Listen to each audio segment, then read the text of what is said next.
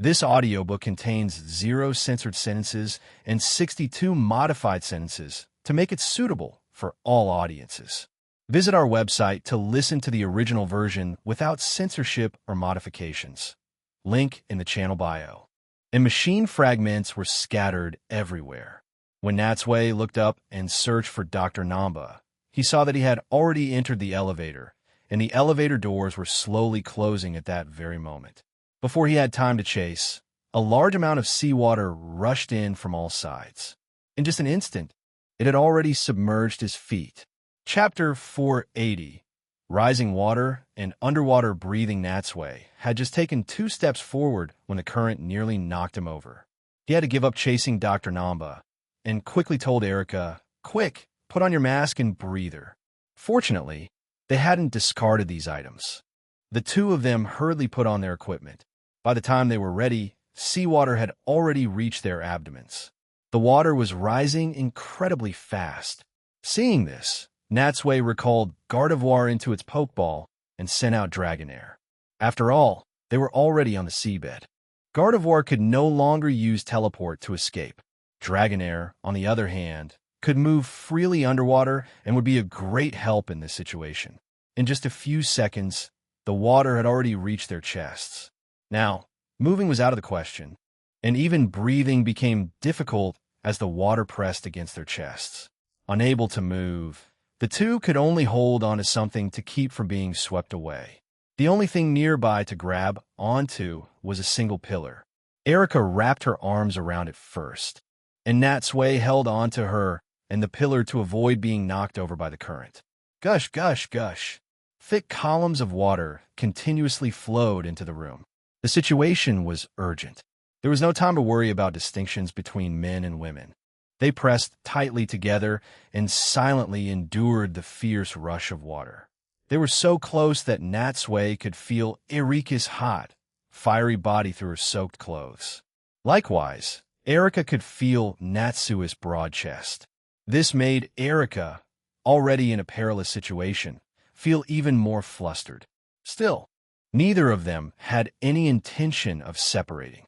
After all, they both knew that if they let go and hit something hard, they would probably lose consciousness immediately.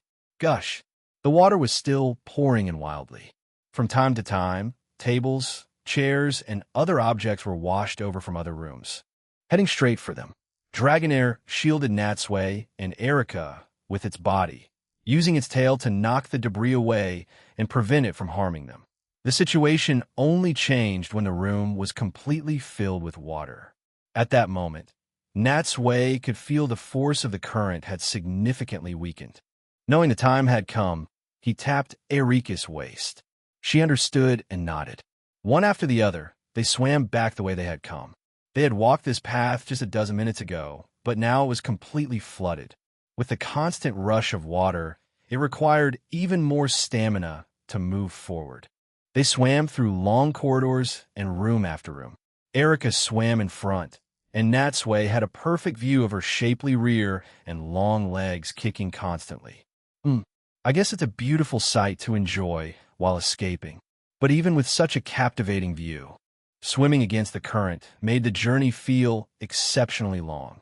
With the base sunk and the main culprit escaped, the situation couldn't seem to get any worse. They thought they would continue like this until they left the base. Having adapted to the water, Natsui even took the time to admire Erika's graceful figure from behind. Just as the two were about to leave the base and Erica was swimming around a corner, a nearby pipe suddenly exploded under the pressure. The resulting shock wave created a current that slammed Erica instantly into the opposite wall. It happened so quickly that, despite Dragonair being nearby, nothing could be done to stop it. Fortunately, Natsui was quick. Due to his position, he managed to grab one of her calves and prevent her from hitting anything. However, caught in the blast, the breather in her mouth flew off and disappeared with the current in the blink of an eye. Gurgle, gurgle. A stream of bubbles floated up from her mouth. Although she couldn't dodge it, she had closed her mouth in time and prevented herself from choking on seawater. Still, the oxygen in her mouth was instantly depleted. Seeing this, Natsui didn't hesitate. With a few quick strokes, he took off his own breather and handed it to her. Erica quickly put it in her mouth after taking it and took 2 deep breaths, finally steadying her breathing. Once she had enough oxygen, she was about to return the breather to Natsui, but he waved his hand, signaling that he was fine for the time being. Erica nodded, assuming that Natsui had taken a deep breath before giving her the breather. However, as the two were about to swim to the base's exit, Erica slowly realized that something was off. Several minutes had passed. It seemed like Natsui had been holding his breath for too long. Are his lungs that powerful?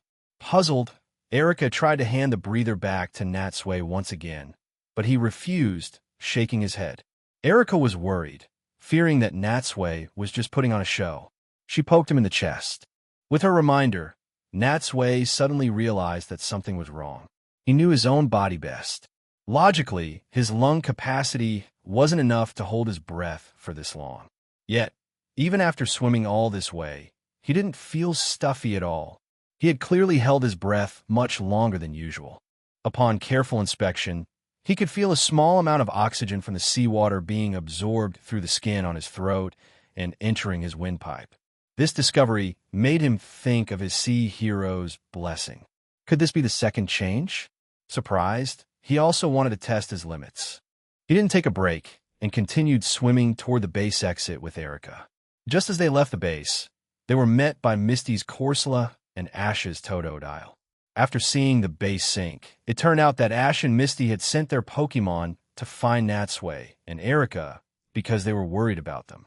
They happened to meet them here.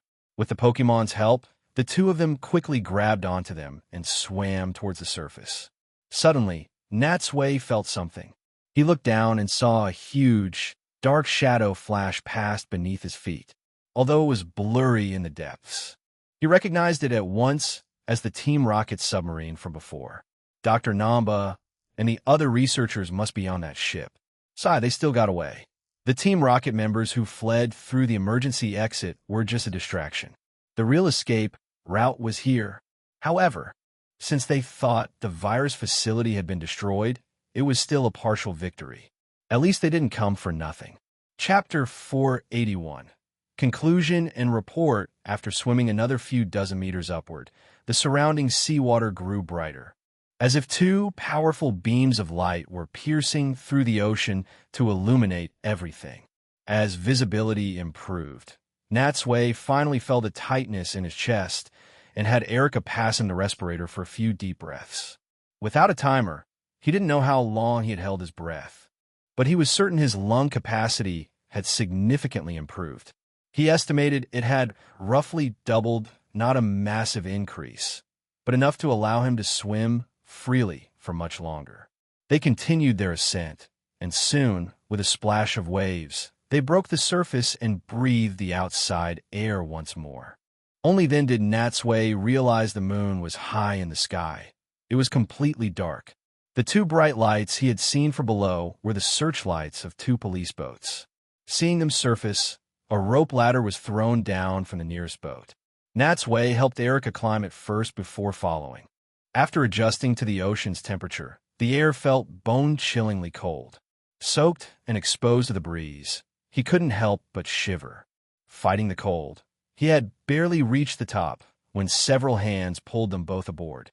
His eyes were still adjusting to the dim light, and he could only make out silhouettes around him. Before he could see anyone's face, a thick towel was draped over his shoulders, its warmth chasing away the chill and making him feel reborn. Once his vision cleared, he saw not only Ash, Misty, Brock, Richie, and Shuichi, but Annabelle was there as well. Noticing his gaze, Annabelle smiled softly. "It seems you ran into some trouble down there. I could feel the tremors from the seafloor, even on the boat." "We did run into a bit of trouble," Natsui said with a wry smile, shaking his head. "Team Rocket's crazed scientists blew up the base. Erica and I were almost buried there. Unfortunately, we couldn't catch them, and they managed to escape." He then recounted what had happened below, including the details about the virus. Hearing this, Ash and the others exchanged stunned looks. They never imagined Team Rocket would use such a diversion to hide their true objective. Misty's eyes sparkled with admiration. Natsui, it's a good thing you insisted. Otherwise, we would have never known Team Rocket was hiding a secret like that. Even Richie scratched his cheek, looking a little embarrassed. He had also believed the matter was simple. It was clear now that he was far behind the champion in both skill and experience. I was just acting on a hunch. I guess I got lucky this time, Natsui sighed and asked, by the way, what are you all doing together? We were worried, of course. So we urgently dispatched 2 boats to support you, Annabelle explained with another smile.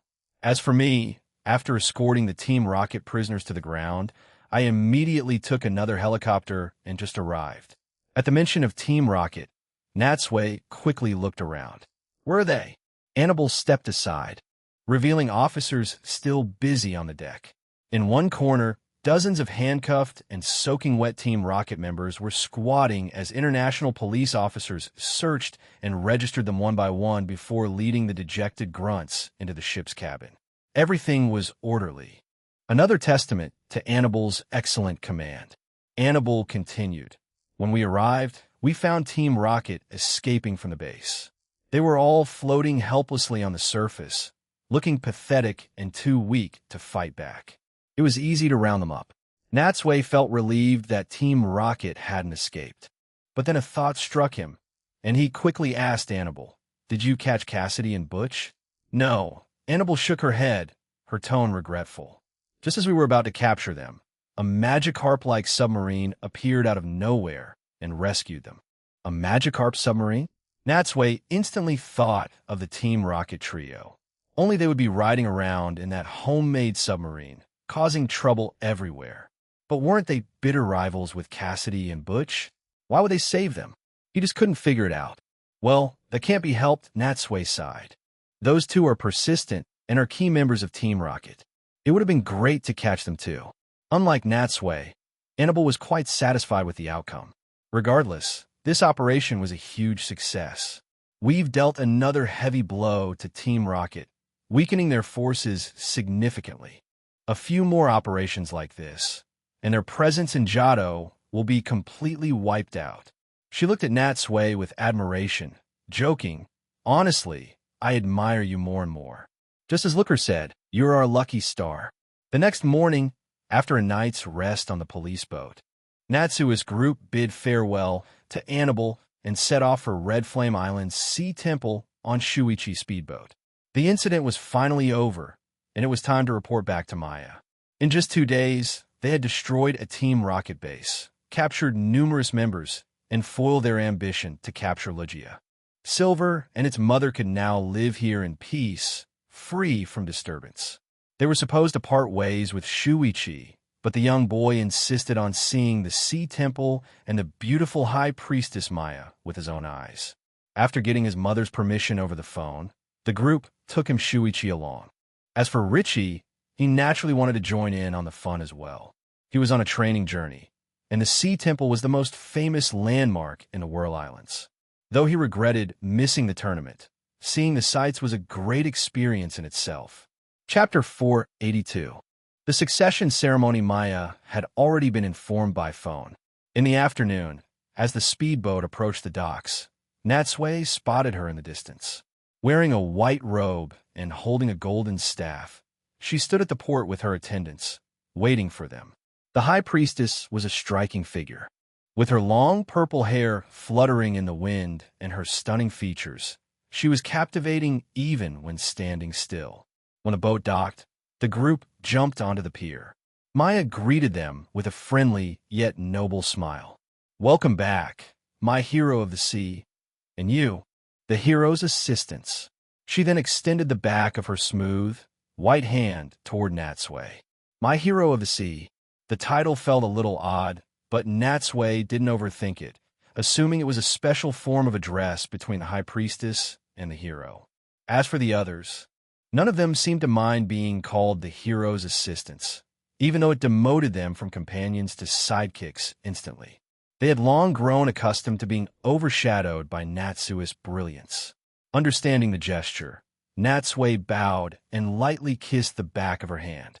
Behind him, Brock tried to mimic the action, but found that Maya had already withdrawn her hand as he bent down. He stood there, heartbroken, like a faded statue, giving off a sense of indescribable desolation.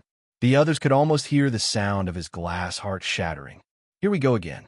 Knowing Brock's personality and having seen this scene play out countless times on their journey, Erica and Ash were unfazed. Only Richie and Shuichi looked concerned. "Is he okay?" "Don't worry about it," Misty said, waving her hand and not batting an eye. "This happens every so often. You'll get used to it." Meanwhile, Maya looked at Natsui with a gentle gaze and smiled softly. "I've heard about how you destroyed Team Rocket's base. Thank you for everything you've done and for protecting the sea god. You've worked hard." Natsui and the others replied humbly, "Not at all. It was our duty." After a brief exchange, Maya turned slightly. "I've had a grand banquet prepared in your honor and to celebrate your success. But first, please follow me to the temple to rest." Ash and Shuichi were most excited by the mention of a grand dinner. For two people with the hearts of children, there was never enough good food. The thought of a delicious feast was the greatest reward for their recent efforts. Escorted by several attendants, the group took their seats, and without much formality, the banquet began. Maya and Natsui led the way, followed closely by Erica, Ash, Richie, and Shuichi. Misty Sai grabbed Brock's ear and dragged the petrified boy toward the sea temple. Passers-by glanced curiously at the procession along the way. When they recognized High Priestess Maya and Hero Natsui, they stared. What kind of event could possibly require the presence of both the High Priestess and the hero? People murmured among themselves. But thanks to the immense prestige of the sea temple, no one dared disturb them. The group reached the summit and soon arrived at the sea temple. Shuichi and Richie, who were visiting for the first time, were captivated by the massive statue of the sea god, just as Ash had been. For Shuichi especially, the sea temple was a sacred place. Being there made him tremble with excitement. Even a child like him reacted this way, which just goes to show the revered status of the temple in the hearts of the Whirl Islands people. Maya had rooms prepared for them to rest and recover. Around 5 in the afternoon, they were invited to the banquet hall. Melodious music filled the hall, where a long table was laden with an array of sumptuous food. Attendants played instruments or stood by with pitchers of wine, awaiting the guests of honor. Maya sat at the head of the table and raised her glass to them. Just like last time, there were no other guests present. The group, since everyone knew each other, the distance between them and Maya faded, and a lively mood filled the air immediately. The Whirl Islands produced a sweet, low-alcohol grape wine, which was perfect for such an occasion. Not only did the adults, like Natsui and Erica, drink a fair amount, but Ash and the others did too. With glasses clinking, the banquet proceeded in a joyful atmosphere. About halfway through the meal, Maya suddenly left her seat and walked over to Natsui.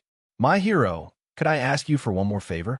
Perhaps due to the wine, her cheeks were flushed, stripping away her usual nobility and adding a touch of charm. Natsui put down his utensils and looked up at her. "Of course. What do you need?" After spending time together, he and Maya had become well acquainted. Besides, he was the temple's hero of the sea, and he wouldn't refuse any reasonable request. Natsui thought his eyes were playing tricks on him, but he could have sworn that Maya's face grew even redder when she heard his reply. She looked directly into his eyes. "I want you to help me complete the succession ceremony." "Succession ceremony?" Natsui glanced at the others and saw the same blank confusion on their faces. From the name alone, it sounded like an ancient temple ritual. Since it was a temple matter, Natsui saw no reason to refuse. "No problem. Right now?" Upon hearing his agreement, Maya first nodded, then let out a long sigh of relief. She turned to Erica and the others, apologizing. "Sully, please continue your meal. The succession ceremony takes a very long time. Please forgive us for not being able to accompany you."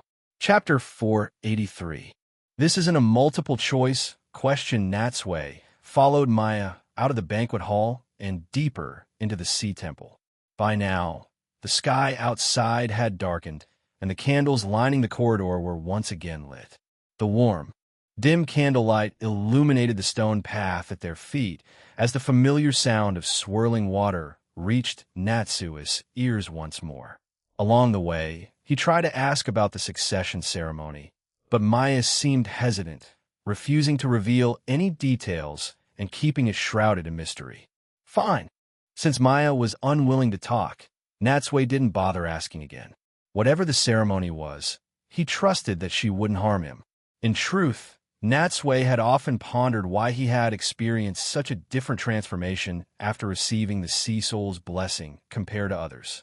It was a strange phenomenon that neither he nor Maya could explain. Sometimes, he even wondered if it had something to do with his identity as a transmigrator. Other than that, he couldn't think of anything that made him different from anyone else.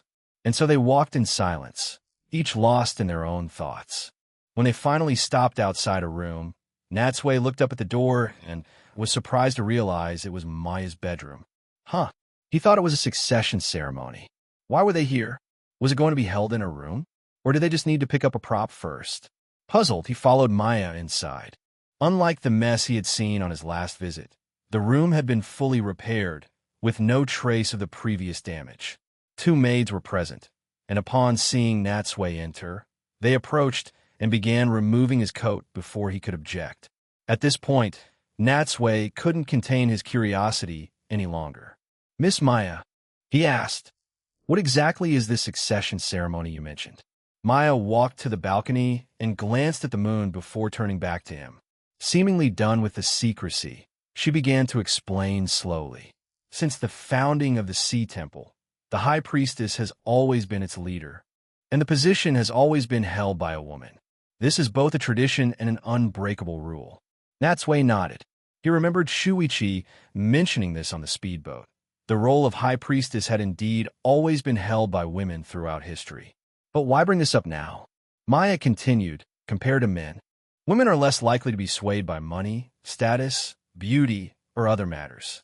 They maintain a more neutral stance without strong political leanings, which has been a great help to the temple's development and has kept us from straying.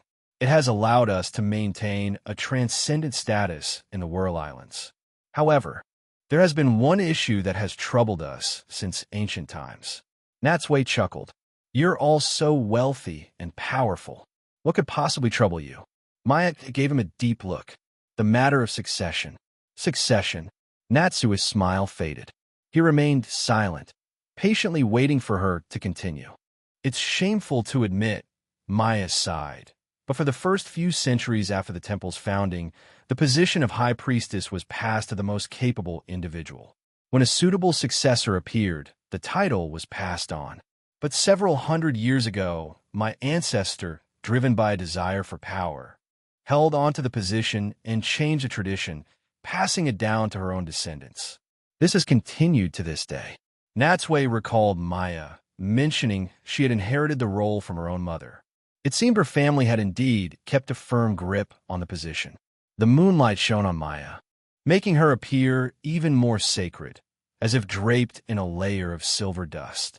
As a member of this family, she said firmly, I must eventually have a child of my own to continue both the bloodline and the position of High Priestess. Her words were blunt, and Natsui began to understand. So, Maya took a few steps toward him, her expression serious. So, it has always been common for the hero of the sea and the High Priestess to unite.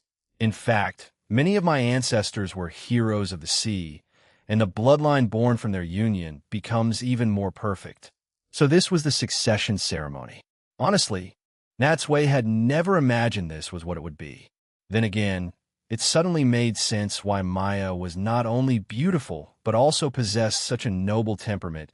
It was the result of generations of genetic refinement. Since you've already agreed to the ceremony, Maya began, we should... Imsully. Natsui interrupted with a wry smile, shaking his head. I didn't know this was what the ceremony meant when I agreed so rashly. Besides, I already have a girlfriend, so this matter, please forgive me for refusing. Maya didn't seem surprised by his refusal. Your girlfriend, that would be Miss Erica, correct? Natsui opened his mouth, wanted to say it wasn't her, but his current relationship with Erica was hardly just friendship. If he denied it, would their inseparable behavior make Maya think he was some kind of player? Besides, he and Sabrina had never explicitly defined their relationship. Perhaps considering her his girlfriend was just his own wishful thinking. After a moment of thought, Natsui decided against explaining. Even if I didn't have a girlfriend at my age, I haven't thought about having children. Maya smiled. You don't think getting pregnant is that simple, do you? And please, rest assured, I won't let Miss Erica know about this. I understand your goal is to challenge the various league tournaments and that you have no intention of staying here. After the child is born, I will raise them alone. They won't cause you any trouble. Hey, Natsui's side, you've got it wrong. This isn't about her knowing or not. Seeing his reluctance, Maya assumed it was due to his deep feelings for Erica and his unwillingness to betray her. You don't need to overcomplicate this, Maya advised. You have nothing to lose. On the contrary, with this child, the Sea Temple will forever be your backer. I won't cling to you. I only wish to use your strength to continue my bloodline. Seeing her firm attitude, Natsui was genuinely confused.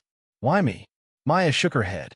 It's true that a new hero of the sea is chosen every 3 years, so I have many candidates. But you're different. You won the Indigo Conference, proving your exceptional strength.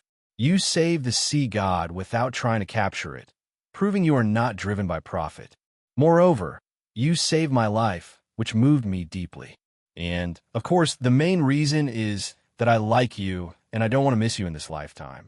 Her heartfelt confession was, admittedly, moving. Natsui wasn't sure what he was feeling, but his rational mind told him he had to refuse.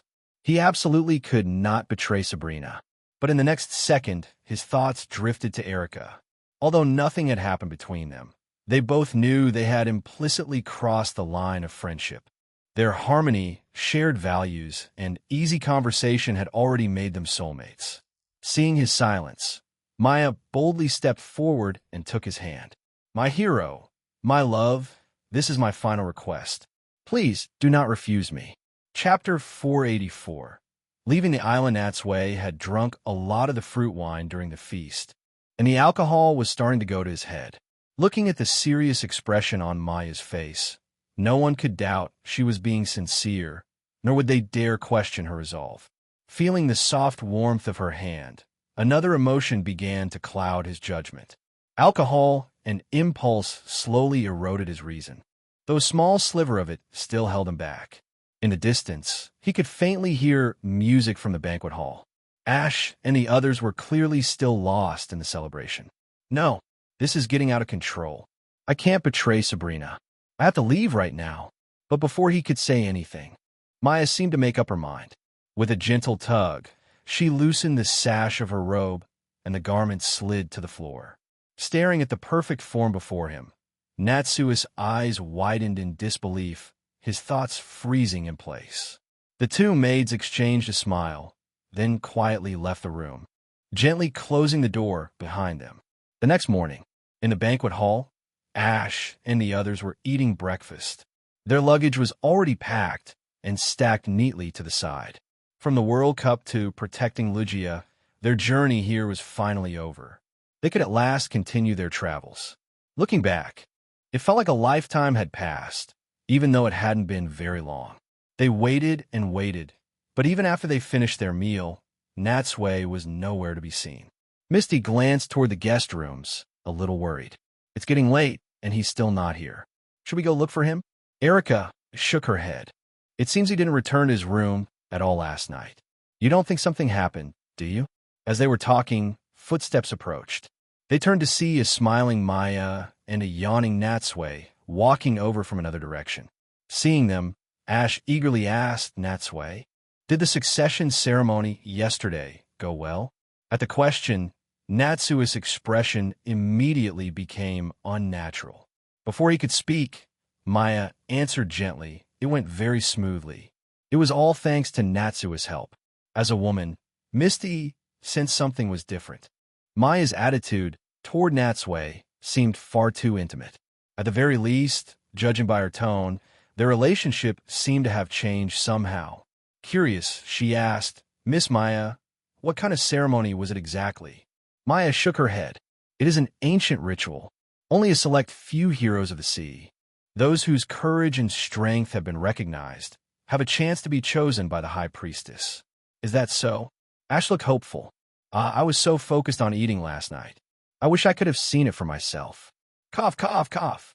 Ash's words made Natsui choke. Kid, that's not something you should be watching. Sigh. But thinking about it now, impulse really is the devil.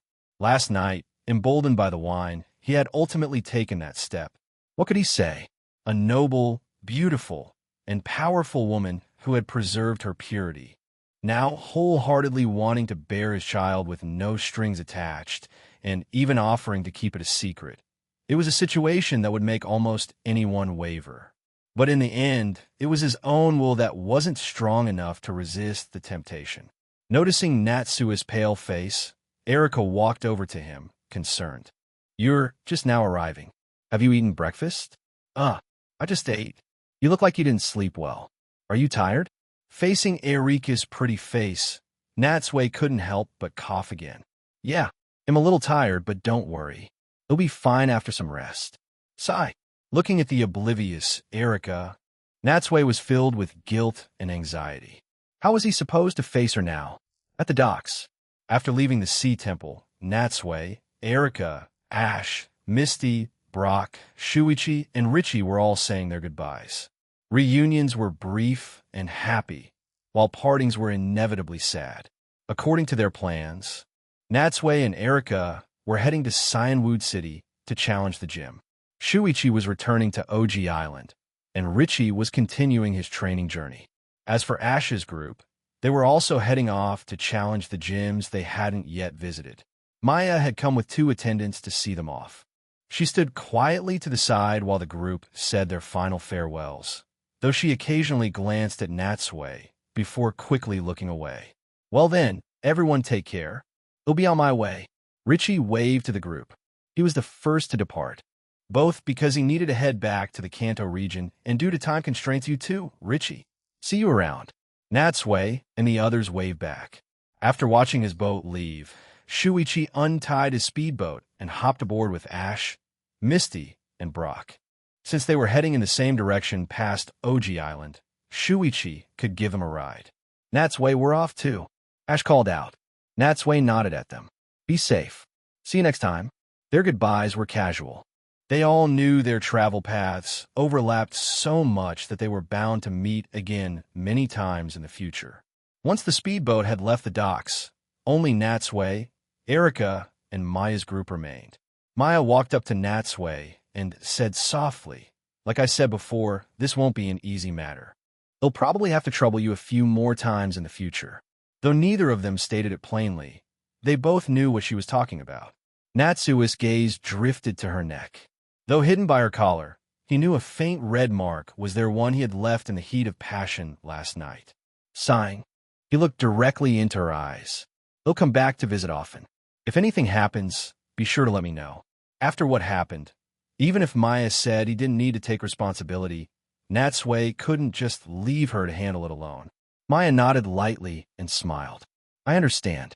All right, it's getting late. You two should get going.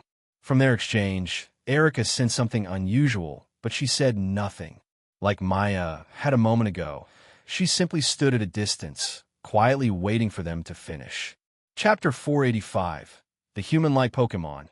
They traveled west by boat, and by noon, Natsui and Erika had arrived at the docks of Cyanwood City. Cyanwood City is on the western edge of the Johto region, not far from the Whirl Islands. It's a beautiful place with nice weather, separated from the main continent. While the city isn't very large, its streets are clean, making it a great spot for a vacation. The two didn't linger and headed straight for the Cyanwood gym. Just as they left the port, they heard shouts of "Hiya! Huh!" coming from a beach. The sound was so loud it was hard to ignore. Looking over, they saw a Machoke sparring with a shirtless man. The man had a strange haircut, a thick mustache, and was wearing loose, white martial arts pants. His tan skin shone in the sun, and he looked very strong. For a human to keep up with a Machoke in a fight, he had to be someone special. Erika glanced over, lost interest, and started to walk away. After a few steps, She noticed Natsui was still standing there and looked back at him, confused. What's wrong? I don't think we need to go to the gym, Natsui said, nodding toward the man. He's probably the gym leader. Hearing this, Erica gave the man a surprised look. Huh, that's him. Natsui nodded. The Cyanwu gym leader was Chuck, a martial arts master who specialized in fighting-type Pokemon. Natsui didn't actually remember Chuck's face. The character didn't have much screen time and was one of the more low-key gym leaders. But in a small city like this, meeting someone who fit the description so perfectly had to be him. After all, a normal person couldn't fight a Pokemon with their bare hands, like a human-like Pokemon. They didn't disturb him, instead watching for a while. When Chuck and his Machoke took a break, they walked over. Chuck had already noticed them. As the man and woman approached, he wiped his sweat with a towel and looked at them. Excuse me, are you Mr. Chuck? The young man asked politely, and Chuck nodded. Who are you? Natsui got straight to the point. My name is Natsui, and this is my travel partner. We're here to challenge the Cyanwu Gym. Natsui? Chuck frowned and thought. That name. I think I've heard it somewhere. He couldn't place it, so he gave up and looked Natsui up and down. So you want to challenge the gym, which means you're a trainer. A shame. You're young and should be full of energy, but you look tired. You don't have any spirit at all. Spirit? Natsui was confused. He didn't argue about looking tired. After a long night with Maya and almost no sleep, followed by a long, rocking boat ride, it was no surprise he wasn't feeling his best. But what did that have to do with a gym challenge?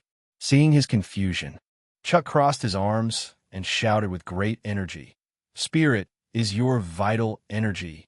As a trainer, and as a man, you must train with your Pokemon to make yourself as strong as they are. That's what makes a truly qualified trainer. Natsui said nothing. He chose to remain silent about his opinion. Everyone had their own training methods. Why did a trainer need to be as strong as a Pokemon?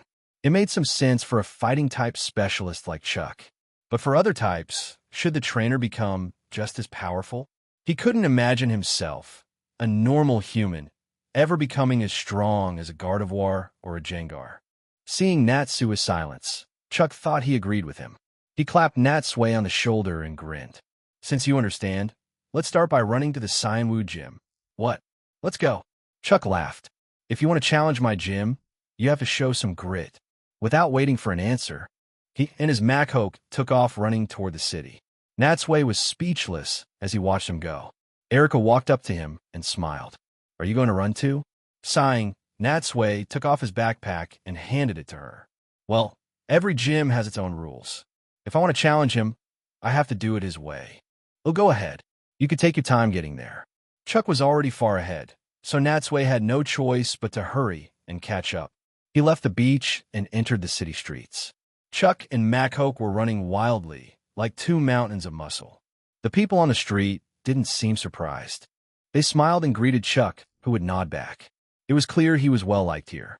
But after the previous night, Natsui was too tired. After running for just a few minutes, he realized he couldn't catch up to Chuck. In the blink of an eye, the gym leader was gone.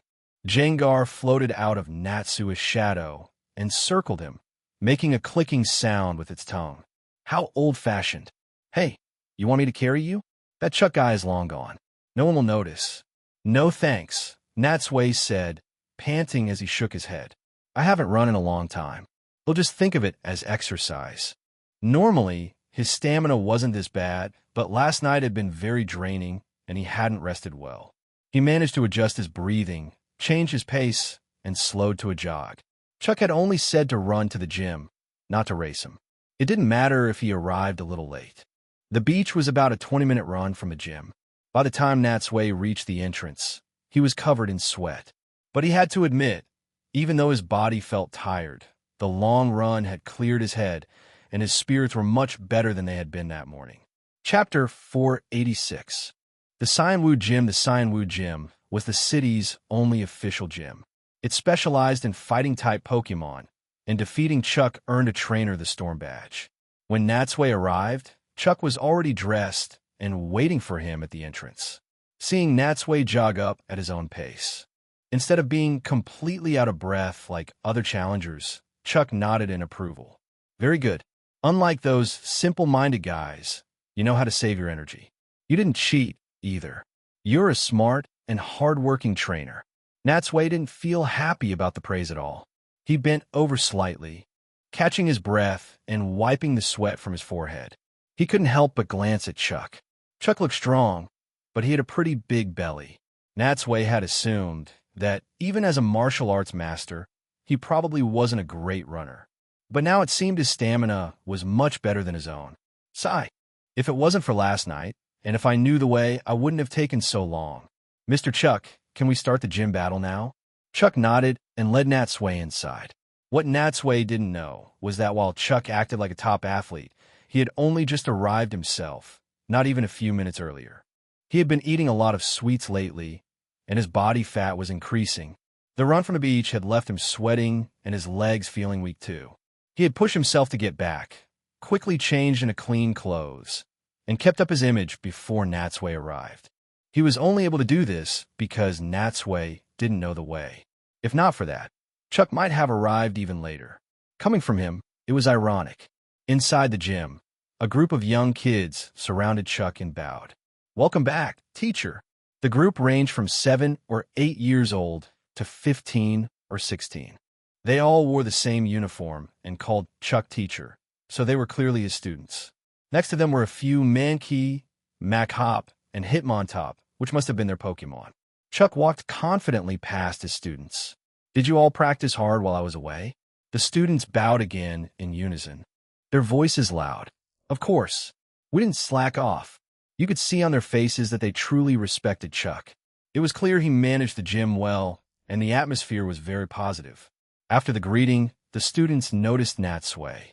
They looked at him with curiosity, knowing a gym battle was about to happen. And they all got excited.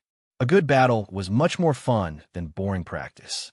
At Chuck's signal, his students cleared a space for the battle and sat down on both sides, watching intently. Natsui had seen this kind of attention many times before and was completely calm. He and Chuck stood on opposite sides of the trainer's area. The oldest student stepped into the middle to act as the referee. This will be a 3-on-3 battle. The gym leader will send out his Pokemon first. The challenger wins when all of the gym leader's Pokemon are unable to battle. Just as the referee finished, Erica appeared at the gym entrance.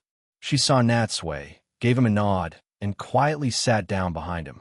When the beautiful older girl appeared, a few of the younger, less experienced boys in the gym immediately got shy. They were all so innocent that they didn't dare look at her face.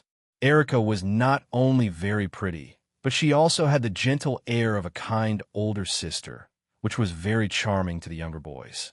On the other side of the field, Chuck looked at Natsui seriously. "Let me reintroduce myself. I'm the king of fighting-type Pokemon, the gym leader of Cyanwood Gym Chuck." With that, he sent out his first Pokemon. A flash of blue light, and a Primeape appeared in front of Natsui. Primeape, huh? It was a very common fighting-type Pokemon in both Kanto and Johto, and was popular with trainers. With the angry cross-shaped vein on its forehead and its terrifying glare, Primeape looked much angrier and scarier than its pre-evolved form, Mankey. After a moment's thought, Natsui took out a Pokeball and sent out his own Pokemon. A flash of light revealed his Dragonair. It's a Dragonair. Wow, this is my first time seeing one. Some of the students recognized the rare Pokemon and let out cries of surprise. Unlike his excited students, Chuck frowned. "Young man, you know this is a fighting-type gym. Why didn't you send out a fighting-type Pokemon to battle me?" In his view, a challenger should use fighting types in his gym. That was the honorable way for a man to battle. "Sorry," Natsui shook his head. "I don't have any fighting-type Pokemon right now, so I have to use other types." "None?" Chuck's eyes narrowed. "You don't like fighting-type Pokemon?" "That's not it. I just haven't found one I like yet." "What nonsense are you talking about?" Chuck laughed loudly. "Look around. Macamp, Machoke, Mach-Hop, or Primeape and Hitmontop, they're all very cute.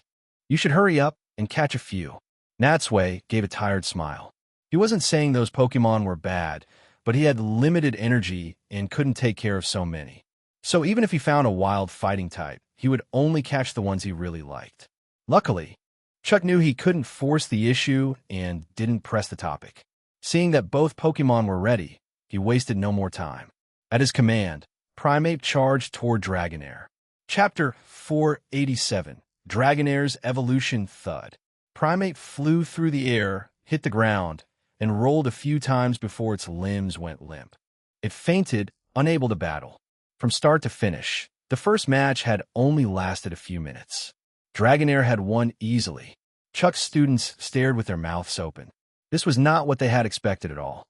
They couldn't believe that their teacher, a master of fighting types, had his Pokemon defeated so easily. After all, neither Pokemon had a type advantage. Some of them even rubbed their eyes, as if to make sure the Primeape lying on the ground was the same fierce Pokemon that usually crushed other challengers. Primeape was a good Pokemon, but it was just one of Chuck's decent ones. Because he didn't recognize Natsui, Chuck had treated him like any other challenger. In the end, he had lost because he didn't take his opponent seriously enough. Beating my Primeape that easily, you've definitely got some skill. It looks like I need to get a little more serious. Chuck gave Natsui a surprised look. He took out the Pokeball he had just put away and returned the fainted Primeape. He admitted to himself that he had underestimated his opponent. He thought Natsui was just a regular challenger, but he was actually very strong. He often used that Primeape as his first Pokemon, and it was rare for it to be defeated so quickly. It seemed he needed to make things a little harder. With that thought, he waved to the Machoke that Natsui had seen on the beach. Machoke saw the signal and leaped into the center of the battlefield. Crash! Machoke landed solidly, and the floor groaned under its weight. "Young man," Chuck said, "I can see that you're a skilled trainer. From now on, I want to treat you like some rookie who just started their journey." Natsui smiled and nodded. "Mr. Chuck, you should be careful too. My Dragonair is very strong." For Chuck to send out this Machoke after losing the first round showed how much confidence he had in it. Machoke, huh? Natsui had fought its pre-evolved form, Machop, many times, but this was his first time facing a Machoke. Machoke was a pure fighting type with gray skin and powerful muscles all over its body. It wore a golden belt to control its power, had black markings that looked like briefs, 5 fingers on each hand and foot, and 6 red marks on each arm. It was an incredibly strong-looking Pokemon. Natsui decided not to switch out his Pokemon. Dragonair wasn't badly hurt, so he let it continue the fight. When the match restarted, Chuck was clearly much more focused. If Primeape was just an angry amateur, then Machoke was a fighting expert who combined power with skill. As soon as they started, Natsui could feel that this battle was going to be much tougher than the last one. Machoke's attacks were well planned, flowing from one move to the next. This made it hard for Dragonair to keep up. The fact that Dragonair didn't have arms or legs was also a problem. It couldn't block Machoke's close-range attacks and had to keep its distance to fight back. Machoke used Seismic Toss. After a long struggle, Chuck gave the command. Machoke leaped toward Dragonair again, trying to grab it in its arms. But just as it moved, Dragonair twisted its body and dodged. Taking its chance, Dragonair immediately struck back with an Aqua Tail, whipping it straight at Machoke. Because they were so close, Machoke couldn't dodge. It could only protect its head with its arms and take the hit. Whap! The Aqua Tail sent Machoke staggering back a few steps, but it managed to regain its balance. This is tough. Both Natsui and Chuck thought the exact same thing at the same time. In the center of the field, the two Pokemon were battling again. One attacked, while the other used its long body to move around skillfully. They went back and forth, and for a while, neither could get the upper hand. The students watched without blinking.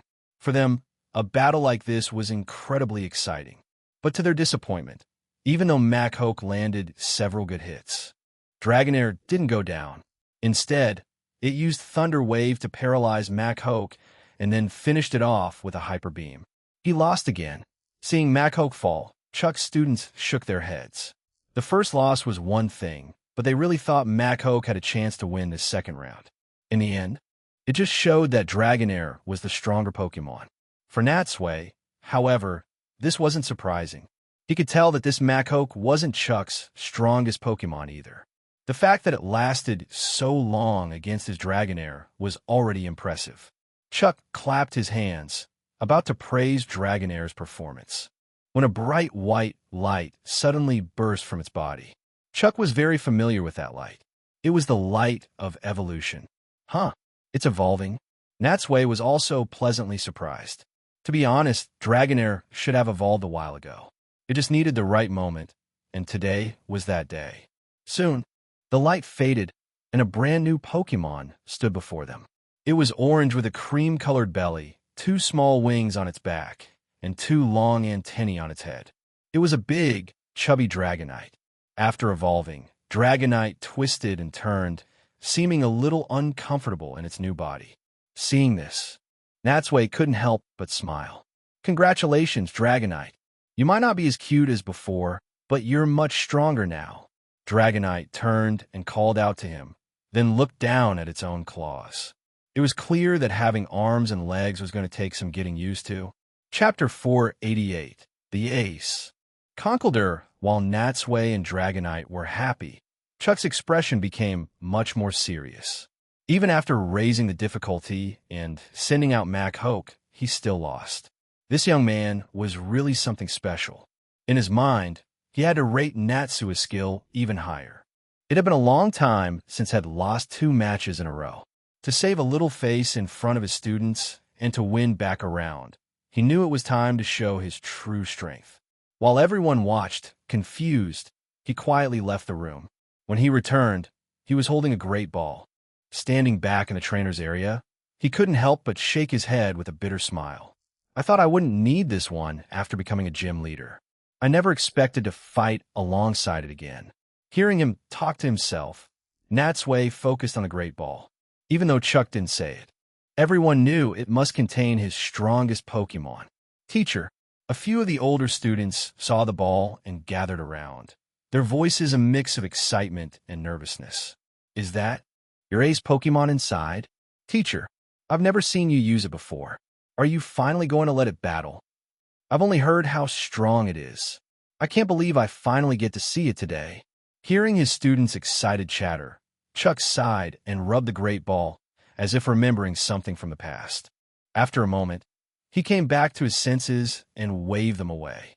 All right, we can talk later. We shouldn't keep the challenger waiting. Once the field was clear again, Chuck threw the great ball with all his might. Pop! A flash of blue light, and a strange Pokemon that looked like an old man holding 2 concrete pillars appeared before Natsui. What is that? Since he didn't recognize it, Natsui took out his Pokédex and aimed it at the Pokemon. Pokédex, beep. Conkeldurr, the muscular Pokemon. A fighting type, Conkeldurr can use its brute strength to freely swing the 2 concrete pillars it uses as crutches, skillfully using a variety of moves. When it gets serious, it will throw its pillars aside and pounce on the enemy with its bare fists. It is said that humans learned how to make concrete from Conkeldurr 2,000 years ago. Conkeldurr, huh? This wasn't a Pokemon from Kanto, Johto, or Hoenn. You could only find them in regions like Unova. He didn't know much about it, only that it evolved from Timburr to Girder and then into Conkeldurr. This had to be the ace Pokemon that traveled the world with Chuck when he was younger. To bring out a Pokemon he kept hidden away, Chuck was clearly giving it his all. Natsui looked at his eager Dragonite. It was full of fighting spirit and didn't seem hurt, so he decided to let it continue the battle. Let's do our best, Dragonite. Dragonite turned and gave him a firm nod. On the field, the 2 Pokemon stood facing each other. Conkeldurr stood as still as a mountain, living up to its elderly appearance. In contrast, Dragonite was like a restless rookie, flapping its small wings and hovering in the air, incredibly excited. At the referee's signal, the match officially began. Unlike before it evolved, Dragonite now had arms and legs, and it immediately charged in for a close-range fight. The moment the referee's flag dropped, Dragonite rushed at Conkeldurr like a gust of wind. It was the normal-type physical move, Extreme Speed, which strikes the opponent with lightning-fast speed. Conkeldurr wasn't fast enough to dodge and took the hit head-on. But before it could be knocked off its feet, it gripped one of its pillars tightly, using the weight to steady itself. Then, with incredible strength, Conkeldurr swung its other pillar in a perfect circle, smashing it into Dragonite. Bam! The blow sent Dragonite flying backward. It flapped its wings wildly to regain control in the air, barely managing to stay inside the battlefield. Just from their first exchange, both had taken damage, but it looked like Conkeldurr had a slight advantage. It really was an ace Pokemon, on a different level from the newly evolved Dragonite. Dragonite, stop acting on your own, Natsui shouted when he saw Dragonite about to charge in again. Listen to my commands. Use Thunder Wave. Hearing its trainer's voice, the excited Dragonite finally started to calm down. As it approached Conkeldurr again, its two thread-like antennae shot out bolts of electricity that snaked toward their target in a wavering path. Conkeldurr remained calm. It simply planted its concrete pillars in front of it. The thunder wave hit them and disappeared completely. It had used the pillars to ground the electricity.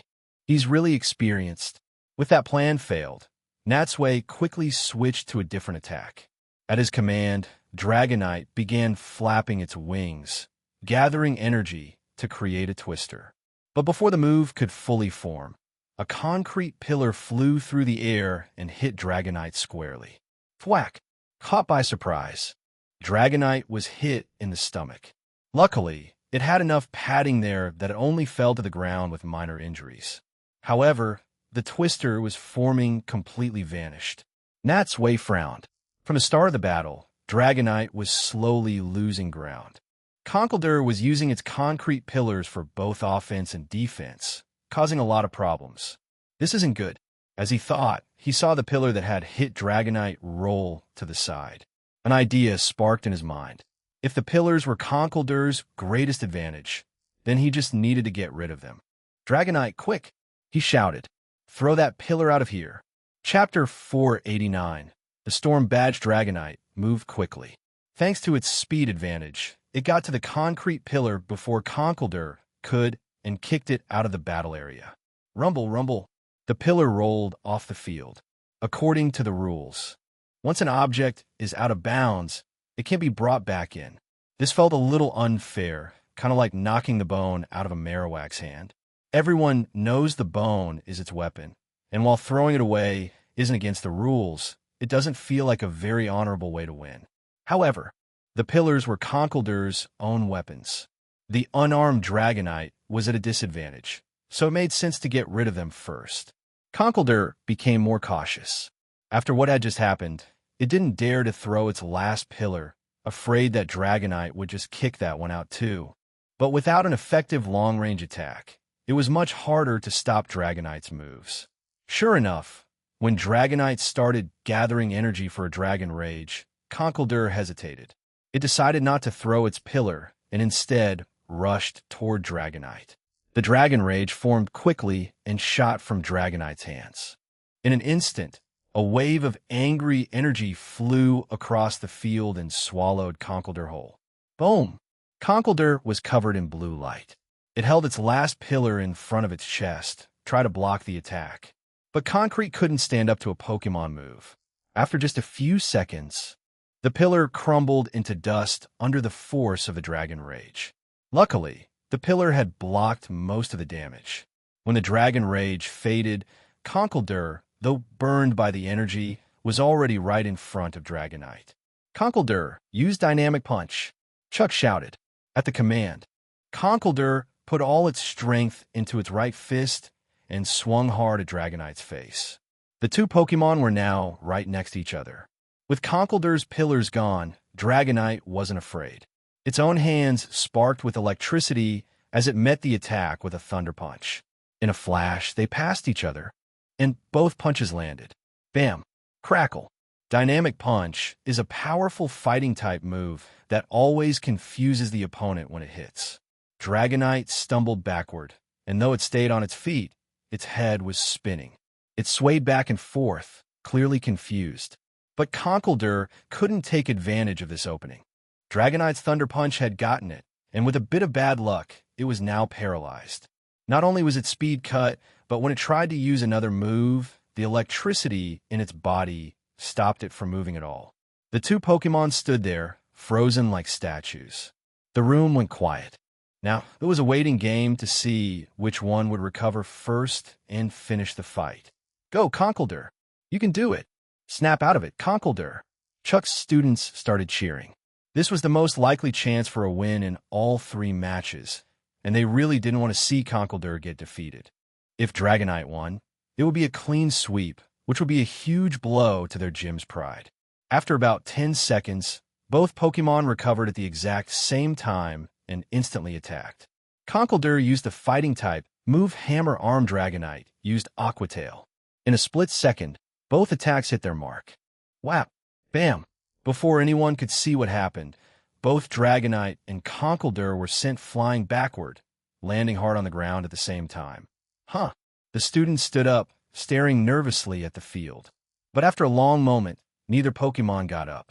The student, acting as the referee, looked from side to side, then decisively raised his flags. Conkeldurr and Dragonite are both unable to battle. The winner of this gym match is the challenger. It was a draw that ended in a double knockout. Natsui, Chuck, and all the students felt a little disappointed. For Chuck, all 3 of his Pokemon had been defeated. Even though the last round was a draw, it didn't change the fact that he had lost. Looking at the 2 unconscious Pokemon, his feelings were mixed. So he swept me after all, but at least Dragonite went down too, which saved him a little bit of face. Natsui walked over to Dragonite and gently held it. At the sound of his voice, Dragonite slowly opened its eyes. You did great, Natsui praised. That Conkeldurr was really tough. You're amazing for being able to beat it. It was true.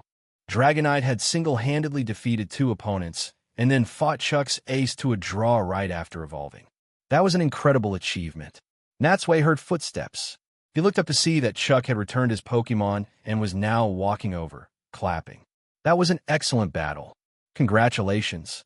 You've earned your victory. As he spoke, Chuck tossed a shiny badge toward Natsui. Natsui caught it easily and opened his hand to look at it. It was the Storm Badge from the Cyanwood Gym.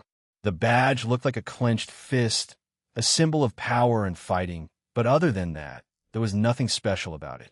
Chuck smiled. Honestly, it's been a long time since I've had such an exciting battle, and even longer since I've let Conkeldurr fight. Thank you for the experience. I hope you'll come back to battle me with your own fighting-type Pokemon one day. I will.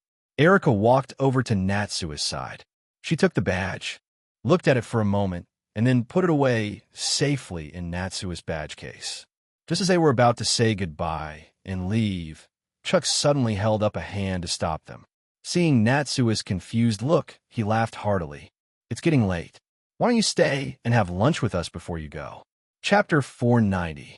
An encounter in Azalea Town, Chuck insisted, and Natsui and Erica couldn't refuse, so they stayed at the gym for lunch. Natsui hadn't expected this at all. It felt a little strange to beat the gym leader, take his badge, and then stay for a meal. But then he thought if Chuck didn't mind, why should he worry about it? Chuck's home was part of the gym. Besides the battle area, there were also dorms for the students. Aside from a few students whose families lived in Cyanwood City, the rest of them lived and ate right there at the gym. Before the meal, they also met Chuck's wife. She was a beautiful woman with long red hair who looked very gentle and kind. Honestly, for a rough-looking guy like Chuck to marry such a woman, he must have been incredibly lucky. After sitting down at the table with the students, Chuck looked between Natsui and Erica and smiled. Are you two a couple? The question made both of them fall silent. Erica had lost count of how many times people had asked them that. Just as she was about to say no, Natsui didn't answer the question. Instead, he asked one of his own, Mr. Chuck, did you and your wife meet while you were traveling? Chuck nodded and glanced at his wife with a sweet, reminiscent look. That's right. In fact, it was because I met her on my journey that I decided to settle down and stop traveling. Oh, is that so? That's wonderful. Just then, a few students brought out plates of food and a huge tub of rice. Chuck's wife served everyone a bowl, and when she got to Chuck, she used a super-sized one that was almost as big as a wash basin. Seeing their surprised faces, Chuck laughed. It's nothing strange. I burn a lot of energy. You know, once they started eating, Natsui noticed that it wasn't just Chuck who had a huge appetite. His students ate with the same energy, holding their bowls and eating with great gusto. It made sense, though.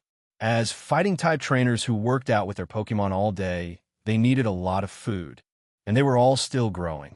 The food disappeared in no time. During the meal, the students were full of respect and curiosity for Natsui. After asking a lot of questions, they finally learned that the handsome young man before them was this year's Indigo Conference champion. No wonder. Chuck shook his head with a bitter smile. If I had known you were the champion, I would have used my strongest team from the start. Then maybe I wouldn't have lost so badly. After lunch, Natsui and Erica left the Cyanwood gym with everyone seeing them off. As they were about to leave the street, Natsui couldn't help but look back one last time. Seeing Erica's questioning gaze, he sighed. We only knew him for a short time, but Chuck is a really warm and good person. A few hours later, they were back at the port. This time, their target was the Azalea Gym. After getting the Storm Badge, Natsui only needed 2 more badges to challenge the Silver Conference. Saffron City was the closest, but they had missed the boat, so they had to go to the farther Azalea town first. They bought tickets and boarded a small ferry, which slowly pulled away from Cyanwood City. After a full afternoon and night of sailing, they spent the night on the boat and finally arrived back on the Johto mainland the next morning. After a full night's rest, Natsui's energy and stamina were completely restored. If he had to race Chuck now, it would be no problem at all. But that was impossible now. It would have to remain a what-if. Azalea Town was not a port town. The ferry docked in a small city, and they still had a 2-hour walk north to get there. After getting off the boat, they left the city. Just as they reached the wilderness, Erica caught a sunkern. This was the second one she had caught since coming to Johto. Natsui didn't understand why she would catch another one of the same Pokemon.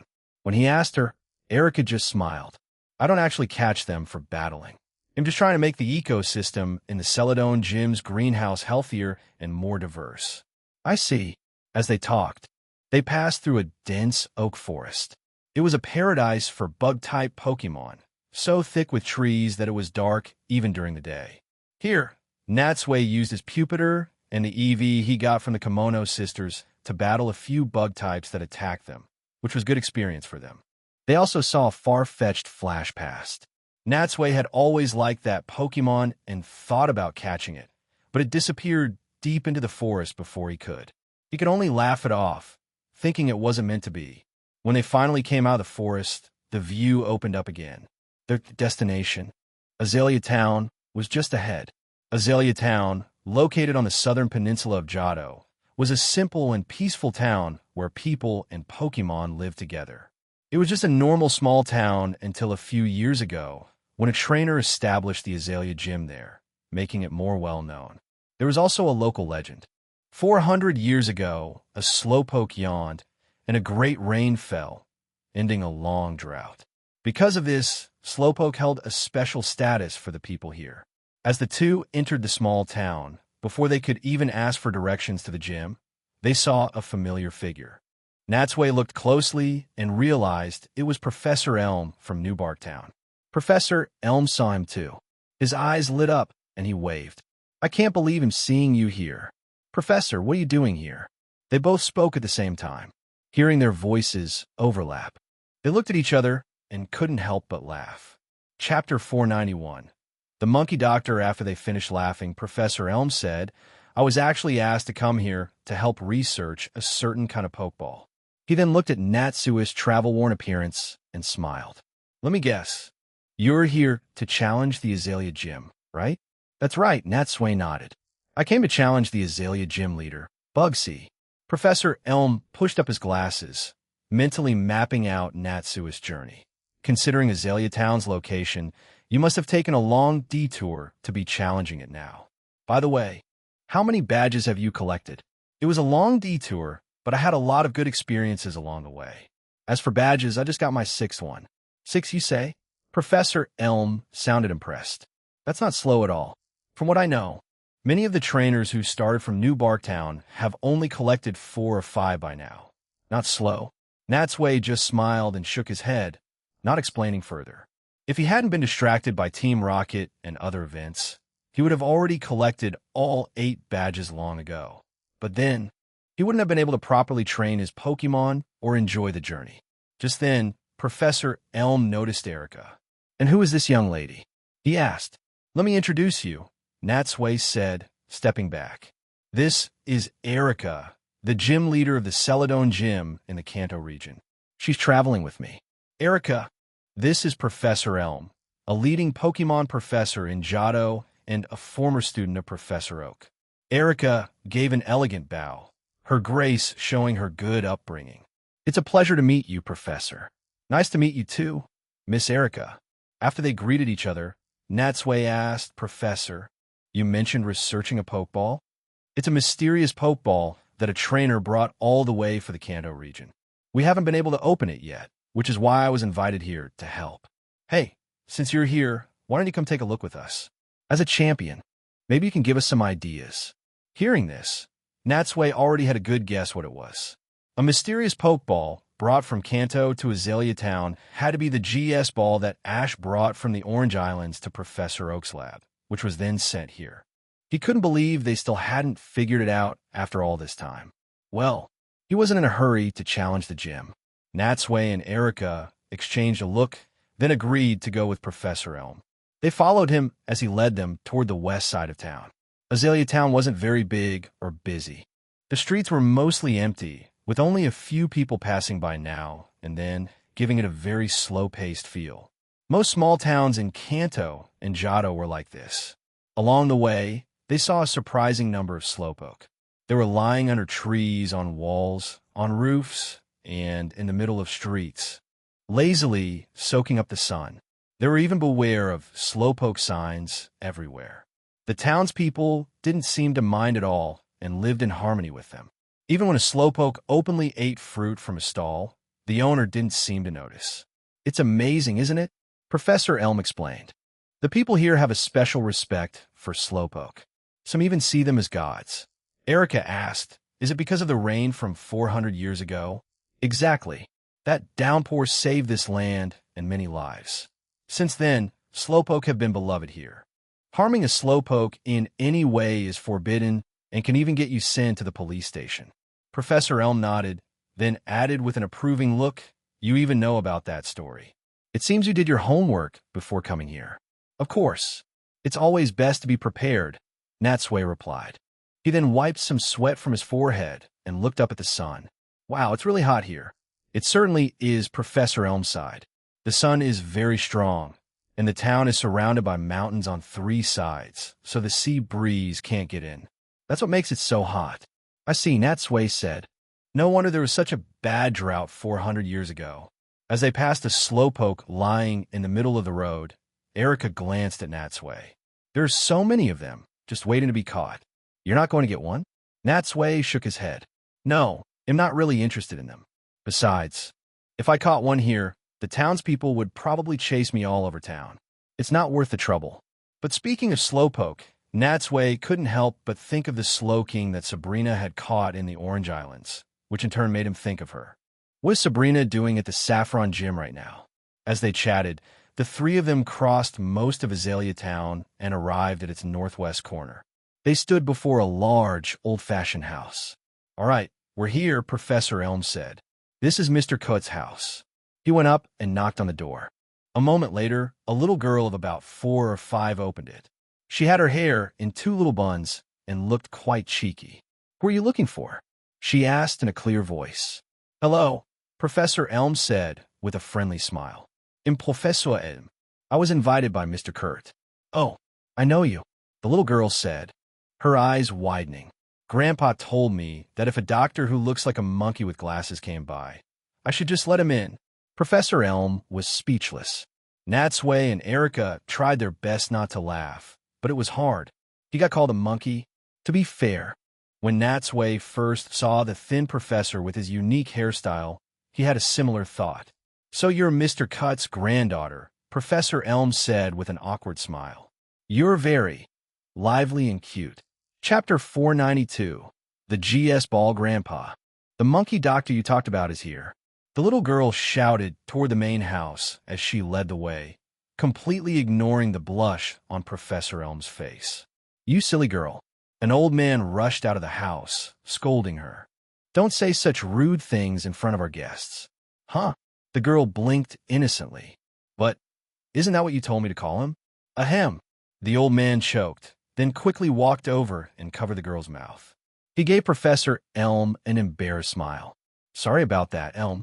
This is my granddaughter. She's too young to know any better and just says whatever comes to mind. Please don't mind her. Professor Elm scratched his cheek, trying to act casual. It's nothing.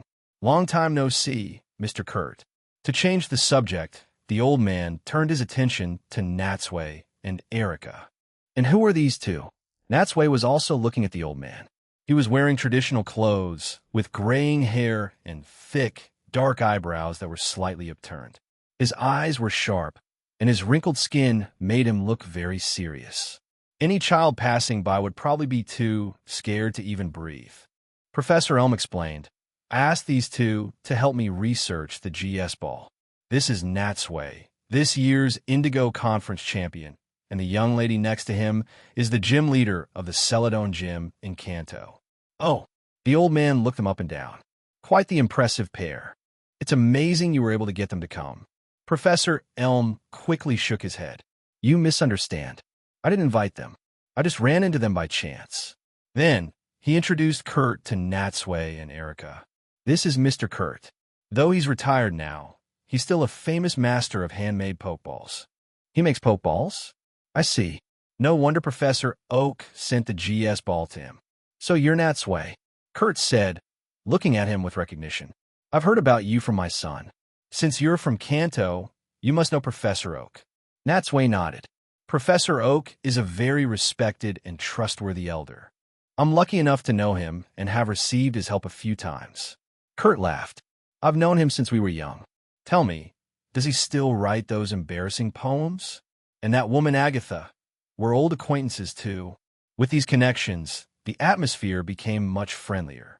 But Natsui was still curious why someone would be named Kurt, which literally meant steal. You mentioned your son. Who is he? Kurt replied. He works at Sylph Company. He's a fool who only knows how to make pokeballs with modern technology. I heard you saved them when their headquarters was attacked by Team Rocket. Well, that brought them even closer. Kurt invited them into the main house, and she served them hot tea before sitting quietly to the side. Her eyes kept drifting to Erica. She thought the pretty lady sitting next to the man was beautiful no matter how she looked. Her every move was so elegant and graceful, just like the high-class ladies her grandpa always talked about. Just then, Kurt brought over a red cushion. On it sat a strange pokeball that was half gold and half white. This is the GS ball, he said with a sigh. Hearing this, both Elm and Erica leaned forward to get a closer look. Natsui had never seen it in person before either, but since he already knew its secret, he wasn't very surprised. He glanced at it, saw that it looked just like he remembered, and then took a sip of his tea. Ouch! Hot! He put down the cup and looked out into the courtyard, where a large apricorn tree stood, full of round fruit. These apricorns were used to make handmade pokeballs. Through a series of steps like heating, hammering, and cooling, they were then specially processed into a finished ball. Seeing that, it really did seem like Kot's son had gone against tradition by working at Sylph Company. The sound of Professor Elm and Kot's discussion pulled Natsui's thoughts back. Professor Elm was turning the GS ball over in his hands, frowning deeply. I heard this ball can't be sent through a PC? That's right, Kurt nodded. That's what's so strange. Usually only old-fashioned. Handmade pokeballs can't be transported by modern machines. Professor Elm raised an eyebrow. But based on its material, it doesn't look handmade. I'm sorry, Mr. Kurt, but I can't tell anything just by looking at it. It seems we'll have to use some equipment to test it. Kurt was a little disappointed, but still hopeful. Sigh, we can't open it, and it doesn't react to any Pokemon. If we just knew who made it, all our problems would be solved. Unfortunately, neither Professor Oak nor Professor Ivy, who found it, know where it came from. They could only name a GS based on the letters on it. Professor Elm was surprised. Even you can't tell who made it? Kurt shook his head. I'm not the only craftsman in the world. There are many skilled people out there who aren't famous and use strange materials. If they don't leave a special mark, it's impossible to know who made it. Seeing the two of them fall silent, Natsui cleared his throat. Actually, he began, I heard a rumor about a special kind of pokeball during my travels. Instantly, everyone in the room turned to look at him. Natsui said slowly, I once heard that there's a special ball that is made by first weaving a rainbow wing and a silver wing into a capture net, which is then used to manufacture the ball itself. This ball was specially made to catch a very rare, legendary Pokemon. Its own kind. Chapter 493. The ball that catches time, a rainbow wing and a silver wing? Kurt frowned when he heard the names.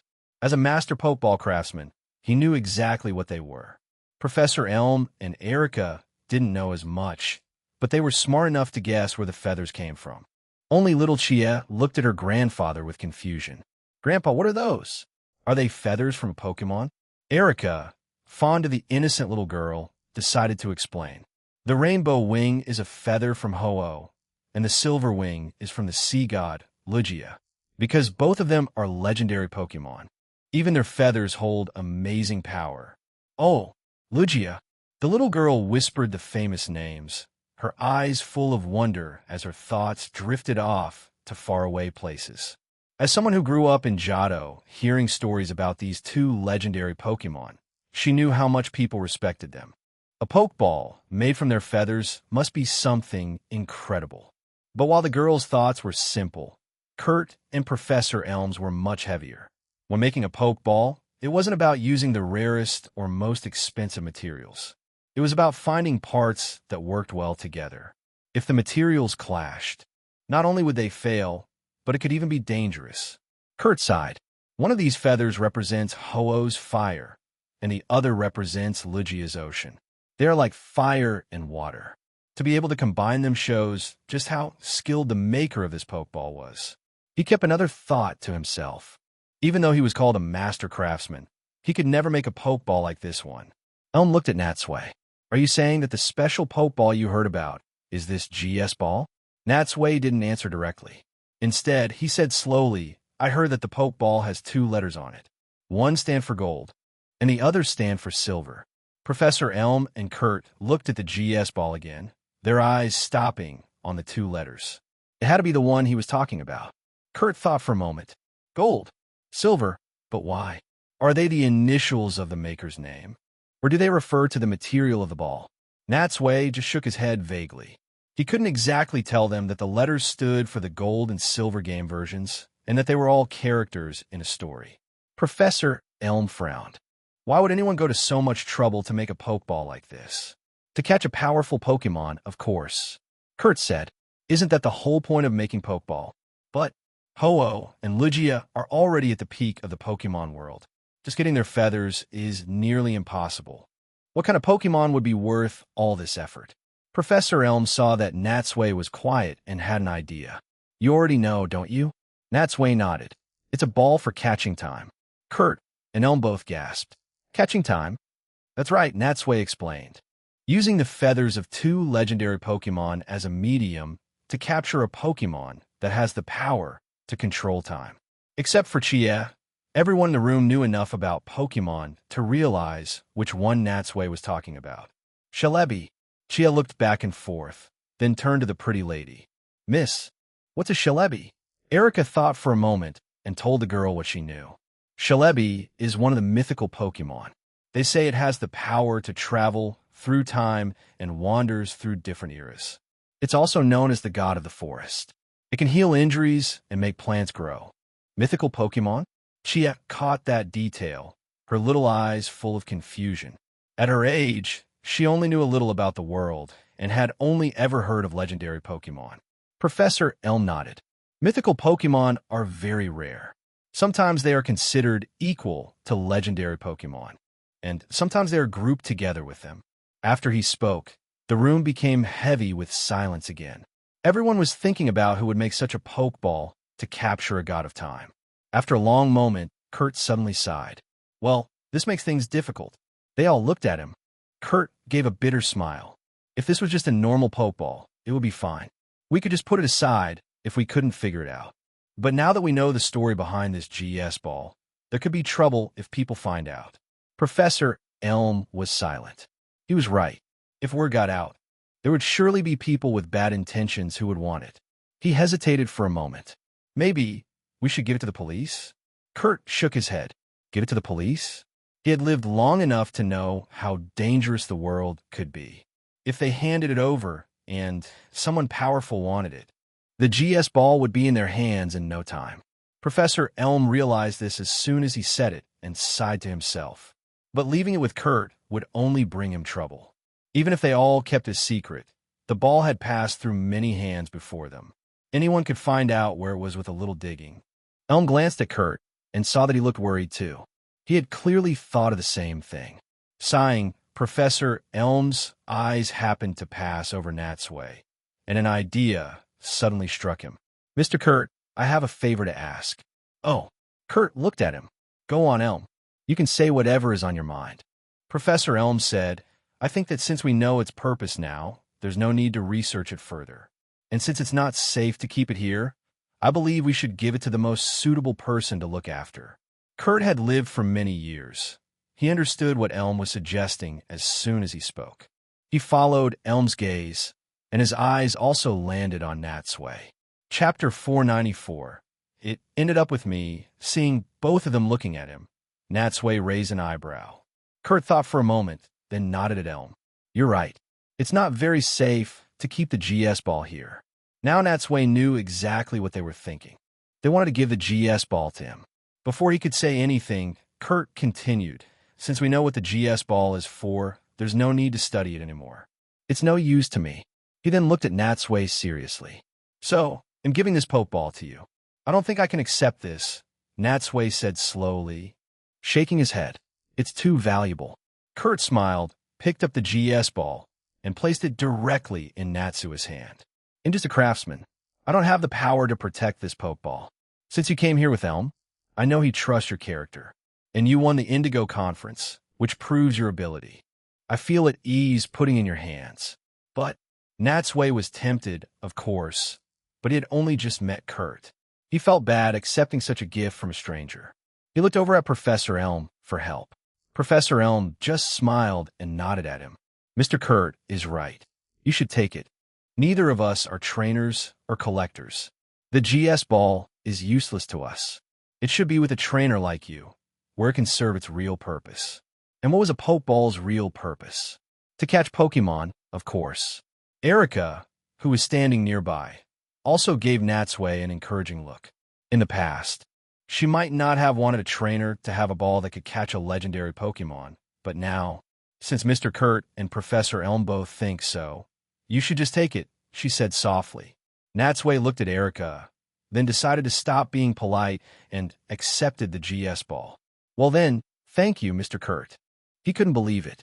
The ball that had traveled from Professor Ivy in the Orange Islands to Ash, to Professor Oak, to Professor Elm, had somehow ended up in his hands.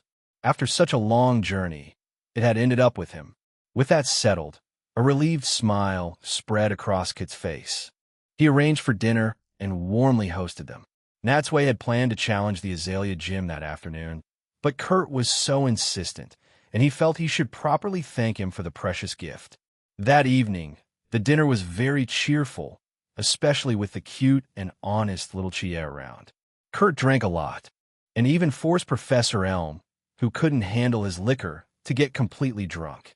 After dinner, Kurt didn't let them leave and had them stay the night. Perhaps because they thought Natsui and Erica were a couple, Kurt's daughter-in-law didn't even ask and just put them in the same room.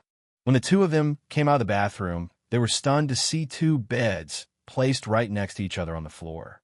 They just stared at each other, speechless. Outside, the moon was high in the sky, and the house was quiet. Natsui, dressed in a robe, scratched his head. Maybe I can ask them for another room? Or I could just go sleep with Professor Elm? Erika's cheeks were pink, either from the few drinks she had at dinner or for some other reason. She took a deep breath and said, let's just forget it. It's too late to bother them now. When we're traveling, we don't need to be so formal. But we're guests in someone's house. Still, Natsui thought she had a point. Kurt and his family were probably already asleep, and it would be rude to wake them. Besides, this wasn't the first time he and Erica had been in a situation like this. There was nothing to be embarrassed about. They had even shared a suite during the World Cup. But that was two separate rooms. This was one room. If they slept here like this, wouldn't everyone think they were really a couple? He glanced at Erica. She had already gone into the room and was organizing her things. She then moved the two beds a little farther apart from right next to each other to about half a meter apart. But what good was that? Perhaps feeling shy, Erica finished and said, "It's late, and you have a gym challenge tomorrow. We should get some sleep."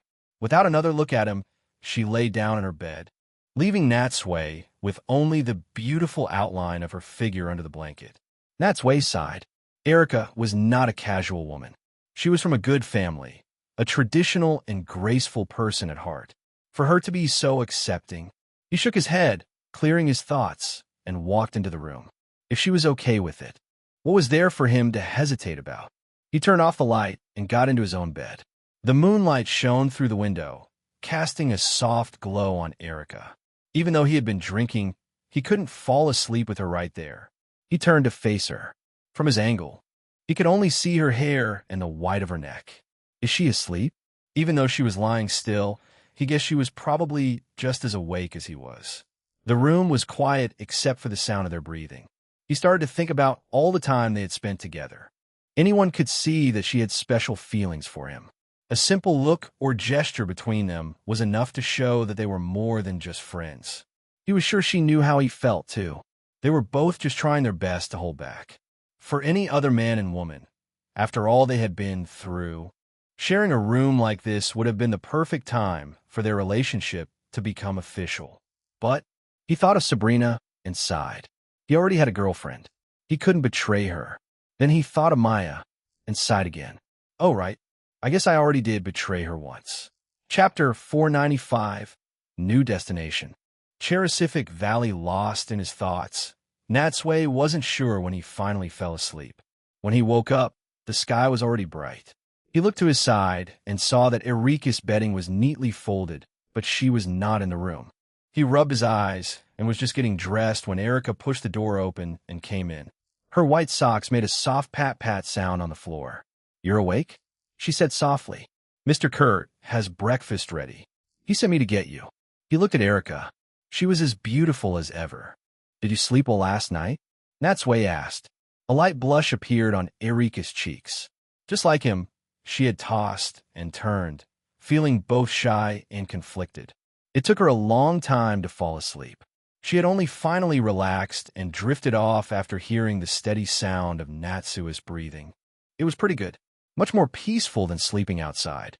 She was right. Whether it was a Pokemon Center, a hotel, or camping in the wild, nothing was as comfortable as a real home. Even though they were just guests, the night's rest had washed away their tiredness. After Natsui washed up, they went to the dining room for breakfast. Professor Elm, it seemed, had drunk too much and was still sleeping it off. At the table, Natsui and Kurt chatted about all sorts of things. After they finished their morning tea, the sun was already high in the sky, but there was still no sign of Professor Elm. Natsui asked Kurt to say goodbye to the professor for him. With Kurt and Chies seeing them off, they finally left the house. Once they were down the street and the house was out of sight, Natsui shook his head with a sigh. Noticing his expression, Erica turned to him. "What's wrong?" Natsui sighed again. Running into Professor Elm in Azalea Town was already a nice surprise, but then getting such a precious Pokeball. "I'm happy, but I also feel like I owe them a huge favor." "Don't think too much about it," Erica smiled. Like Mr. Kurtz said, that Pokeball was like a ticking time bomb for him. Now that he's given it to you, he doesn't have to worry about people coming to cause trouble. He should be thanking you. Hearing her say that, Natsui felt much better. "You really know how to make someone feel better." "Not at all," Erica said, her cheeks turning a little red. "I'm just telling the truth." As they spoke, they arrived at the Azalea Gym. It was located on a plain just outside of town, surrounded by green grass. The building itself was a huge, dome-shaped structure that looked more like a botanical garden than a gym. The Azalea Gym leader was Bugsy, a specialist in bug-type Pokemon. Defeating him would earn a trainer the Hive badge. Natsui had already planned his strategy and decided which Pokemon to use. But when he eagerly approached the entrance, he found the doors were closed and a notice was posted on them. "Huh, Confused, Natsui quickly read the notice and was very surprised. It turned out that Bugsy wasn't at the gym. He had gone to a forest early that morning to catch Pokemon and wouldn't be back for at least a few days. He asked any challengers to please wait. Well, Erica frowned after reading it. This is unexpected. She turned to Natsui. What should we do? It looks like you want me back for a while. Natsui frowned too. With their similar expressions, they almost looked like a married couple. Sigh, I should have just come to challenge the gym yesterday. Erica hesitated. Should we go look for him? Natsui shook his head. We don't know where he went. There are so many forests around here. Finding him would be like finding a needle in a haystack. He thought for a moment, then took out his phone and opened the map to study it. Erica leaned in to look as well, and they both fell silent. Honestly, this was a surprise, but also made sense. After all, gym leaders needed to train and catch new Pokemon to keep getting stronger so they wouldn't be left behind by the times. Still, it was a bit of a delay for him. His eyes scanned the map. Goldenrod City wasn't too far, but going there and coming back would take more than 3 days. It would be better to stay nearby. But if not Goldenrod City, where else could they go? His gaze happened to fall on one location, and his eyes slowly lit up. Let's go here. Erica looked where he was pointing. It was a valley in the mountains between Azalea Town and Violet City. The name of the valley was her eyes focused. Cherisific Valley? Natsui nodded with a smile. I've heard that the Charizard there are very strong. I'd like to see how mine compares. ITLL be a good experience. Erica had no objections. She would follow him anywhere, so the distance or difficulty of the journey didn't matter to her. With a new goal set, they changed their direction and headed for Cherisific Valley. Cherisific Valley was a natural park located between tall mountains. Because the terrain was so dangerous and it was home to many fierce Charizard, regular people were not allowed to enter. Of course, for trainers, there was nowhere in the world they couldn't go. They left Azalea Town and walked north. After half a day, the altitude began to rise, and the trees became scarcer. In the distance, they could see a range of mountains. Even though the mountains looked close, they knew it would take a long time to walk there. Luckily, time was something they had plenty of. They walked at a relaxed pace, stopping here and there to enjoy the scenery. It was dark by the time they reached the foot of the mountains. It would be too dangerous to go in at night, so they decided to set up a tent and camp there, starting their climb the next morning. Chapter 496. Liza the next morning, after a simple breakfast, Natsui and Erica, accompanied by Gardevoir, Cedar Eevee, and Ericus Leafeon, began their trek into the mountains. Cherisific Valley was still deep within a mountain range, so they had a long way to go. At first, the path was wide, but after passing 2 mountains, it became narrow and steep. A single misstep could send them falling down the cliffs below. The area was filled with bare rocks and very little plant life, making it look very dangerous. That's why they had let their Pokemon out. If anything happened, the Pokemon could make sure they were safe. They didn't use Charizard or Dragonite to fly them to the top because, as Natsui had said before, climbing a mountain like this was good training for both them and their Pokemon. Natsui crossed a high, natural stone bridge first. Seeing Erica walking carefully behind him, he naturally held out his hand. Be careful. The rocks here are loose. Watch your step. Erica smiled and took his hand without hesitation. He gently pulled her to the other side. Once she was standing safely, they let go of each other's hands as if nothing had happened. They both felt the unspoken feelings between them, and deep down, both wished for a closer connection. This was just a small moment. They continued on their way. As they went deeper, Natsui would occasionally check his phone, comparing the direction on the map to his current position to make sure they weren't getting lost. After climbing over another small mountain, they were about to take a rest when a woman's voice suddenly came from above them. Hey, you two down there. You have Pokemon with you, so you must not be ordinary people. Are you trainers? They looked up and saw a woman standing on a giant rock, looking down at them. She looked to be in her early 20s, with long, thick green hair tied into a big, messy ponytail. She was wearing red boots, a miniskirt, and a crop top, and she held a strange staff. She had the look of a tough girl. because she was standing so high up from Natsui's angle. He could see her underwear. He swore he wasn't trying to look. It was just an accident. He coughed, quickly looked away, and asked awkwardly, who are you?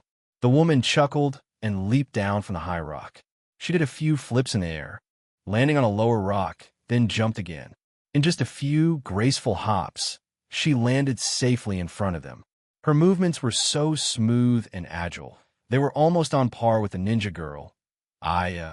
Before Natsui could say anything, the woman leaned in close and sniffed him. Erika frowned at the action. The woman straightened up and smiled at Natsui. I smell something very familiar on you. You have a Charizard, don't you? She can smell that. Does she have a dog's nose? Natsui nodded. Yes, I do have a Charizard. Up close, the woman was quite pretty. She wore 2 large, shiny gold earrings. Her muscles were toned, which, combined with her hairstyle, gave her a wild look. Seeing him confirm it, the woman looked proud. I can always tell if someone has a Charizard just by smelling them. Oh, I haven't introduced myself. My name is Liza, and I'm a Charizard trainer. Liza? So does her.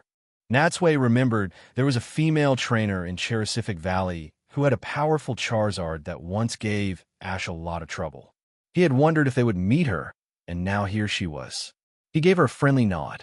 Hello, I'm Natsui, and this is Erika. So it's you. Liza's eyes lit up when she heard his name. Claire mentioned you before. She said you have a very strong Charizard. I've been wanting to meet you for a long time. I can't believe I ran into you here. Oh, Natsui raised an eyebrow. You know Claire? Of course. We're very good friends. I go to visit her when I have time, and she comes to see me too. Hearing their conversation, Erika gave Natsui a subtle glance. She wanted to ask, who's Claire? And she's been wanting to meet you? She also noticed that Liza hadn't said what type of trainer she was, only a Charizard trainer. Does she only have Charizard? Thinking about the name of the valley, she started to put things together. Before Natsui could speak again, the woman said excitedly, if you don't mind, would you like to come with me to Cherisific Valley? Natsui and Erika looked at each other. Even though they had just met, they could both tell that Liza was a very outgoing person. Of course, Natsui said, turning back to her. Actually, Cherisific Valley was my destination all along. Huh? It was your destination? Liza looked surprised. I thought you were just passing through. What brings you here? I heard the Charizard in the valley are very strong. I came here to train my own Charizard and see how it measures up. I see. Liza laughed loudly. Then you've come to the right place. The Charizard in the valley are all wild, but every single one of them is incredibly strong. And did you know not long ago, another trainer left his Charizard here, too. Liza was probably talking about Ash. The last time Natsui saw him, his Charizard wasn't with him. The timing seemed about right. Chapter 497. Charla. Just then, Liza let out a loud whistle. As the sound echoed through the mountains, a Charizard flew over from the distance. It soared in the sky for a few circles before diving down and landing smoothly next to her. Liza patted the Charizard's shoulder and smiled at them. This is my Charizard, Charla. Charla, say hello to them. The Charizard, named Charla, politely nodded at Natsui and Erika. Natsui looked at the Charizard and noticed a pink bow on its head. That, along with its name, clearly meant it was a female. Tied to its back with a long rope was a small balloon and a basket filled with daily supplies and vegetables.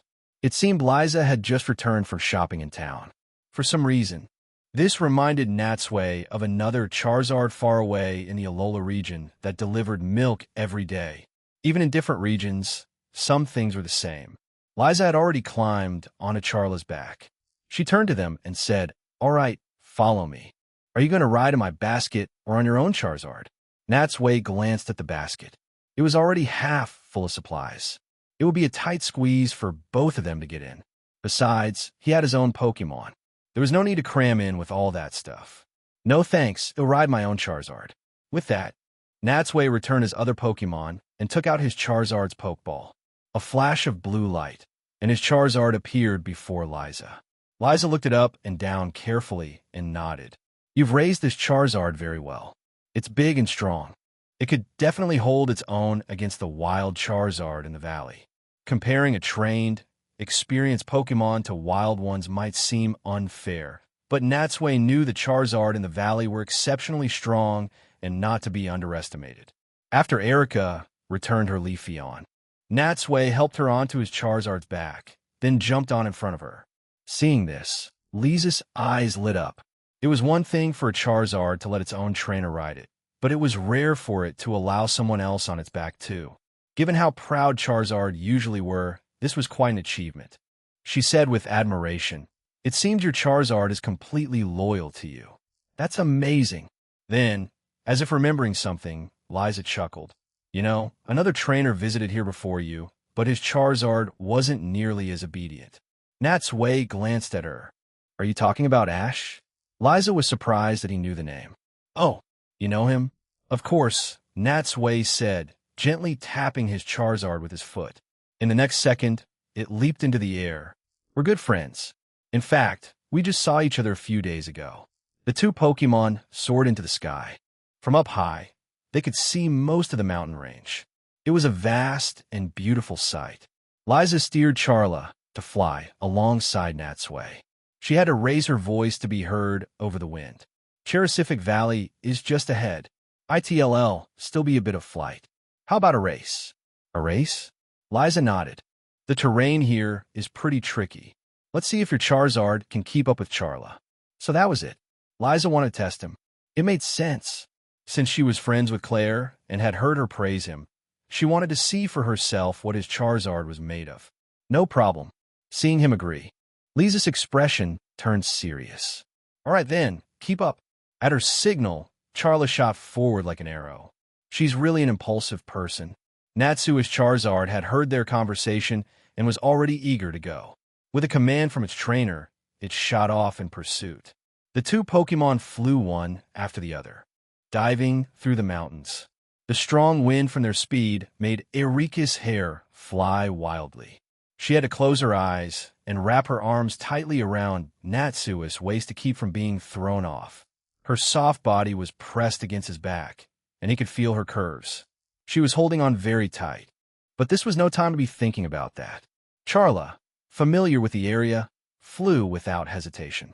It would zip around a giant rock, and then suddenly make a sharp 90-degree turn. Each time, Natsui's Charizard had to slow down, carefully navigate the turn, and then speed up again to catch up.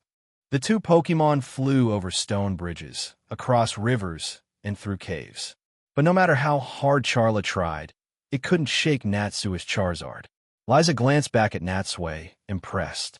"He's really good. No wonder Claire, a gym leader from a family of dragon-type trainers, thinks so highly of him." Just then, the two Charizard flew out from between the mountains, and the view opened up. Charla began to slow down.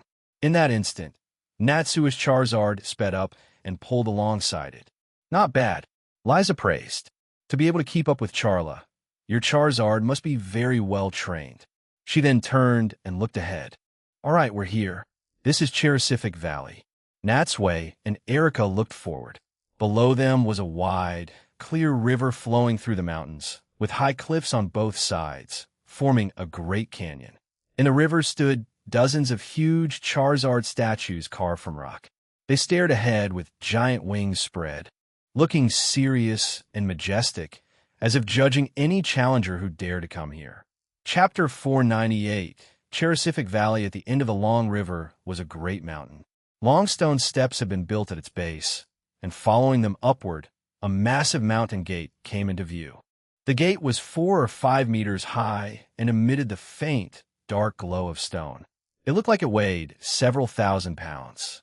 On either side of the gate, 2 enormous Charizard statues were carved. They faced each other with their claws clasped together, as if they were competing, but also as if it symbolized friendship. The 2 Charizard flew to the front of the mountain gate and landed steadily. Liza dismounted from Charla and walked to the gate, turning back to smile at them. "Welcome to our home." As she spoke, she pressed a remote control, and the thick, heavy gate, clearly made of stone, slowly slid open to the sides. Wow, it was actually electric. Behind the gate was a vast, lush green basin.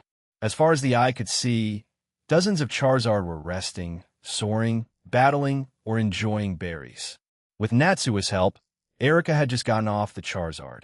Seeing this scene, she couldn't help but say, "That's so many Charizard." Natsui nodded. The sight was truly spectacular. It wasn't that he had never seen wild Charizard before, but to see so many gathered in one place, a sea of orange, was dazzling. Hearing the gate open, all the surrounding Charizard turned their heads to look over. These Charizard were all very large. Some had permanent scars on their bodies, making them look fierce and terrifying. Being stared at so coldly by them would put immense psychological pressure on an ordinary person. Even Natsui's brow twitched. He hadn't expected to be met with such a show of force right at the start. Led by Liza, the group walked into the Cherisific Valley. Liza introduced it as they walked. In this place, the Charizard don't rely on human strength to get stronger. To improve their own power, they compete with each other, spar with their companions, and train themselves. They all strive to become the strongest Charizard in the Cherisific Valley. Glancing at Natsui's Charizard, Liza continued, "Since you're here to train your Charizard, go and battle with these guys. But I must warn you, an ordinary Charizard has no chance of defeating a Charizard from the valley." Natsui nodded. Having seen the anime, he knew the Charizard here were on another level. If he were to compare it to the games, even though these were wild Charizard, their levels were generally very high.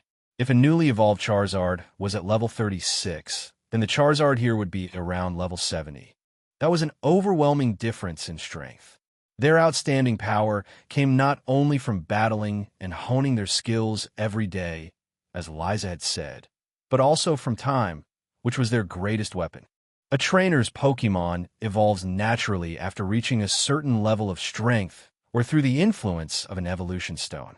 But the Charizard here had evolved slowly over many years, tempering themselves bit by bit. So, although they were all Charizard, their foundations were exceptionally solid. Most importantly, there were very few rookies or newly evolved ones here. The majority were in their prime.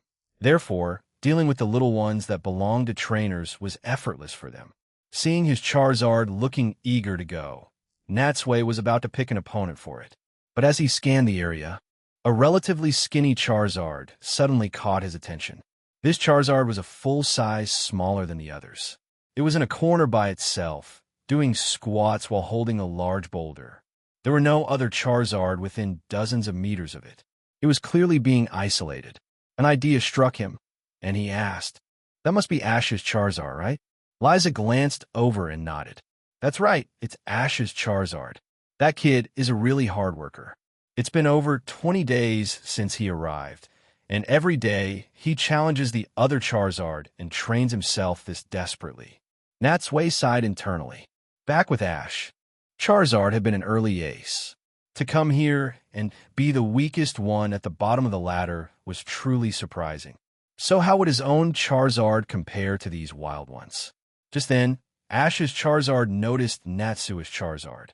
Its eyes flickered for a moment, but it didn't make any other movements. It just lowered its head and continued to focus on its training. Just as Ash considered Natsui his greatest rival, his Charizard naturally saw Natsui's Charizard as its own rival. Seeing it here, now, created an even greater sense of urgency. As they were talking, Natsui and the others had reached the heart of the valley. By now, the surrounding wild Charizard had overheard their conversation and understood Natsui's purpose. One by one, they puffed out their chests and looked sideways at Natsui's Charizard. Just a short while ago, they had taught a lesson to an arrogant upstart who didn't know its own limits. Now, another one who overestimated itself had arrived. Looking at this group that clearly didn't think much of his Charizard, Natsui felt a secret sense of relief. Fortunately, his Charizard was well raised. Although it couldn't compare to these robust wild ones, at least the gap wasn't as vast as it was for Ash's. As for who to choose as an opponent, he looked left and right. Every single Charizard seemed like a tough opponent. After thinking for a moment, since he couldn't decide, he decided to give the choice to his Charizard. "Charizard, choose an opponent for yourself." Charizard nodded and then walked towards the most robust-looking one of the bunch. Seeing this, Natsui coughed lightly and quickly stepped in front of it. "You silly guy," he said with a half-scolding laugh. "I told you to choose your own opponent, but you have to be self-aware. How can you pick the strongest one right from the start?" Seeing Charizard tilt its head and look at him with a confused expression, Natsui knew its personality was a bit reckless. He sighed and instructed, "Even if you're very confident in your strength, the first battle should be about playing it safe. You should choose a relatively weaker opponent. That way you can get used to their rhythm and get a general idea of their strength." Seeing Charizard's "I get it now" expression, Natsui continued, "And I won't interfere in any of the battles here. Everything will depend on you. So, don't be careless." Chapter 499, Goal: Become the strongest Charizard after Natsui's advice. Charizard didn't insist and chose a new target. This time, the opponent it picked was an unremarkable-looking Charizard. It was about the same size as Natsui's and didn't stand out in the crowd. It also wasn't as muscular as the others, suggesting it was a younger one. Natsui's Charizard beckoned to the wild Charizard with its finger. This simple provocation was enough to agitate the wild Charizard, which strode towards it. Perhaps they had seen this sort of thing too many times, or maybe it was just the rule here, but upon seeing a battle was about to start, the other wild Charizard all moved aside, leaving a clear space for the two. Natsui took a few steps back to stand with Erica and Liza. As he had just said, he had no intention of interfering in the battles here. He would be a pure spectator, leaving the matter entirely in his Charizard hands. In the center of the clearing, the two Charizard faced each other, their eyes seeming to burn with fire. A light breeze happened to blow by, rustling the leaves. The moment a green leaf fell to the ground, both Charizard moved simultaneously, lunging at their opponent. In a flash of orange, the two Charizard collided. They locked their four claws together and began a test of strength, the muscles on their arms bulging visibly. With identical types and moves, only raw power could determine the winner. From the sheer effort, both Charizard's faces had become contorted. However, their strength seemed to be evenly matched. After grappling for a long time, neither could gain an advantage.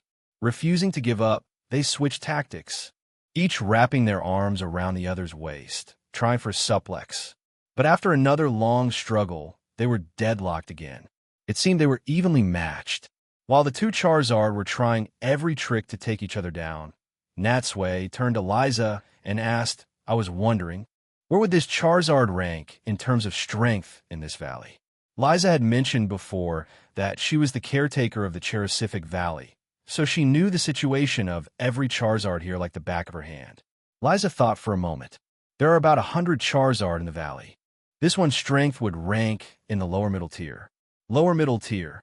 Natsui turned his gaze back to the two Charizard in the field. By now, they were rolling on the ground, covered in bruises. The dust they kicked up made them look filthy. The fight was still a stalemate, with no clear winner. This meant their strength was indeed similar, giving Natsui a clearer understanding of the Charizard in the valley. It seemed becoming the strongest one here would take a very long time. Tail whips, bites, pulling.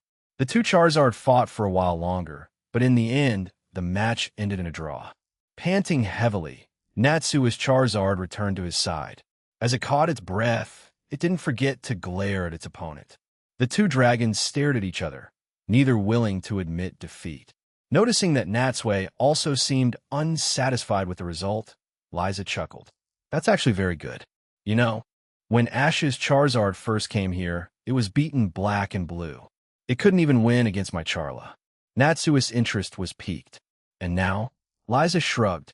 "It still can't beat the other Charizard, but at least it's on par with my Charla now." Natsui knew that Charla was different from the wild Charizard in the valley. Liza had raised her since before she evolved. Strictly speaking, she was a trainer's Pokemon and was at the bottom of the hierarchy here. To only be able to fight evenly with a female Charizard. No wonder Ash's Charizard was training so hard by itself in the corner. It was out of shame. Beside him, Erica took a spray bottle from her first aid kit and silently began cleaning and disinfecting the wounds on Natsui's Charizard. Seeing her kind and caring actions, Natsui felt a warmth in his heart. No one had asked her to do anything. She did it all on her own, out of her affection for him and everything connected to him. However, after that battle, Charizard wouldn't have the strength to issue another challenge for a while, at least not until it recovered. At noon, Liza invited Natsui and Erika into her house. She had a wooden cabin in the valley. Though it looked simple on the outside, the inside was very cozy, fully furnished with all the necessary appliances. It was clear she truly considered this place her home. Lunch was a seasonal stew made with 7 or 8 different ingredients. Perhaps because of the tomatoes, it looked thick and reddish. But despite its appearance, it smelled wonderful and was surprisingly delicious. Don't be shy. I made a huge pot, so please eat as much as you like. The stew was so good that Natsui had several bowls in a row. Perhaps because she rarely had guests, Liza was very enthusiastic. At the table, she talked endlessly about everything in the valley and listened with great interest to the fun stories from Natsui's journey. She listened intently, even to the smallest details. After the meal, while Erika and Liza were clearing the dishes, Natsui hesitated for a moment and then said, "Miss Liza, there's actually something I'd like to ask you." "I know," Liza said, turning to look at him with a knowing smile, as if she had already guessed his thoughts. "You want to leave your Charizard here too, don't you?" He was surprised she had figured out. "That's right." Natsui nodded. "After coming here, I realized there are always stronger dragons out there. I see now that my Charizard still has many shortcomings. Although I wanted to stay by my side, I don't have the extra energy to train it. So I was thinking of letting it stay here to train for a while." Liza agreed without any hesitation. "Of course. That's no problem at all. This is a habitat for Charizard. I'd be happy to have as many as want to stay." Stepping out of the cabin, Natsui called his Charizard aside and told it about his decision to leave it here. Hearing that it would have to leave its trainer, Charizard was naturally very unwilling. It shook its head like a rattled drum and grumbled for a long time, clearly wanting to stay with Natsui. "You idiot." Natsui rapped it on the head and gave it a stern look. "It's not like I'm leaving you here forever. Did you think you'd never see me again? Let me tell you, this is a rare opportunity. The guys here are all very strong. You should try to beat all of them in the shortest time possible and become the strongest one here." After being scolded by Natsui, Charizard's mind couldn't help but recall its recent opponent and the other, even stronger-looking Charizard. This time, its eyes became resolute.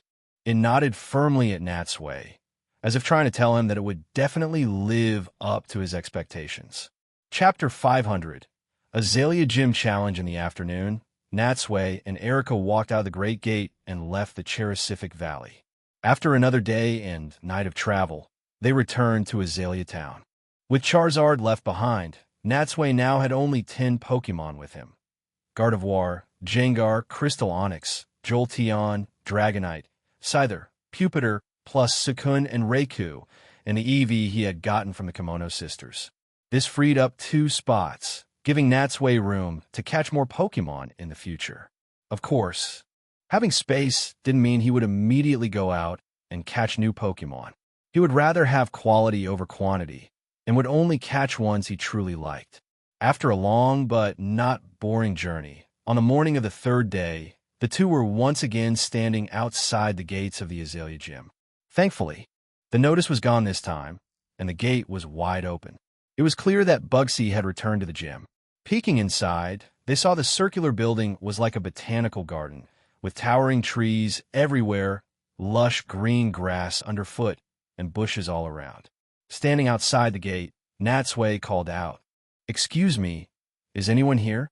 His voice echoed inside the gym, but after a long wait, there was still no response. Exchanging a look with Erika, Natsui decided not to hesitate any longer and walked straight in. A grassy path lay under their feet. As they went deeper, they looked around and found that the place was basically no different from a regular forest outside.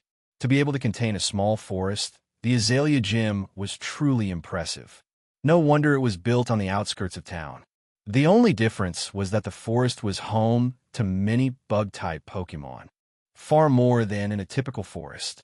In just a short walk, they had seen a large group of caterpie, weedle, metapod, and kakuna. They were hiding in the bushes and behind leaves, and only poked their heads out when they heard someone approaching, eyeing the intruders cautiously. Erica sighed lightly. It really lives up to its name as a bug-type gym. You can see all sorts of bug Pokemon everywhere. In terms of style, it was similar to the greenhouse in Eureka's gym, but the Pokemon inside were completely different. Looking at her, Natsui couldn't help but smile. As a grass-type gym leader, you must feel quite uncomfortable seeing so many bug-type Pokemon. Natsui wasn't just saying that for no reason. Naturally, bug-type Pokemon were the predators of most grass-type Pokemon, and they also had a type advantage. As a dedicated grass-type trainer, it was hard not to be affected by these factors. Erica nodded gently. If Misty was simply afraid of bug-type Pokemon, then Erica genuinely disliked them. The two walked a dozen more steps into the botanical garden when a youthful voice suddenly came from the side. "Who are you?" Hearing the voice, Natsui and Erica turned to look. In a bush a little further away, a purple-haired boy in a green top and green shorts was squatting and looking at them. Natsui took a step forward. "Excuse me, are you the gym leader, Bugsy?" Bugsy dusted off his hands and stood up. Only then did Natsui and Erica see that he had been squatting there to take care of a metapod. Bugsy looked Natsui up and down. "That's right. In the Azalea Gym Trainer, master of bug-type Pokemon, the one they call the walking encyclopedia of bug Pokemon, Bugsy." The one they call? A walking encyclopedia of bug Pokemon? Natsui didn't know how to react to that title. No matter how you looked at it, it seemed like a nickname Bugsy had given himself. And do people really go around saying their own nicknames out loud? Bugsy asked, "Are you here to challenge the gym?" Natsui nodded.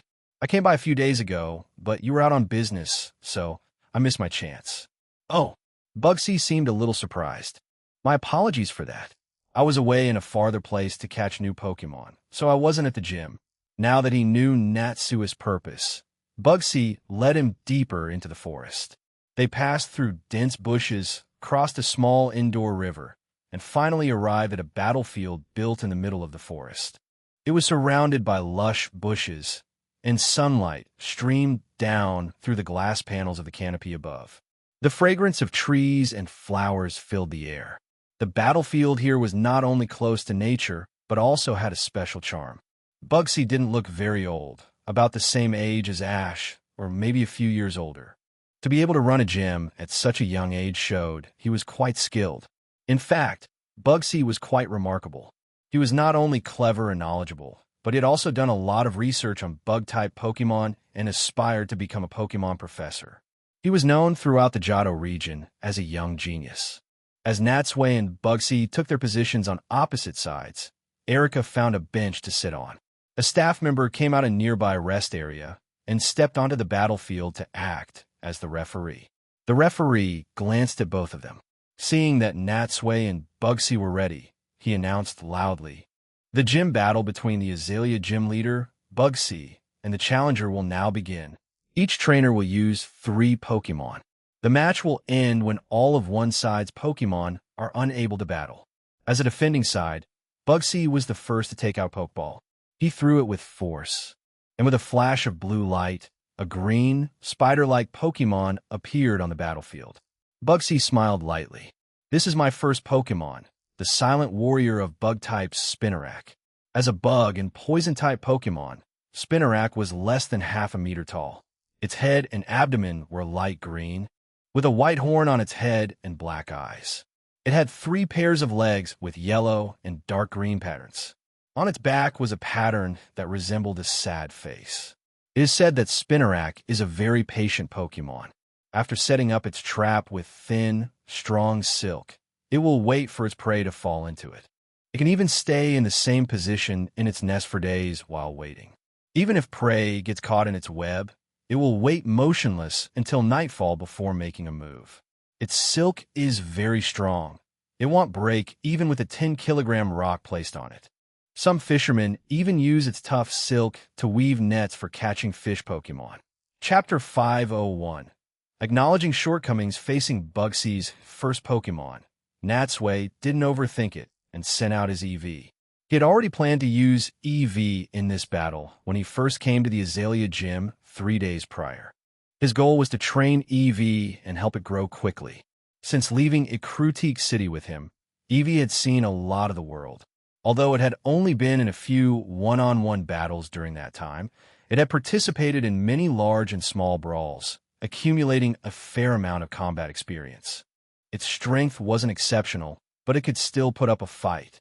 After the flash of blue light, EV appeared in front of Spinarak, looking around excitedly. Seeing the eager EV, Bugsy wasn't too surprised. Having been a gym leader for a long time, he had seen not just EV, but also its evolutions like Flareon, Vaporeon, and Jolteon far too many times. He had even seen many stranger and rare Pokemon. An ordinary, unevolved Pokemon like Eevee made Bugsy feel that the challenger before him was also quite ordinary. Otherwise, why would Eevee still be in its base form after traveling for so long? He knew that with enough time and a strong bond, even without an evolution stone, an Eevee could evolve into an Espeon or Umbreon. In his eyes, the fact that this Eevee hadn't evolved likely meant that, aside from the small chance that Eevee itself didn't want to evolve, the bond with its trainer was not yet strong enough. They clearly weren't that close. Bugsy certainly had a keen eye to notice the weak bond between Eevee and Natsui. Of course, he didn't know that Natsui had only gotten this Eevee a short time ago, so they hadn't built much trust yet. Seeing that both Pokemon were ready, the referee waved his flag, and the battle began. The moment the flag dropped, Eevee showed its hyperactive nature. Without waiting for Natsui's command, it eagerly charged at Spinarak. Seeing this, Natsui let out a soft sigh. They had spent too little time together. It had gotten used to a lazy and free lifestyle with the Kimono sisters, to the point where it didn't listen to his commands very well. This wouldn't do. It seemed he would have to find some time to properly train it. On the other side, Spinarak stood its ground against Eevee's charge. The white pupils in its black eyes carefully watched Eevee's every move. As Eevee got closer, the moment its hind legs touched the ground, Spinarak suddenly shot out a stream of white silk, whipping towards Eevee. The white silk flashed through the air, reaching Eevee in an instant. "Dodge it quick!" Natsui yelled. Even without Natsui's warning, Eevee knew to dodge. With its agile body, it rolled to the side. The white silk narrowly missed, grazing its fur as it flew past with a whoosh. Having barely escaped, Eevee broke out in a cold sweat, and it knew it couldn't be careless. Natsui took the opportunity to call out again, "Eevee, stop acting on your own and listen to my commands." Fortunately, they'd spent some time together, and after that close call, Eevee didn't hesitate and chose to obey Natsui's command. "Use Sand Attack." Eevee turned and kicked the ground hard with its hind legs. In an instant, a wave of dust mixed with sand and pebbles sprayed towards Spinarak. In the opposite trainer's box, Bugsy remained calm. Spinarak used agility. The normally slow-moving Spinarak instantly became a blur. At Bugsy's command, it moved at high speed, escaping the range of the sand attack. The dust and pebbles covered the spot where Spinarak had just been, but they didn't even touch its shadow. In this first exchange, Eevee not only failed to gain an advantage, but was also nearly hit by the silk. It seemed to be at a slight disadvantage, which showed that Bugsy's Spinarak was quite skilled. In terms of physical abilities like agility and stamina, Eevee was superior to Spinarak in most aspects. If they were at a similar power level, Eevee should have a high chance of winning, which was why Natsui had dared to send it out. But it was clear that this Spinarak, having been stationed at the gym and constantly battling challengers, was well-trained and could not be compared to an ordinary one. In the field, the two Pokemon clashed again. Eevee used Tackle, tried to use its superior speed to damage Spinarak. However, Spinarak used its silk, attaching it to a tree and swinging like on a trapeze to easily dodge the attack. When Eevee charged again, Spinarak swung through the trees, quickly moving to the other side of the battlefield. In a flash, the two Pokemon were far apart again. This time, even Erica, who was sitting on the sidelines, sensed that something was wrong. In this battle, not only was Spinnerack stronger, but it also had the terrain advantage. With no type advantage, it would be extremely difficult for EV to win. How will you handle this? Erica looked at Natsui, a hint of worry in her beautiful eyes. In the trainer's box, facing this situation, Natsui thought for a moment. He wasn't going to be stubborn. He took a pokeball from his pouch and recalled EV directly. Oh, giving up already? Bugsy crossed his arms, his expression calm, seemingly unfazed by Natsui's switch. Natsui didn't feel any shame and admitted it directly. The current EV is no match for your Spinnerack. It still needs more training. So, we'll switch to a slightly stronger Pokemon to battle you. Natsui threw out another Pokeball. When the blue light faded, his Pupitar appeared before Bugsy. Pupitar, is it? Seeing Pupitar, Bugsy became a little more serious. Compared to most Pokemon, Pupitar was undoubtedly rarer, and its physical stats were much higher than EV's. He couldn't afford not to take it seriously. When the battle resumed, things were not so easy for Spinnerack. Facing Pupitar's charge, it tried to use the same trick again, swinging across the field with its silk to create distance. But compared to EV, Pupitar was different. It expelled compressed air from its body and was instantly right next to Spinnerack again. Once its most reliable tactic was countered, Spinnerack lost its greatest advantage. Chapter 502. The proud warrior of bug types I see, Bugsy said, his eyes widening in understanding. You used Pupitar's special movement to keep up with Spinnerack's web swinging. Very clever. In midair, Pupitar slammed into Spinnerack, which was still swinging, and knocked it to the ground. Thud! Spinnerack hit the ground hard. Fortunately, its 6 legs allowed it to quickly scramble up and escape Pupitar's attack range, preventing a follow-up attack. Clank! Pupitar landed in front of Spinnerack. The moment the Pokemon was switched, not only did the intensity of the battle increase, but the situation was instantly reversed. Of course, this didn't mean EV was too weak. It was just that Spinnerack's method of moving through the trees was too much of an advantage, and EV's offensive options were too limited for it to land a hit. If they had fought a straightforward battle on the ground, EV might not have lost.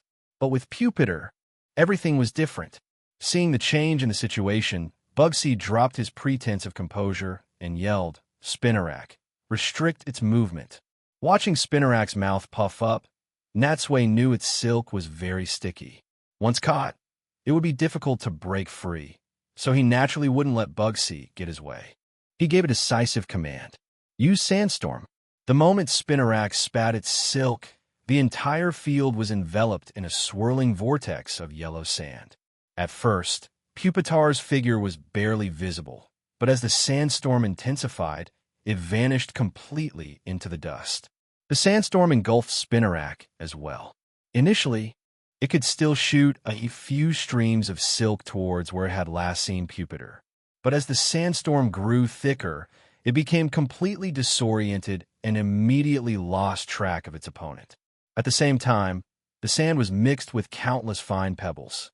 While they didn't hurt much, they caused continuous damage and made it difficult to move. As is well known, spider-like creatures have no eyelids and cannot close their eyes, relying on tear glands to keep them moist. But in a sandstorm like this, what good were tears? Spinnerack's eyes were instantly covered in dust. It could only use its 2 front legs to continuously wipe them, trying to clear away the endless sand. But no sooner had it wiped them clean than they were covered again. This cycle repeated, making it impossible to do anything else. His vision blocked by the sand, Bugsy couldn't see what was happening.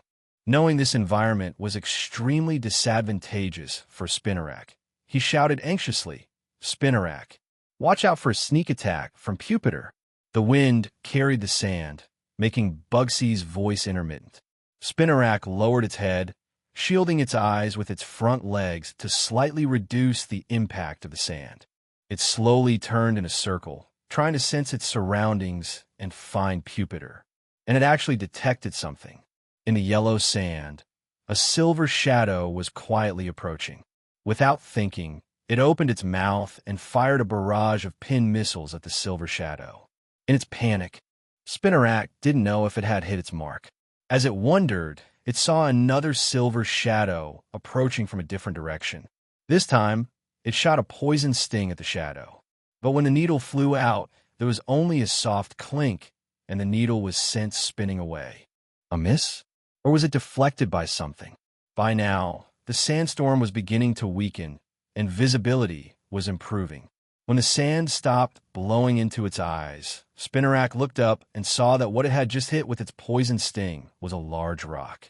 Where did this big rock come from? Before it could think further, it heard the sound of wind behind it. It only had time to turn around to see a silver, iron mask-like object rushing towards it, growing larger and larger. It was Pupitar's body. With no time to dodge, Spinnerack took the full force of the blow and was sent flying. On his side of the field, Bugsy frowned, a look of unease on his face. He stared intently into the sandstorm. As the wind died down and the storm showed signs of stopping, he immediately looked towards the center of the field. But before he could find his Pokémon, he saw Spinnerack flying out of the storm and fainting. Huh, what happened? How did his Spinnerack get defeated after just one sandstorm? From the several large rocks that had appeared on the field, he could guess that Pupitar must have used a rock-type move inside the storm, but he didn't know the specific details. He glanced over at Natsui and saw the challenger looking calm, showing little emotion at Pupitar's victory. Although he didn't know what had just happened, Spinnerack's defeat was a fact. Bugsy could only take out its Pokeball and recall it. It seems that unlike your EV, this Pupitar is quite skilled. But no matter, let's see you face my second Pokemon. With that, Bugsy took out his second Pokeball and sent out the Pokemon inside. The next second, a green Metapod appeared before Natsui. Metapod? Natsui looked at the Pokemon and found it amusing. Not for any other reason, but because his own Pupitar was also in a cocoon-like state. Metapod was also not fully evolved. The two Pokemon, both without arms or legs, facing each other was a rather comical sight. This guy didn't deliberately send out a Metapod just to mock me after I sent out a Pupitar, did he? As if sensing Natsui's confusion, Bugsy smiled confidently. Don't underestimate my Metapo. It's the proud warrior of bug-type Pokemon. First, his Spinnerack was a silent warrior, and now this Metapod is a proud warrior. What normal person gives their Pokemon titles like that? Bugsy might be a gym leader at a young age, but he came across as way too dramatic. Looking at the green cocoon, Natsui didn't switch his Pokemon, letting Pupitar continue the battle. As the evolved form of Caterpie, Metapod was known for its hard shell, which protects the soft, changing body inside. Since it was a rare opportunity to have two Pokemon in similar states battle each other, Natsui also wanted to see whose shell was harder. Bugsy's Metapod, or his Pupitar. Chapter 503, Evolution. Tyranitar for Bugsy to send out this Metapod after a loss proved that it must be unusually strong, and that he had great confidence in it. Normally, a trainer's second Pokemon should be stronger than the first, or have a type advantage. But Natsui didn't understand. A Metapod's moves were very limited. It basically only knew Harden. Some couldn't even move. Why would Bugsy send out a Pokemon with such a natural disadvantage? Still, he figured Bugsy must have a reason and had probably put it through some special training. When the battle began again, Pupitar attacked first. It shot out compressed air from its body, launching itself like an arrow toward Metapod. It opened its jaw, revealing a row of small, sharp teeth, and bit down hard. This wasn't Natsui's command. Pupitar wanted to test Metapod's hardness for itself. Seeing the fierce attack, Bugsy shouted, "Metapod, use Harden." The motionless Metapod's body suddenly gleamed. It was the only move Metapod could use. A normal-type move that made its body much harder to withstand enemy attacks. In that instant, Pupitar's jaws clamped down on Metapod. Screech. The sound of sharp teeth scraping against the hard shell was like metal grinding against metal. Under the protection of Harden, Pupitar's teeth almost broke. It tried biting several different spots, but couldn't get through Metapod's shell. It truly lived up to its name. Its iron shell was incredibly tough. Just then, Bugsy saw his chance. "Metapod, jump!" he ordered. Metapod pushed off powerfully from its base, launching high into the air and freeing itself from Pupitar's grip. It soared toward the ceiling of the gym. Below, Pupitar looked up, and in the next second, Metapod shot down toward it like a cannonball. Pupitar couldn't dodge in time and was slammed by the falling Metapod. With a loud BM, the two Pokémon crashed into each other and bounced apart. Luckily, Pupitar was also protected by a hard shell and was able to take the hit. Seeing Natsui's surprised expression, Bugsy smiled. "What do you think? Surprised? This is my Metapod. It's different from the ones you've seen before, isn't it?" Hearing Bugsy's proud tone, Natsui was indeed a little surprised. Most Metapod couldn't move at all because of their hard shells. He had no idea how Bugsy had trained us to jump and attack. He really was an expert on bug-type Pokémon. On the field, Metapod tried another high-altitude tackle, but this time Pupitar was ready and dodged it. From these few exchanges, Natsui could see Metapod's strategy. It was using its hard shell to ram into things, acting like a solid cannonball. It had no regard for offense or defense. How can I stop this combo? Natsui glanced at Pupitar. An idea quickly came to him. As Metapod leaped high into the air again, Natsui suddenly shouted, "Pupitar, use Stone Edge." At his command, Pupitar formed a giant, sharp rock in front of itself. Just as it did, Metapod came crashing down. This is bad. Bugsy had thought Natsui was going to shoot the rock at Metapod. But when he saw Pupitar just form it in place, his expression changed. He realized what was about to happen, but it was too late for Metapod to change course. As everyone watched, Metapod smashed headfirst into the giant rock. Crack! The force was just right. Metapod didn't shatter the rock, nor did it bounce off. Instead, it smashed a hole in it and got its entire body stuck inside. The sudden turn of events caught Metapod completely by surprise. It struggled and twisted, but no matter how hard it tried, it couldn't break free. It worked. A smile appeared on Natsui's face. "Finish it," he ordered. With a burst of gas, Pupitar leaped in front of the rock, aimed at Metapod's back, and unleashed a dark pulse. A terrifying wave of energy shot from its body and hit Metapod, which was completely unable to dodge. As the dark pulse washed over it, the rock shattered, and Metapod was sent flying. Clank, clank. Metapod rolled several times on the ground and out of the battlefield. Seeing the swirls in its eyes, the referee raised his flag. Metapod is unable to battle. The winner is Pupitar. Before Bugsy could say anything, a bright white light suddenly enveloped Pupitar. Seeing this, not only was Bugsy surprised, but Natsui also raised an eyebrow. Evolving again, the same thing had happened with Dragonite at the Cyanwood Gym. It seemed his Pokémon had a habit of evolving right after defeating an opponent in a gym battle. From a game perspective, it made sense. Gym leaders' Pokémon were stronger than average, so defeating them gave a lot more experience points. Soon, the white light faded. A Pokémon over 2 meters tall, covered in hard, gray-green armor, stood on the battlefield. This was Pupitar's evolved form Tyranitar. As soon as it appeared, Tyranitar let out a deafening roar that echoed through the gym, scaring the distant bug-type Pokémon into hiding. Its entrance reminded Natsui of his Gyarados back at Sakuraji Park. While not as big, Tyranitar was clearly just as ferocious. This wasn't the first time Natsui had seen a Tyranitar. During the raid on the Team Rocket base in Kanto, one of the executives, Archer, had one. That Tyranitar had even made Erica bleed from the impact, leaving a very deep impression on him. Chapter 504, Scyther vs. Scyther. Seeing someone else's Tyranitar and having one of your own were two completely different feelings. Tyranitar was extremely powerful. Once it was fully grown, it would be a Pokémon that could rival the legendary birds and beasts. It was a huge boost to Natsui's team. On the sidelines, Erica saw the domineering Pokémon and also remembered being hit by one. She felt happy for Natsui, but also a faint ache in her back. Natsui looked at his Tyranitar with delight.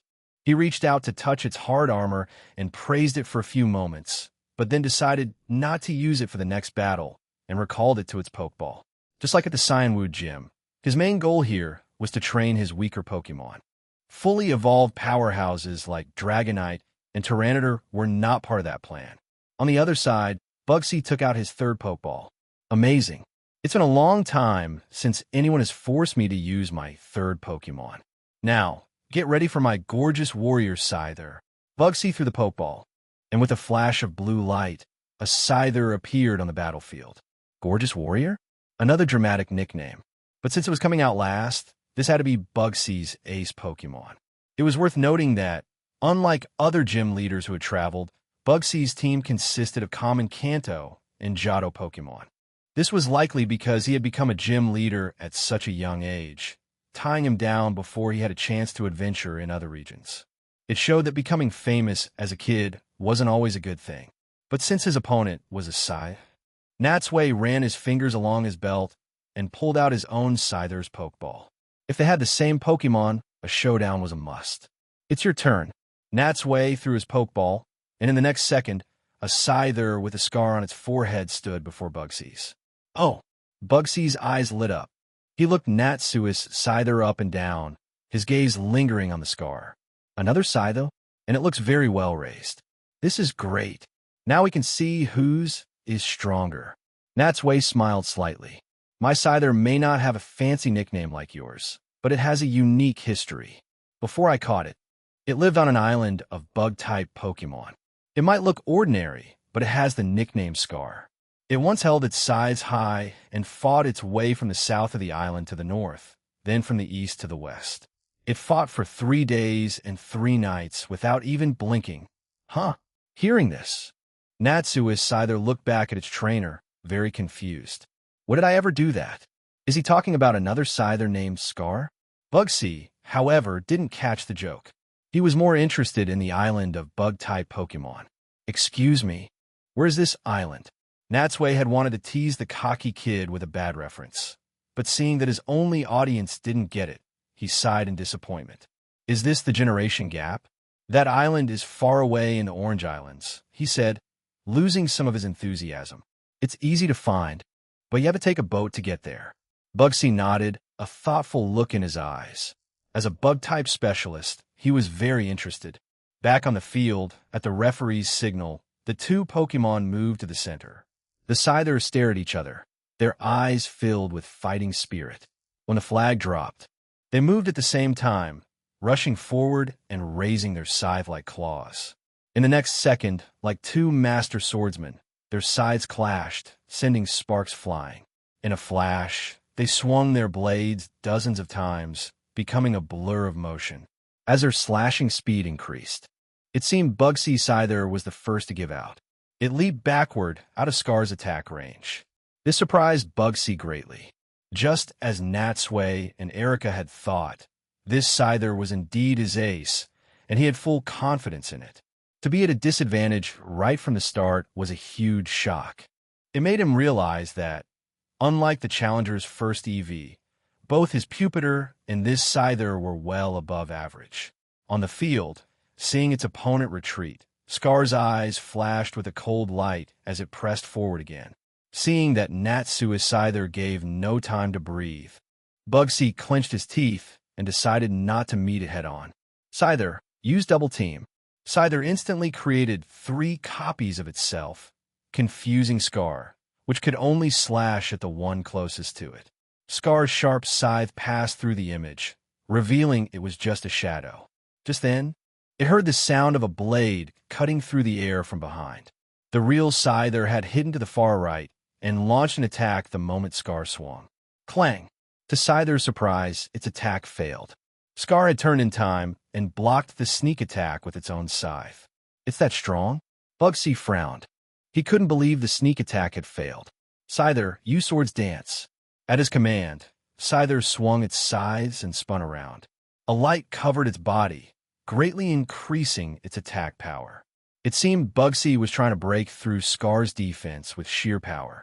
Seeing this, Natsui just smiled and did the same. Scyther, you join in too. Use Sword's Dance.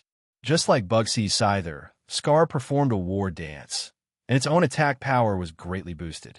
Looking at the 2 powered-up Pokemon, Natsui looked back at Bugsy. Come on, now that we're both buffed, let's see whose Scyther is really stronger. Chapter 505. Badge acquired an arrival in Goldenrod City with the power of Swords Dance. The two Scyther clashed again, their battle growing even more intense. However, because they had the same type and similar moves, it was hard to determine a winner. The two Pokemon fought from the ground to the air and back again. Natsui's ears were filled with the constant clang of their blades colliding, and his eyes could barely keep up with their speed. Perhaps sensing that the long battle was not going in his favor, Bugsy started to get anxious. He repeatedly ordered his Scyther to use Quick Attack combined with X-Scissor, seemingly trying to find an opening through high-speed combat. But Natsui didn't give him that chance, using Double Team and Agility to launch effective counterattacks. Back and forth they went, but it was Bugsy's Scyther that started to fall behind. In the end, Scar's skill was superior. It found an opening in its opponent's attack and landed a critical Night Slash, winning the battle. Thud! Bugsy's Scyther fell to the ground, unconscious. Natsui's Scyther, on the other hand, had used a massive amount of energy through constant movement and high-intensity fighting. Although it had won, it was also panting and covered in sweat. The referee raised his flag. Scyther is unable to battle. The winner of this gym match is the challenger. Recalling his Scyther, Bugsy walked over to Natsui with an emotional expression. I lost. Your Scyther is truly amazing. I can't believe that I, a Bug-type specialist, lost to another Bug-type Pokemon. It seems my own training is not yet complete. Natsui smiled slightly. As his Scyther, Scar, walked over, he patted its head. Before I caught it, this Scyther was already the leader of its pack. It's one of the strongest of its kind. And to be honest, your Scyther is very strong too. If I had been even a little careless, I would have been the one to lose. I see. Bugsy's eyes widened in understanding. But this only made him more curious about the island of Bug-type Pokemon Natsui had mentioned. I have to go there for my next training trip. Next month? No, we'll go next week. After a brief chat, Bugsy took a badge from his pocket and placed it in Natsui's hand. This is the Hive badge. Proof that you've defeated me. Please take it. Natsui said his thanks. As Erika walked up beside him, they both looked down at the badge in his palm. It was red and black and shaped like a ladybug, looking no different from the ones he had seen on Earth. With this badge in hand, he now only needed one more to be able to participate in the Silver Conference. After a bit more small talk, Natsui and Erika said their goodbyes and left. They didn't leave Azalea Town right away. Instead, they first found an inn with a hot spring to stay the night, soaking to relieve their fatigue and recover their energy. After all, they had walked a lot of mountain roads going to and from Cherisific Valley, and they needed a rest. The next morning, after a full night's rest, they were refreshed and full of energy, ready to set off for the city of the final gym. Goldenrod City was a large and prosperous metropolis. Located in the midwestern part of the Johto region, right by the sea, it was the region's financial, technological, and political center. On the entire continent, it was the only international city that could compare to Saffron City. From their names alone, Goldenrod and Saffron, one could tell that people associated them with money and opportunity. After leaving Azalea Town, Natsui and Erika traveled for a day and a half before finally arriving in the great city. Their final destination was the Goldenrod Gym. The gym leader was Whitney, a specialist in normal-type Pokemon. Defeating her would earn a trainer the Plain Badge. Walking through the streets of Goldenrod City, they saw towering skyscrapers and endless traffic. Even the people's clothing was much more fashionable. Being there made Natsui forget he was in the Pokemon world. It felt just like being in a major city back on Earth. I guess in any world, there are always people rushing around, busy with their lives. Seeing Natsui looking around curiously, Erika couldn't help but chuckle. You've seen both Saffron City and Goldenrod City now. Which one do you think is more prosperous? Try and test me. They're about the same, Natsui said after a moment's thought. When cities develop to this level, besides a few different landmarks, there's not much difference. The only real distinction is that one is by the sea and the other isn't. Erika nodded. It was true. Once a city's scale and technology reached a certain point, they all started to look alike. Following the street, they arrived at the Goldenrod Gym. It was located right in the city center, was a massive building that looked like a large sports stadium from the outside. If it weren't for the Pokemon League logo on the door, Natsui would have thought it was a soccer stadium. However, when they arrived, a staff member informed them that the gym leader, Whitney, had just gone out and was not in the gym at the moment. Hearing this, Natsui couldn't help but feel a little disappointed. He had been pretty unlucky these past few days. First Bugsy was gone, making him wait 3 days, and now Whitney was gone too. Was fate trying to balance out his smooth journey by throwing these obstacles at him? Luckily, the staff member then told him that Whitney was just wandering around the city and would definitely be back by tomorrow, which made Natsui feel a bit better. Leaving the gym, Natsui looked at the unfamiliar streets and turned to Erica. It's only noon. Let's find a place to stay first, and we can come back later. No problem, Erica agreed, then added with a smile, since we have some free time now and we're finally in Goldenrod City, why don't you come shopping with me? Hearing this, Natsui looked at Erica and felt a wave of guilt. It was true. She had followed him all over, never once complaining. How many people would do that? He really should take some time to properly accompany her. Of course. Where do you want to go? Erica thought for a moment. I've heard the department store here is very famous. Why don't we go there first? Chapter 506, Evolution. Sizer, the Goldenrod department store, was in the southern part of the city. Despite its plain-sounding name, it was actually the largest Pokemon merchandise shopping center in the entire city, and indeed, in all of Johto. The building had 6 floors above ground and 2 below, for a total of 8. Not only was it spacious, bright, and magnificently decorated, but it also sold more than just Pokemon-related items, making it a great place for anyone to browse. When Natsui and Erica entered, they found the place was packed with visitors. There were not only trainers, but also many fashionably dressed men and women. It seemed countless people were drawn to the store's fame every day.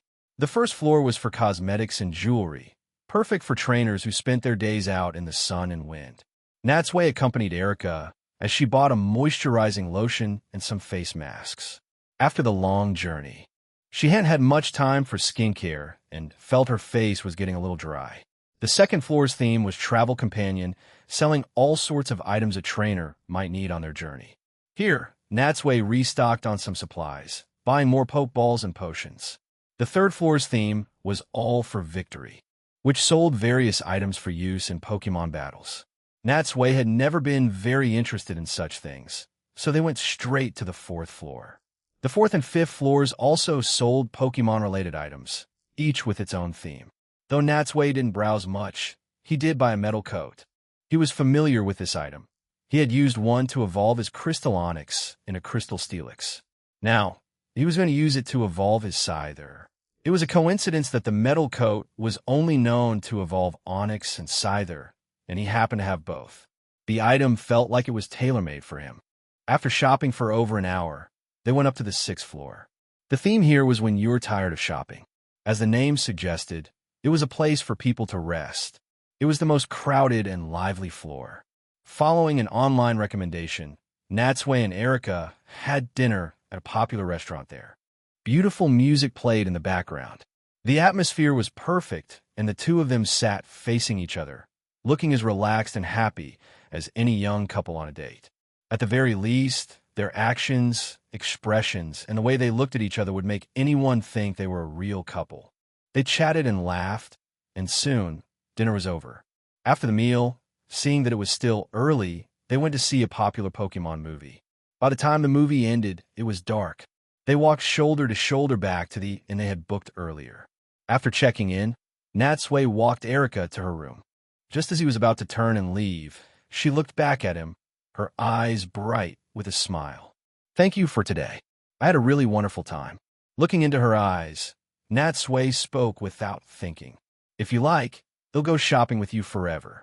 The moment the words left his mouth, he knew it sounded wrong. It sounded just like a confession. Erica seemed to think so too. She stared at him for a long moment. Then a brilliant smile spread across her face. She didn't say anything, simply turning and going into her room. That smile made Natsui's heart race. He took a deep breath to calm his pounding heart and went back to his own room. He threw himself onto the bed and stared at the ceiling for a long time, but the feeling of restlessness wouldn't go away. Sigh, I guess there really is no such thing as a pure friendship between a man and a woman. The longer he traveled with Erica, the deeper their bond became, and it was hard not to develop other feelings. Especially after what had happened with Maya. It felt as if the shackles on his heart had been broken, and his desire for Erica grew even stronger. Thinking about it now, agreeing to let her travel with him was like spinning a cocoon around himself. The more he tried to calm down, the more his mind raced. He had no choice but to take a cold shower. The cold water finally settled his thoughts. To keep from thinking too much, he took out a pokeball, went into the courtyard, and sent out his scyther. Then, he took out the metal coat he had just bought. Looking at his Pokemon, Natsui smiled. Scyther, let's evolve. Scyther looked at the item in his hand and seemed to understand. It gave him a firm nod. As a former pack leader, it was a natural-born fighter and had no resistance to the idea of evolving. Seeing the commotion, Jengar floated out from the shadows to watch with interest. Natsui walked over and placed the metal coat on Scyther's forehead. The moment it touched, a brilliant white light erupted from Scyther's body. Hearing the noise, the window to Erika's room opened. She was fresh from a bath and wearing a robe. She smiled at Natsui first, then turned her gaze to the light. She had known what he was planning when he bought the metal coat, so she wasn't surprised. Natsui looked away from her and back at his side.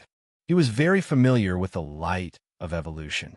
He stepped back, and just as he did, the light vanished. A cool, red Pokemon stood before him. It was Scyther's new, evolved form Scyther. Scyther had 2 evolutionary paths, and using a metal coat was one of the common ways. Scyther was a humanoid Pokemon, covered in crimson armor, with 2 pairs of translucent wings on its back that were mostly for show. The more Natsui looked at his new Scyther, the more he liked it. He took out his Pokédex and aimed it. Pokédex, beep. Scyther, the pincer Pokemon, a bug and steel type. Scyther has a body as hard as steel. Records show its strength even exceeds that of refined steel. Normal attacks cannot harm it at all. It flaps its wings at high speed to regulate its body temperature and prevent its metal body from melting during battle. Though its body is thin, it possesses astonishing attack power. Its steel-hard pincers can crush any hard object it grabs. Chapter 507, Goldenrod TV Station. Just as the Pokédex explained, Scyther's steel body was too heavy, and it had mostly lost its ability to fly. The wings on its back couldn't support its weight. At most, they could be used to glide and soften a fall from a high place. On the other hand, now that it was a steel type, its defensive power had been greatly increased, like a humanoid suit of armor.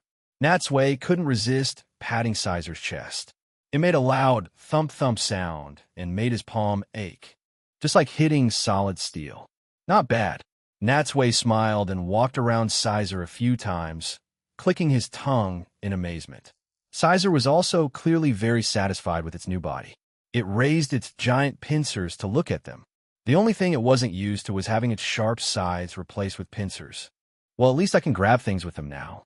After letting his smaller Pokemon out to get familiar with their new partner, Natsui waved to Erica and returned to his room, yawning. All he wanted to do was sleep. After all, spending an afternoon shopping with a girl was a very tiring task. The next morning, the two had breakfast and left the inn, heading straight for the Goldenrod gym. They had walked the route yesterday, but seeing it in the daylight revealed a different kind of beauty. They walked along a main street that ran beside a river, with tall buildings on both sides. Along the way, they saw several entrances leading underground. That was the Goldenrod Underground, a shopping street where you could find salons, snack shops, and all sorts of fashion items. Seeing Erika's interested look, Natsui spoke up before she could. After we challenge the gym, if it's still early, let's come back and look around. Erika was delighted by his thoughtfulness. Perhaps it was because of the new lotion she had bought yesterday, but her face looked especially radiant today, adding to her charm. Further ahead, They crossed a large bridge to the other side of the city. The first thing they saw was a magnet train station. It was a massive project that had only been completed a few years ago. The maglev train inside could reach speeds of over 550 kilometers per hour. It was said that you could cross both the Johto and Kanto regions in just a few hours and arrive in Saffron City. The station itself had a very futuristic design, and the elevated tracks stretched out of the city like a zipper until it disappeared from view. Past the station was the Goldenrod TV station, a 6-story, tower-like structure. It was a major television station whose signal covered all of Johto, and its programs were consistently #1 in the ratings. According to legend, the tower was originally a huge, ancient wooden structure that was rebuilt after it rotted away. The two of them stopped and looked at the tower for a while, even taking a picture together. But as they were about to leave, they noticed that something wasn't right. The street below the station was being blocked off. A dozen police cars were parked outside, and officers were setting up a perimeter surrounding the entire building. Among them, Natsui spotted a familiar figure, Looker, whom he hadn't seen in a long time. Looker was standing in front of a police car, looking over a blueprint with several other officers. They were talking with worried expressions, discussing something serious. Erica whispered, "Something must have happened." Natsui nodded. "Where there's Looker, there's an evil organization. And in Johto, that means Team Rocket. Should we go see?" Natsui hesitated for a moment, then shook his head. "Let's not. The police are already here, so it's better if we don't interfere. If we get involved in too many things like this, people might think we're overstepping, trying to get our hands in everything." As they spoke, 2 more police cars sped past them and stopped in front of the station. Natsui and Erica were about to leave when, as if by fate, Looker turned his head and his eyes landed directly on Natsui. It was as if his eyes were equipped with radar. He had spotted him from over 100 meters away. Seeing Natsui, Looker's eyes lit up. He left the other officers and hurried over. Well, Natsui couldn't just leave now. He gave Erica a wry smile and walked toward Looker. Before Looker even got close, his voice reached Natsui's ears. "Brother Natsui, what a coincidence to see you here." "Brother Natsui? When did he start calling me that? I didn't expect to see you here either. What's going on? Did something happen?" Looker sighed. "That bunch from Team Rocket suddenly stormed the TV station this morning. They've taken over the whole building now." "They stormed the TV station?" Natsui's mind raced. This seemed to match a plot point from the games. Looker then looked Natsui up and down, glanced at Erica, and smiled. "It's been a while, Brother Natsui. You look as sharp as ever. I heard from Annabelle about your raid on the Team Rocket base. Thank you so much. You really helped us out again. By the way, how is your badge quest going?" Natsui nodded. "It's going well. I've got 7 badges now. I was just on my way to challenge the Goldenrod gym. This thing with Team Rocket, do you need my help?" He was just being polite. The police had the building completely surrounded. Team Rocket was trapped with no way out. It was only a matter of time before they were all captured. To his surprise, Looker laughed loudly. "It's great that you're willing to help. To be honest, I was just worrying about what to do. I can't believe I ran into you now." Natsui was speechless. He's not being polite at all. He sighed. "Are you running into some difficulties?" This time, Looker didn't answer right away. Instead, he led Natsui and Erica to the police car. The surrounding officers looked at them curiously, wondering why their commander had rushed off and returned with a strange man and woman. Chapter 508. Sudden incident. On the hood of the police car were several floor plans of the Goldenrod TV station, clearly showing the layout of each level. Next to them was a video player. Looker tapped the screen a few times and played a clip. It was from a security camera. It showed people just arriving at the station for work that morning, rushing through the lobby. Everything seemed normal. Then, the automatic doors opened, and dozens of Team Rocket members in black uniforms stormed in. With the help of their Pokémon, they quickly took control of the entire lobby. Terrified people fled the station as the Team Rocket members spread out, floor by floor, until the entire building was under their control. Then, the video feed cut out. After Natsui finished watching, Looker said in a low voice, "This is a terrible incident. I don't know what these guys from Team Rocket are thinking." acting so brazenly.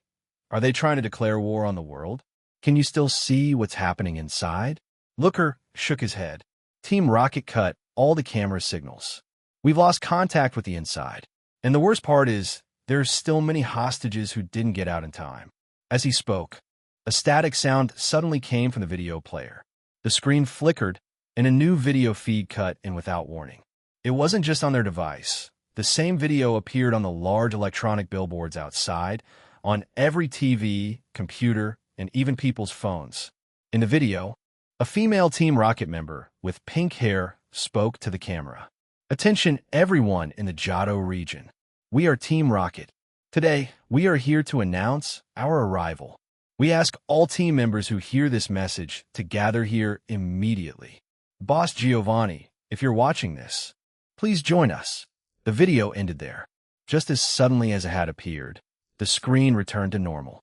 If it weren't for the deep frown on Looker's face, it would have seemed like a hallucination. What is their goal? Looker was completely baffled. Taking over this place leaves them with no escape route. And what do they mean? Asked Giovanni to join them. Does this mean Giovanni didn't plan this? Natsui thought for a moment.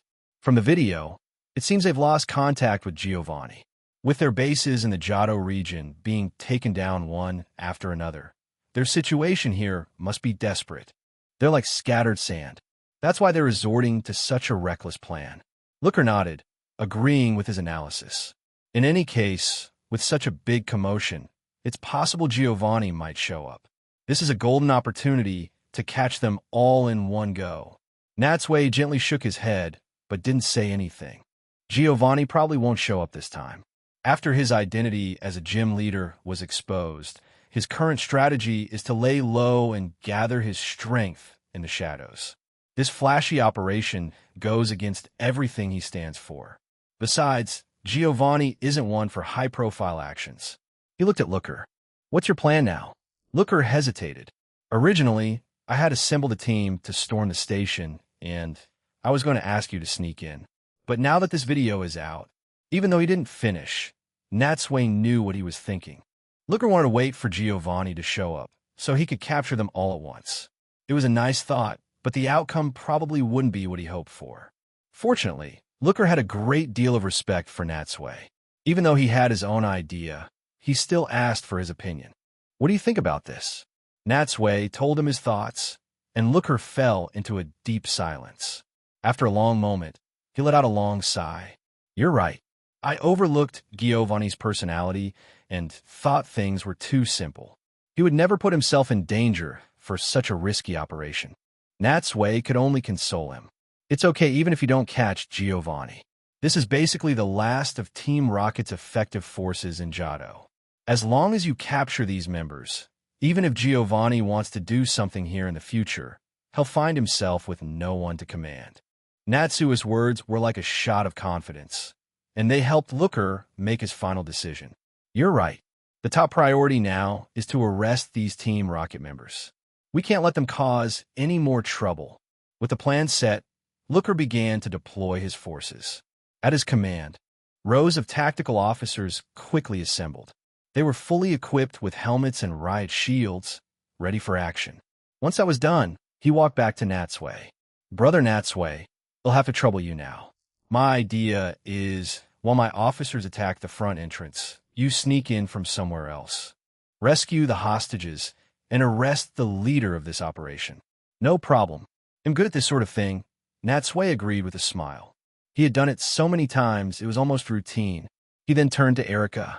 He knew that even if he didn't ask, she would come with him. Sure enough, he could see the determination in her eyes. They exchanged a smile and began to whisper, planning their entry point. Team Rocket would surely be guarding all the entrances and exits, especially places like the back door and the roof. They wouldn't leave any obvious openings. Natsui studied the blueprints for a long time, trying to find a more hidden route, but the sewers and vents were too small for a person to get through. In the end, it was Erica who suggested they break in through a window on one of the upper floors. The advantage was that Team Rocket didn't have enough members to guard every single window on every floor, so they could achieve the element of surprise. The only problem was that the area around the TV station was quite open. They would need some cover to get close without being seen. They told the plan to Looker, who smiled. That's not a problem. I'll immediately organize a fake attack to support you, and we'll use smoke bombs nearby to block their line of sight. Chapter 509, Sneak Attack Boom. Boom! Several smoke bombs exploded near the TV station. Thick white smoke spread out, blocking the view of the Team Rocket members inside and drawing their attention. Knowing this usually meant the police were starting their move, they didn't dare let their guard down. Sure enough, seeing officers begin to attack the main entrance, Team Rocket gathered most of their forces in the first-floor lobby, intending to fight to the last man. A fierce battle broke out. Although the police officers were well-trained, the Team Rocket members fought with the desperation of those with nothing to lose. The assault continued for several minutes, but the officers couldn't break through their defensive line. In the midst of this chaos, no one noticed a Dragonite carrying a man and a woman circle high into the sky, then dive down, smash through a top-floor window, and burst into the TV station. Crash! Glass shattered and scattered everywhere. Natsui jumped off Dragonite's back. Without even looking around, he threw 2 pokeballs. With a flash of blue light, Gardevoir and Jolteon appeared to his left and right. Jengar materialized in front of him, and Dragonite, after letting Erika down, stood behind him. The 4 Pokémon vigilantly watched their surroundings, protecting Natsui and Erika from all sides. No matter who the enemy was, they would have to get through them first. The area was quiet. No enemies appeared. Only then did Natsui have a moment to look around. They were in the tower high above the main TV station building, connected by a spire-like structure. From the layout, it looked like a circular observation deck. It was completely empty, showing only traces of a hasty evacuation. It seemed the staff here had been captured by Team Rocket and were being held elsewhere. But this was good. It meant they had successfully gotten inside without being detected. Looker's voice crackled through his earpiece. "Static? What's your status?" Natsui whispered back. "Everything's going smoothly. Team Rocket hasn't spotted us yet." "Great." Looker sighed in relief. "I've cut the internal power lines, so they won't see you on the cameras. The attack on the front door will continue for a few more minutes. Use this time to move freely." "Understood." After ending the call, Natsui had Jengar scout the nearby area. Once it confirmed there were no grunts, he and Erika began to move to the lower floors. Erika also sent out her Leafeon and Bellossom. Their combined Pokémon were a force to be reckoned with. This was why Looker had been so happy to see him. A champion like Natsui was as effective as an entire elite squad, but much stealthier.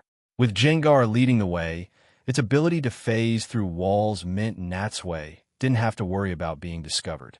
They did run into 1 or 2 patrolling grunts, but before they knew what was happening, Jengar had easily knocked them out. Natsui tore strips from their uniforms to gag them, used the handcuffs he got from Looker to secure them to a railing, and continued downward. Because Team Rocket was short on members and focused on the front entrance, the operation was going surprisingly well. They passed through the tower and into the main building below. They soon found the captured staff members in a conference room. However, even with the battle raging in the lobby, there were still over a dozen Team Rocket members guarding them. Rescuing the hostages without alerting everyone was almost impossible. But it didn't matter now. They were already here. He and Erika quickly discussed a plan. They split up, each going to one of the 2 doors of the conference room. When Erika was in position, Natsui took out his Jengar mask and put it on for the first time in a while. With a single word, "Go!" their Pokémon burst through both doors at once.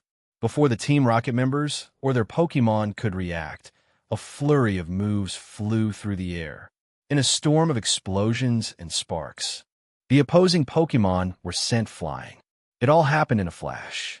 The terrified hostages screamed and ducked for cover. When the smoke cleared, the Team Rocket members and their Pokémon were all on the ground.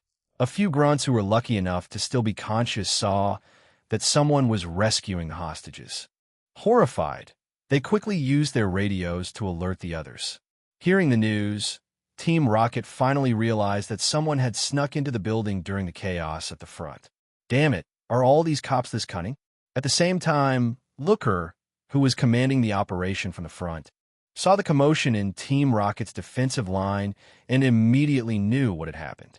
Without even contacting Natsui, he made a split-second decision and ordered an all-out assault. With the police throwing all their forces forward and a surprise attack from the rear, Team Rocket's line, which had seemed so strong, crumbled in an instant. They fought as they fell back into the building. The police pressed forward, quickly taking the first floor and beginning their push to the second. Natsui could hear the sounds of the fierce battle, even from the conference room. After freeing the hostages, he and Erica didn't leave. They stayed to protect them, in case Team Rocket tried something desperate. Finally, when Looker and his team burst in, they lowered their guard. "You work hard. Is everything okay? What could happen?" Natsui smiled slightly. They were just ordinary grunts. It was no trouble at all. Looker nodded. "Rescuing the hostages means we no longer have to hold back. But the remaining Team Rocket members have retreated to the top of the tower. The tricky part is we've spotted several other executives among them." Executives? Hearing that, Natsui's interest was instantly piqued. The last time he had faced a Team Rocket executive was in the warehouse on the Seven Islands, where he, Sabrina, and Lorelei had encountered and captured Petrol. So, which executives will show up today? Chapter 510. A cornered beast fights on leaving a few officers to evacuate the hostages. Natsui, Erica, and Looker, along with the remaining forces, continued toward the top of the tower. After losing the main building, the remaining grunts had all retreated to the spire, fighting like a cornered animal. Natsui still couldn't understand the point of this operation. This high-profile attack was like setting themselves on fire. It would surely cause public panic and backlash, which would do Team Rocket far more harm than good. Was it all just for that broadcast? But what then? He couldn't figure it out. He could only guess that there was a major problem within Team Rocket. Perhaps the executives had lost contact with Giovanni for some reason. Or, to be bold, maybe Giovanni had intentionally abandoned them to achieve some other strategic goal. And these abandoned members, feeling lost, could only resort to this desperate plan to band together and try to find him. Lost in thought, they had already made their way back to the connection point between the building and the tower. A long, spiral staircase led to the top. There were 2 elevators, but Team Rocket had locked them down. The only way up was to climb. Team Rocket's resistance here was incredibly fierce. A constant barrage of attacks rained down the narrow staircase, so dense that it was impossible to advance. The continuous attacks even caused the entire tower to shake slightly, with pieces of the wall starting to crumble. Even with Natsui's Pokemon, no one could withstand such an assault. He had no choice but to use the same trick again. He had Jengar phase through the walls and launch a surprise attack from behind. As Team Rocket fell into chaos, the officers' Pokemon surged forward, and they finally managed to take the staircase. Now, Team Rocket had nowhere left to hide. They retreated further and further, all the way to the very top of the TV tower. Following the officers to the observation deck, Natsui immediately spotted 3 executives in the crowd: Archer, Ariana, and Proton. He couldn't believe it. After not seeing them for so long, all 3 had gathered here. Their faces were grim. Their current situation had clearly stripped them of their usual composure. The 2 sides stood about 10 meters apart. The Team Rocket members glared at them, their expressions tense. The final battle was about to begin.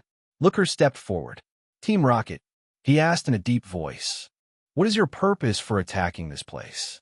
And where is Giovanni?" "Would like to know where he is too," Archer sneered. "As for our purpose, didn't we make it clear? We want the world to see us, to know of our great deeds, and to let you know that Team Rocket has not been cornered yet." The truth was, the constant destruction of their bases and capture of their members had put Team Rocket under immense pressure. "You're insane," Looker said, shaking his head. His face turned serious. "You're surrounded. It's time to put down your weapons and surrender." Ignoring Looker, Archer turned his gaze to Natsui. "I didn't expect to see you here. You're like a persistent ghost. If it weren't for you, Petrol wouldn't have been captured, we wouldn't have suffered such great losses, and our grand plans wouldn't have faced so many setbacks. Natsui's face remained blank. He had no intention of speaking. He had decided to just be the muscle for this operation. His ideals were completely different from Team Rocket's. There was no point in wasting words. Seeing this, Looker knew Natsui didn't want to be in the spotlight and didn't press the matter. He simply gave the order for the final assault. The two sides' Pokemon crashed into each other, and the battle instantly became white-hot. The police officers mostly used Arcanine, while Team Rocket had a much wider variety of Pokemon. Golbat, Weezing, Arbok, and Salazzle attacking from both the air and the ground. Dozens of Pokemon fought fiercely in the small space. Even with 3 executives on their side, the police had Natsui and Erica. In terms of top-tier power, it was an even match. However, the skill of the regular grunts and their Pokemon couldn't compare to the police officers. As more and more Team Rocket Pokemon fell, Archer looked around and saw the situation was turning against them. He exchanged a look with Ariana and Proton. They knew their objective had been achieved. It was time to retreat. Just as Natsui had guessed, there had been a huge upheaval within Team Rocket. Over half a month ago, Giovanni had suddenly disappeared with the organization's elite forces. No one knew where he went. The members who were left behind were like bait, abandoned for the international police and Natsui to pick off one by one. This strategy had worked. In a few months, almost all of Team Rocket's bases and facilities had been wiped out. But this had also made the international police relax, thinking Team Rocket was no longer a threat. If it weren't for today's attack, Looker would have probably been on his way to another region to deal with other organizations. But as the abandoned ones, they wouldn't just give up. Their goal today was to use the TV station to let other scatter members know they were still here, hoping to gather everyone together and fight their way out of this desperate situation. Back in the battle, the 3 executives wanted to retreat, but Natsui wasn't about to let them. From the moment the fight began, his eyes had been locked on them. The instant he saw them move, he ordered his Pokemon to engage them. If he didn't deal with them here today, it would be extremely difficult to find them again. No matter what, he had to take this chance to capture all 3 of them. Chapter 511. I'm not lying to you, Archer, Ariana, and Proton retreated to a window, looking like they were about to break the glass and escape. At Natsui's command, his Dragonite, Jolteon, and Gardevoir closed in on them at high speed, mercilessly knocking out any of the Grunt's Pokemon that got in their way. In just a few moments, many Team Rocket Pokemon were down. On the other side, seeing their plan, Looker shouted, "Team Rocket, don't even think about escaping." Escaping? Ariana sneered. This is a tactical retreat, not an escape. We've achieved our goal here. There's no point in staying any longer. As she spoke, she pulled out a controller and pressed a button. With a loud bang, all the glass windows around the entire observation deck shattered at the same time. The flying shards of glass made the police officers' Pokemon flinch. By the time they looked up again, the Team Rocket members had already jumped from the tower, opened the gliders on their backs, and were soaring away. They had an escape route planned all along. Damn it, after them. Looker's expression changed. Even though he had police stationed around the TV station, the way they were flying, they were clearly heading for a farther location. Trying to chase them through a massive international city like this would be like finding a needle in a haystack. Natsui's eyes had been locked on the 3 executives the entire time. Seeing them about to leap from the tower, his gaze hardened. Gardevoir, connected to him telepathically, instantly sensed his thought. It reached out a hand, and with a burst of psychic power, it grabbed Proton, who had just jumped out the window, and violently yanked him back inside. Nanny? Proton's face paled. He tried to break free, but human strength was no match for psychic power. In just a few seconds, he was pulled back into the tower. Several nearby officers immediately piled on top of him, holding him down firmly. Before that was even over, Natsui let out a whistle and leaped out of the broken window himself. Before he could even begin to fall, a yellow figure flashed by his side. Dragonite had opened its wings and caught him on its broad back. A moment later, Gardevoir teleported onto Dragonite's back as well. Natsui then took out a Pokeball and, while they were still close, recalled his Jolteon from the fight below. The entire sequence was seamless and completed in just a few seconds. By now, Archer and Ariana were already some distance away. They looked back and saw that Proton had been captured, and their expression soured. Seeing Dragonite carrying Natsui flying toward them made their hearts sink even further. They exchanged a look, nodded, and broke away from the main group of grunts, flying in a different direction. The grunts floated through the air like paper airplanes, but Natsui ignored them, keeping his eyes locked on Archer and Ariana. Seeing them separate from the others, he patted Dragonite's neck, signaling it to change course. Below them were the streets of Goldenrod City. Some people on the ground noticed something flying overhead and looked up. Seeing the sky full of gliders, they were puzzled, thinking it was some kind of extreme sports event. In the sky, the gliders carried Archer and Ariana out of the city and to a freight train station in the suburbs. They lowered their altitude and finally landed there. They had just taken off their gear and gotten their footing when Dragonite descended from the sky. Natsui jumped off and stood before them. Archer squinted at him. "You're really persistent." Ariana crossed her arms and sneered.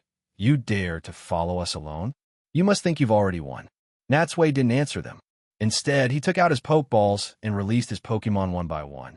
Gardevoir, Dragonite, Jolteon, Tyranitar, Scizor, Gengar, and Crystal Steelix, a total of 7 Pokemon, stood by his side, each one looking powerful. Glancing at the Pokemon, Archer and Ariana seemed to give up on running. They took out their own Pokeballs and released their teams. Natsui looked them over. Archer had a Houndoom, a Golbat, a Persian, a Hypno, a Tyranitar, and a Wobbuffet. Ariana had a Sneasel, a Mook, an Arbok, a Lickitung, a Kabutops, and a Vileplume. In an instant, more than a dozen Pokemon filled the empty space. They stared intently at their enemies. Although they were silent, their fighting spirit was high. Ariana looked around and sneered. "Looks like we have the advantage in numbers." Natsui replied coldly, "Numbers don't decide everything. Strength is what matters most. Besides, the International Police will be here as backup any minute. Where are your reinforcements?" Ariana's smile froze. Just as he said, the police were on their way, but no one was coming to help them. "Don't be careless," Archer said, glancing at her. "Don't forget, he still has the legendary birds." "You don't have to worry about that," Natsui said with a slight smile, shaking his head. "I've already left the legendary birds somewhere else." Huh. Archer and Ariana were very surprised that he would openly admit his strongest Pokemon weren't with him. Why would he do that? What is he thinking? But they were cautious and wondered if he was telling the truth. What if he was lying? If they believed him and let their guard down? He could suddenly release the legendary birds during the battle and catch them completely by surprise. Seeing their suspicious looks, Natsui didn't say anything more. Why does no one believe me when I tell the truth these days? But his fingers brushed against the 2 Ultra Balls on his belt. While the birds weren't here, he did have 2 of the beasts with him, and they could serve as his trump cards. "Don't worry, I'm really not lying to you. The legendary birds aren't with me." Seeing his serious expression, Archer and Ariana were confused. They had no idea what he was planning. They exchanged a look. Knowing time was short, they decided not to delay any longer. It was best to defeat him quickly and get out of here. And if they could really finish him here, it would be a huge victory for Team Rocket. Chapter 512. How does he have 2 legendary beasts? No one knew who attacked first, but in an instant, the Pokemon of Natsui, Archer, and Ariana all moved at once, charging at each other. During the standoff, they had already chosen their opponents. Gengar, for instance, single-handedly took on both Hypno and Wobbuffet, 2 psychic types. The ground and Steel-type Crystal Steelix used its massive body to block Mook and Arbok. Natsui's Tyranitar went to challenge Archer's Tyranitar, and Jolteon targeted the speedy Persian. Scizor rushed toward Lickitung and Vileplume. Dragonite fought both Houndoom and Sneasel. And Gardevoir used its psychic powers to stop Golbat and Kabutops. These matchups weren't specifically ordered by Natsui. He had taught his Pokemon during their daily training how to use type advantages to create openings in chaotic battles. So when a situation like this arose, they naturally made these choices. Of course, this was just the initial setup. As the battle became a messy free-for-all, they would sometimes lose track of their opponents. At that point, they would have to work together until things settled down, then find their original targets again. They had practiced this often, so even though they were outnumbered, everything proceeded in an orderly fashion. On the other side, seeing that Natsui's Pokemon were not only individually strong but also so well-trained, Archer and Ariana felt this was going to be a tough fight. He really was the organization's #1 enemy. However, the stalemate first broke at Tyranitar's position. Compared to Archer's Tyranitar, Natsuis was far behind in both evolution time and experience. The two titans battled, shaking the ground, and no one dared to get close. Soon, Natsui's Tyranitar was at a disadvantage and was defeated. It fell backward and struggled, but it was too exhausted to get up. Its defeat immediately tipped the scales in Team Rocket's favor. With one less Pokemon to worry about, Archer's Tyranitar charged into the other fights, quickly causing chaos. Even though Natsui's other Pokemon were still trying their best, Team Rocket's Pokemon were also strong and wouldn't be easily defeated. Even if they couldn't win, they would stall and avoid direct confrontations. Seeing their teammate win gave them a huge boost of confidence. Seeing this, Archer and Ariana's faces lit up. Ariana sneered. "It looks like we'll be winning today's battle." "I wouldn't be so sure," Natsui said, shaking his head. "And I'd advise you not to speak too soon. You might end up eating your words." As he spoke, he recalled his fainted Tyranitar and then took the 2 Great Balls from his belt. Archer had been watching him closely. Seeing that Natsui showed no signs of panic and was calmly taking out 2 more Ultra Balls, his eyes narrowed. "Didn't you say you left the legendary birds somewhere else?" "I did," Natsui said, tossing the 2 Ultra Balls in his hands with a smile. "I wasn't lying. They really are somewhere else. But just because they're not here doesn't mean I don't have other trump cards." As he finished speaking, he threw the 2 Ultra Balls. With a flash of blue light, 2 four-legged Pokemon appeared before Archer and Ariana. Seeing their familiar forms and feeling their powerful presence, the 2 executives' faces went pale. They recognized them instantly: Suicune and Raikou. Damn it, how does he have these 2 legendary beasts? Archer and Ariana were completely shocked. This was something they had never expected. This man's growth was just too fast, too astonishing. If it were only Raikou, it would make some sense. From Dr. Zager's report, they knew Natsui had helped Raikou fight Team Rocket before. But when did he catch it? The report clearly stated that Raikou had escaped. And what was the deal with Suicune? Why was there no information about it all? After the initial shock, Archer took a deep look at Natsui and let out a long breath. "I see. No wonder he dared to follow us alone." This was his real confidence. One small thing gave him a little comfort. The 2 beast conditions seemed a bit different. Suicune was fine, just standing there calmly watching him. But Raikou seemed much more agitated. Perhaps because it had only been caught recently, its attention wasn't on them. Instead, it was secretly looking around, as if observing the situation. Unfortunately for it, it didn't end up running away. After Natsui spoke a few soft words, it gradually calmed down and focused its attention back on them. When Raikou stared at him with its cold, tiger-like eyes, Archer felt a terrifying chill run down his spine. Seeing Suicune and Raikou just standing there, looking like they were slacking off, Natsui couldn't help but scold them with a laugh. "You two, stop trying to look cool and finish off the opponents while no one else is around.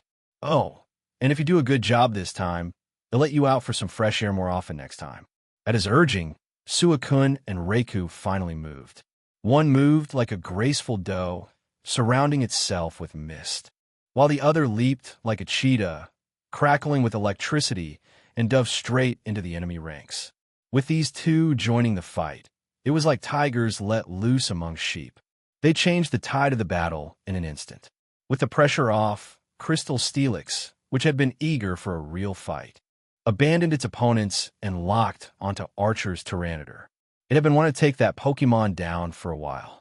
Now was its chance to show who was really the most ferocious. Jengar, on the other hand, was much more laid back.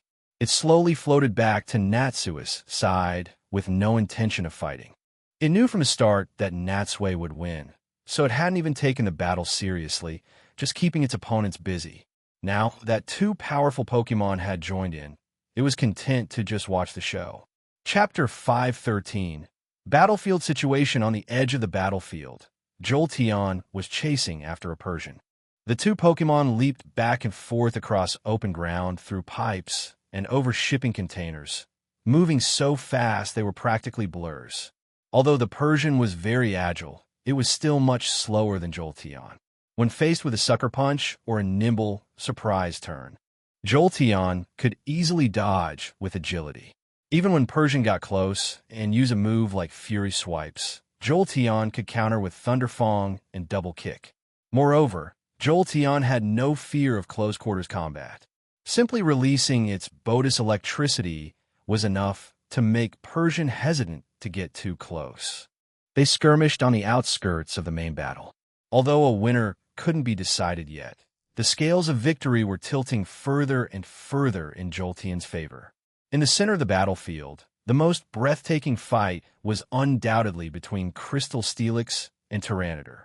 After defeating Natsui's Tyranitar, Archer's Tyranitar was immediately engaged by Crystal Steelix. Although Tyranitar stood 2 meters tall like a humanoid suit of armor, it was facing a Crystal Steelix that was nearly 10 meters long, with an enormous head and a body as hard as steel. While its fighting spirit was equal, it was clearly at a disadvantage in terms of size. Great size often brings great power. With just a slight movement from Crystal Steelix, Tyranitar had to use all its strength to resist. The clash between these two power-focused Pokemon sent tremors through the ground. No other Pokemon dared to approach within a dozen meters, fearing they would be caught in the crossfire. But as expected of a pseudo-legendary Pokemon, when Tyranitar went berserk, it managed to fight Crystal Steelix to a standstill for the time being, despite the size difference. Elsewhere, a Golbat flew through the air while a Kabutops, an ancient fossil Pokemon, swung its scythe-like arms on the ground. Fighting them was Natsui's Gardevoir. Under its psychic power, both opponents were at a complete disadvantage. Restrained by telekinesis, Golbat couldn't fly freely and was trapped, struggling in midair. The moment Kabutops approached, Gardevoir would use teleport to appear in a different spot and strike it with a powerful psychic blast, knocking it to the ground. Repeating this pattern, Gardevoir easily controlled both Pokemon. If it weren't for the need to split its focus to deal with both of them at once, the fight would have been over long ago. In the southern part of the battlefield, Scizor was fighting a Lickitung and a Vileplume alone. Due to type matchups, Vileplume was completely dominated by Scizor. Its attacks were useless, and it was tormented by Scizor's bug-type moves, unable to fight back at all. As for Lickitung, a normal-type Pokemon, its normal-type attacks were not very effective against Scizor's steel-typing. In this 2-on-1 fight, Scizor only seemed to grow stronger. The battle reached a peak when Scizor's large pincer clamped down on Lickitung's massive tongue, causing it immense pain. Turning to the northern area, Dragonite was fighting a Houndoom and a Sneasel. Houndoom and Sneasel were both Dark-type Pokemon, one being Dark Fire and the other Dark Ice. Houndoom was manageable. Its Fire-type moves didn't do much to Dragonite. However, Sneasel's Ice-type moves had a 4 times super effective advantage against Dragonite. Fortunately, despite the type disadvantage, Dragonite was extremely agile, flying about on its small wings, making it impossible for Sneasel to land a hit. And because Dragonite had a versatile move set, its mastery of various attacks often led to unexpected results. Of course, this was just the situation before Suicune and Raikou entered the fray. When those two legendary Pokemon joined the battle, the situation changed completely. The first to fall were Mook and Arbok. Their original opponent had been Crystal Steelix, which they were helpless against. Now, with Raikou joining the battle, their opponent was switched to the legendary Pokemon, and their situation became even worse. Raikou didn't even glance at them. It leaped past them and unleashed a single discharge, electrocuting both Pokemon until they were charred. Before they could even fall, a thick hydro pump shot across the battlefield. Houndoom couldn't dodge in time and was slammed to the ground. Luckily, Houndoom was strong enough that the powerful blast didn't knock it out in one hit. In an instant, they had lost 3 Pokemon, making Archer and Ariana's eyes twitch. Before Reiku and Suicune appeared, they had some confidence in this battle. But after seeing the 2 legendary Pokemon, that hope vanished completely. The 2 executives looked at each other and saw the intention to retreat in each other's eyes. There was no point in fighting anymore. It was time to leave. At their signal, their Pokemon began to gather around them and move towards the edge of the clearing. Natsui noticed their plan immediately. He had the entire field under his control. If he let them escape now, all his effort would have been for nothing. Pokemon surround them. At his command, his Pokemon spread out, blocking Archer and Ariana's escape routes. Realizing that this man intended to keep them here, the 2 Rocket members quickened their pace. But the tables had turned. Outnumbered and outmatched, escaping was easier said than done. Natsui's Pokemon formed a great net, closing in on Archer and Ariana. He kept only Gengar by his side for protection. As the circle tightened, the area the 2 Rocket members could move in shrank to a small patch. From the streets outside, the faint sound of sirens could be heard, making them realize their time was running out. But escape was now almost impossible. Staring at Natsui's face, and seeing that he had almost no Pokemon directly beside him, Ariana made a desperate move. She shouted at Tyranitar, "Use Hyper Beam!" Although Tyranitar was not her Pokemon, it still obeyed her command. It opened its massive mouth, and a terrifying energy gathered within it. Then, it fired a straight beam directly at Natsui. If they could take down Natsui, his Pokemon would surely fall into disarray, and their crisis would be over. Chapter 514. The executives are captured. Ariana's idea was a good one, in theory. To surround them, Natsui's Pokemon were all spread out and at a distance from him. None of them could reach him in time to help, and the power of a Tyranitar's Hyper Beam was undeniably immense. If it hit Natsui, it would absolutely vaporize him, leaving not even a speck of dust behind. But what she didn't know was why, out of so many Pokemon involved in the takedown, only a single Gengar had remained by Natsui's side. The Hyper Beam shot towards Natsui, its terrifying energy seeming to warp the very air around it. Faced with such an attack, Natsui didn't flinch, seemingly unconcerned for his own safety. Seeing Natsui neither dodge nor move, a vicious smile spread across Ariana's face. "One ignorant fool. You'll soon regret your arrogance." "No, you probably won't even have time to regret it." The Hyper Beam grew closer, reaching him in an instant. He could almost feel the heat wave from the beam. In truth, if he could have, Natsui would have liked to dodge the attack himself. But the power and range of a Hyper Beam were enormous, and its speed was incredible. How could a mere human body possibly dodge it in time? In that split second, Gengar flashed and suddenly appeared in front of Natsui. At the same time, with a wicked cackle, Gengar formed a shadow ball and threw it at the Hyper Beam without hesitation. Boom! The moment the shadow ball and Hyper Beam collided, they exploded. A massive burst of energy radiated outward from the center of the explosion. A brilliant flash of light engulfed the Pokemon in an instant. The shockwave blew Ariana's hair back, and she instinctively shielded her face with her arm. When the light faded, she quickly looked towards Natsui and saw him still standing there, completely unharmed. The aftershock of the explosion had been completely blocked by Gengar. He hadn't suffered a single scratch. Damn it!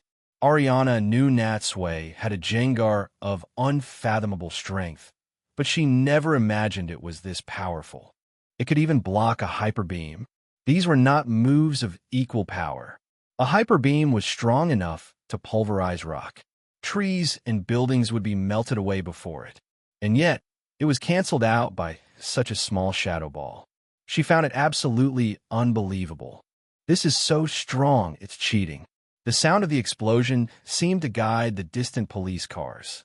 The sirens grew louder and closer, and with a screech of tires, several police cars drove into the clearing and stopped at the edge of the battlefield. Looker and Erica were the first to get out.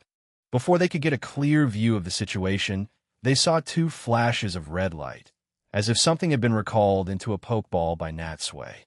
Without a second thought, Looker hurried to Natsui's side. Seeing him safe and sound, he breathed a sigh of relief. He then turned his gaze to the battlefield and saw that Natsui's Pokemon had Archer and Ariana surrounded, which made him smile even wider. Just as I'd expect from you. You actually caught them. Natsui shook his head. Caught is a bit premature, but I do have them trapped. Erica also walked over to Natsui, but she didn't care about Team Rocket. The first thing she did was look Natsui over from head to toe. Are you all right? Natsui smiled. What could happen to me? If anyone's in trouble, it's these two. That's good. Seeing that explosion just now, I was really worried about you. The more time he spent with her, the more Natsui felt that Erica would make a wonderful wife and mother someday. By now, a large number of police officers had surrounded the area. With a wave of Natsui's hand, his Pokemon slowly pulled back, and the officers' Pokemon immediately took their places. The rest could be left to Looker and his team. He was no longer needed. Natsui took a few steps back and stood with Erica to watch how things unfolded. Looker looked at Archer and Ariana and said in a low voice, Team Rocket, you should surrender. At this point, you can't escape. But even in such a dire situation, the two Rocket members did not choose to give up. They commanded their Pokemon to attack again. However, facing a superior number of elite officers, even a powerful Pokemon like Tyranitar was slowly defeated. Golbat and Kabutops fell. Lickitung and Vileplume also ran out of stamina. Finally, when Sneasel and Persian were subdued by the officers' Pokemon, the two Rocket executives had no means of resistance left. The officers swarmed in and put handcuffs on their wrists. Seeing the dust settle, Natsui felt as if a huge weight had been lifted from his chest. It's finally over. Without their Pokemon, even executives were just ordinary people. Although he still didn't know what had gone wrong between Giovanni and his top four executives, with Archer, Ariana, and Proton now captured, Team Rocket's power was undoubtedly cut in half. The days of being ambushed by Team Rocket were likely gone for good, and the reclusive Giovanni would no longer be a problem for him. It seemed that, aside from Giovanni still being at large, everything was heading toward a happy conclusion. After the two executives were loaded into the police cars, Looker gave a few more orders. Once everything was done, he came back to Natsui. Natsui, my friend, thank you so much for your help today. Natsui waved his hand lazily. With their relationship, being overly polite would just seem distant. Looker glanced at Erica, cleared his throat, and then put an arm around Natsui's shoulder, pulling him aside. Ahem, Natsui, my friend. Your Pokemon are incredibly strong, and it seems nothing is too difficult for them, which is very admirable. But I have to give you a piece of advice. While Miss Erica is a wonderful person, Miss Sabrina is also a very fine woman. Don't try to play both sides, or you might end up with nothing. For Looker, Natsui was not only a trustworthy friend, but also a kindred spirit, especially popular with the ladies. He didn't want to see his friend get into trouble with his relationships. Hearing Looker's words, Natsui felt a bit awkward. He never thought Looker would be worrying about his love life. Don't worry, I know what I'm doing. But even though he said that, Natsui himself hadn't figured out how to handle his relationship with Erica. He couldn't possibly bring himself to abandon her. To say he had no feelings for her would be lying to himself. But if he followed his heart and accepted Erika's feelings, where would that leave Sabrina? Sigh, what a headache. Chapter 515. Whitney and Miltank, because of the incident with Team Rocket, Natsui and Erica were in no mood to challenge the gym. Besides, it was already noon, and his Pokemon had used up some of their energy in the recent battle. So, Natsui decided to take a day off and challenge Whitney the next morning. For the rest of the day, Natsui fulfilled his earlier promise and accompanied Erica on another tour of Goldenrod City. They visited almost all the major attractions recommended in her travel guide. They went shopping, ate dessert, and had a fun afternoon. In the evening, they found a hotel near the gym and stayed the night. The next morning, after breakfast, They once again stepped through the doors of the Goldenrod gym. Unlike their first visit, Whitney was in the gym this time. Led by a staff member, Natsui arrived at the gym's battlefield and saw the cheerful girl with red pigtails. Just like the Pokemon type Whitney specialized in, the battlefield was very standard. It was surrounded by tiered spectator seats, and the ground was hard-packed earth with various lines drawn in white. Everything about it perfectly fit the normal type. Welcome to the Goldenrod Gym. I'm the gym leader, Whitney. Seeing the two of them, Whitney was the first to speak. Natsui immediately took a closer look at her. Whitney was about 16 or 17, in the prime of her youth. She was very beautiful and cute, wearing a white short-sleeve shirt, denim shorts, and green and black striped socks. Just looking at her, you could feel her youthful energy. Natsui got straight to the point. "Hello, Miss Whitney. I'm here to challenge the gym." "I know who you are," Whitney said with a smile. "I saw your matches in the Indigo Conference, and I've heard other gym leaders talk about you. They all say you're a very strong trainer. It's nice to finally meet you." Then, her tone changed slightly. "Oh, and thank you for defeating Team Rocket yesterday and saving all those hostages." Natsui was surprised. "Huh? You know about the incident at the TV station?" Of course, Whitney smiled. In a gym city, nothing can be hidden from the gym leader. "Actually, I should have gone to help yesterday, but I happened to be out. By the time I heard the news, you had already resolved everything perfectly." It seemed that unlike Chuck and Bugsy, this was another gym leader who knew a bit about him.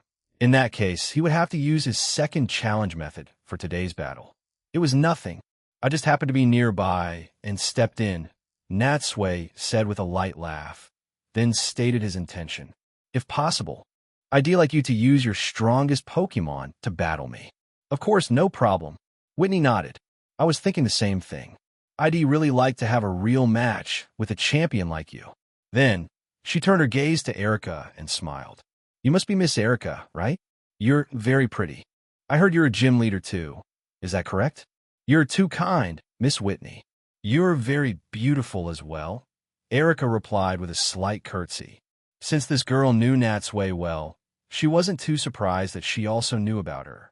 "I am indeed a gym leader, and am currently traveling with Natsui."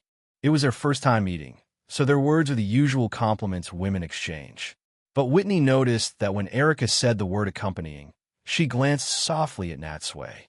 She wasn't some naive little girl. She could tell their relationship was not ordinary. "Are they a couple?" Just then, seeing that their conversation was over, a stylishly dressed female staff member walked to the center of the field to act as the referee. "I will now explain the rules. Each side will use 3 Pokemon. The battle is over when all of one side's Pokemon are defeated." Natsui nodded to show he understood. At that moment, Erica quietly wished him luck and then walked over to a seat on the sidelines to watch.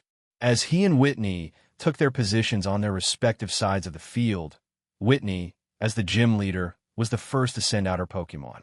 She threw her Pokeball, and with a flash of blue light, a pink, cow-like Pokemon appeared before Natsui. "This is my most trusted partner, Miltank." Miltank looked basically the same as a cow, only pinker and cuter. This species is exclusively female, and its male counterpart is Tauros. As a Pokemon that can produce 20 liters of nutritious milk a day, Miltank's milk, much like on Earth, has become a staple in countless households with huge daily demand. But speaking of milk, Natsui discreetly glanced at Whitney's chest. He wondered if it was because she grew up drinking Miltank's milk, but the girl was surprisingly well endowed. Although Miltank were common on ranches everywhere, Natsui had never seen a trainer use one in battle. Since he was unfamiliar with it, he took out his Pokédex and aimed it at the Miltank. "Pokédex, beep." Miltank, the milk cow Pokemon. A normal type, it has a gentle personality and dislikes fighting. It is said that children who grow up drinking Miltank's milk become healthy and strong adults. Because Miltank are strong and sturdy, they're occasionally used in battle by trainers. See, even the Pokédex mostly described Miltank's role as a milk cow, barely touching on its fighting ability. Disappointed, Natsui put away the Pokédex and considered what to use against this Miltank.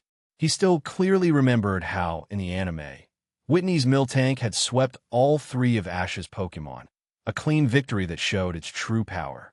And for her to use such an ace Pokemon in the first round, he wondered what other Pokemon she had waiting for him. He definitely couldn't underestimate her.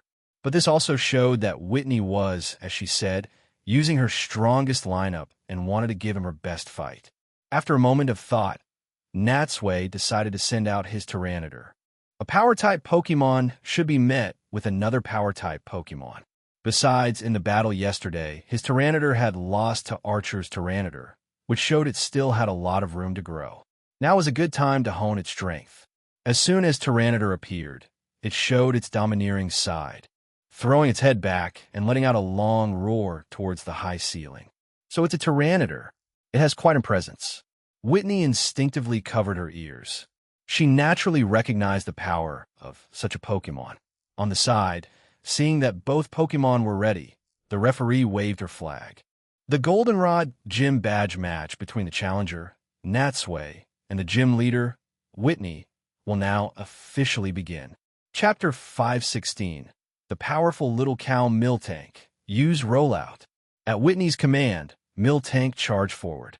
As its speed increased, it eventually leaped high into the air, tucked its body into a ball, and began to spin rapidly like a tire. After landing, Miltank continued rolling like a fleshy tank, heading straight for Tyranitar. It moved so fast that the friction kicked up layers of dust from the hard-packed earth. Tyranitar used Stone Edge. Natsui had seen this move before, so he chose not to meet it head-on. Instead, he decided to test Miltank's strength with a long-range attack first. Several sharp rocks erupted from the ground and shot toward Miltank. But the fast-rolling Miltank didn't even try to dodge, smashing into the pointed stones with unstoppable momentum. Crash! Crash! Crash! The immense force shattered the rocks to pieces. Miltank's speed didn't decrease as it smashed through the remaining stones and continued its charge toward Tyranitar. It truly was a Pokemon known for being strong and sturdy. Its physical power was incredible. Thud! Finally, Miltank slammed into Tyranitar. The impact created a massive sound. However, although Tyranitar took the hit head-on, its armor was so thick that the attack didn't have much effect. Winnie didn't seem to mind. Miltank, do it again. If one hit didn't work, she'd just try a few more. She believed that sooner or later, Tyranitar would reach its limit. Seeing Miltank use the same trick again, Natsui changed his strategy. Catch it! At his command, Tyranitar opened its arms. Timing it perfectly, the moment Miltank got close, it wrapped its arms around it, holding it tight. Scree! Miltank's rolling body scraped against Tyranitar's armor. As the two forces collided, Miltank's inertia pushed Tyranitar back several steps, but Miltank itself, having lost its rotational speed, was stopped in Tyranitar's grasp. Good chance. Natsui's eyes lit up as he yelled. Use Payback. As a Dark-type physical move, Payback is a charged attack. At such a close range, it was impossible to dodge. Tyranitar raised its right hand, gathering energy into it, and then slammed it heavily into Miltank's body. Instantly, Miltank was sent flying like a volleyball, knocked back to Whitney's side of the field. Rumble! Miltank rolled all the way to Whitney's feet before stopping. Thanks to its thick hide, despite some scrapes, it was mostly unharmed. Not bad at all. You actually broke through my move. Whitney looked at Tyranitar with approval. Miltank's rollout had given countless challengers trouble, and many had been defeated by it. She never thought it would be countered so easily by a Tyranitar. Natsui smiled lightly. In the face of absolute power, technique can only do so much. When Miltank got back up, it was Whitney's turn to change her strategy. Use Zen Headbutt. Miltank charged forward again, but this time it didn't roll. After crossing the halfway point, it launched itself like a projectile, aiming to ram its massive head into Tyranitar. It dares to charge into just like that? Natsui shook his head. Did she really think the power of this miniature Godzilla was just for show? If a Tauros used this move, its horns might be intimidating. But this was just a little cow. What horns did it have? Use Dark Pulse. At Natsui's command, Tyranitar opened its mouth and a shockwave of dark energy erupted, blasting towards Miltank. The airborne Miltank couldn't dodge and flew headfirst into the dark pulse. But with its sturdy body, it pushed through the damage, broke out of the attack's range, and slammed its head into Tyranitar's abdomen. But it wasn't over. Whitney yelled, "Jump!" and use body slam. Miltank adjusted its balance, leaped high into the air, spread its limbs, and came crashing down on Tyranitar. This was a normal-type physical move whose damage varied with the user's size and power. Given Miltank's weight, even Tyranitar would have trouble taking the hit easily. Tyranitar, use Iron Defense. A blue light flashed around Tyranitar's body. The Iron Defense would greatly increase its defensive power. The moment Iron Defense was up, Miltank came down with the force of 1,000 pounds. What does it feel like to be crushed by a cow? Natsui had never tried it and didn't want to, but seeing Tyranitar's pained expression, it was clearly a heavy blow. Thankfully, with the protection of Iron Defense, it gritted its teeth and endured. Now, Miltank had used up its 3 main attacks. It was Natsui's turn to counter. As a primarily normal-type physical attacker, Miltank's main offensive moves were close range. If it couldn't take down an opponent in the early stages, the situation would reverse, and the momentum would shift against it. Use Hyper Beam. The 2 Pokemon were now at point-blank range, so Natsui wasn't worried about Miltank dodging. Tyranitar opened its massive mouth and fired a powerful blast of energy. The Hyper Beam struck Miltank square in the chest, pushing it across the field until it slammed into the wall below the spectator seats. When the energy of the beam dissipated, it slid down the wall and collapsed softly on the ground. The referee raised her flag. Miltank is unable to battle. Tyranitar wins the first round. Whitney sighed and recalled Miltank. However, her expression didn't show much disappointment. It's just like they said, "You really are incredibly strong." Natsui replied politely, "Your Miltank is very strong too. If it weren't Tyranitar, any of my other Pokemon probably would have been defeated by those first few attacks." Natsui wasn't wrong. Against any other Pokemon, unless it could evade Miltank's attacks or had super high defense, it would be difficult to withstand the combination of Rollout, Zen Headbutt, and Body Slam. Whitney was clearly pleased by the compliment from someone stronger than her. "Miltank is indeed my most trusted partner," she said with a smile, then took out another Pokeball. "Then my second Pokemon is this one. Come on out, Ambipom." Chapter 517. Whitney's strategic mistake as the blue light faded, a purple, monkey-like Pokemon with a forked tuft of hair on its head and 2 long, strange tails appeared before Natsui. Natsui took out his Pokédex and aimed it at the creature. Pokédex, beep. Ambipom, the long-tail Pokemon. A normal type, Ambipom live in large groups in giant trees. Because their tails can handle various tasks so skillfully, they have become almost completely unused to using their hands. They link their tails together to form a ring, which is a sign of their bond and a way to convey emotions. It is said that humans are sometimes invited to join the ring. If its 2 tails embrace you, it is a sign of true affection. This was a Pokemon often seen in the forests of Johto and other regions. They usually move in groups and will attack any person or Pokemon that intrudes on their territory. As the evolved form of Apom, while not very common in cities, Natsui had some impression of this Pokemon.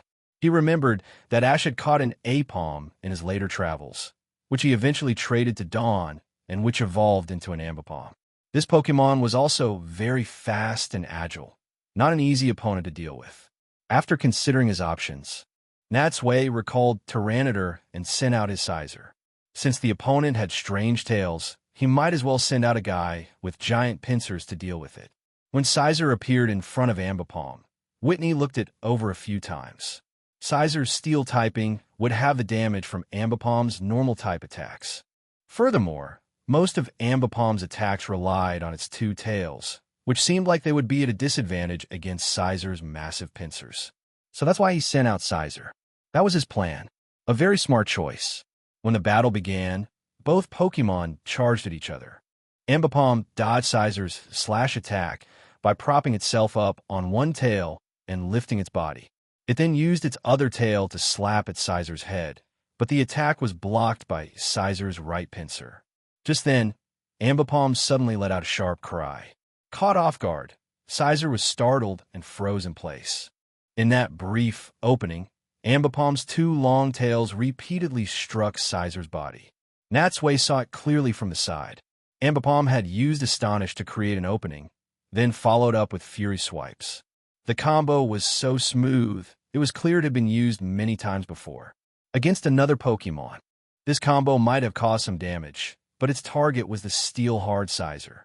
Although Ambipom's tails were strong, when they hit Sizer's hard, red chest, they only made dull, thudding sounds like hitting a high-speed train. Fortunately, the Astonish hadn't caused it to flinch. Sizer, use Night Slash. At Natsui's command, Sizer swung both of its pincers. But at that moment, Ambipom suddenly used its tails to wrap around both pincers, binding them together like handcuffs and making it impossible for Sizer to use the move. This was somewhat unexpected for Natsui. He knew its tails were flexible, but he never thought they could be used like that. Whitney smiled. Without your hands, how are you going to fight now? Natsui wasn't concerned. He commanded, use Iron Head. What? The smile froze on Whitney's face. In the field, Sizer's head snapped back.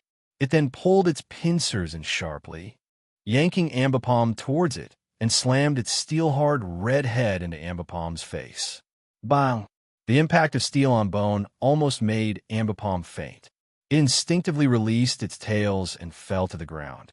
It swayed unsteadily like it was drunk, unable to stand properly. Good chance.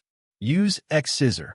Seeing that Sizer had already assumed an attack stance while Ambipom was still dazed, Whitney shouted anxiously, Ambipom, snap out of it. But even though Whitney's voice reached Ambipom's ears, it was too dizzy.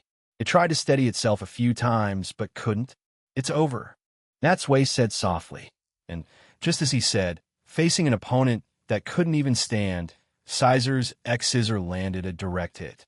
Not giving it a chance to struggle, Sizer followed up with another slash, knocking Ambipom to the ground. The referee raised her flag. Ambipom is unable to battle. Sizer wins the second round. Sigh. Whitney let out a regretful sigh.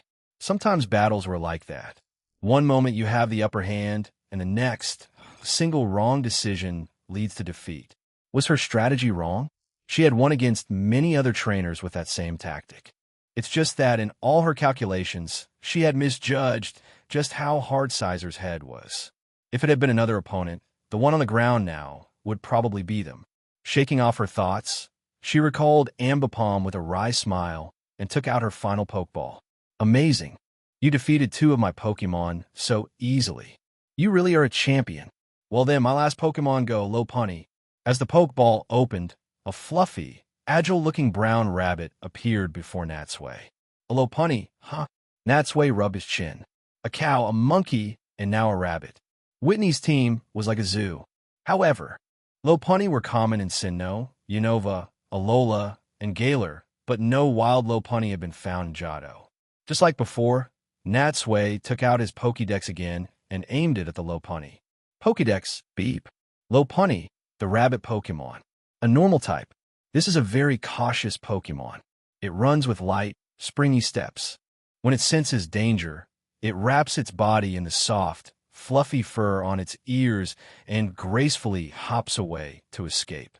It dislikes fighting, but when faced with danger, it will unleash kicks of incredible destructive power.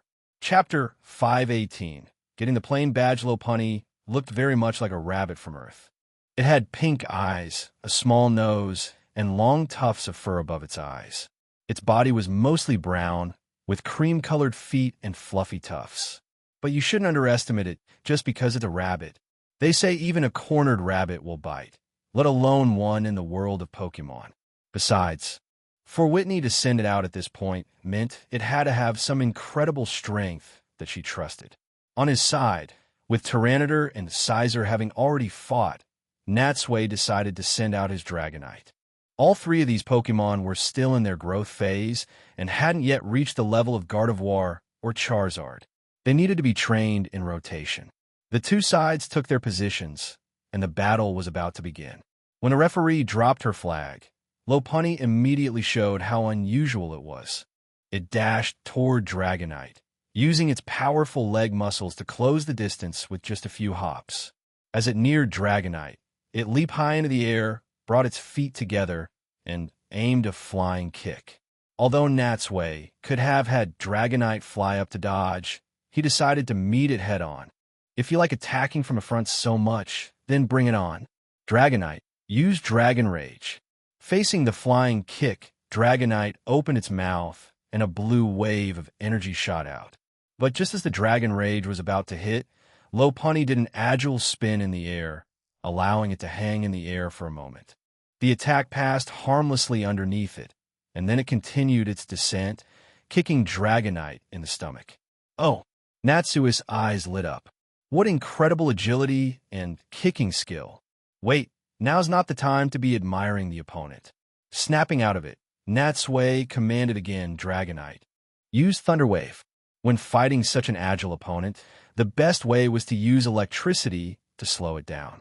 Sparks flashed from the two antennae on Dragonite's head and shot toward Lopunny.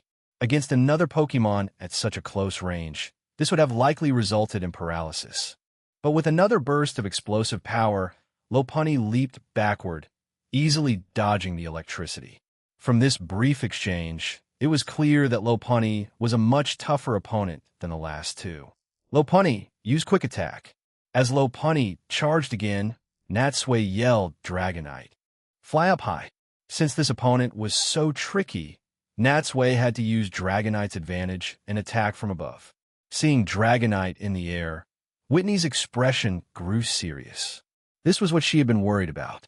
On the ground, her Lopunny could toy with its opponents with its amazing jumping ability. But once they were in the air, things got difficult. Use Wing Attack. Dragonite glided in the air for a few circles to build up speed, then spread its small wings and dove toward Lopunny. Lopunny, of course, didn't just stand there. It started running at high speed, try to outrun the attack. But with no cover on the open field, there was no escaping an attack from the sky. In an instant, Dragonite was right on top of it. But just as it was about to hit, Lopunny leaped high into the air again. However, the same trick wouldn't work on Natsui twice. The moment Lopunny jumped, Dragonite shot upward, appearing right beside it as its fists began to crackle with electricity. Thunder Punch activated. A fist crackling with electricity slammed into Lopunny's cheek. It all happened so fast that Lopunny couldn't twist out of the way this time. Bam! The Thunder Punch smashed into its face, knocking it straight to the ground. It rolled a few times, but its thick fluff cushioned the fall. However, just as it was about to get up, it felt its whole body go numb. It couldn't move. The paralysis had been triggered. Lopunny, get up! Whitney yelled anxiously. Lopunny tried its best, but it was no use. Seeing Dragonite fly toward it again, it tried to run, hoping to stall until the paralysis wore off. But its movements were sluggish. There was no way it could escape Dragonite's flight speed. Dragonite approached from behind like an eagle stalking its prey. Use Dragon Rush. At Natsui's command, Dragonite tucked in its wings and shot down like an arrow, slamming into Lopunny. Lopunny, dodge it. Hearing the sound of rushing air behind it, Lopunny looked back and saw Dragonite getting closer and closer, its big yellow head with its small horn growing larger and larger in its vision. Crash! The impact sent Lopunny flying out of the battlefield. When it landed, its eyes rolled back, and it fainted. The referee glanced down, then immediately raised her flag. Lopunny is unable to battle. The winner of this gym challenge is the trainer, Natsui. I lost again. Whitney sighed and recalled her Lopunny into its pokeball, her pretty face filled with unhappiness. These were her 3 strongest Pokemon, and she hadn't won a single round. She felt unwilling to accept it, but also helpless. She had been beaten, and there was nothing she could do.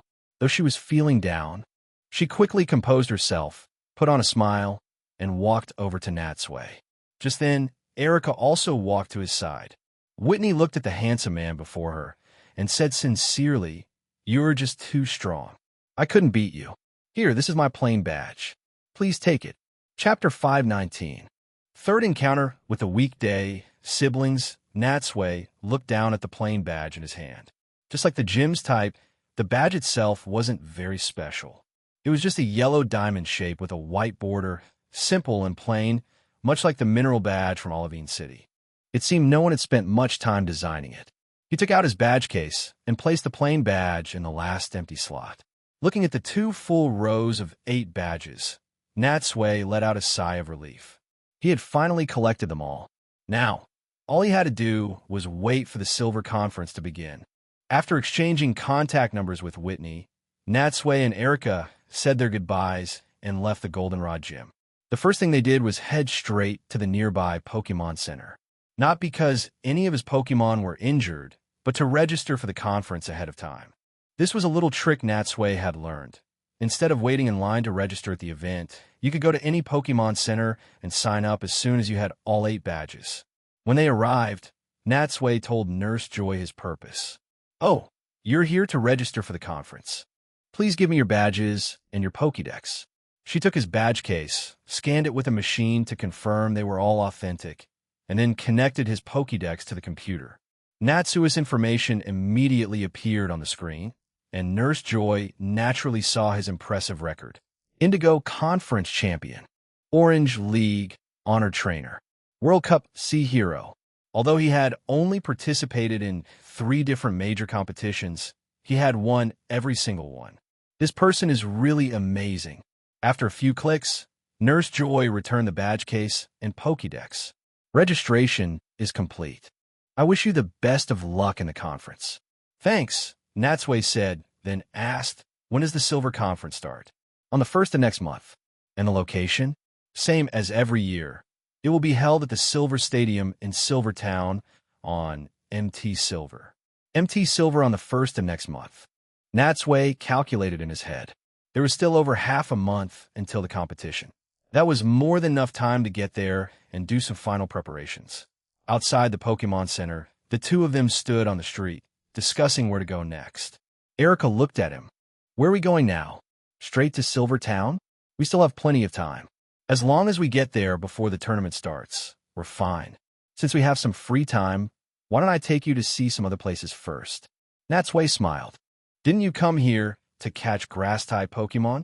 I'm sure there are other places you'd like to see, right? Catching Pokemon is a matter of fate. But as for places I want to go..." Erica took her travel guide from her bag, flipped to the 2nd page, and showed him a picture of a beautiful water city. "I want to see this place." Natsui looked at the picture. The caption read, "Alto Mare, the most beautiful city in the world." The most beautiful city. That's a bold claim. Since Erica wanted to go, Natsui had no objections. Alto Mare was located off the southern coast of the same peninsula as Azalea Town. It was far from the mainland and required a boat trip to get there. There was a cruise ship from Goldenrod City that went directly there. They made their plans and were about to head to the port when a few people blocked their path. It was a strange group, a young woman who looked to be in her mid-20s, and 2 very young boys. "I finally found you. I've been looking for you for so long." Natsui was a little confused. He had never met them before. Why were they looking for him? "And you are?" After they introduced themselves, it all made sense. "We are the weekday siblings. My name is Monica, and these are my younger brothers, Santos and Sunny." Hearing that, Natsui couldn't help but sigh. It seemed that after beating one, 2 more came, and after beating 2, the rest of them showed up. He had now officially met every single one of the weekday siblings. "Hello." Monica smiled. "I'm sure you know why we're here, right? You want to battle me, is that it?" "Of course. I knew this day would come. Let's find another place." Luckily, they weren't far from the Pokemon Center. They headed back and went to the open-air battlefield behind it. A few kids were already battling there. They walked past them and found an empty field. Natsui already knew the rules. If he beat them, he would get their respective medals. So, neither side bothered to mention the rules. You could easily tell the relationship between the siblings just from their names, even without looking at their faces. For example, when a youngest boy, who was only 7 or 8, eagerly walked to the other side of the field, Natsui already knew his name was Sonny. From his name alone, it was clear he was the youngest of the weekday siblings. Natsui thought to himself that it was a good thing their parents only had 7 children. An 8th would have been hard to name. Seeing that another battle was about to start, the kids who were playing nearby stopped and turned to watch. They immediately recognized the siblings. It's the weekday siblings. It's Miss Monica. I can't believe we're seeing them here. They gathered around excitedly. Clearly, in their home region of Jado, the weekday siblings were much more famous than Natsui, who had won his championship in another region. Sonny rubbed his nose, clearly enjoying the attention. He looked at Natsui and was the first to send out his Pokemon. With a flash of blue light, a Heracross appeared. The moment it came out, it raised its horn at Natsui, as if showing off its strength. Natsui thought for a moment. He wasn't underestimating the boy because of his age, but sending out any of his main Pokemon would be like bullying him. He decided to send out his EV. If his opponent was a child, then he would use his own unevolved Pokemon. Chapter 520. Oh no, in the villain the battle was relatively simple. Although Sonny was full of confidence, and his Heracross was strong for his age, Natsui's EV used its superior agility to constantly move around, never giving Heracross a chance to use its strength. After wearing it down, EV won easily with a single Swift. The truth was, Heracross trainer, Sonny, was just a kid. His strategy was very childish. Just attack, attack, and attack again. And it was precisely because of this that Natsui was able to find an opening. It was an easy win, not because of a difference in the Pokemon's strength, but a complete domination in strategy and thinking. The weekday sibling lost?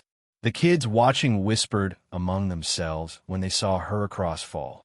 Only then did they turn their attention to Natsui. They had all been cheering for Sonny and had been impressed by EV's agility, but they had a blind faith that he would make a comeback. They never expected him to just lose. They looked at Natsui with surprise, wondering who he was. You idiot. You couldn't even land a single hit on that EV. How embarrassing. Let me show you how it's done. Santos, who was 10 years old, pushed his younger brother aside. He was more experienced and much more confident. In his eyes, Natsui's EV wasn't that tough. His little brother was just clumsy, which was why he had lost so badly. Come on out, my Pokemon. Santos threw his Pokeball, and a Houndour appeared on the field. Natsui had fought its evolved form, Houndoom, many times against Team Rocket. Houndour's abilities were much weaker in comparison. He was very familiar with how to handle this kind of Pokemon. He decided not to switch out and let his EV, which was still in good condition, continue to battle. When the battle began, Natsui found that although Santos' Houndour wasn't evolved, it was trickier than the Heracross. In terms of physical stats, Houndour and EV were similar. If you were to classify them, both would be canine Pokemon with similar habits and abilities. So, he couldn't rely on just dodging and weaving this time. This would come down to the Pokemon's raw strength and the trainer's commands. And when it came to commanding, Natsui was far better than Santos. The two Pokemon fought in a flurry, using a variety of moves. After a long battle, both were covered in wounds. Finally, after one last clash of moves, Houndour fainted, while EV, with its stronger willpower, wobbled for a moment but remained standing, the last one left.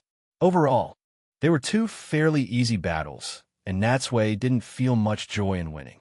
Having suffered the same fate as his brother, a disappointed Santos walked to the side, and Monica took his place. She wasn't surprised at all that her two younger brothers had lost. Her other, older siblings had already lost to this person before. What chance did these two kids have? Even she didn't expect to win, but she stood there anyway. Even if she couldn't win, battling such a strong trainer was good experience for both her and her Pokemon. It's my turn, Monica said with a smile. If you beat me, it means all of the weekday siblings have lost to you. Not many people can say they've done that. Natsui didn't underestimate the woman, who was 5 or 6 years older than him. The oldest sibling was often the most experienced, mature, and difficult to deal with. Sure enough, when Monika's Pokemon appeared, Natsui could tell from its aura alone that it was special. It was a shiny Flygon. Its unusual body color made it stand out. Flygon wasn't a native Pokemon of Kanto or Johto. Having such a partner meant Monika had probably traveled to other regions, which made her even more formidable. But a shiny Pokemon. Natsui was so envious he could almost taste it. When will I ever catch a shiny Pokemon? Shaking off the thought, he looked at the ground and Dragon-type Pokemon and considered who to send out. In the end, he chose his Dragonite. If they were both Dragon types, then neither should back down. It would be a battle of dragons. Seeing him send out Dragonite, Monika was a little surprised. Dragon types were super effective against each other. Neither had an advantage, and it was easy for things to go wrong. Is this guy that confident? Just then, Sunny shouted from the side, "Go, sis." Santos also yelled, "You have to get revenge for us and our other brothers and sisters." Hearing that, Monika didn't react, but Natsui's brow twitched. Revenge? Why does that make me sound like the villain?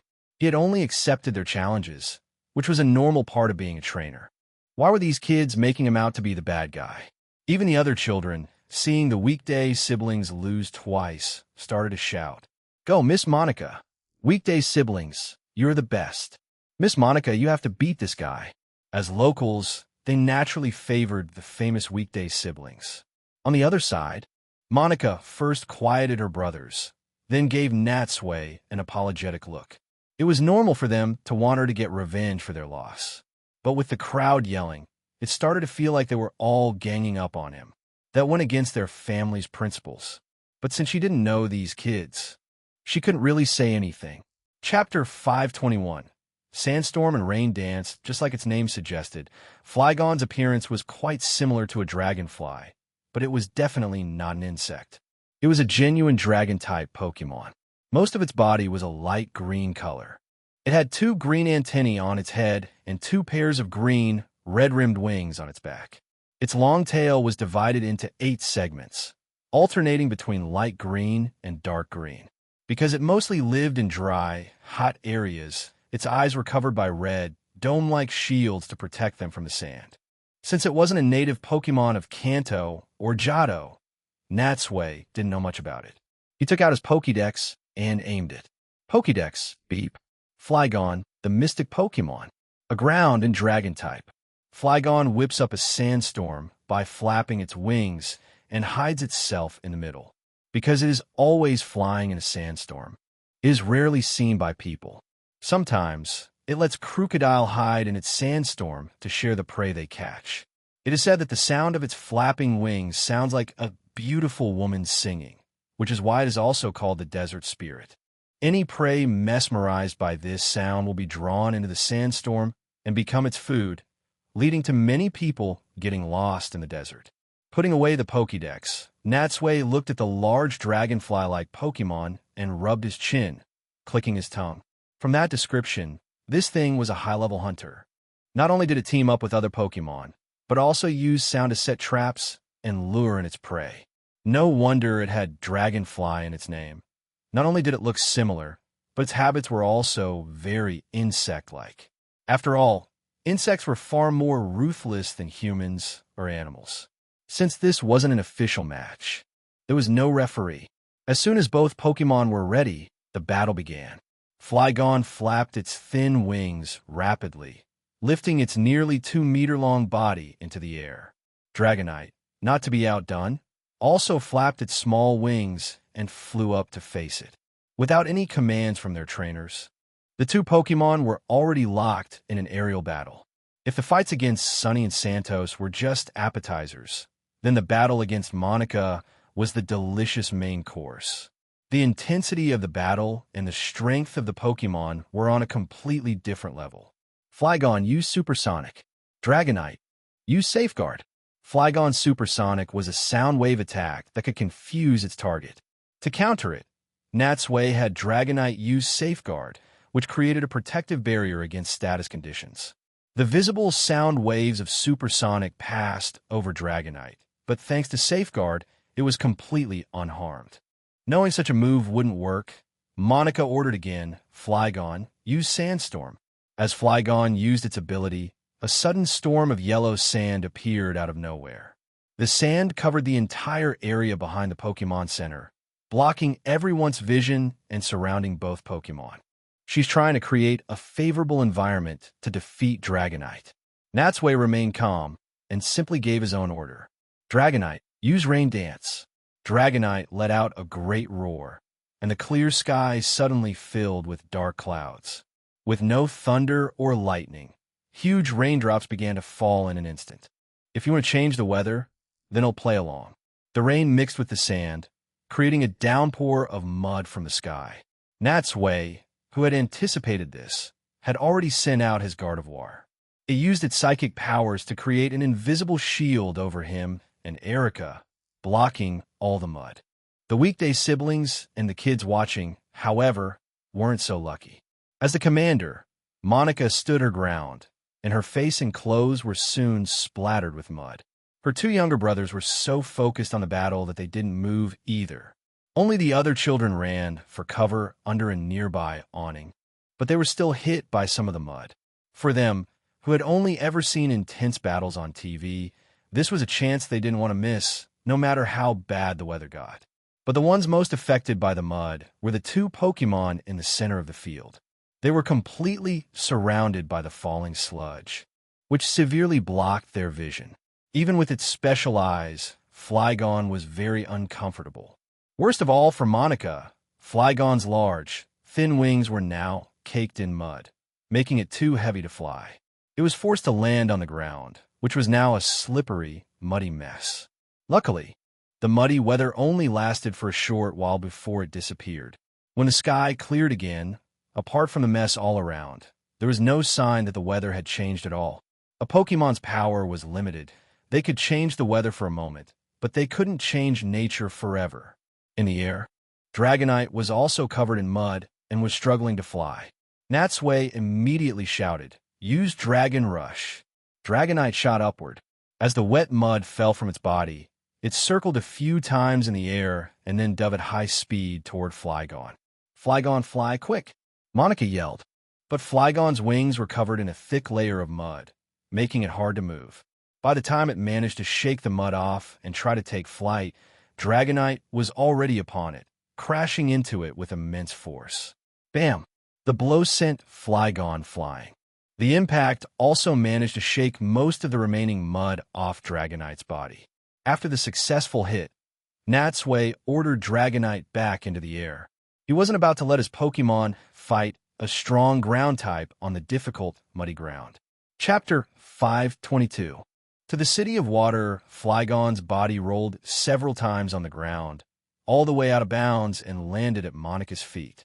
On the other side, Dragonite landed, breathing a little heavily.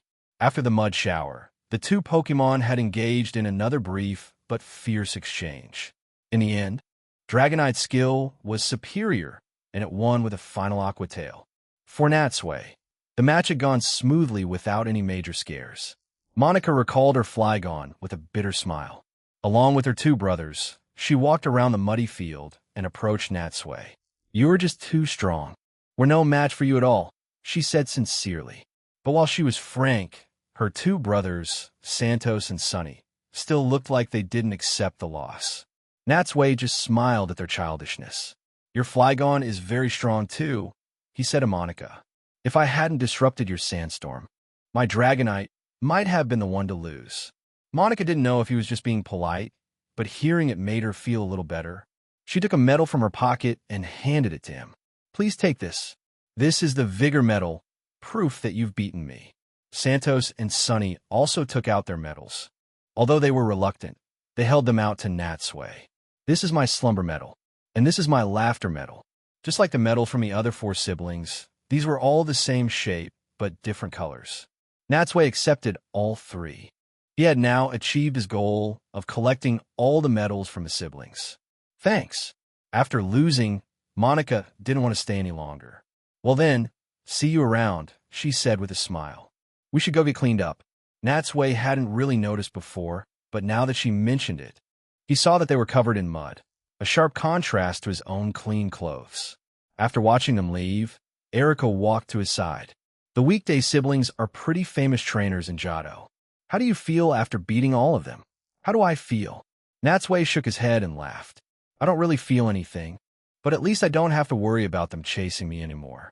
They left the battlefield and headed straight for the Goldenrod city port. There, they bought tickets for a ship to Alto Mare. As the most beautiful city in the world, there were routes to it from many places, and a metropolis like Goldenrod City had over a dozen ships going back and forth every day. A long, long time ago, on an island called Alto Mare, there lived an old couple.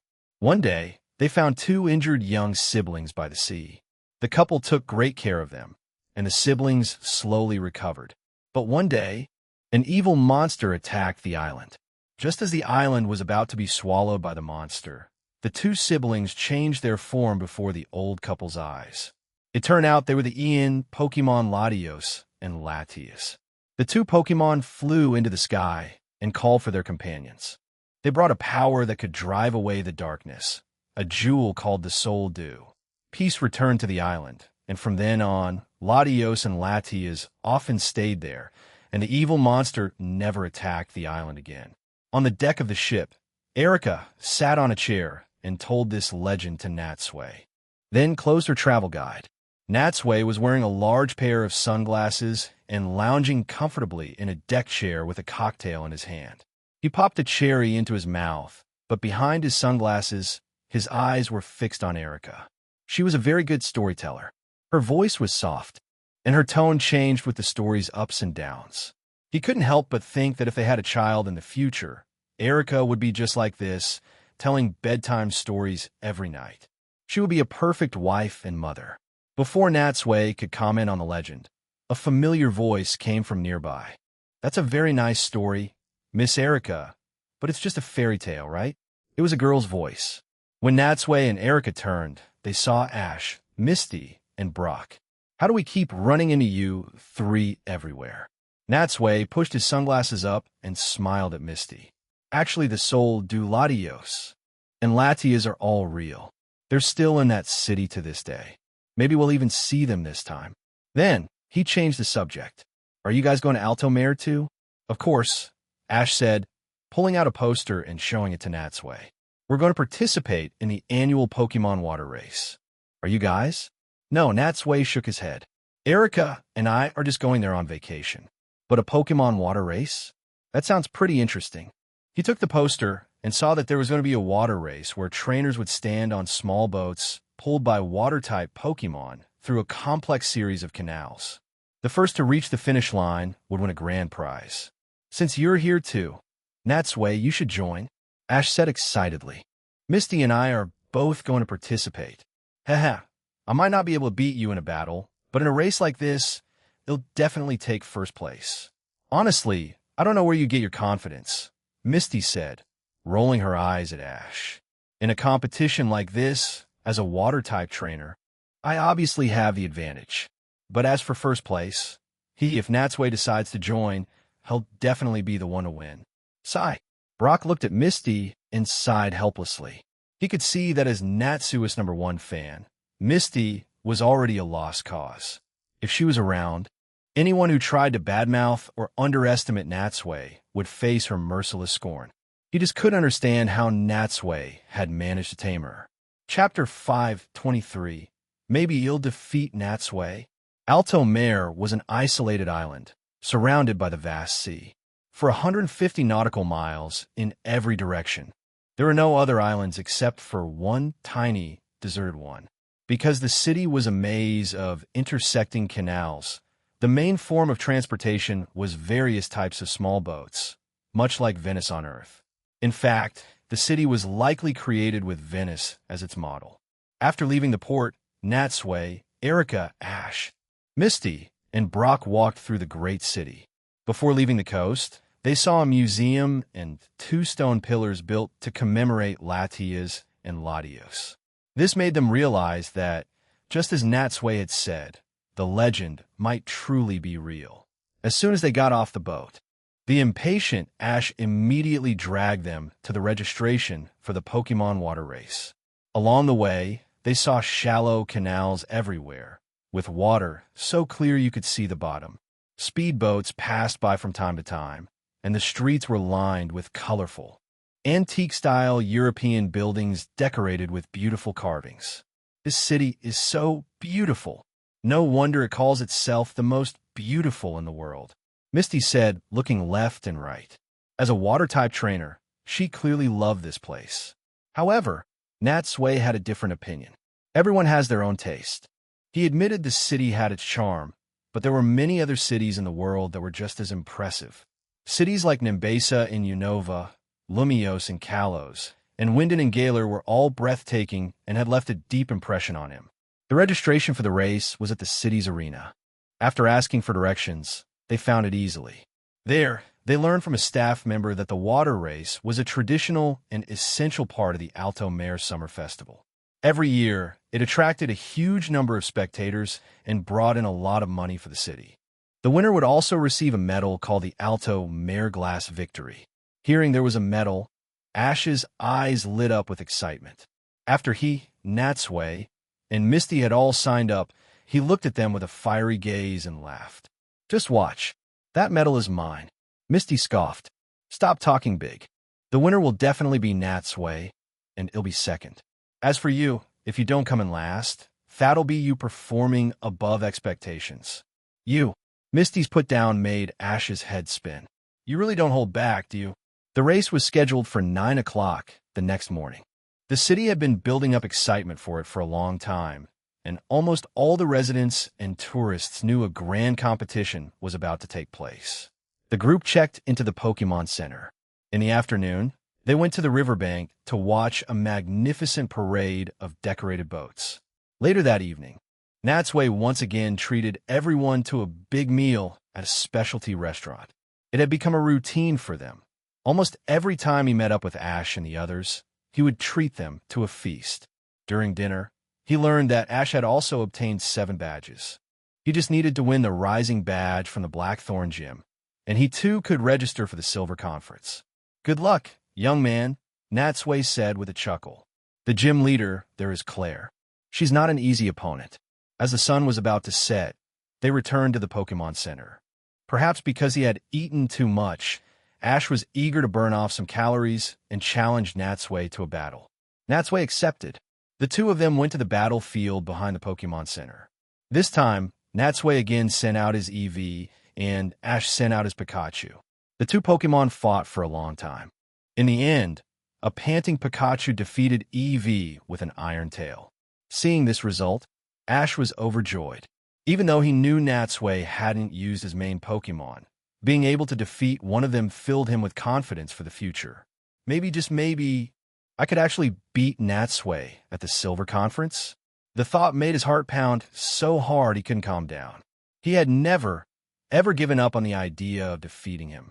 After a night's rest, they had breakfast the next morning and headed to the race venue. Because the competition was on the water, they all wore shorts and short-sleeve shirts to avoid getting wet and to make it easier to move. The organizers provided each contestant with a waterboard and a set of ropes.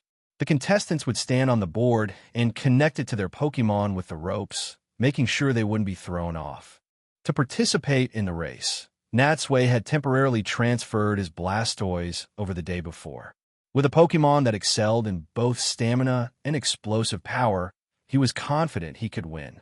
Since Erica and Brock weren't competing, they cheered for the others and then went to stand on a nearby bridge to watch the race on a large screen. Natsui attached the ropes to Blastoise and stood on the waterboard. He was in Alto Mare's largest canal.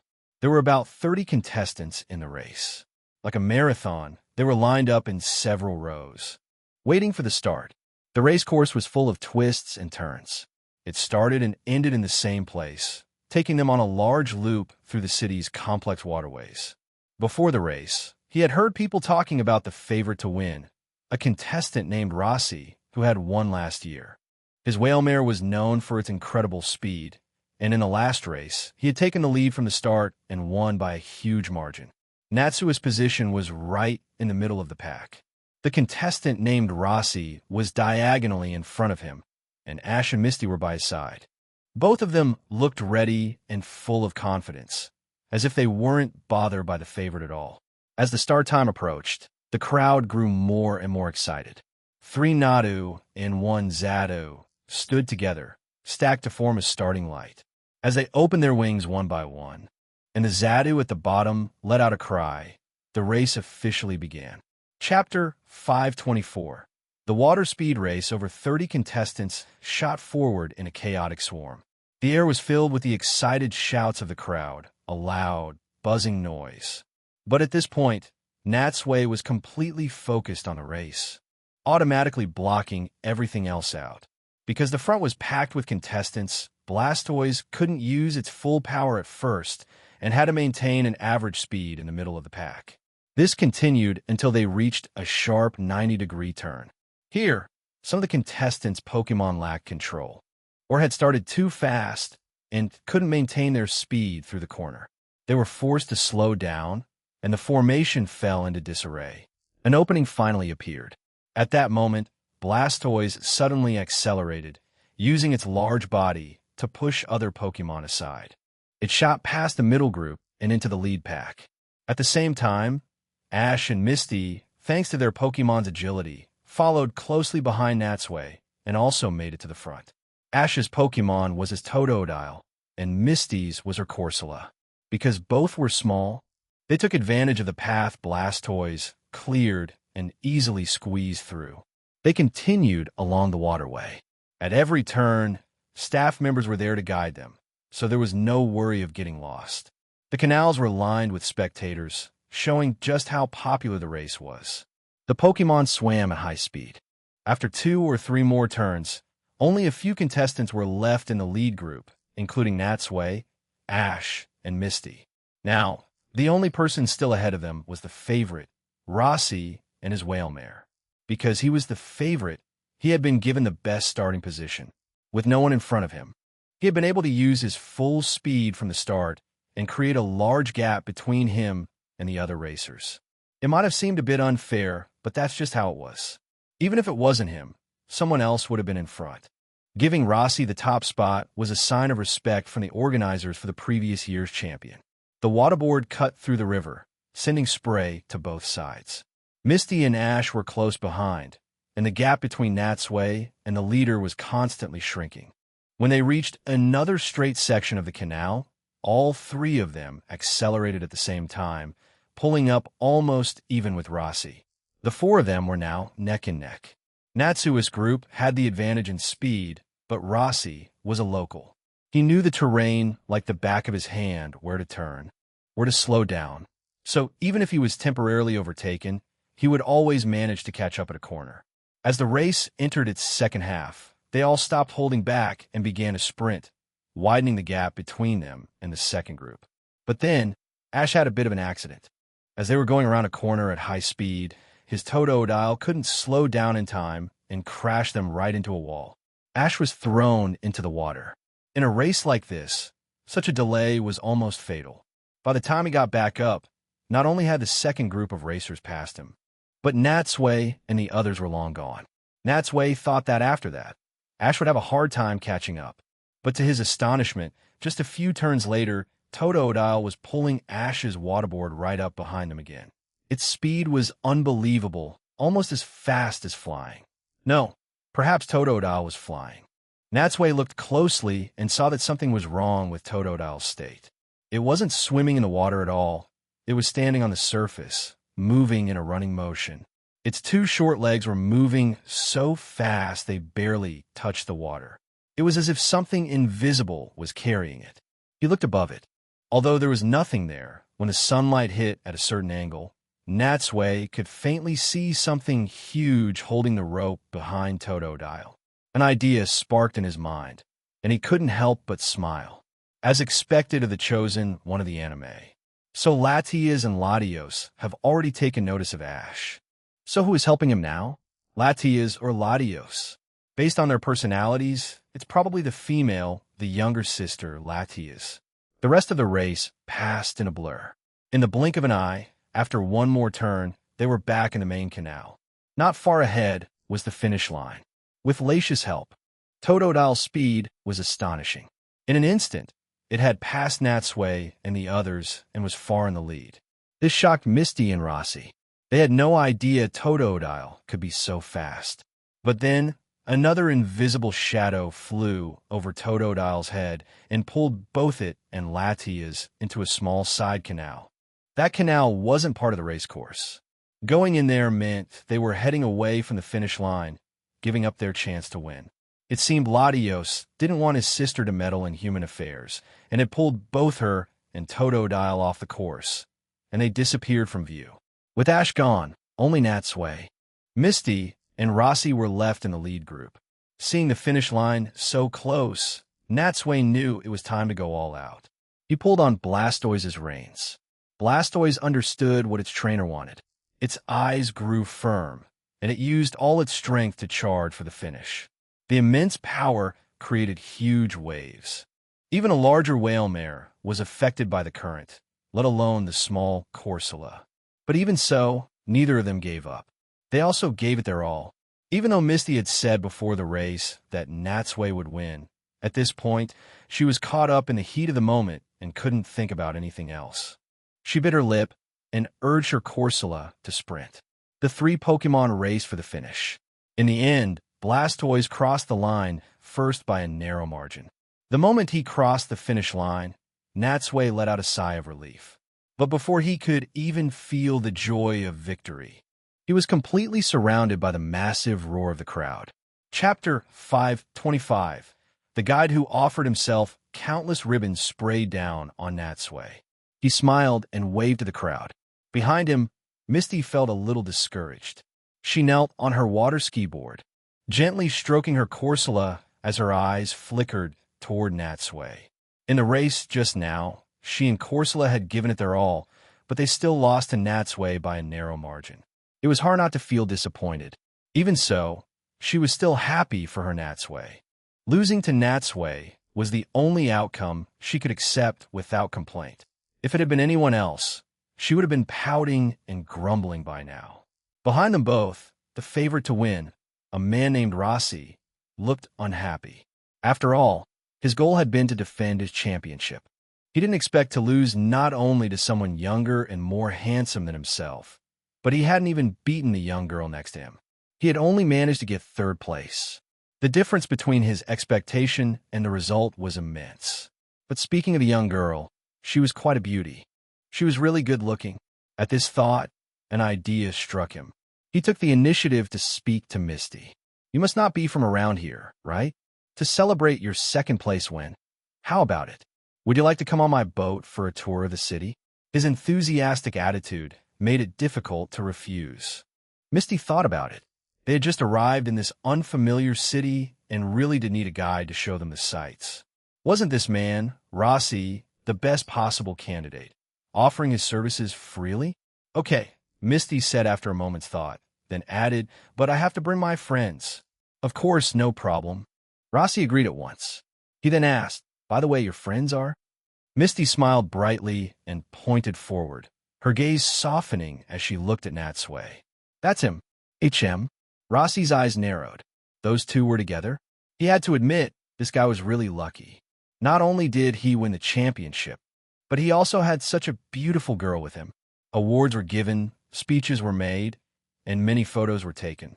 By the time Natsui finished with everything, half an hour had passed. When he found Erica and the others to regroup, he saw that Ash, who had disappeared before the finish line, had already returned to the group. Naturally, Natsui immediately noticed Rossi standing to the side. Rossi was talking nonstop to the group about something. Unfortunately, aside from Ash, who was very supportive, the others looked uninterested. Erica and Misty, of course, were focused on Natsui and paid no attention to other men. As for Brock, he only had eyes for pretty older girls, so why would he listen obediently to another man's stories? Seeing Natsui return, before anyone else could say anything, Rossi was the first to walk up to him, extending his hand with a broad smile. "Congratulations on winning the championship." It was clear he was trying his best to show off his charm and humor. Natsui looked at the strange man before him. Although he knew his name, he didn't understand why he was here. After shaking his hand, Natsui glanced at Erica with a puzzled expression. What's going on? Seeing Natsui's look, Erika shook her head, indicating that she didn't know either. Rossi was about 25 or 26 years old. Perhaps from spending a lot of time in the sun, his skin was slightly tanned. His brown, medium-length hair was parted in the middle, giving him the air of a surfer. Just then, Misty walked up to Natsui and smiled. Natsui, Mr. Rossi here says he wants to show us around. Natsui finally understood. Well, thank you very much for that. Oh, right, Ash said excitedly. Natsui, hurry and let us see what the champion's medal looks like. At his words, everyone except Rossi looked at Natsui's hands. He was holding a round medal made of transparent glass. The metal refracted colorful light under the sun. On the glass, the images of two Pokemon were faintly visible, and a green gemstone was embedded in it. Is this the Alto Mare Victory Glass Trophy? Misty said excitedly. It's so beautiful. Natsui smiled and handed the trophy to Erika. Indeed, in terms of pure beauty, neither the Indigo League, Orange League, nor the World Cup trophies could compare to how beautiful and delicate this glass trophy was. Remembering something, Natsui looked at Ash and asked curiously, "What did you go just now? How did you suddenly veer off the course?" Ash was clearly confused about it too. He scratched his head and gave an embarrassed smile. I don't know what happened either. I guess Totodile was too nervous and went the wrong way. Apparently, Latios and Latias had not revealed themselves to Ash. What had happened earlier was perhaps just a whim of the two Pokemon. Hearing this, Misty lifted her chin proudly, a look of I knew it on her face. See, I said before that not being last would be the best result for Ash. I didn't expect him to be the only one who didn't finish the race.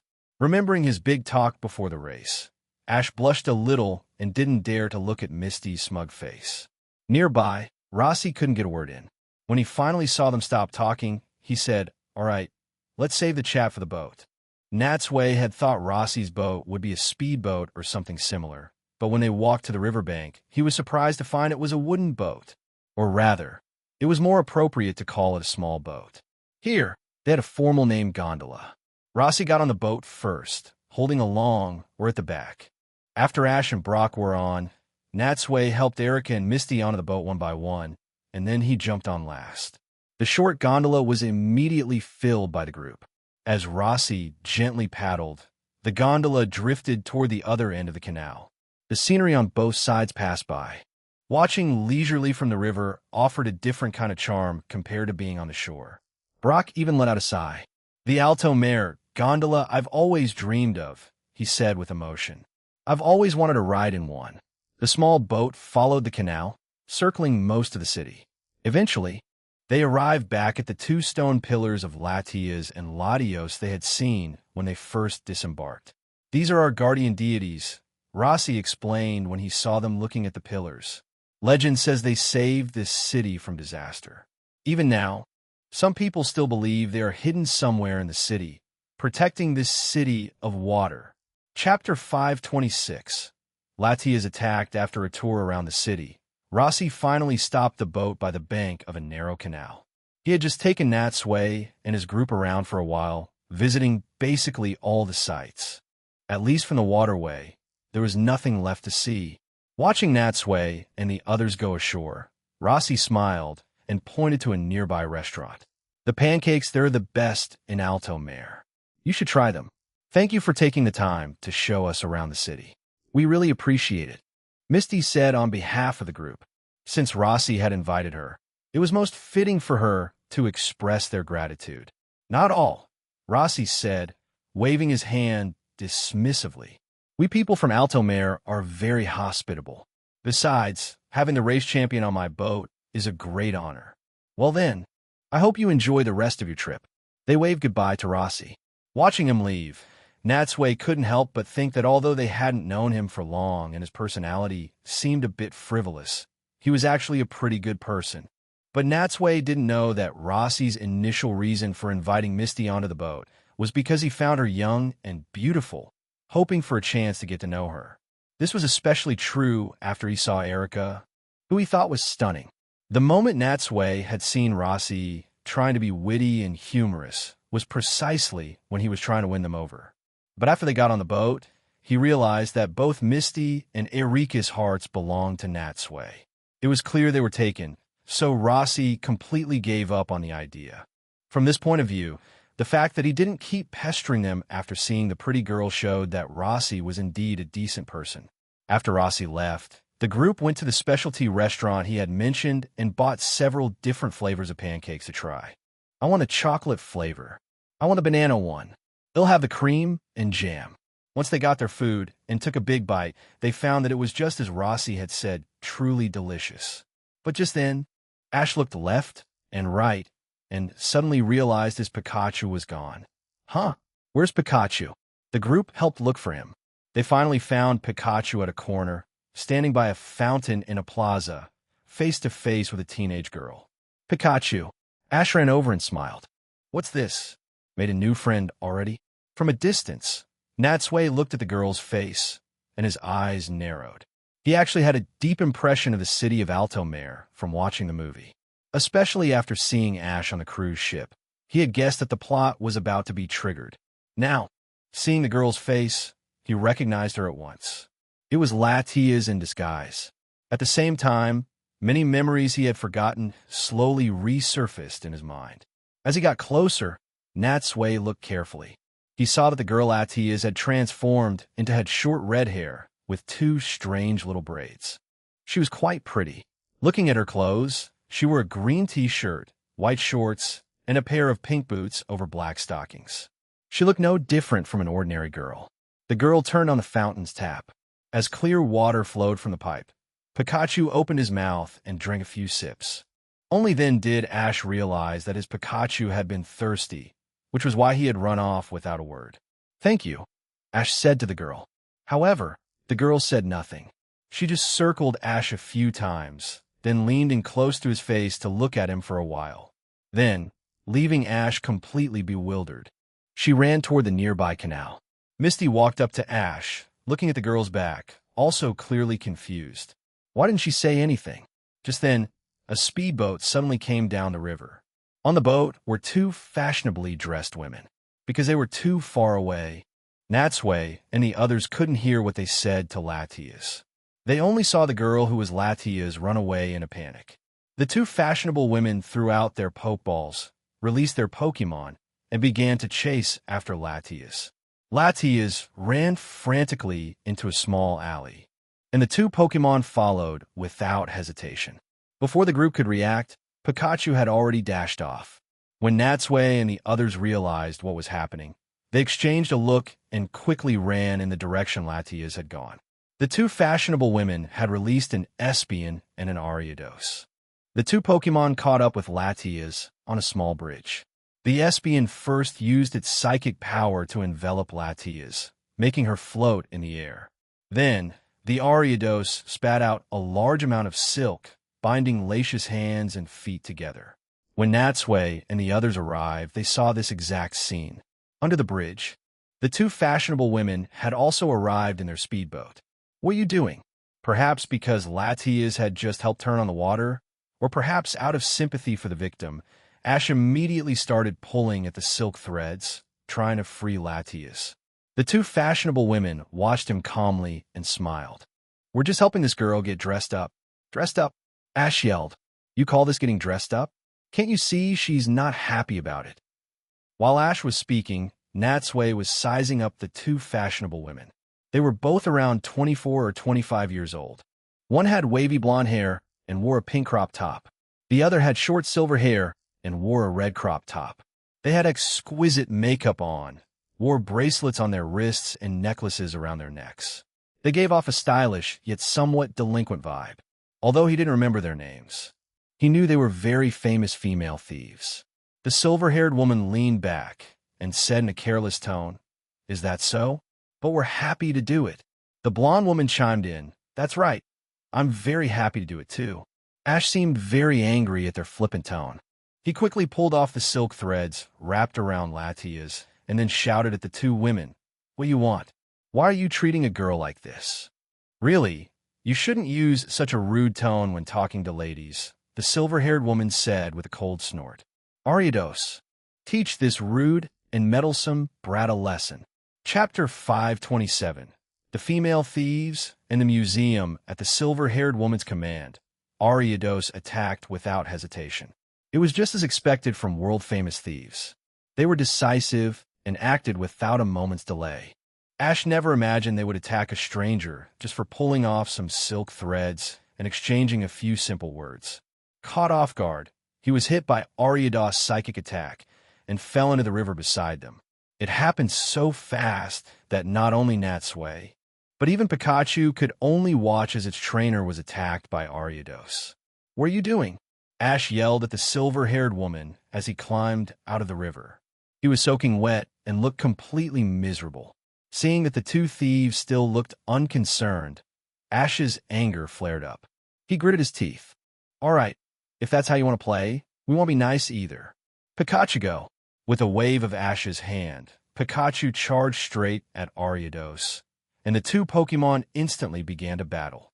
Seeing that the blonde woman's Espion was about to join the fight, Natsui took out a Pokeball and sent out his Gardevoir. The two Pokémon clashed with their psychic powers. Even though it was invisible to the naked eye, you could feel two powerful forces colliding in mid-air, causing the air itself to distort. The blonde woman's gaze swept over the group. "It seems you're determined to meddle in our business," she said coldly. Erica, Misty, and Brock didn't say a word. Instead, they sent out their own Pokémon, showing their support for Natsui and Ash through their actions. The two thieves' Pokémon were indeed strong, but only when compared to the average person. Against Natsui and his friends, they were completely outmatched. After fighting for a while, they sensed something was wrong. They exchanged a look, and the silver-haired woman started the speedboat, heading off into the distance. The blonde woman blew a whistle. Ariados and Espion, still in battle, heard the sound and immediately broke off the fight. They jumped onto the speedboat and disappeared with the two women down the canal. What was that all about? Why did they stop fighting? Ash said. He was confused that they had just left like that. He was also frustrated that he couldn't get an explanation for being knocked into the water, leaving him feeling empty and unsatisfied.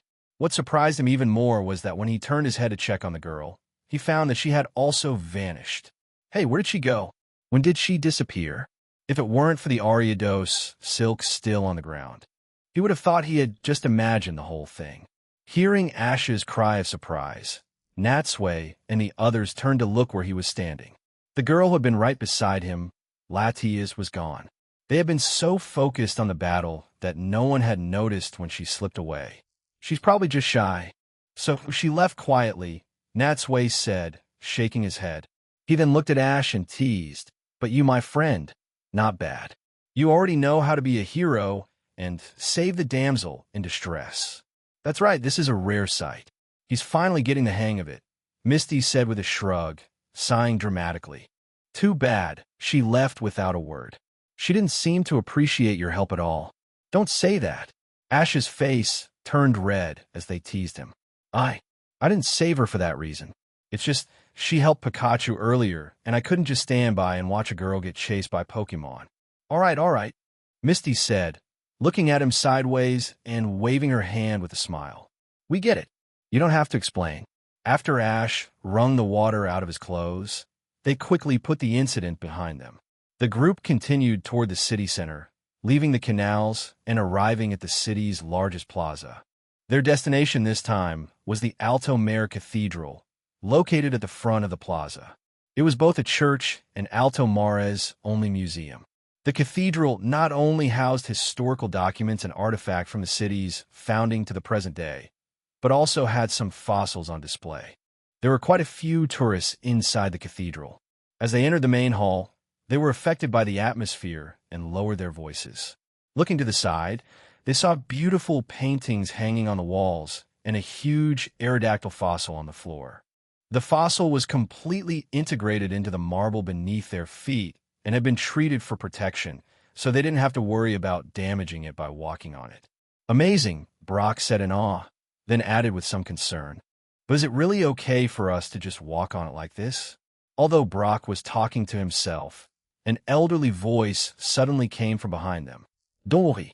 It's not just this Aerodactyl. There are other Pokemon fossils inside, like Kabutops. They've all been given a mirror finish. It feels like you're stepping on them, but there's actually a layer of transparent tempered glass protecting them, so it's perfectly fine. Natsui and the others turn to see a short, slightly chubby, bald old man with a thick white beard walking slowly toward them. Natsui's first impression of the man was that he was particularly round and kind. He wore a name tag on his chest. Natsui looked closely and saw it read, Lorenzo Guide. Ignoring their surprised expressions, Lorenzo smiled. This must be your first time in this city, right? In that case, please follow me, and I'll give you a tour. Under his guidance, the group walked deeper into the cathedral. Along the way, just as Lorenzo had said, they could see other fossils like Kabutops on the floor. Like the Aerodactyl, they had all been specially treated, giving them a strange and special feeling of walking on fossils. A novel way to experience the ancient atmosphere firsthand. Sunlight streamed through the stained glass windows, casting colors on the marble floor. They arrived in a circular room, where a tall, massive device of unknown purpose stood before them. Brock was bathed in the colorful sunlight. For some reason, he suddenly spread his arms and shouted, this feeling of bathing in the sun. Is this a sign from heaven that I'm destined to meet beautiful ladies in this city? Natsui walked past Brock and stood below, looking up at the huge device. It was made entirely of steel and stood over 10 meters tall. From massive supports rose up, enclosing a strange sphere within them. It looked both odd and mysterious. Chapter 528. Ash Give Chase. Lorenzo continued his explanation. According to the island's legend, this cathedral and the sun tower outside were built out of gratitude to Latias and Latios, who protected this city. This device before you also seems to have been made for the sake of peace. But unfortunately, it's so old that no one knows how to operate it anymore. As Natsui and the others listened to Lorenzo's explanation and looked at the device, Ash suddenly seemed to notice something. He looked up at the second-floor gallery and saw a red-haired girl painting at an easel. Her familiar appearance. Wasn't she the same girl who had just disappeared from their side? It's her. Hearing Ash's quiet exclamation, Natsui and the others looked up to the second floor and also saw the girl. The girl had clearly just finished her painting and was packing up her tools. She then turned and left with her easel.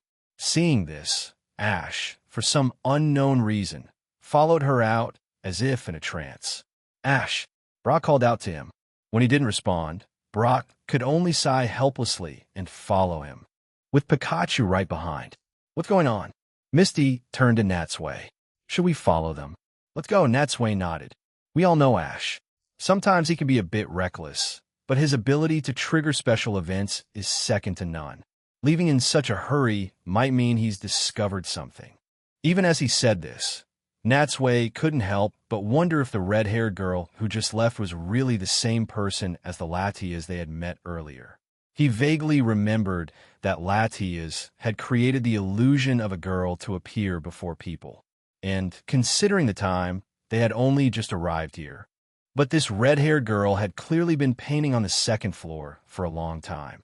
But no matter what, there was no harm in following Ash. Natsui, Erica, and Misty quickly went through a small side door and followed the direction Brock had taken out of the cathedral. As soon as they were out the side door, they saw Brock following Ash, already outside the cathedral grounds. They hurried to catch up, crossing the plaza and a wide river bridge, traveling quite a distance. The red-haired girl was walking at a leisurely pace. A few times, Ash was about to catch up, but being unfamiliar with the roads. He was always blocked by a canal and had to detour to the correct path to avoid losing sight of her. In contrast, Brock, Natsui, and the others, who had left later, managed to regroup first and then catch up to Ash. Seeing the girl walk to the other side of the riverbank again, Ash could only shout to her, "Please wait." Hearing his voice, the girl turned to look at him. "Are you calling me? What is it?" Ash called out from across the bank. "Why did you leave without saying anything earlier? And who were those people? What are you talking about?" The girl said, looking at Ash with a completely baffled expression. She then added with a cold smile, "If this is some new way of hitting on girls, then you've picked the wrong target. After saying this, the girl turned and walked away without looking back. Seeing how decisively she left, Misty couldn't help but cover her mouth and tease, "Ash, it looks like your heroic rescue didn't work. Instead, you got misunderstood. I wasn't trying to be a hero." Ash's face was bright red. He left them with that sentence and hurried onto the bridge, once again chasing in the direction the girl had gone. This time, however, the girl walked into a more complex residential area. Ash looked away for just a moment and lost sight of her. Natsui and the others came up behind Ash and saw him standing there dejectedly. Misty, catching her breath, patted her chest and asked, "Seriously, we've been running for so long. Why are you so determined to find her?" "I don't know." Ash scratched his head.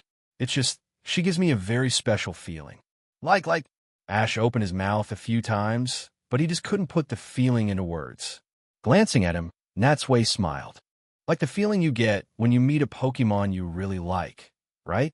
Yes. Ash's eyes lit up, and he nodded eagerly. "That's exactly the feeling. A Pokemon?" Misty laughed out loud. "Now I know. When Ash likes someone, it feels the same as when he likes a Pokemon." At this point, Natsui was almost certain that the girl who had just disappeared was just an ordinary human, not the same person as Latias. Although they looked identical, the main difference was that one could talk, while the other had remained silent. Of course, to say the girl was ordinary wasn't entirely correct. Even if he didn't remember the plot, the fact that Latias could transform into her likeness meant that the relationship between the two must be extraordinary. Having lost their target, the group could only continue forward. Since arriving in this city, their impression of Alto Mare was that it was beautiful. But the crisscrossing canals, small bridges, and alleys made the roads truly complex, like a maze. Just as they were discussing where to go next, they saw the red-haired girl standing on a small bridge nearby, looking at them. This discovery was quite surprising. After all, the girl had just brushed Ash off with great annoyance. Why did it now feel like she was waiting for them here? Only Natsui noticed that the look in the girl's eyes was completely different from before. He suspected that the person before them was Latias in disguise again. Otherwise, it would be hard to explain such a drastic change in her behavior. While they stood there in surprise, Latias waved at them and then slipped into a nearby alley. Seeing this, Ash couldn't help but look at Natsui and the others. "What does that mean?" "You idiot," Misty sighed. "Isn't it obvious? She's telling us to follow her." But Ash hesitated. The girl's words to him were still fresh in his mind, and now she was inviting them to follow. It had him completely confused. "What are you hesitating for?"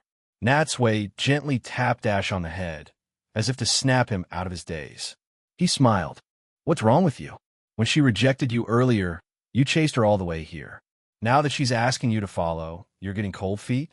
"I am not." Okay, let's just go." Natsui's tap seemed to jolt Ash awake. He stopped hesitating and, with Pikachu, led the way in pursuit. Chapter 529. The secret garden in Latios. As they spoke, the group continued to chase in the direction the girl had gone. This time, Latias seemed to be guiding them. Whenever they reached an intersection, she would wait there until she saw them catch up before continuing deeper into the city. In this manner of chase and pursuit, Natsui and Ash's group formed a long line. He and Erica fell to the back. Seeing no one else around, Erica whispered to him, "This girl, she's not the same person as the one from before, is she?" "Eh." Natsui was taken aback. "How did you know?" he asked in surprise. Erica shook her head. At first, it was just a woman's intuition. Then, by observing their subtle expressions, I realized they weren't the same person. Of course, the most direct evidence was her hat and what she was holding. The hat and what she was holding? Natsui then remembered that when he saw the girl in the great cathedral, she was wearing a white hat, but the Latias in front of them now wore no hat, nor was she carrying that drawing pad. These were details Natsui had overlooked, but Erica hadn't noticed them. The clever girl had long since realized something was amiss. "You're right, they aren't the same person," Natsui said with a nod. Seeing that Ash and the others were far ahead, He whispered to Erica in a voice they couldn't possibly hear. Actually, the girl in front of us is likely Latias in disguise. He didn't tell Erica everything, fearing that being too prophetic would lead to wild speculation on her part. Latias? No wonder. After her initial surprise, Erica came to a sudden realization. I knew it. With your personality, you wouldn't just follow Ash around chasing some girl. There had to be a reason. I just never thought she would be Latias in disguise. The ever-understanding Erica didn't press him on how he knew this. After all, he had displayed this sudden ability to acquire intel many times before. A good woman doesn't need to ask too many questions. She just needs to listen quietly. If it weren't for that, I certainly wouldn't be playing this chasing game with her, Natsui said with a wry smile. Then his expression turned serious. In any case, we should be careful. Remember those two from before? Their target is also Latias. It's possible they're watching us from somewhere right now. In fact, it was just as Natsui had said. Having been driven away by Natsui's group, the two female thieves were not about to give up so easily. At that very moment, in a place Natsui's group couldn't see, a small, spider-shaped robot was perched on a nearby rooftop, transmitting the scene to them through its camera. As they spoke, Latias led them through a series of twists and turns in a complex residential area, finally arriving in front of a long, vine-covered corridor. She ran into it and, to their astonishment, passed straight through a wall that looked completely solid, disappearing from sight.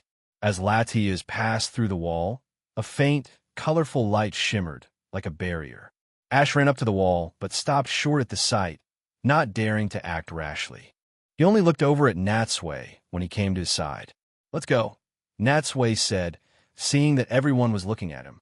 He was the first to walk towards the wall. All the secrets we want to know are behind this barrier. Arriving at the wall, Natsui touched it and felt it resist like a thin membrane. Without hesitation, he took a step forward and passed right through it. Seeing Natsui's figure vanish, Ash and the others exchanged a look. Suppressing their unease, they also walked forward. The darkness before them was gone in a flash. When Natsui passed through the wall, he was surprised to find himself in a huge, circular garden. It was surrounded by ancient walls, and overhead was a massive dome. Sunlight streamed down through the glass, illuminating the lush green trees and plants. Footsteps sounded behind him as Ash and the others came through. They looked around, equally amazed that such a world existed behind the wall. The garden was vast and incredibly quiet. Apart from them, there were no other signs of human activity. Looking around, they saw many small Pokemon playing in the grass, and swarms of Butterfree fluttering in the air. Everything seemed so peaceful and carefree. They walked down the stone steps and deeper into the garden. They saw Latias, in her girl form, standing in the center. She wasn't running anymore. Instead, with a smile on her face, she walked over to a wide pond. As Natsui and the others approached, they saw Latias sitting on a swing from a distance. With every push of her legs, the swing soared high. They had just gotten close and were about to say something when a sudden gust of wind blew past them. Before they could react, a huge splash erupted from the pond, and a transparent Pokemon flew towards them at incredible speed. Although it was transparent, it distorted the space around it, making its outline traceable. The transparent Pokemon rushed past them, kicking up a shower of water, then turned back and charged at them again. This time, Pikachu finally reacted, as the only Pokemon with the group at that moment. Aside from Misty's Togepi and Natsui's Jengar in a shadow, it leaped in front of everyone, taking on the duty of protecting them. Pikachu entered a battle stance, its body low to the ground.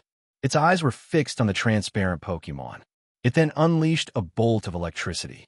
However, both Pikachu and its electricity were knocked away by the transparent Pokemon's charge. It rolled far into the distance, looking completely outmatched. Just as the transparent Pokemon turned its gaze back to Natsui and the others, preparing to attack again, the girl form Latias suddenly stepped in front of them. Seeing Latias, the transparent Pokemon immediately stopped.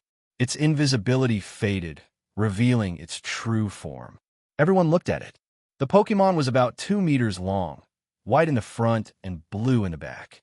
It had a streamlined body, wings like a jet plane, and fin-like feet. It looked a bit like a bird, a bit like a fish, and a bit like a dragon. Needless to say, this was the Latios that was inseparable from Latias in the movie. And looking at this legendary Pokemon, although it was the first time the others had seen it in person, they immediately connected it to the 2 statues at the port and recognized its identity. Chapter 530, Dream Projection and the Soul. Why is Latios here? Misty called out in surprise. Brock's eyes were also wide open, though compared to a normal person's, they were still a bit small no matter how surprised he was. He nodded hesitantly. This is truly incredible, and it looks very angry. You people. Just as they were looking at Latios, they heard an angry shout from a girl behind them. They turned to see the girl who looked exactly like the one Latias had transformed into, hurrying over from behind. And this person, holding a drawing board and wearing a white hat, was the real human girl. Huh? Ash looked at the red-haired girl standing in front of them, then at the white-hatted girl behind them. There are 2 of them, exactly the same, he said in disbelief. The white-hatted girl glared at Ash. How did you get in here? Are you thieves? Of course not. Ash quickly shook his head. We're Pokemon trainers from Pallet Town and other places. We followed this girl in. The white-hatted girl's gaze swept over Natsui and the others, then fixed on Ash, seeming to remember the moment he had tried to talk to her earlier. You're very suspicious, she said coldly. Latios, get them out of here. Hearing the girl's words, Latios reared up, about to attack. Just then, an old man's voice came from the side. Stop. Natsui and the others turned again to see the guide they had met in the cathedral walking over. The round-looking old man walked closer and said to the white-hatted girl and Latios, Bianca, Latios, that boy is not lying. The white-hatted girl, called Bianca, looked at the old man. Grandfather, but... Lorenzo made a gesture for Bianca to be patient, then looked at Latias. Latias, did you want to play with them? Latias?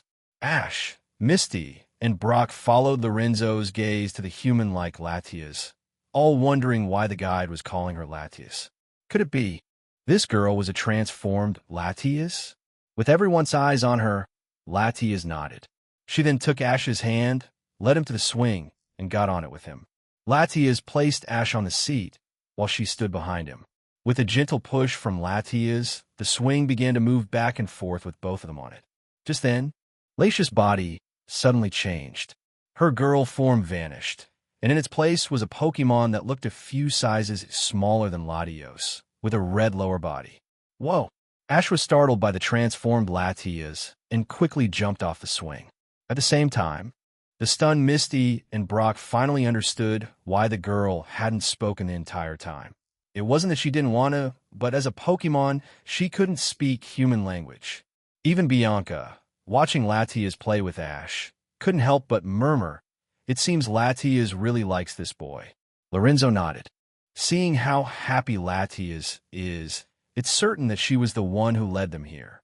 With the misunderstanding cleared up, Latios went over to Pikachu and licked its wounds, clearly expressing its apology and affection for the earlier harm. Ash and Pikachu quickly became friends with the 2 legendary Pokemon. Latias and Latios carried him as they flew all around. Seeing this, Misty's Togepi excitedly wriggled out of her arms and jumped on Alatia's back. Natsui also took the opportunity to tell them about rescuing her from the 2 female thieves. So that's what happened, Lorenzo said gratefully after hearing the story. Thank you for saving her. Bianca also looked apologetic and formally introduced herself. I'm so sorry. My name is Bianca. I was too impulsive earlier. It's nothing. Natsui shook his head. If it were me and I saw strangers breaking in here, I would also try to drive them away to protect the Pokemon. At their invitation, they went to sit down for a while. On the way, Lorenzo explained, for generations, our family has protected this secret garden for the Latios and Latias who visit this island. This place was built by their power and is where they live. A secret garden for legendary Pokemon. Brock nodded in understanding. No wonder there was a barrier at the entrance. Arriving at a nearby table, Bianca served them tea and smiled. This Latios and Latias are brother and sister. Latios is the older brother, and Latias is the younger sister. Compared to her well-behaved brother, Latias is much more lively. She often transforms into my likeness to leave here and explore the city. Just then, the eyes of both Latios and Latias began to glow with a white light. As Latios dove into the water, Latias came over to the group. Her eyes flashed, and suddenly, a different scene appeared all around Natsui and the others. It was an underwater world, surrounded by clear pond water. Everything was so real, as if they were actually there. Seeing Ash's surprised face, Bianca smiled. This is the ability of the two legendary Pokemon. They can connect their minds and allow us to see from their perspective. We call it dream projection. Dream projection? Brock murmured. So, everything we're seeing now is really happening to Latios? That's right, Lorenzo said. I think Latios and Latias are doing this specially to welcome you. Natsui sat in his chair, taking in everything before him. It was truly a projection. He was still in the same spot, with solid ground under his feet and the sounds and smells of the garden around him. Yet the scene before him was like a 3D movie, making him feel as if he were truly underwater. After playing for a while, Latios returned to the group, and the dream projection ended. Perhaps because no one had ever been invited into the garden by Latias before, or perhaps because of the earlier misunderstanding, Bianca was very patient with Natsui and his friends. She led them to some stone tablets and continued her explanation. A long time ago, Latias and Latios brought a power that could drive away darkness. It was a gem called the Soul Dew. After they saved the island, a legend remained that the Soul Dew was left here. Those two female thieves you mentioned. The reason they want to capture Latias is probably because they're after that Soul Dew. Chapter 531. The Soul Dew and the sudden change. Natsui then noticed a familiar object carved on a nearby stone tablet. He pointed to it and asked Lorenzo, the device carved on there, that's the machine we saw in the cathedral. Isn't it? That's right, Lorenzo nodded. To protect this island, my ancestors created this device that can amplify the power of the Soul Dew. The tablet shows the proper way to use it. He then led the group to a small, separate pond and had them look at the bottom. There under the clear water around, transparent or rested on a stand.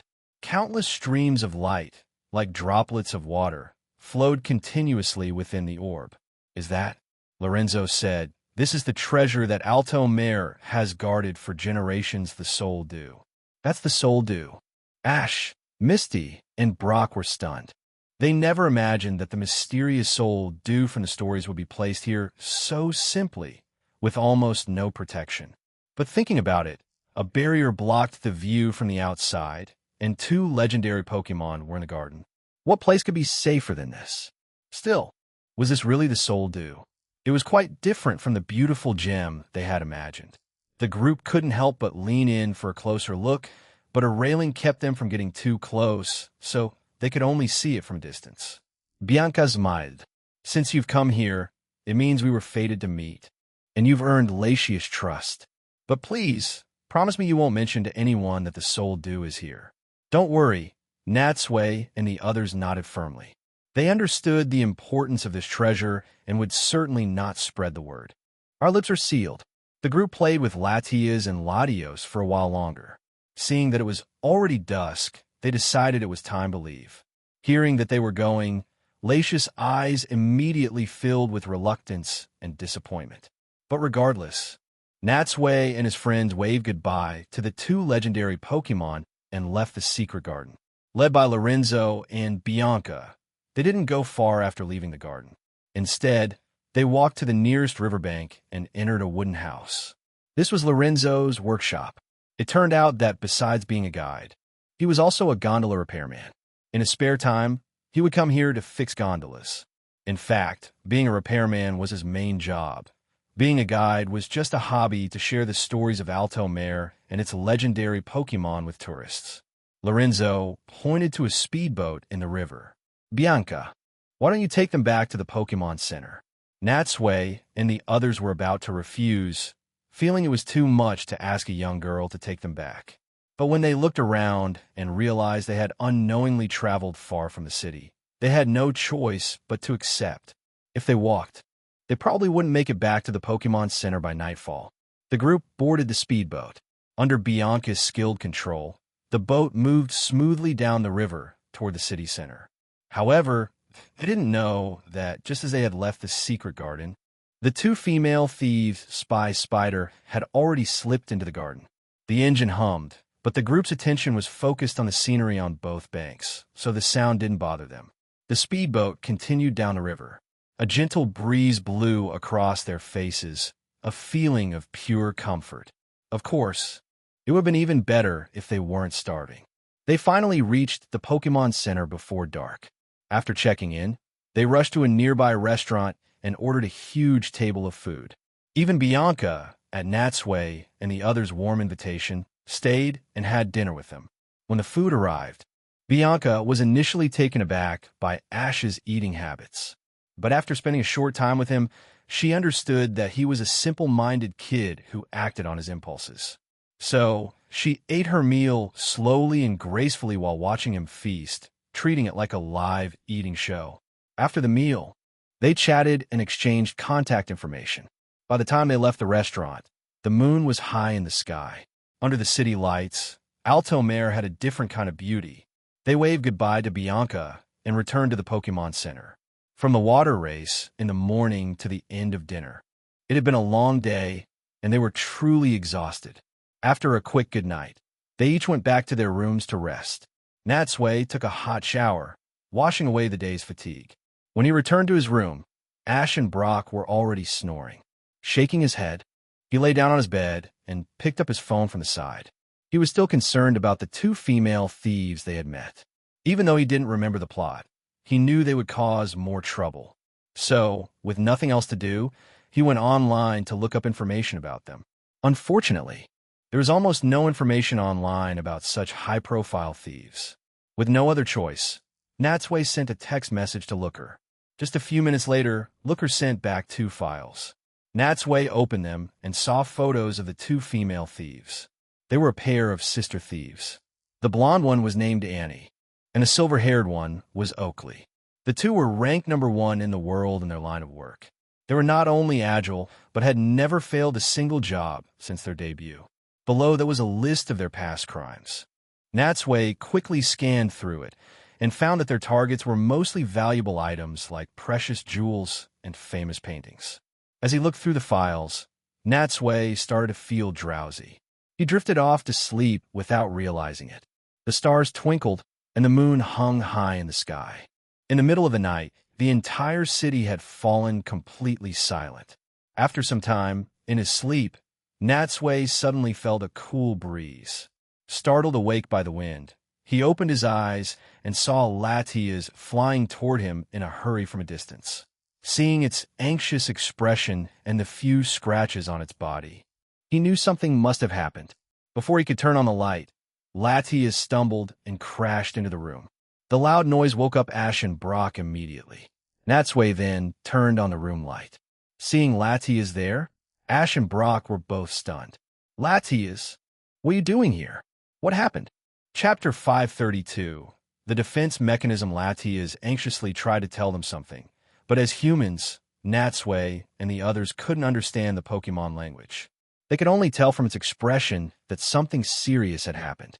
However, Natsui already had a guess. The secret garden must have been attacked, and the attackers were undoubtedly the 2 female thieves. Seeing Ash and the others looking at him, Natsui understood what they were thinking. He said to the shadow at his feet, "Jengar, stop sleeping. It's time to get to work." At a time like this, Jengar, who had always served as their translator, was needed. At Natsui's urging, Jengar's body slowly emerged from the shadow. But to their surprise, the Pokemon was yawning, wearing a sleeping cap, and even hugging a large pillow. Hey, Jengar said, glancing at Natsui. "Do you have any idea what time it is? It's the middle of the night. I need my beauty sleep to take care of my skin." "Cut the nonsense," Natsui sighed, his tone becoming serious. Something's happened. Hurry up and translate what Latias is saying. Latias now realized this Jengar was special and could speak human language, so she repeated what she had said before. After listening, Jengar dropped its playful attitude and turned to Natsui and the others. There's trouble at the secret garden. The two female thieves who attacked her during the day suddenly broke in, captured her brother, and stole the soldu. Hearing this, the expressions on Ash and Brock's faces changed. How could that happen? Ash said in shock. Isn't there a barrier protecting that place? How did they find it? They must have secretly followed us. Brock said, stroking his chin as he analyzed the situation. He then sighed. I just can't believe they succeeded, even with two legendary Pokemon there. It's not that strange. Natsui shook his head. Legendary Pokemon aren't necessarily invincible. Even two of the same Pokemon can have vastly different strengths. Their condition, experience, and even the environment are all important factors that affect their performance. With something like this happening, the group certainly couldn't go back to sleep. Since the boys' and girls' rooms were separate, Natsui first called Erica to tell her what had happened. Then, he, Ash, and Brock quickly got dressed. By the time they reached the Pokemon Center lobby, Erica and Misty had also run over, not fully dressed. It's often said that women are the slowest to get ready. But in a situation like this, they had clearly kept things simple. Seeing Latias, although they had already heard what happened over the phone, the two were still surprised. Fortunately, at this hour, there was no one else in the lobby, so Latias didn't have to worry about being seen. In fact, even if there were other people, Latias could have simply transformed into Bianca's likeness. As a thoughtful woman, Erica was already thinking ahead. She asked, what about Mr. Lorenzo and Miss Bianca? As the guardians of the secret garden, it was impossible for them to stand by and do nothing if it was attacked. Latias shook her head. Just then, her eyes began to glow, just like in the secret garden. She had activated dream projection. In the next second, the scenery around them changed abruptly. Through Latias' eyes, they saw Bianca and Lorenzo tied up together with silk threads. Nearby, the two female thieves, Annie and Oakley, were gathered around Latios, whispering about something. They were clearly puzzled by the sudden change in Latias' eyes. This place looks so familiar. It looks like some kind of hall, Misty said, frowning as she looked at the surroundings. Don't bother thinking, Natsui said, pointing to something nearby. This is the cathedral. Look at that device over there. Isn't it the one we saw during the day? Hearing him say that, the others looked around and confirmed that it was indeed the cathedral they had visited earlier. Then let's hurry over there. Just as they were about to leave to rescue them, the scene in the dream projection changed. The silver-haired thief, Oakley, skillfully slipped into the sphere within the device. Then, somehow, using Latios and the soldu, she began to operate the device, and it started to transform. Not only that, but as the device moved, they could clearly see the fossils on the floor come to life and stand up. The soldu, what an incredible power. We have to hurry, Natsui said, looking at the others. Whatever these two are planning, it looks like they're about to succeed. The group nodded in agreement. After Latias' dream projection ended, they ran toward the Pokemon Center's main entrance. But just as they reached the door, countless iron hooks suddenly shot out from the stone slabs outside, completely blocking the exit. It wasn't just here. The city's intersections, bridges, and even narrow alleyways were all blocked by these sharp iron hooks. Fortunately, it was the middle of the night, so this change didn't attract much attention. Misty had been running so fast that she almost got cut by the hooks. Luckily, Natsui pulled her back. She looked at the things that had suddenly appeared, her heart still pounding with fear. What are these? She asked. Latias called out a few times, and Jengar immediately translated. She says it's an ancient defense mechanism, built by her ancestors when they saved the island. A defense mechanism? Natsui shook his head. It seems our enemies have now turned it into a weapon against us. The hooks were incredibly sharp and densely packed, making it impossible to touch them. Fortunately, they had their Pokemon to help. With a single Shadow Ball from Jengar, a large hole was blasted through the seemingly sturdy iron hooks. Once they were outside the Pokemon Center, looking at the silent streets, Natsui took out a Pokeball and turned back to the others. It's too slow to go by road. Let's split up. Erica and I will go ahead on Dragonite. You guys find a boat and go by the waterways. Misty and Brock knew that because of their Pokemon's types, they couldn't fly like Natsui. They nodded and ran toward the river. Just as Ash was about to leave, Latias tugged at his clothes, signaling for him to get on her back. Understanding the urgency of the situation, Ash hesitated for only a moment before jumping on Alicia's back. Latias flapped her wings and, along with the Dragonite Natsui had just released, flew into the air, speeding toward the cathedral. Chapter 533. Breaking into the cathedral, Dragonite and Latias carried the group, flying under the night sky. At the speed of these two Pokemon, most of the city passed by in a flash. In just a few minutes, they arrived at the cathedral. The two Pokemon landed in the plaza in front of it, but before Natsui could get a clear look at his surroundings, several Pokemon lunged at them from the darkness. A closer look revealed they were the revived Aerodactyl and Kabutops they had seen in the dream projection. In the darkness, it was impossible to see how many there were. They could only sense shadows flickering all around them, and pairs of pale eyes watched them coldly. It seemed all the fossils had been revived by the power of the Soul Dew. In that instant, several Kabutops were already rushing forward, swinging their sharp scythes. But before they could attack, Jengar threw several Shadow Balls, forcing them back for the moment. Taking his chance, Natsui, Erica, and Ash quickly jumped off Dragonite and Latias.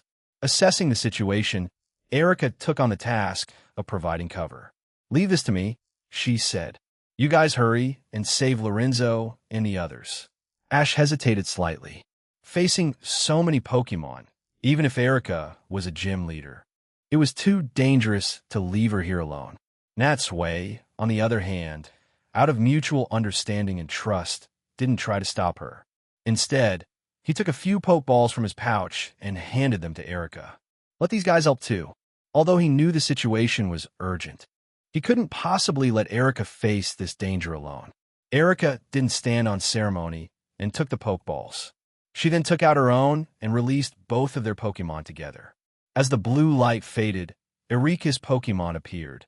A Leafeon, a Vileplume, and a Bellossom. She didn't send out the other Pokemon she had caught since coming to Johto, as they were inexperienced and not well trained. Then came the Pokemon Natsui had given her, his Crystal Steelix, Tyranitar, and Scizor. These Pokemon were tough and sturdy, perfect for the role of tanks. Paired with Erika's Grass-type Pokemon, they were more than enough to handle the situation. Most importantly, Natsui's Pokemon knew about the ambiguous relationship between their trainer and this woman, so they had no reluctance in following her commands. By this time, Natsui, along with Dragonite, had started running toward the cathedral entrance with Ash and Latias. An Aerodactyl tried to attack them, but was knocked aside by Dragonite as soon as it got close. But there were too many fossil Pokemon around. Just as they repelled one, 2 or 3 Kabutops leaped at them. Pikachu quickly used Thundershock. Normally, this would have dealt double damage due to Kabutop's water type, but under the influence of the Soul Dew, the attack wasn't as effective as expected. This surprised not only Ash, but also left Pikachu stunned for a moment. After a brief moment of pain, the 3 Kabutops continued their attack, using their downward momentum to bring their sharp scythes down on them. Just then, Ash felt something flash before his eyes. When he looked again, the 3 Kabutops had been sent flying by a massive force. He turned his head and saw Natsui's Crystal Steelix slowly retracting its tail. It had just saved him. It turned out that although Erica was commanding the Pokemon from a distance, she was also keeping a close eye on Natsui's situation. "Don't let her guard down," Natsui yelled to Ash as he moved toward the entrance. "These guys are affected by the gem's power. They're definitely different. Send out all your Pokemon." Ash nodded and threw his Pokeballs, releasing his Totodile, Bayleaf, Cyndaquil, and a shiny Noctowl. Protected by these Pokemon, the two of them fought off the continuous attacks from the fossil Pokemon and finally reached the cathedral's main door. Sharp iron hooks also protected this entrance. After a nod from Natsui, Jengar formed a shadow ball and shattered them with brute force. Bang! Iron fragments flew backward. The shadow ball's momentum didn't slow, and it destroyed the lock on the cathedral's main door as well. Natsui kicked the door open, not caring about preserving the building at this point. He rushed into the cathedral first, heading straight for the room where the device was located. Just as he had seen in the dream projection, Lorenzo and Bianca were tied up with silk threads. When they saw Natsui and the others burst in, a glimmer of hope appeared in their eyes. Unfortunately, their mouths were also covered by the silk, so they couldn't speak. They could only wriggle their bodies, as if trying to tell them something. In front of the device, Latios was bound in a contraption made of a dozen iron rings. Its power was being continuously drained through this device. "It's you meddling kids again." The blonde thief, Annie, saw Natsui's group enter and stood in their way. "But you won't be able to stop us this time," she said sharply. As soon as she finished speaking, a dozen more revived fossil Pokemon rushed over from the side. Seeing this, Natsui could only sigh. It seemed the two women had rounded up all the fossils in Alto Mare. Otherwise, they couldn't have gathered so many Pokemon. Moreover, these fossils were precious relics with significant research and exhibition value, which made Natsui and the others hesitate to attack them with full force. But right now, the most important thing was to rescue the captured people and Latios. Facing the attack of the fossil Pokemon, Natsui took out his Pokeballs and released his Gardevoir and Jolton. His and Ash's Pokemon immediately began to battle the fossil Pokemon. Meanwhile, Latias took the opportunity to fly to Latios and repeatedly ram the device that was restraining him. "It's useless," Annie said, glancing at Latias. "Your power is no match for the Soul Dew. You were lucky we didn't catch you the last 2 times. I didn't expect you to walk right into our hands this time." With a wave of her hand, her Corsola and Ariados charged at Latias. While no one was watching, Natsui's Gardevoir suddenly used Teleport and appeared in front of Lorenzo and Bianca. From the very beginning, Natsui had not forgotten that rescuing the hostages was the main objective. Chapter 534. The Power of the Soul Dew. Annie, focused on the battle in front of her, didn't notice that the 2 hostages had been successfully rescued. Inside the device, Oakley was busy with something and paid no attention to Natsui's group. Gardevoir, holding Lorenzo with one hand and Bianca with the other, used Teleport to move them to the back of the battlefield. Before they could even steady themselves, Bianca said anxiously to Natsui and Ash, "Natsui, Ash, you have to save Latios quickly." Lorenzo was more concerned about the Soul Dew than Latios. He reminded Natsui, "Be careful. They figured out how to use the gem and that device. The entire city of Alto Mare is under their control now." Natsui nodded. They had already witnessed the power of the Soul Dew, from the citywide defense system to the revival of fossil Pokemon. It was extremely powerful, and who knew what other abilities awaited them. In the distance, hearing Bianca and Lorenzo's voices, Annie finally realized they had been quietly rescued. However, she didn't seem to care. After all, they had both the Soul Dew and Latios. Their main goal had been achieved, and the hostages were now useless to them.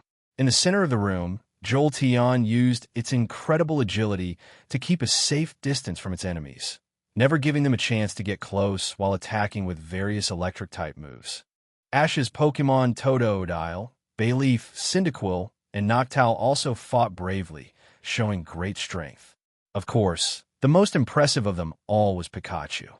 With its small body, Pikachu weaved through the fossil Pokemon, leaping onto a Kabutops head one moment and then onto an Aerodactyl's back the next. It then used Thunderbolt, taking down several nearby fossil Pokemon at once. With their combined efforts, fossil Pokemon were being defeated one after another. Although they were outnumbered, their strength was not that great. The tide of the battle seemed to be turning in Natsui's favor. Seeing another Aerodactyl fall, Annie quickly turned to Oakley inside the device and yelled, "If you don't do something soon, we'll be in trouble." "I know," The silver-haired woman's voice came from inside the sphere. "Don't worry," she said calmly. "They're about to witness the true power of the Soul Dew." Just as Oakley said, at first, Natsui and the others didn't think much of it and focused on defeating the fossil Pokemon before them. But as they fought, they noticed something was wrong. Countless streams of seawater began to flow into the room from all directions, through doors and windows, in a way that defied logic. In just a short time, the water gathered into a small water spout and swept toward them. "Noctowl, blow it away!"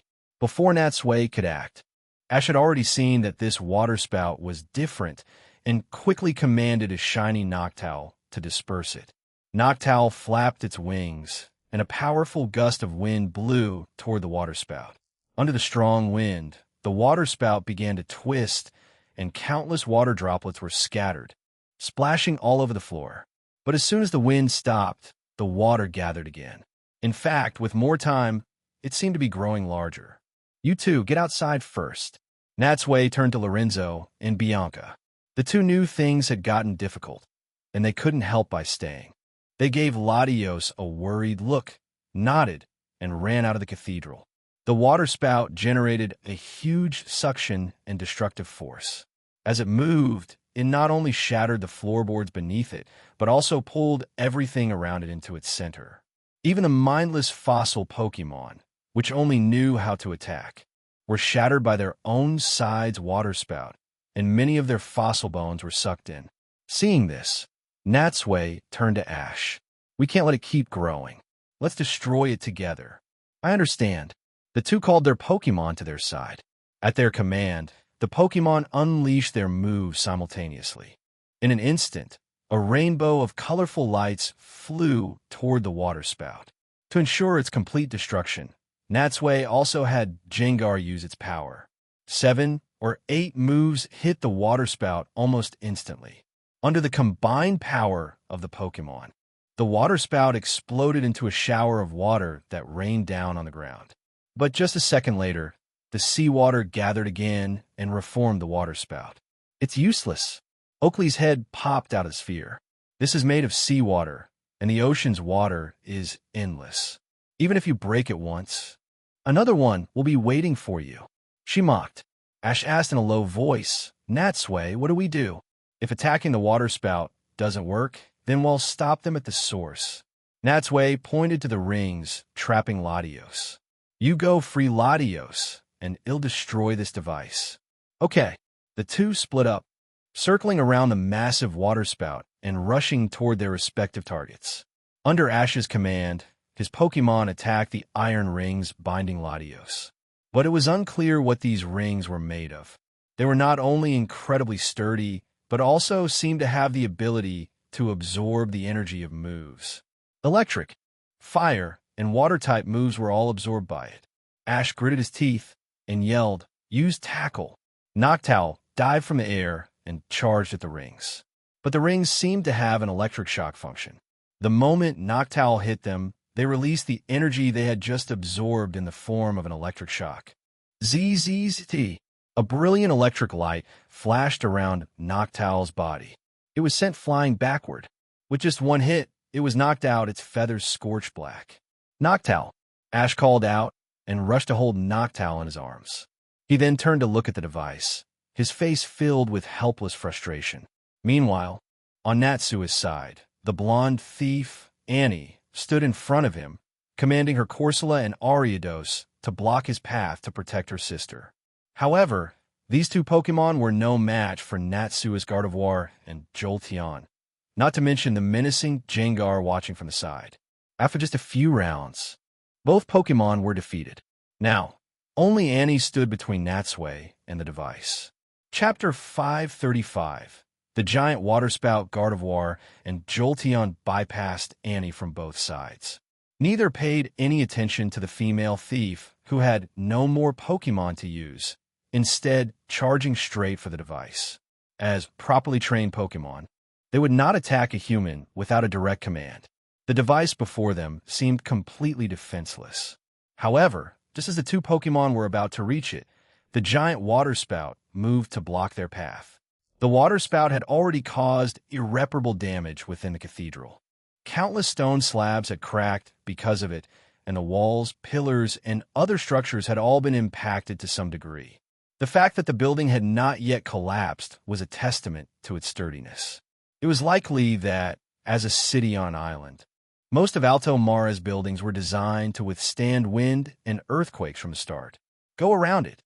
At Natsui's command, Gardevoir used teleport to get past the waterspout, while Jolteon, with its incredible speed, zipped around it from the side.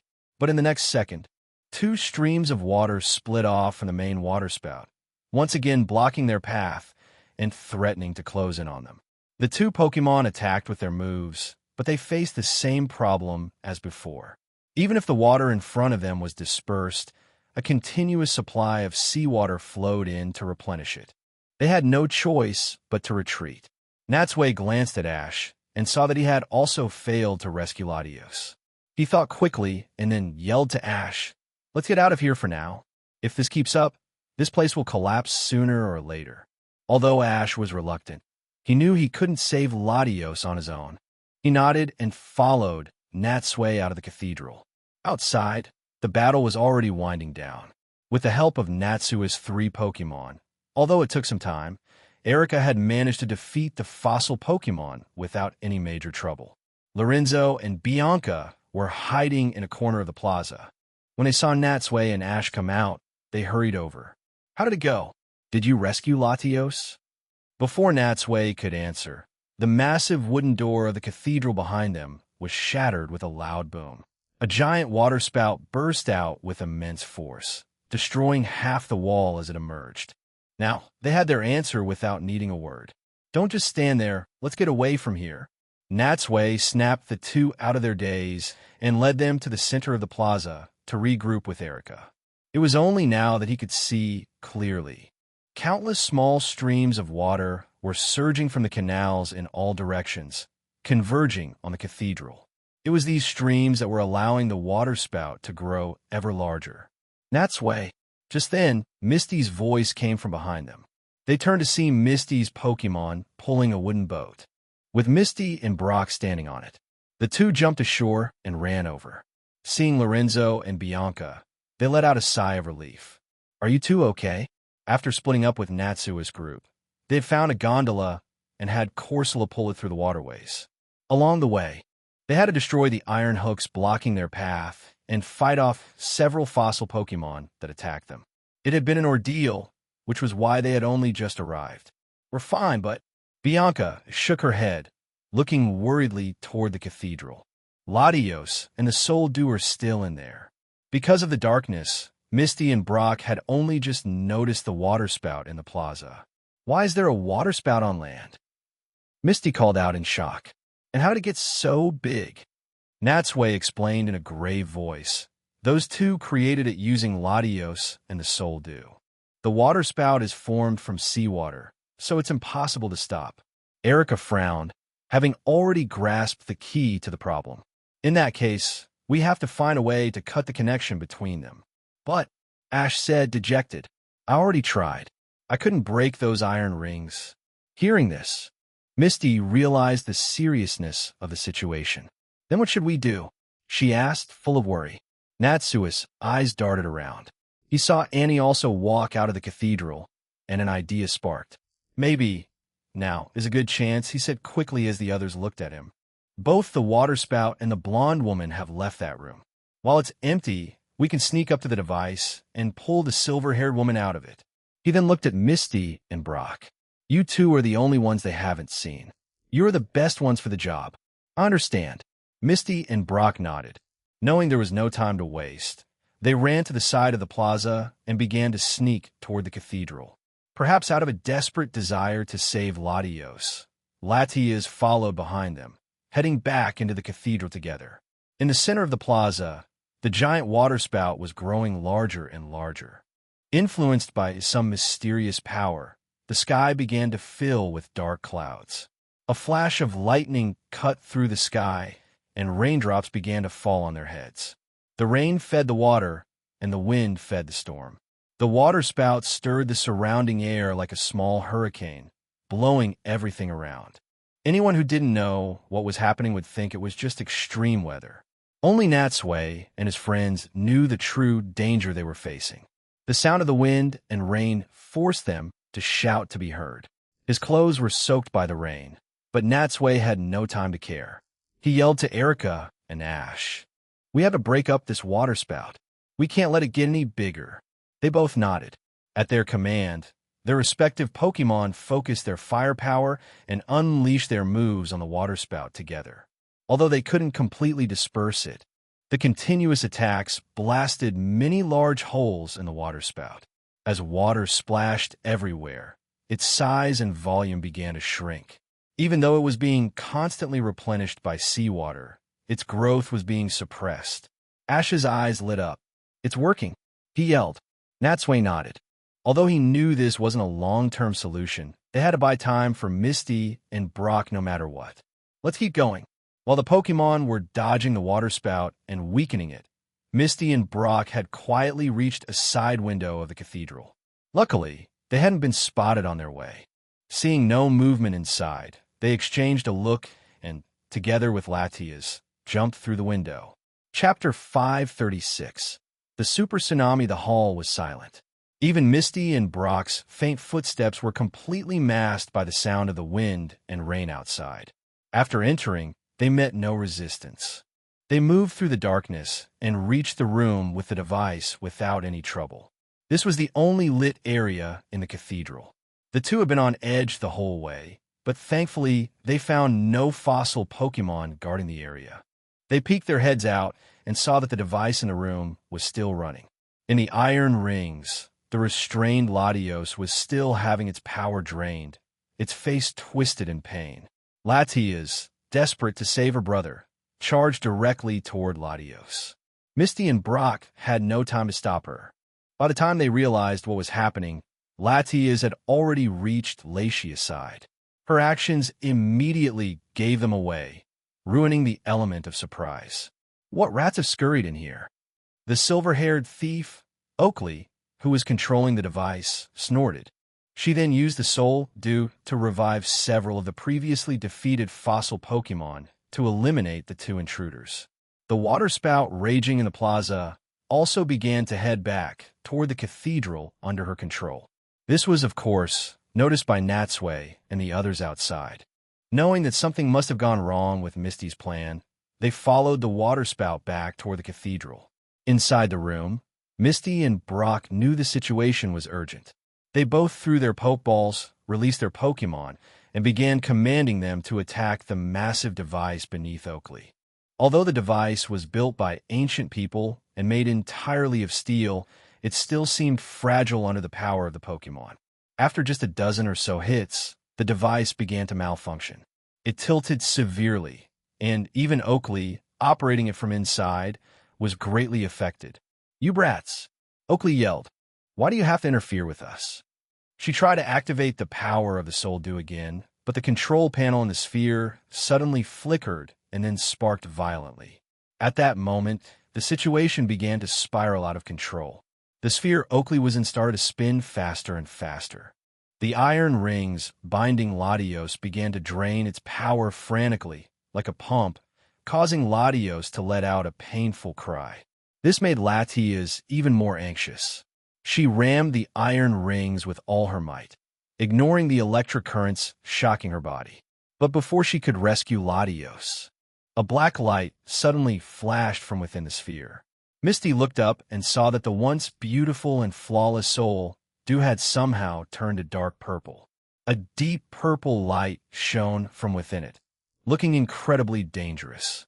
"This is bad." Having heard Lorenzo's explanation before, Misty knew what this meant. The Soul Dew has been corrupted. When they first entered the secret garden and saw the Soul Dew, Lorenzo clearly said that Latias and Latios used the gem to fend off a monster attack. It symbolized purity. If used by someone with evil intentions, it would become twisted and corrupted. Once corrupted, it would not only lose its original power, but the island itself would disappear along with it. At first, she thought it was just a story, but now, the gem looked like it could explode at any moment. Bang! Freed from the device's influence, Latias finally shattered the iron rings and rescued Latios. However, he was in a terrible state. Not only was his body badly injured, but his spirit was also completely drained. Misty glanced at Brock. "We've rescued Latios. Let's get out of here quickly." Brock nodded. The two supported Latios on either side and carried him out of the cathedral.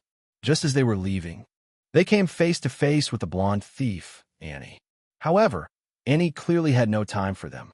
Seeing the still-spinning device in the distance, she ran toward it anxiously.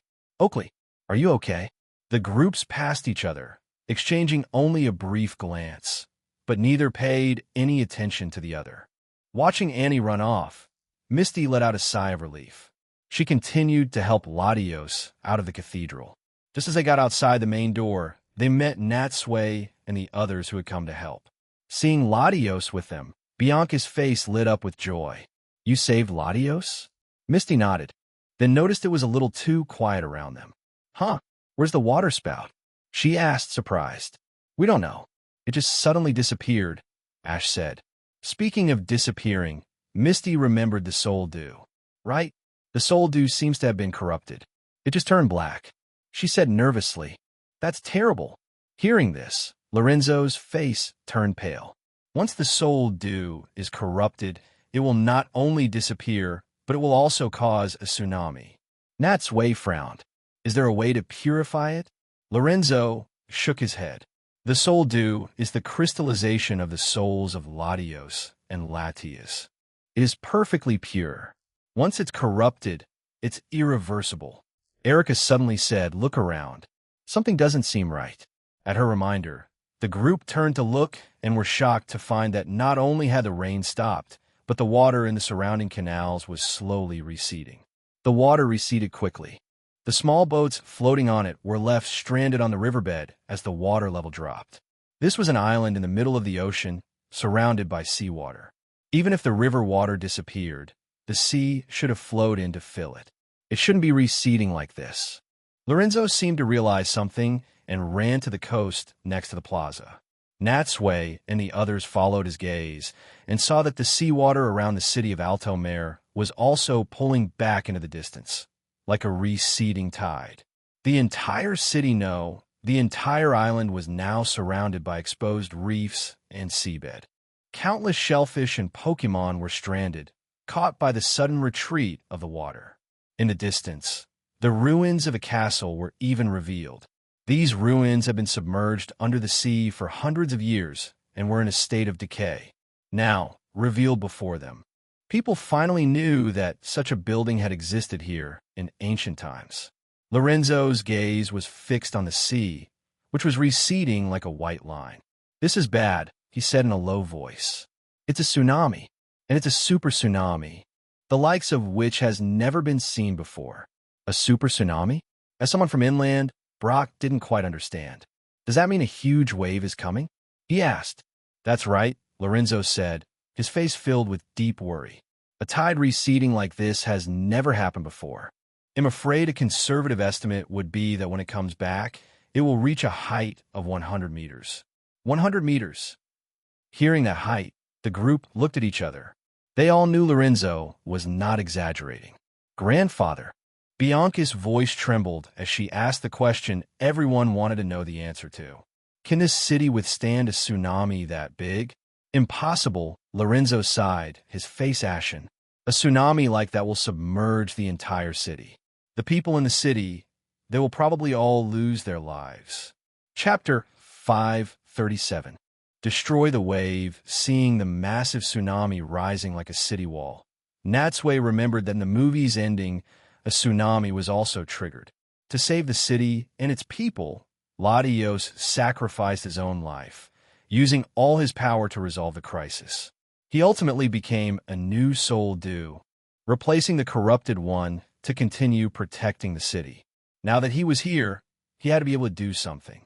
He had to prevent the tragedy from repeating itself. Thinking carefully, for a legendary Pokemon like Latios to have to use all his strength and sacrifice his life to disperse the tsunami, it could only mean that he had been badly injured and drained of too much power by the device. Even with Latia's help, their combined power was still limited. But what if a Pokemon with mystical powers, skilled in controlling water, were to help? Could that change the outcome? For a situation like this, it would be best if the Guardian of the Seas, Lugia, were present. Unfortunately, although Natsui had dealt with several Lugia before and knew they would be willing to help, they were all too far away. Fortunately, Natsui had another legendary Pokemon on hand who was an expert in this field. Taking an Ultra Ball from his pouch, Natsui tossed it lightly in his hand and whispered to it, "Now, it's our turn to save this city." Not far away, Latias and Latios had also noticed the tsunami. They exchanged a look and then flew into the sky, circling the top of the sun tower. From there, they could better appreciate the scale of the tsunami and its destructive power. Latios floated in midair, breathing heavily. He and Latias could have easily fled from the tsunami. However, whether it was because they had lived here for so long or because of their innate nature, he was unwilling to watch the tsunami destroy the city. As if he had made up his mind, he was about to fly toward the giant wave when he suddenly heard a man's voice from behind. "Laissez, don't rush. I have an idea we can try." Hearing the voice, he quickly turned and saw a man standing at the very top of the sun tower. He certainly recognized this man. Although he didn't know his name, he was the young man his sister had brought to the secret garden. Beside him, a Dragonite was hovering, having clearly just flown the man up there. In fact, when they first met during the day, he had sensed that there was something unusual about this man. It wasn't about his demeanor. Rather, he had sensed two powerful auras from his waist.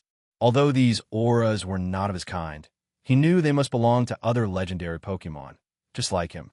He gave a weak cry to Natsui. This time, even without Jengar to translate, Natsui roughly understood what he meant. Opening the Ultra Ball, a flash of blue light revealed Suicune at his side. Stroking Suicune's long horn, Natsui turned to Latios. "This giant wave is a disaster we must face together, so you don't have to bear it alone. My Pokemon here will help you." Latios and Latias looked at Suicune. From this noble and elegant Pokemon, they could indeed feel a vibrant power. Pointing forward, Natsui continued, "The wave is coming mainly from one direction. I'm guessing you plan to fly above it and destroy its structure to make the part heading for the city disappear, right?" Latios nodded lightly. It was the only way he could think of. "That method can work," Natsui nodded. "I plan to use the same method, but with your current strength, I'm afraid you'll have to pay a certain price to achieve it. Let's have Suicune act with you." With that, Natsui waved his hand, called Dragonite over, and jumped back onto its back. "Let's discuss the details on the way. Time is short, while the tsunami is still far away. Let's get to the front and prepare." Latios and Latias had no objections. They followed behind Dragonite, flying forward together. Suicune leaped from the high tower, lightly touching the rooftops of various buildings as it bounded toward the sea. At the protective railing on the plaza's coast, Ash and the others looked up, watching Dragonite carry Natsui past them with Latias and Latios. They placed all their hopes on him. Lorenzo and Bianca, watching Suicune leap past them, now realized that the young man had also caught such a powerful Pokemon. Only Erica watched Natsui with a worried expression. This was an extremely dangerous undertaking, and she didn't know how he would help the city overcome this crisis. The sea breeze at night was a bit cold, not to mention Natsui was still soaked from the seawater. The seabed below passed in the blink of an eye. After just a dozen seconds, he had already traveled a great distance from Altomare. Further ahead was the massive tsunami advancing toward them. He had to admit, being so close, the wave looked terrifying. Natsui looked up and saw that its height completely overshadowed him, as if it filled the entire sky. "This is the spot." Natsui yelled to Latios and Latias. "Use all your power now.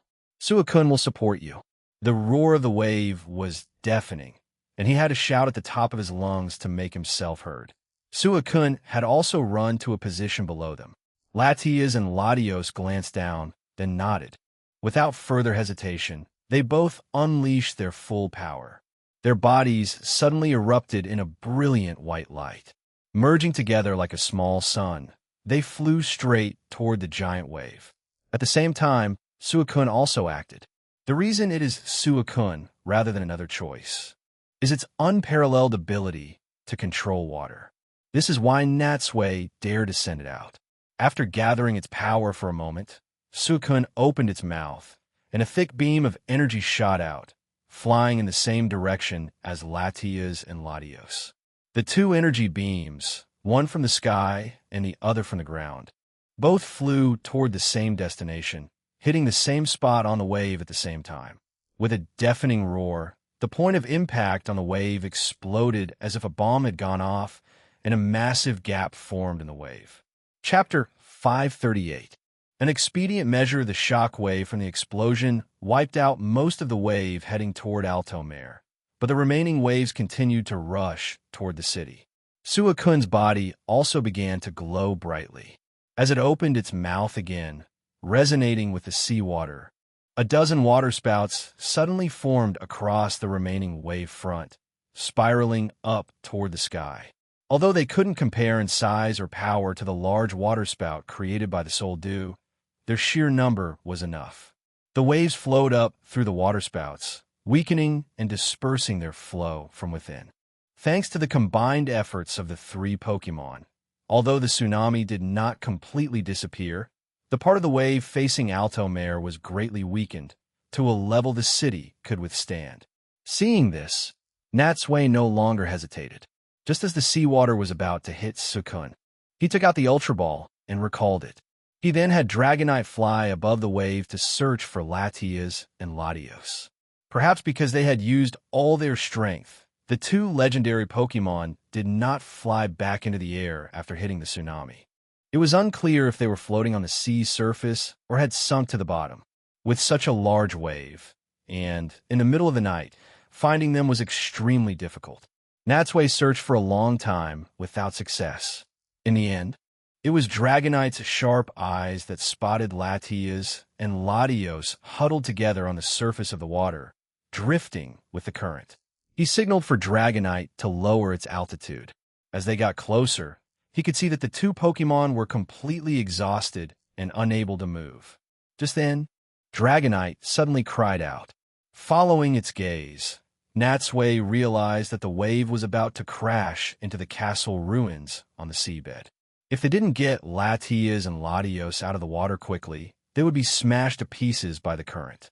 Dragonite, lift them up. Dragonite flew above the two legendary Pokémon and tried to wrap its not-so-long arms around Latios. But Latios was a large Pokémon, 2 meters long. Dragonite tried several times but couldn't lift him. Forced to change its target, it turned to Latias. Although Latias was relatively smaller, it was still a struggle to hold her. More importantly, even if it took Latias, Latios would be left behind. Seeing Dragonite's anxious expression, Natsui felt a headache coming on. If Charizard were here, they could have carried both of them away. But he had left it at the Cherasific Valley long ago. Even Jengar had been left on the shore to protect Erica and the others. If it were here, it could have used its mystical powers to lift the two Pokémon into the air. But now, besides Dragonite, Natsui had no other Pokémon that could fly. This was a difficult situation. Seeing the wave getting closer and closer to the ruins, he knew there was no time to waste. He gritted his teeth and took out 2 Pokeballs from his pouch. Latios, Latias, this is an emergency. Please stay in these Pokeballs for a little while. Don't worry, I'm not trying to catch you. He'll let you out as soon as we get ashore. Latios didn't even have the strength to lift its head. It raised its face slightly, looked at Natsui, and gave a small nod. It clearly understood the danger and knew it had no other choice. Beside him, Latias just looked curiously at the Pokeballs in Natsui's hands. Blinking her innocent eyes, he aimed the 2 Pokeballs at them. Red beams of light shot out, enveloped the 2 Pokemon, and drew them inside. The Pokeballs in his hands shook only slightly, with no sign of a struggle. With 2 soft clicks, they fell silent. After rescuing the 2 Pokemon, Natsui nudged Dragonite's side with his leg. Dragonite flapped its wings and flew high, carrying him back toward Alto Mare. Just as he left, the remaining tsunami crashed into the castle ruins. Under the immense force, the dilapidated castle instantly collapsed without so much as a splash. The tsunami then continued onward, sweeping toward Alto Mare. Dragonite carried Natsui at high speed, landing back in the plaza in just a short time. As soon as he landed, he took out the Pokeballs and released Latias and Latios. Just as he had said, putting them in the Pokeballs was merely an expedient measure. He wasn't taking advantage of the situation, but was genuinely trying to save them. That's why he released them the moment they were on shore. As the blue light faded, everyone immediately surrounded the extremely weak Latias and Latios on the ground.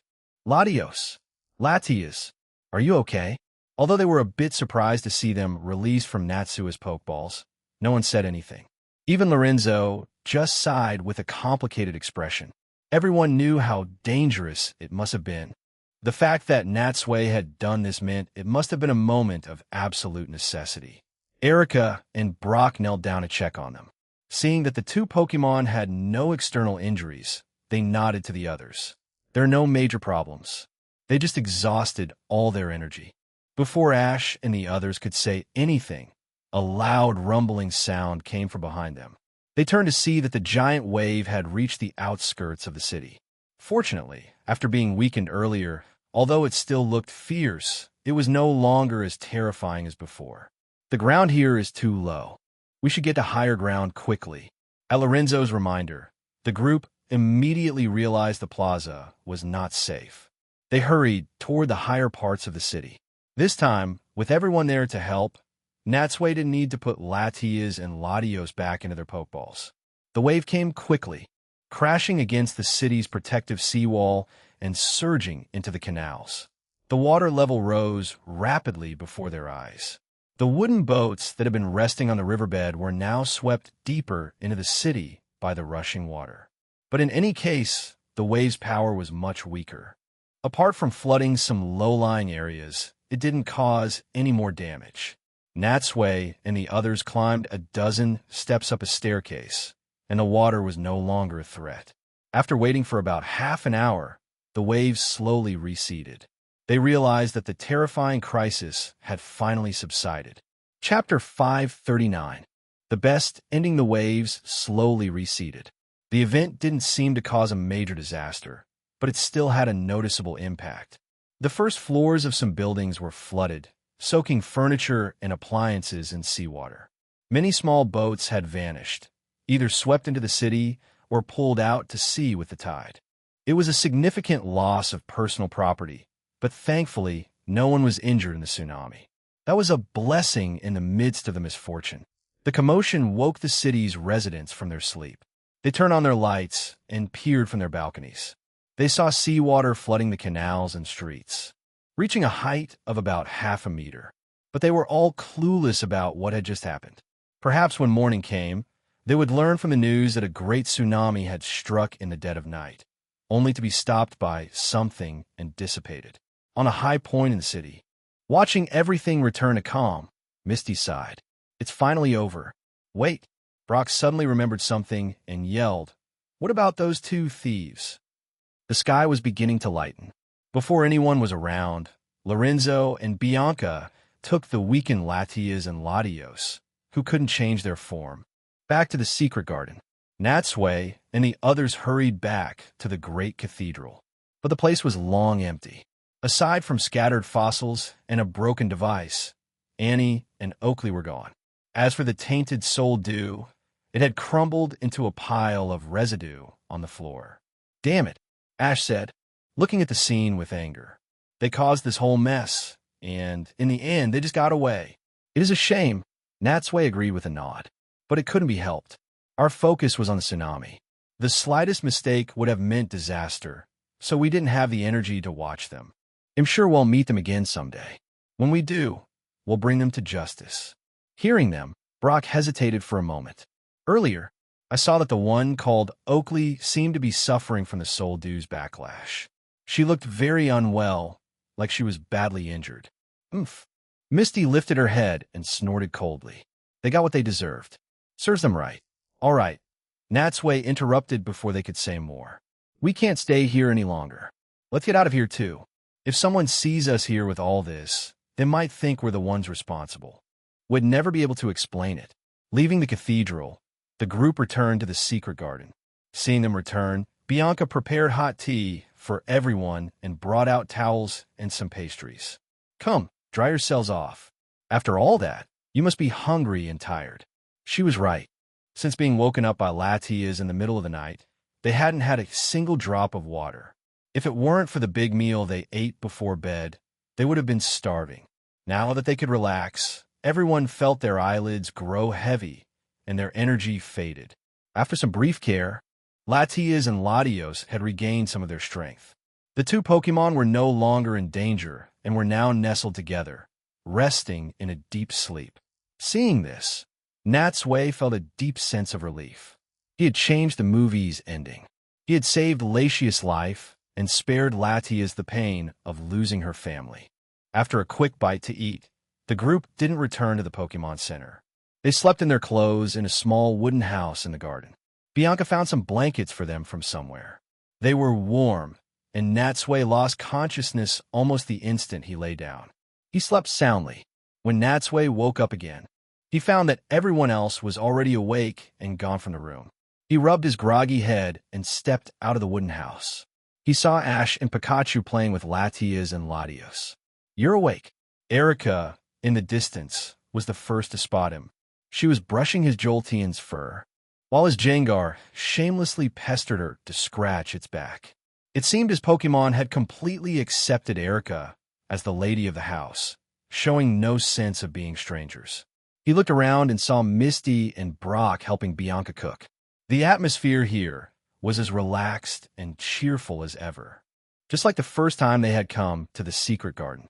Natsui nodded to Erica and walked over to the pool where the Soul Dew had been placed. He looked at Lorenzo. Without the Soul Dew, what will you do now? Lorenzo shook his head. Even without the Soul Dew, having Latias and Latios is the best possible outcome. I believe they will continue to protect this place, and I will ensure the legend of the Soul Dew is passed on. Speaking of Latias and Latios, Natsui took out 2 Ultra Balls and handed them to Lorenzo. These are their Pokeballs. You should keep them here. Oh, Lorenzo didn't take them right away. He looked at Natsui curiously. Aren't you taking them with you? Take them?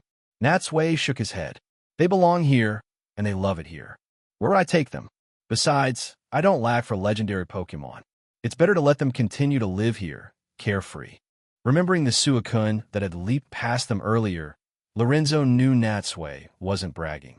With a legendary Pokemon like that by his side, he was indeed less driven to pursue other legendaries than an ordinary person. But another question troubled him. Lorenzo asked, instead of giving them to me, why don't you release them completely? Think of it as a kind of insurance, Natsui said with a small smile. I'm sure there will be others like those 2 thieves who will target them in the future. Or ordinary people who stumble upon them might try to catch them. Since they're already in Pokeballs, it prevents them from being captured by someone with bad intentions. I see. Lorenzo's eyes lit up with understanding. I get it. Because of the nature of Pokeballs, no one else can use another one to capture them. Even if they are caught, they can be recalled with these. Natsui smiled and nodded. That was exactly what he meant. Just then, Latias and Latios seemed to sense something. They left Ash and Pikachu and flew over, their eyes landing on the 2 Ultra Balls. As they watched, Lorenzo took the 2 Pokeballs and placed them solemnly where the Soul Dew had once rested. In that case, let's put them here. He looked at the 2 Ultra Balls side by side and said sincerely, from now on, they will protect this secret garden in place of the Soul Dew. Chapter 540. Leaving the City of Water after a hearty lunch prepared by Brock and Bianca and another night's rest, the fatigue from the previous day completely vanished. Thinking back on their experience in Alto Mare, it was truly eventful. They participated in a water race and won, toured the beautiful city, met Latias, Latios, Lorenzo, and Bianca, foiled the plot of the world's top female thieves, and saved the city from a massive tsunami. Normally, any one of those events would have been enough to keep them busy let alone having them all happen within 24 hours. Now, everything had come to an end. It was time to leave the city and continue their journey. They told Lorenzo and Bianca they were leaving. Lorenzo took it well, but Bianca's face showed a deep reluctance to see them go. Although they had only known each other for a short time, they had formed a strong friendship through these events. She didn't want them to leave so soon, but she also knew they were trainers. Their ambitions lay far and wide, and they couldn't stay in one place for too long. I have something to give you. With that, Bianca ran off. A dozen seconds later, she returned with a drawing in her hand. I drew this while you were sleeping.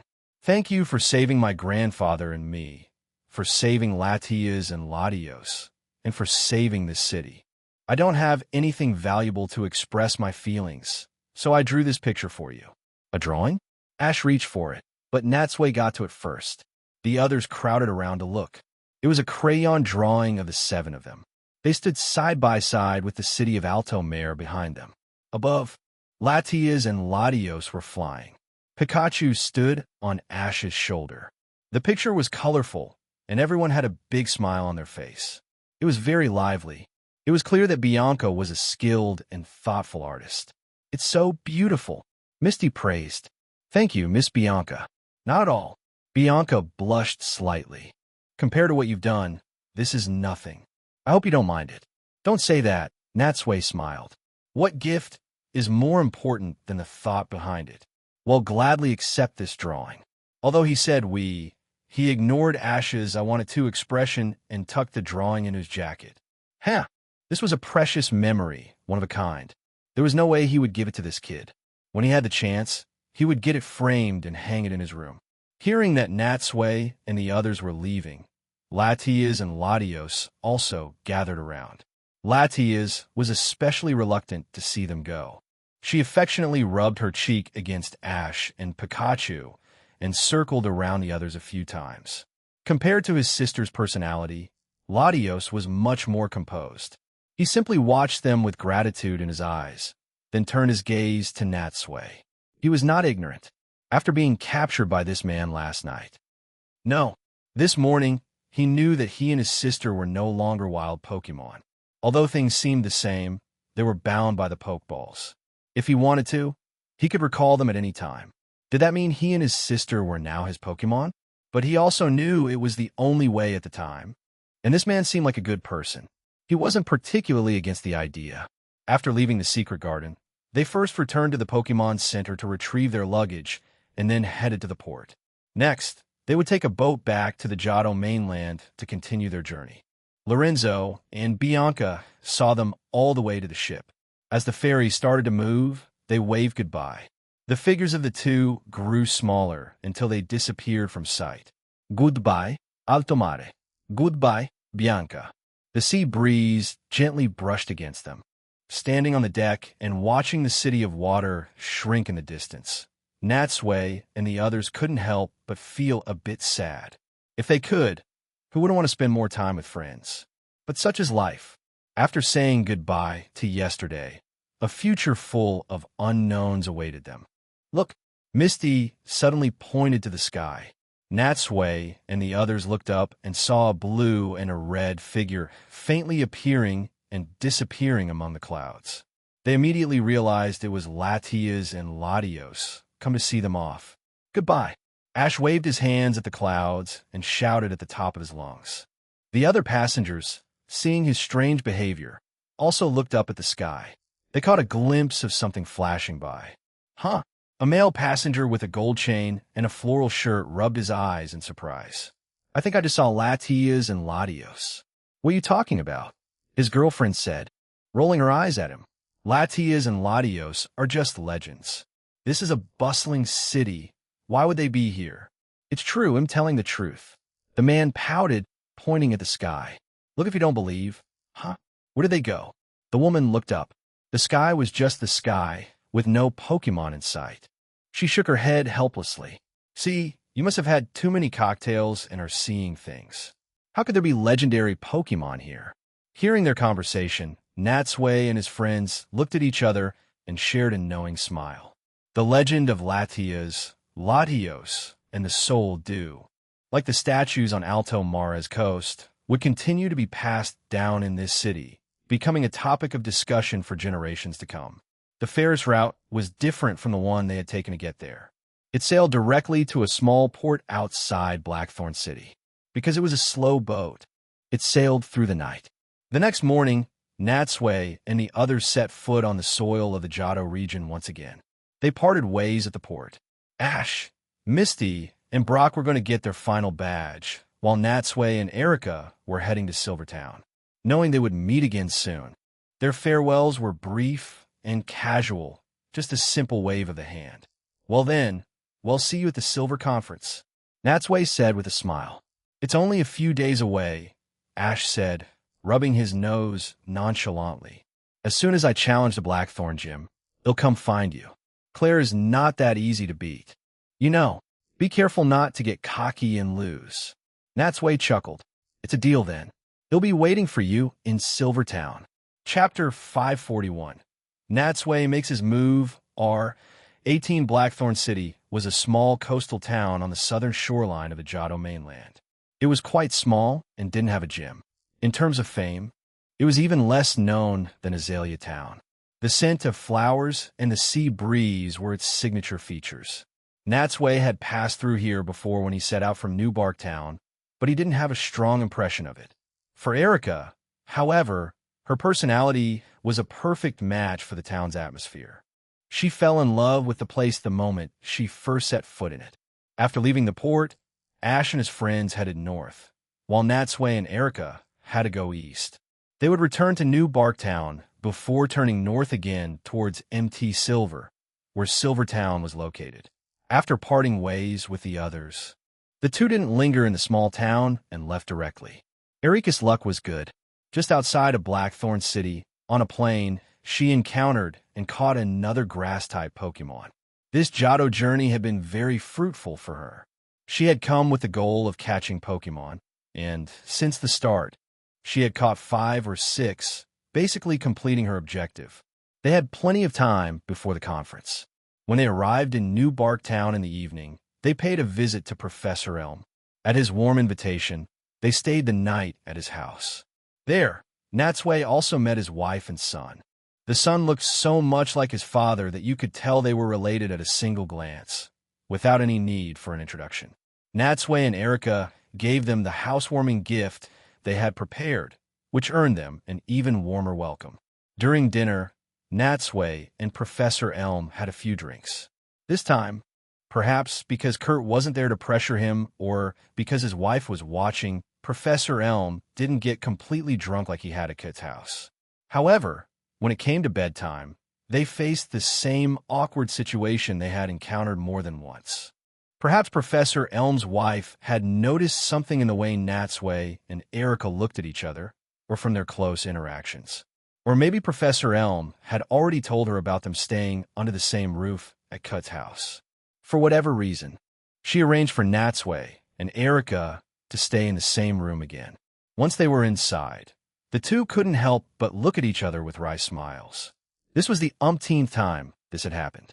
They were used to it by now and didn't bother explaining anything to the professor. But this time was different. It was much more heart-pounding because in front of them was only one double bed, and even just one blanket. Well, Natsui looked at Erica. Maybe I should sleep on the floor tonight? Erika's ears turned a little red. It's fine. We could just sleep on the bed. There's no need to be so particular when we're traveling. Hearing her say that, Natsui didn't insist. In truth, his offer was just a polite gesture. With a soft bed available, why would he want to sleep on the hard floor? Erica wanted to take a shower first. By the time Natsui finished his, he saw she was already lying in bed, her back to him. He turned off the light and slipped under the covers. In the moonlight, her back was a beautiful silhouette. The faint, sweet scent from her body, mixed with the lingering effects of the alcohol from dinner, stirred something in him. They had been through so much together. They had faced world-class thieves, saved legendary Pokemon, and averted a city-destroying tsunami.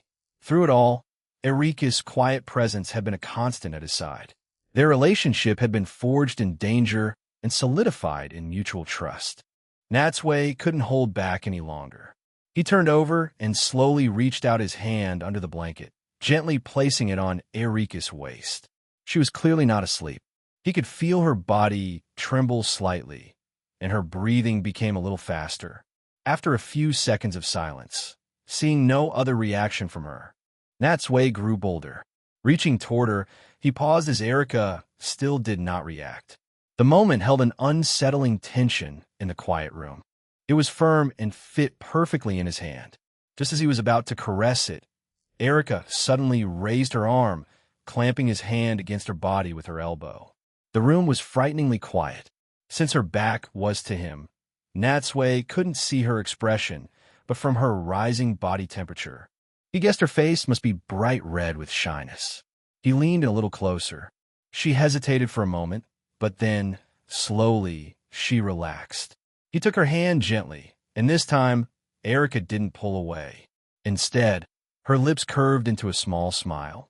And amidst her heavy breathing, Natsui could even hear a faint moan. Natsui. At this point, Natsui's boldness reached its peak. He moved his whole body closer, and with a gentle push, turned Erika over to face him. He was met with a pair of hazy, unfocused eyes, reflecting the moonlight. As their eyes met, Natsui could see the clear panic on Erika's face. She didn't dare to look at him directly. Looking at her beautiful face, a rush of heat went to his head.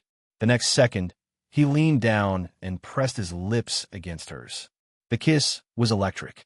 Her lips were soft and trembling, but they answered his. Natsui felt the tension leave Erika's body, replaced by a quivering surrender.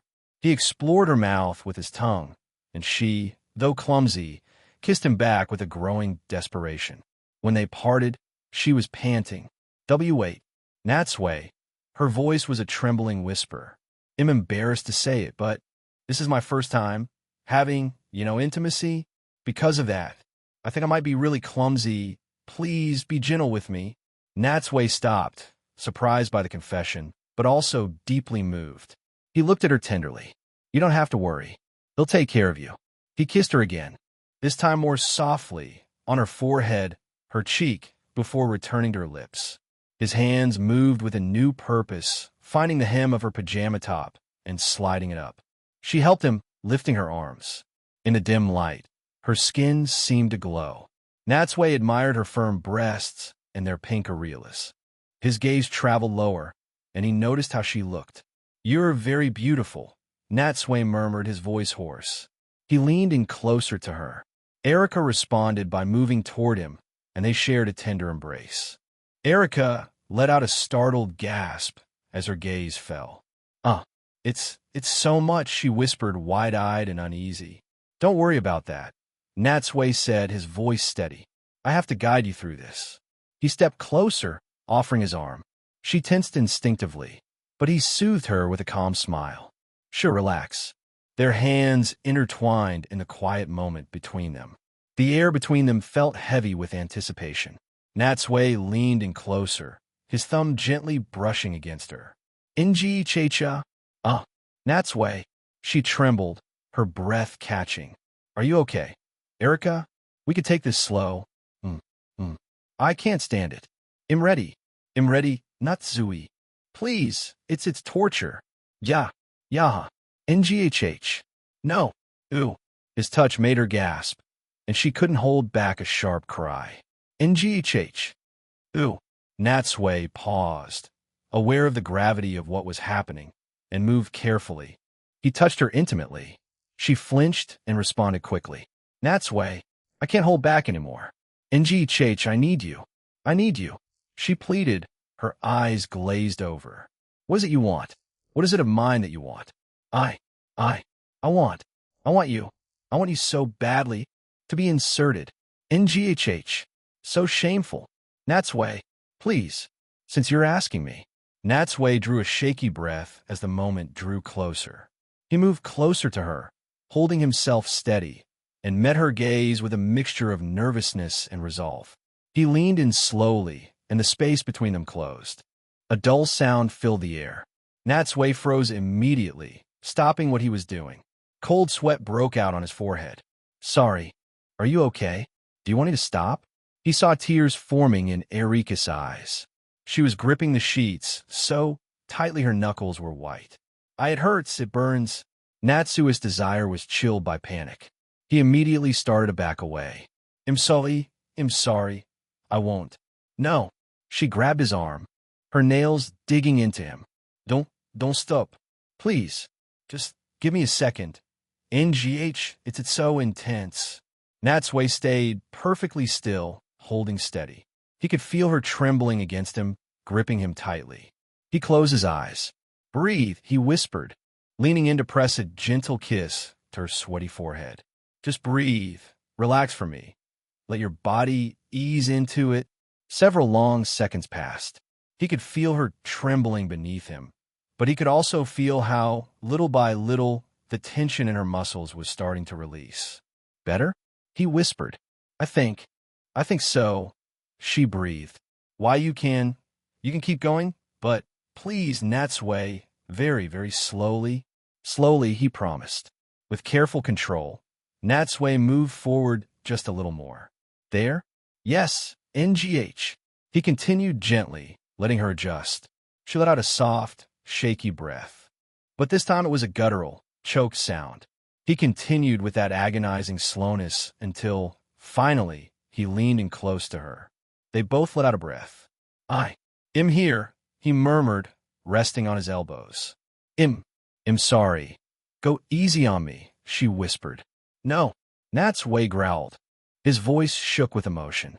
It's perfect, he breathed. Incredible. He stayed still for a long moment, letting her adjust. Then, very slowly, he began to move, drawing close before easing back in a gentle rhythm. The room was filled with a rhythmic, dull, thudding sound. He noticed Erika's breathing begin to shift. Her quiet gasps grew steadier. Oh, Natsui, it feels strange but so relaxing. Oh wow. The sensation of being so close was almost too much. Natsui growled, leaning in to kiss her, holding her gently. Can I get closer? He asked. She didn't answer with words, but pulled him tighter. Yes, please, more. Natsui. Harder. That was the green light. He increased his pace, his movements becoming deeper, harder. Clack, clack, clack. Ah, yes, like that. She cried, lost in the moment. I like it. I like it. Natsui, I love you. Her raw, desperate declaration made Natsui feel his whole body tense with emotion. Her body trembled, overcome by an overwhelming wave of emotion. Han, em, and Natsui. The feeling crashed over her completely. He gritted his teeth, heart pounding. Damn, almost. His entire body was shaking from the effort of holding back. He groaned against her neck, muttering Erika's name under his breath. He paused, catching his breath as the lingering tension finally began to ease. Erika collapsed beneath him, panting. Natsui smirked, also catching his breath. That was just the first one. Look at you. Erika could only respond softly. Good, but I want to see you another way. Gently, Natsui turned her over. Change position for me. She obeyed, kneeling on the bed. From this angle, he could see her standing before him, breathless. What a view, he murmured. He placed his hands on her waist. Get ready. Smack. A sharp sound echoed as his hand struck her backside, instantly leaving a red mark. NG Chechia. Erika cried out, startled. Like that? He asked. As he drew close to her, his breath warm against her skin. In one sudden motion, he pulled her tightly against him. Natsui, so close. The shift in position was completely different, touching a place deep within her that made her shudder. Natsui, right there. Natsui grinned. Right there. Huh. He grabbed her hips firmly and pulled her close. Oh, Natsui, slow down. I'm getting overwhelmed. Not yet. He laughed. He eased the pace, holding her close and pressing gently against her. Natsui, please. That's all right there. You like this, Erika? Yes. Yes, please. More. Say it. Say you want me. I want you, Natsui. Please. I want you so much. Natsui can no longer hold back. As you wish. He returned to the fast pace. He could feel her whole body beginning to tremble again. She was close. Natsui again. E.M. He felt her tense up against him. Her body arched, and with a breathless cry, she collapsed against him, shaking. Ahine, I can't. E.M. E.M. Watching her lose herself like that was Natsui's final undoing. He lost all control. Erika, he shouted. He grabbed her hips with brutal force, his fingers digging into her skin, and he moved against her with desperate, wild speed. E.M. With one final, powerful thrust. He held her close as an incredibly pleasurable sensation washed over him. He collapsed on top of her, their bodies shaking violently. Finally, after a long moment, Natsui pulled away. A thin stream of liquid dripped down her skin. He rolled onto his side, pulling her against him. He brushed the damp hair from her face. She looked at him, her eyes glassy, soft, and bright. After a long moment of comfortable silence, she hid her face in his chest. Her voice came out muffled, but clear. That, Natsui, I know it's very shameless of me, but could we stay together a little longer, please? The next morning, when Natsui came to the dining room yawning, he had sat down at the table when he saw Professor Elm looking at him with a knowing smile. Seeing his wife was busy in the kitchen, the professor cleared his throat and whispered to Natsui, I know you're young and full of energy, but you need to have some self-control. You can't stay up doing certain things too late. Erika, who had just entered the dining room, heard this. Her steps faltered, and her face instantly turned crimson. Natsui smiled sheepishly. He knew exactly what the professor was talking about. Last night, fueled by alcohol, he had spent the evening with Erika. Unlike Sabrina and Maya, Erika's body was a bit fuller, and he had lost himself in the moment, staying with her until the early hours of the morning. He must have disturbed Professor Elm's sleep. Erika sat down beside Natsui, her head bowed. She had just removed the messy, blood-stained bedsheet and put it in her backpack.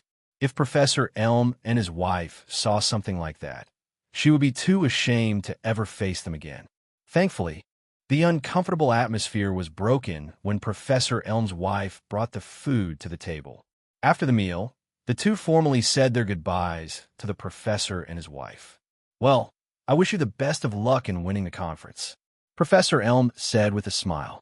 I'm sure you can do it, and if possible, we'll try to find time to come and watch your matches in person. Thank you for your kind words, Natsui and Erika said, standing outside the door and bowing slightly to the couple who had come to see them off. And thank you for your hospitality. Well, we'll be on our way. Have a safe trip. They waved goodbye and left Professor Elm's house, heading north out of New Barktown. After last night, their feelings and their relationship had completely changed. Chapter 542. The Ho-Oh-In Temple. After leaving New Barktown, the two traveled north. After a full day's trek by nightfall, they had left the plains and entered the mountains of MT Silver. On the way, they passed a Pokemon preserve, but Natsui wasn't interested, so they didn't go in. They walked for another half an hour, and just as night was about to fall, found a flat spot near a stream to set up their tent. After dinner, Erika felt Natsui's increasingly intense gaze and couldn't help but feel restless. She knew what was about to happen. If last night was Natsui making a move under the influence of alcohol, making it hard for her to refuse, then today, if she let him have his way while they were all alone, it would be a true acceptance of his actions. But their feelings for each other were there. Refusing him was also impossible. Most importantly, she had already given herself to him yesterday. There was no point in stopping him now. As for Natsui, being out here with no one to disturb them meant he could really let loose and have a good time. Because yesterday was Erika's first outing on the trail, and they had been in someone else's house, he hadn't been able to fully enjoy himself. Now, after a night of getting used to the routine, she was more comfortable, and he didn't have to worry about anyone eavesdropping. He could finally go all out without any restraints. After they washed up by the river, he had a mischievous smile on his face. He pulled Erika into the tent early. As he closed the flap, he didn't forget to look at the Sizer and Jolteon on night watch outside, giving them a look that told them to stay far away and not disturb him. Seeing the tent flap close, Jengar, who had also been kicked out, could only see the shadows of Natsui eagerly pinning Erica down against the lamplight from inside. It shrugged at Sizer and Jolteon. "See that?" It said with a pout. "That's youth for you." It just got dark, and he's already off having his fun, leaving us out here in the cold wind. As a Pokemon that had lived for over 2,000 years, it had seen everything. It was long accustomed to such things between humans. "It's just mating, isn't it? What's there to be shy about? Did you really need to kick me out? You really think I want to watch?" It poked the burning firewood with a stick. Seeing Sizer and Jolteon just yawn and find a comfortable spot by the campfire, seemingly unbothered by being on night watch, it let out a helpless sigh. "You two simpletons only know how to follow orders. You deserve to be out in the cold." Sigh. It looked up at the sky and lamented internally. "My partners have questionable intelligence. This team is so hard to lead." Inside the tent, Natsui laid out the bedding and looked at Erica with a burning gaze, slowly moving closer to her. "Don't." Erica was extremely shy. Her face was beet red as she stammered, "Turn off the light first." Natsui smiled slightly. He reached out and turned off the lantern, and the tent immediately went dark. He guided Erica to lie down, then reached into his backpack and took something out. It was a small box that Sabrina had left behind. She had left in such a hurry that she hadn't taken it with her.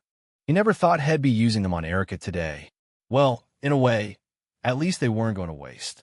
After a night's rest, the two packed their things and continued towards Silvertown.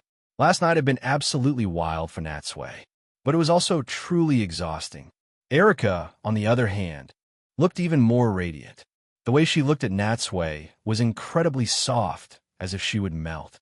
Their relationship had progressed by leaps and bounds. Now, both her body and her soul belonged to Natsui. Every move she made perfectly embodied the gentle and virtuous side of a woman. Even the way she spoke to Natsui was filled with endless tenderness. MT Silver was located in the eastern part of the Johto region. Strictly speaking, it was also part of the Indigo Plateau and not very far from where the Indigo Conference was held. However, its location fell within the Johto region, so it was classified as a separate area. Silver Town was situated at the foot of MT Silver. It was built by a lake and had not only the largest Pokemon Center in the Johto region, but also several competition venues and a well-equipped athletes' village. The entire town was built around the Silver Conference. Before entering Silver Town, however, they passed by the Ho-Oh-In Temple. The Ho-Oh-In was a temple where, it was said, the sacred flame for the Silver Conference was passed down every year. Because of this, some trainers considered it a sacred place and would come here to pray for good results before the competition began. Of course, Natsui wasn't here to pray. He was just curious and wanted to take a look. They entered the temple through the open gates. As they had heard, aside from them, they could occasionally see other trainers. The number of people would probably be even higher just before the competition. On the day before the opening ceremony, countless trainers would flock here to watch the ceremony of the sacred flame being carried to the venue. Erica consulted her travel guide again and said with a smile, "This temple has a legend. It said that a very fierce battle took place here in the past, and countless Pokemon were killed or injured. The war grew more and more intense, and the land became barren. An enraged Ho-Oh burned all of humanity's weapons with its fire, and then revived the lakes and the land." Seeing this, people began to reflect on their mistakes. They called the remaining fire the sacred flame and preserved it in the temple, passing it down from generation to generation. It's now used as the flame for the Silver Conference, and that's how this temple got its name. A Ho-Oh legend. Why is it everywhere? Hearing that name, Natsui couldn't help but pout. He still held a considerable grudge against Ho-Oh. If it weren't for it, he would have already collected all 3 legendary beasts. Seeing him like this, Erica let out a small laugh. But she had barely laughed for a few seconds before she saw Natsui staring at her lips with a mischievous look. She immediately thought of something, and her face turned red as she quickly suppressed her smile. They climbed a long flight of stone steps and finally arrived at a shrine. But they had just reached the top of the mountain and hadn't even gotten close to the shrine when two Pokemon suddenly jumped out from the side, blocking their path. Looking closely, it was a Machoke and a Machop. Natsui stopped and looked at them in confusion. What's this about? The Machoke and Machop made a threatening gesture at Natsui. Then he saw a black shadow flash before his eyes, and a cat-like Pokemon leaped out between the Machoke and Machop Chapter 543. The Tyrant Sneasel the Black. Cat-like Pokemon was one Natsui had seen more than once. It was the dark and ice-type Sneasel. Sneasel's design likely comes from the Kamaitashi, a weasel-like kai from Japanese folklore, or perhaps a mix of a weasel and a cat. Its body is mostly black with red tail feathers, silver-white claws, and small gold spots on its forehead and chest. Sharp claws are hidden in its fingers. Although he had encountered them many times before, Natsui had never truly learned about them. Seeing it jump in front of him now with a fierce expression, he took out his Pokédex and aimed it at the Sneasel. Pokédex, beep. Sneasel, the sharp claw Pokemon. A dark and ice type. Sneasel generally live in cold places. They have a cunning and vicious nature. They will suddenly extend their sharp claws to intimidate opponents who attack them. They often hide in the darkness to remain inconspicuous and rely on teamwork to hunt at night. One will lure the parents away while another steals the eggs, though they will often fight amongst themselves over who gets to eat. In the Alola region, they have even been recorded preying on Sandshrew. Putting away the Pokédex, he looked at the Sneasel before him again. It was clearly wild. It was now opening its mouth and saying something to him, while the Machoke and Machop at its side stood like bodyguards or underlings. Natsui looked down at his feet. Hey Jengar, what is it saying? Jengar's head emerged from a shadow. It says, "This is my territory. You're not allowed to trespass." Your territory? Hearing this, Natsui looked at the Sneasel in surprise. Isn't this a temple? How did it become your territory? Are you a Pokemon from this temple? This question seemed to provoke the Sneasel. It suddenly let out a loud cry, leaped at Natsui, and slashed at his face with its claws. Natsui dodged backward, avoiding the attack, and his brow furrowed. What are you doing? Sneasel spoke again, and Jengar translated. It says it's not a Pokemon belonging to you despicable humans, and it told you to leave quickly. Just then, hearing the commotion, a young man in black training robes ran out of a nearby building. Seeing the situation, he hurried over. Are you all right? He asked Natsui, then looked at the Sneasel with a troubled expression. Seeing that he was clearly a staff member here, Natsui asked, What's with this Sneasel? The staff member sighed. It's a wild Pokemon from around here. It's been staying here and won't leave. We don't know what to do with it. Natsui was very surprised. If that's the case, can't you just drive it away? Well, the staff member scratched his cheek in embarrassment. We've tried several times ourselves, but we can't beat it. Even when we asked some trainers for help, they were defeated by it too. And recently, it recruited that Machop and Machoke as its underlings, so we're even more helpless. Hearing this, Erica couldn't help but speak up. So, it's basically become the king of this place? We're very troubled. The staff member sighed again. The Silver Conference is about to start. With it occupying this area, forget taking the Sacred Flame, we can't even get close. I see, Natsui said with a nod. Since we've run into this, I might as well help. I just need to drive it away, right? They'll be counting on you. The staff member didn't seem to hold out much hope for his words, offering only a polite smile. As he had just said, he had asked other trainers for help before. They had also made big promises, but in the end, they were all helpless, and their Pokemon even got hurt. Perhaps this would end the same way as before. Natsui took a few Pokeballs from his belt pouch and sized up the Sneasel once more. The fact that it had driven away so many trainers proved it was quite capable. He certainly wouldn't underestimate it.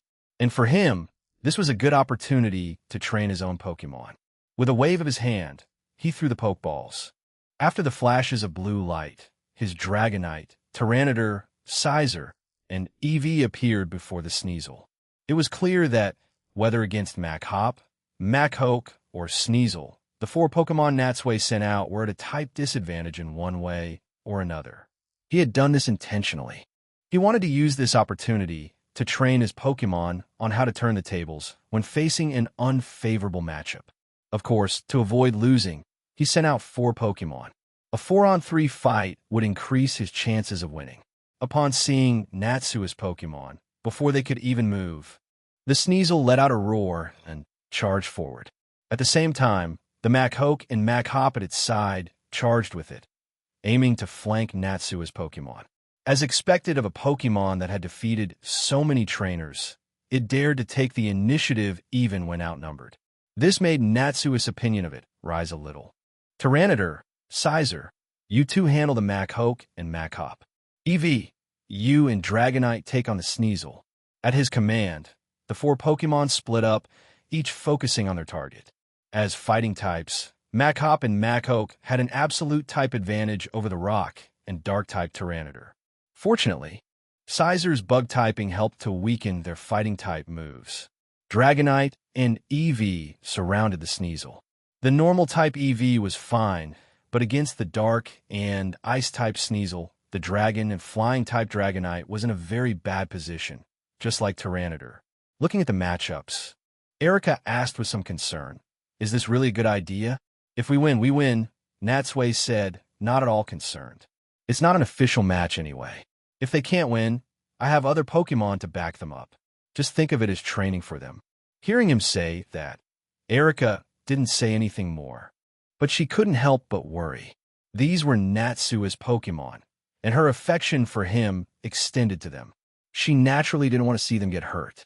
Fortunately, Natsui's Pokémon were all quite strong, and the Machoke and Machop weren't that powerful.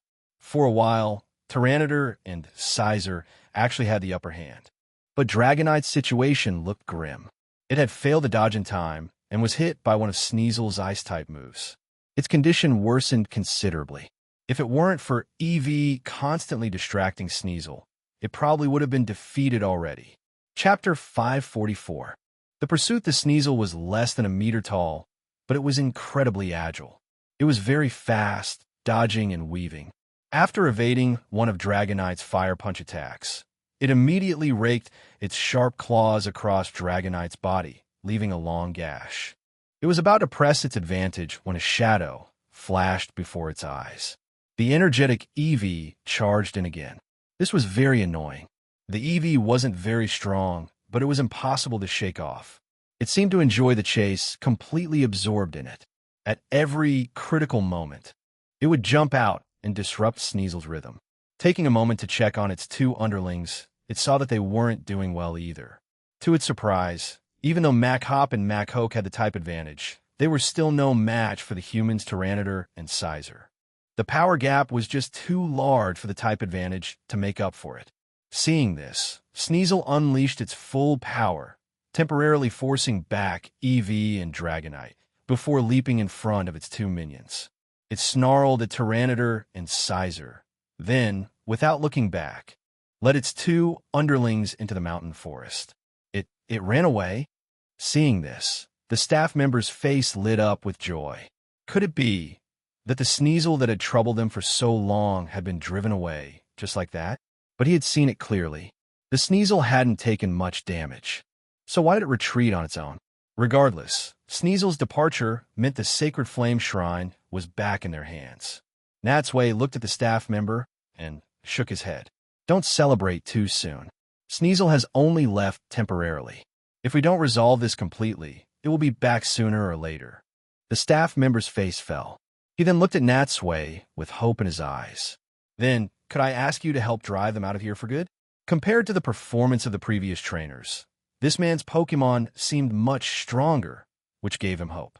Natsui thought for a moment without immediately agreeing. As a wild Pokémon, Sneasel must have come here because it had nowhere else to go, claiming the shrine as its territory. And since it didn't come down the mountain to actively attack people, only striking when someone got too close, it clearly wasn't a malicious type. It just didn't want anyone near. If they chased it from here, where would it go?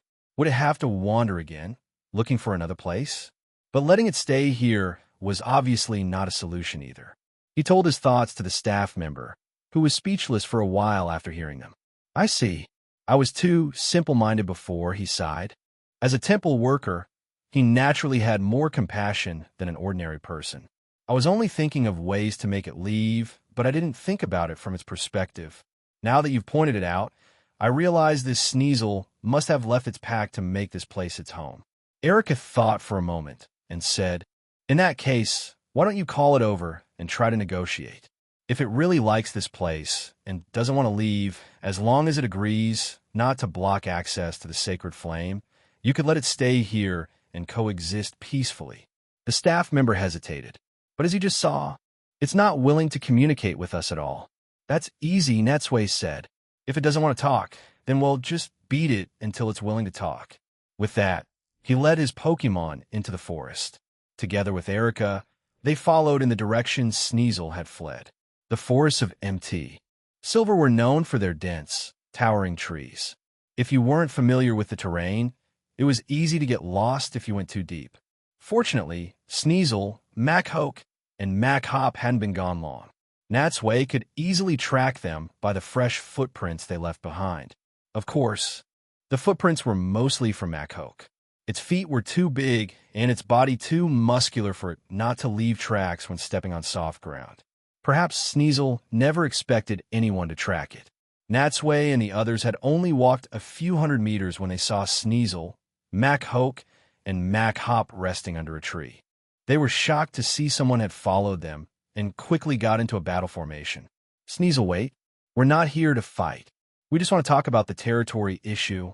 Following the principle of diplomacy before force, Natsui didn't immediately order an attack, intending to resolve the issue with words first. However, he clearly underestimated Sneasel's wild nature. As soon as he finished speaking, Sneasel let out a low cry and charged forward with Machoke and Machop. Well, that settled it. It seemed he was right before. He'd have to beat it into submission first. Dragonite, you guys go too. With a wave of his hand, Natsui once again signaled his Pokemon to attack. But this time, to switch up the training, he didn't use the same matchups. He had Dragonite and Eevee fight Machoke and Machop, while Tyranitar and Scizor took on the leader, Sneasel. This change in formation, combined with the strength of Natsui's Pokemon, immediately yielded different results. Dragonite, Tyranitar, and Scizor were no longer held back by their opponents' type advantages and unleashed their true power, pushing their opponents back relentlessly. Take Sneasel, for example. Just a moment ago, it had been fighting Dragonite with ease. But now, facing Tyranitar and Scizor, it was struggling to deal with even one of them, let alone both at the same time. Not long into the fight, it was panting and sweating from constantly dodging their attacks. When it got a chance to look at its two underlings, it saw they had already been defeated by Dragonite and Eevee. This sent it into a panic. In a moment of distraction, it was caught by one of Scizor's giant pincers, which clamped around its neck and pinned it hard against a tree trunk. With the dust settled, Natsui walked over and looked at the Sneasel. Well, ready to behave now?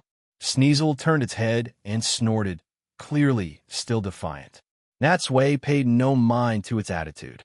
He smiled slightly, and with a wave of his hand, Scizor, escorted by the other Pokemon, began carrying the captured Sneasel back towards the Ho-Oh-In Temple.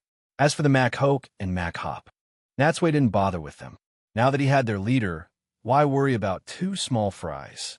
Chapter 545. Like a real couple are.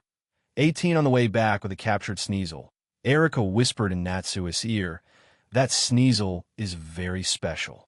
Aren't you going to catch it?" Natsui thought for a moment and then shook his head. "Forget it. Although it looks cool and is very strong, I'm not particularly interested in that type of Pokemon. They'll wait until I find a Pokemon I like more." Hearing this, Erica smiled.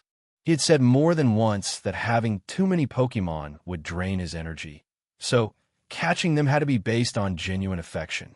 Clearly, this Sneasel wasn't to his taste. They were only halfway there when Dragonite suddenly let out a soft cry, clearly having spotted something. Following its gaze, they looked up and saw a large, yellow, bird-like Pokemon that seemed to be burning with fire flash across the clouds in the distant sky. Being so familiar with it, Natsui recognized it almost instantly. Huh, is that a molters? Erica also asked in wonder. There are molters here too? Natsui nodded. There were indeed legends of molters being seen in the mountains of MT Silver. He never thought they would actually encounter one. The molters made a brief appearance and then vanished from their sight. After that small interlude, the two continued down the mountain and soon returned to the Hoenn Temple. The staff member was visibly pleased to see that Natsui had actually brought the Sneasel back. Well then, we'll leave this Sneasel to you. We won't disturb you any further. With a wave of Natsui's hand, Sizer handed the Sneasel over to the man. How they would communicate from now on was their problem. He didn't want to get involved. However, to thank him, the staff member insisted they stay for a vegetarian meal while he went to talk with the Sneasel. After the meal, the man returned and told them that Sneasel had agreed to their proposal. It would stay near the shrine on the condition that it wouldn't disturb visitors or interfere with the sacred flame, and it would try to live peacefully with humans. Hearing this news, Natsui felt a sense of relief. After all, the integration of humans and Pokemon was a lifelong endeavor for many. For the temple and the Sneasel to set aside their differences and live together was the best possible outcome. After saying their goodbyes, Natsui and Erica continued towards Silvertown. The Hoenn Temple was not far from Silvertown. After another half-hour walk, they arrived at the site of the Silver Conference. It was truly a town built specifically for the conference. The atmosphere was thick with excitement. From advertisements to various merchandise, everything was themed around the Silver Conference. Following the wide main road, they bypassed the main stadium and went to the Pokemon Center behind it. Since he had already completed the final registration procedures, Natsui didn't have to go through much trouble this time. After picking up the Silver Conference information booklet, he checked directly into the Athletes' Village. At this time, there weren't many competitors in the village yet, but some who had already collected their badges in previous years were around. Their presence made the atmosphere even more lively. The Athletes' Village was located just behind the Pokemon Center, a short walk down a street. The sides of the street were already lined with various food stalls and vendors, selling all sorts of delicious and fun things. Since they had plenty of time, the two didn't linger and went straight to their destination. Unlike the individual villas at the Indigo Conference, the competitors at the Silver Conference all stayed in a large hotel. Each competitor had their own large suite, complete with a living room and bathroom, like a luxury apartment. When they took out their key card and saw the room they had been assigned, they both smiled at each other. The environment looked very comfortable, much better than they had expected, just like a home. But speaking of home, Natsui's gaze was fixed on Erica. Wasn't she the perfect wife? Home, wife, all the essential elements were now in place. Feeling Natsui's gaze, Erica clearly thought the same thing.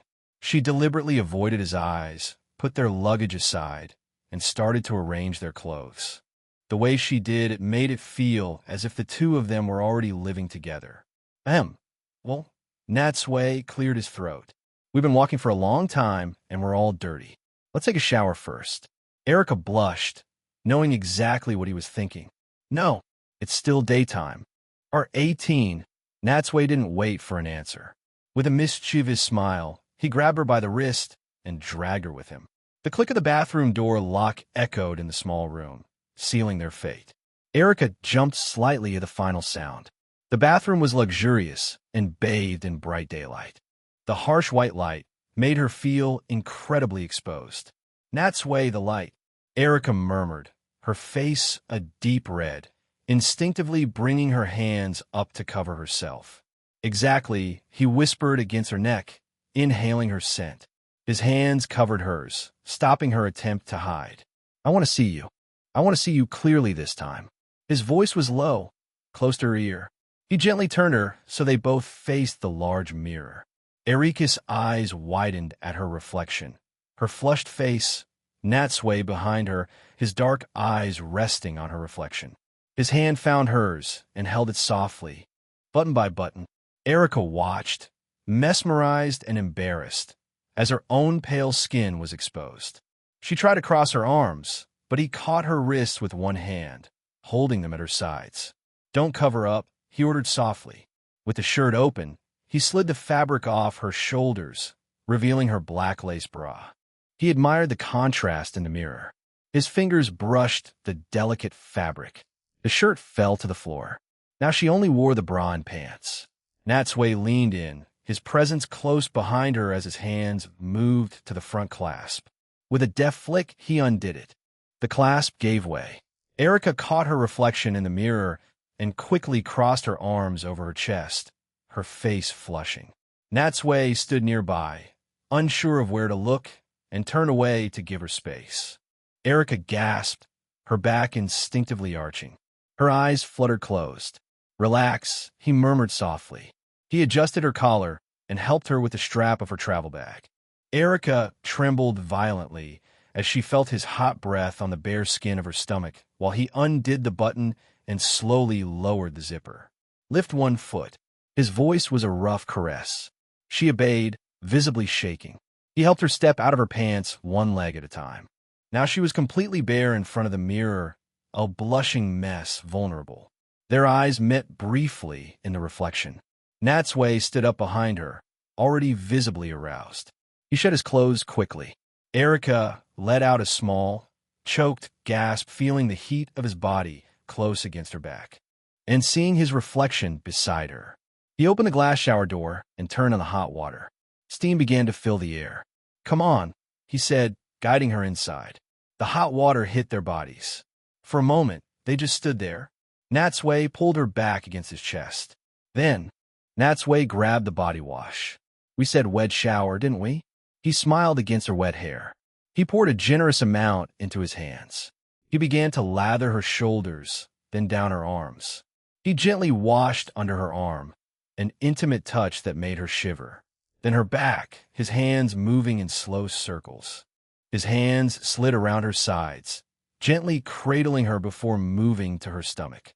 Erica held her breath. He then reached up and supported her carefully in the warm water. "Let's wash here first," he said softly. Erica exhaled, relaxing into the moment, tilting her head back as he worked her nipples between his thumbs and forefingers, rolling them, gently pinching them. "Natsui, it feels good." His hands slid lower, stopping just above her hips. He caressed her sides, then the tops of her thighs, teasingly close. She gasped and pulled back, startled, as he leaned in closer from behind. She let out an embarrassed noise and turned her face away.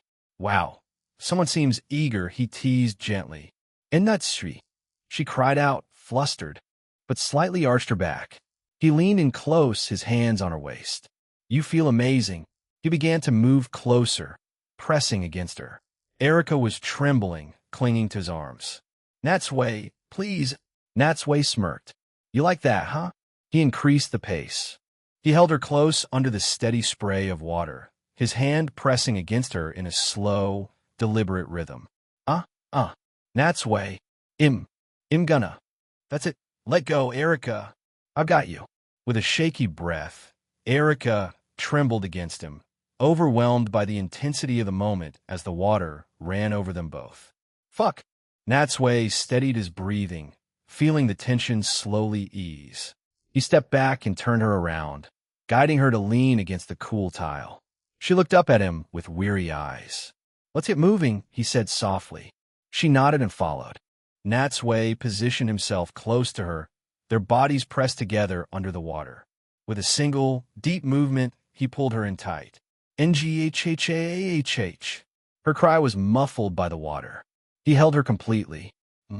"Feels so good," he growled, beginning to move. The first movements were slow. Savoring the closeness, the two held each other tightly. Natsui, right there. Just like that. You like that, huh?" He breathed. He shifted slightly, drawing a gentle arch from her as they moved together in a steady, deepening rhythm. The room grew warm and heavy between them. The steam fogged the glass. Natsui kissed her deeply as they held each other close. He pulled back slowly before drawing her in again. The quiet sounds of the moment filled the space. Suddenly, he grabbed her under the other knee, lifting her completely off the floor, pinning her against the wall with his strength. "Natsui, I'm going to fall." "You won't. I've got you," he growled. He held her firmly in place, shifting his weight to keep her steady. Their eyes locked, and the moment between them grew more intense. "Ah," she whispered, overwhelmed by the closeness. Natsui, Natsui, I am going to." Her second peak, so fast, already again? "I can't help it. With you. I'm so overwhelmed." With a heart-stopping cry, Erika's body tensed again. She clung tightly to him as the wave passed through her. Watching her climax like that a second time was Natsui's undoing. "Erika!" he shouted. His own movements became frantic, purely instinctual. He pulled her close with a final, desperate embrace, holding her tightly until he felt himself finally release. He held her one last time. They held each other close under the hot water, trembling as the moment washed over them. Natsui slowly shifted her stance but stayed pressed against him, neither moving apart just yet. They stood there, panting, wrapped in each other's arms beneath the steady stream. After a long moment, he paused and looked at her. She was flushed, tired, and radiant. He smiled softly, turned off the shower, and started filling the large bathtub. "What?" she murmured. "Come relax for a while," he said. He helped her up and stepped into the rising water, guiding her in beside him. "Now it's your turn to please me. I need you to use your mouth, and I want to take you again, but this time I want to see you from a different angle." Erika, her legs trembling, could only let out a soft sigh and nod weakly, sinking into the hot water as Natsui sat across from her. In the following days, Natsui and Erika lived like a real married couple. He spent his days training his Pokemon, developing strategies, and working on their weaknesses, while Erika took care of his daily needs and prepared nutritious food for his Pokemon. Although the athlete's village had its own restaurant, the two never went there once after moving in. Erika prepared all 3 meals a day, and she clearly enjoyed it. In their spare time, they would walk around hand in hand, buying small trinkets and gifts, or go grocery shopping. And every time, under Erika's shy gaze, Natsui would pick out a few personal items from the family planning aisle. He couldn't help it. They went through them too quickly. They used 2 or 3 a day, sometimes even more. As the two grew closer, the days passed slowly, and the start of the competition drew nearer. Finally, on the day before the competition began, they saw the long-awaited Ash and his friends. It was strange.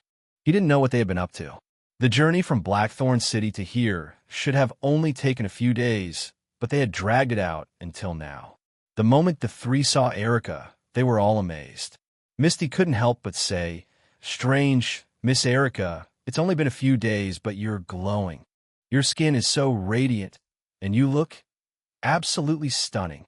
Hearing this, although she was in front of children, Erika couldn't help but feel shy. She shot Natsui a look. What else could it be? It's obviously because of Natsui's daily nourishment. Chapter 546. The Gathering of Competitors. "All right, that's enough," Natsui said with a smile. "You all look travel-worn. You should hurry and register, then go back to your room and clean up." Hearing this, Ash remembered that this was the last day for registration. He didn't delay any longer and hurried into the Pokemon Center with Pikachu. Natsui, Erika, Misty, and Brock stood there catching up. They had only been talking for a short while when Ash came running back out. "All done." Ash gave him a thumbs up, a bright smile on his face. "Let's go," Natsui said with a nod. "He'll take you to your room first, and then, as usual, he'll treat you all to a big meal." "Yay!" Ash and Misty cheered in unison. However, just as they were about to leave, they ran into a familiar face. "Ash, Natsui, fancy meeting you here. It's been a long time." The group turned to the voice and saw that it was Gary. Natsui remembered meeting Gary shortly after arriving in Johto. He had known since then that Gary was also going to challenge the Silver Conference, but he hadn't heard any news of him since. He never thought they would meet again here today. But he didn't know what kind of journey this guy had been on, but he seemed much more mature than before. Not only was his sports car gone, but even his ever-present cheerleaders had disappeared. He was all alone, carrying a small backpack. Seeing his rival and opponent from Pallet Town, Ash was as excited as if he had been injected with chicken blood. "Gary!" Ash pointed at him and said in surprise. So you're participating in the Silver Conference too? Sigh. Gary let out a helpless sigh. You really are a careless guy. Have you forgotten? We had a battle in my grandpa's lab after the Indigo Conference. I told you that day that I was coming to challenge the Silver Conference. Huh? Ash scratched his cheek in embarrassment. Did you say that? Oh, sorry, I forgot. Honestly, Gary ignored Ash and turned his gaze to Natsui. This time, I'm going to get my revenge for last time. I will defeat you.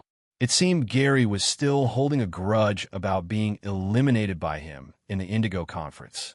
But Natsui was, of course, unafraid. He smiled lightly.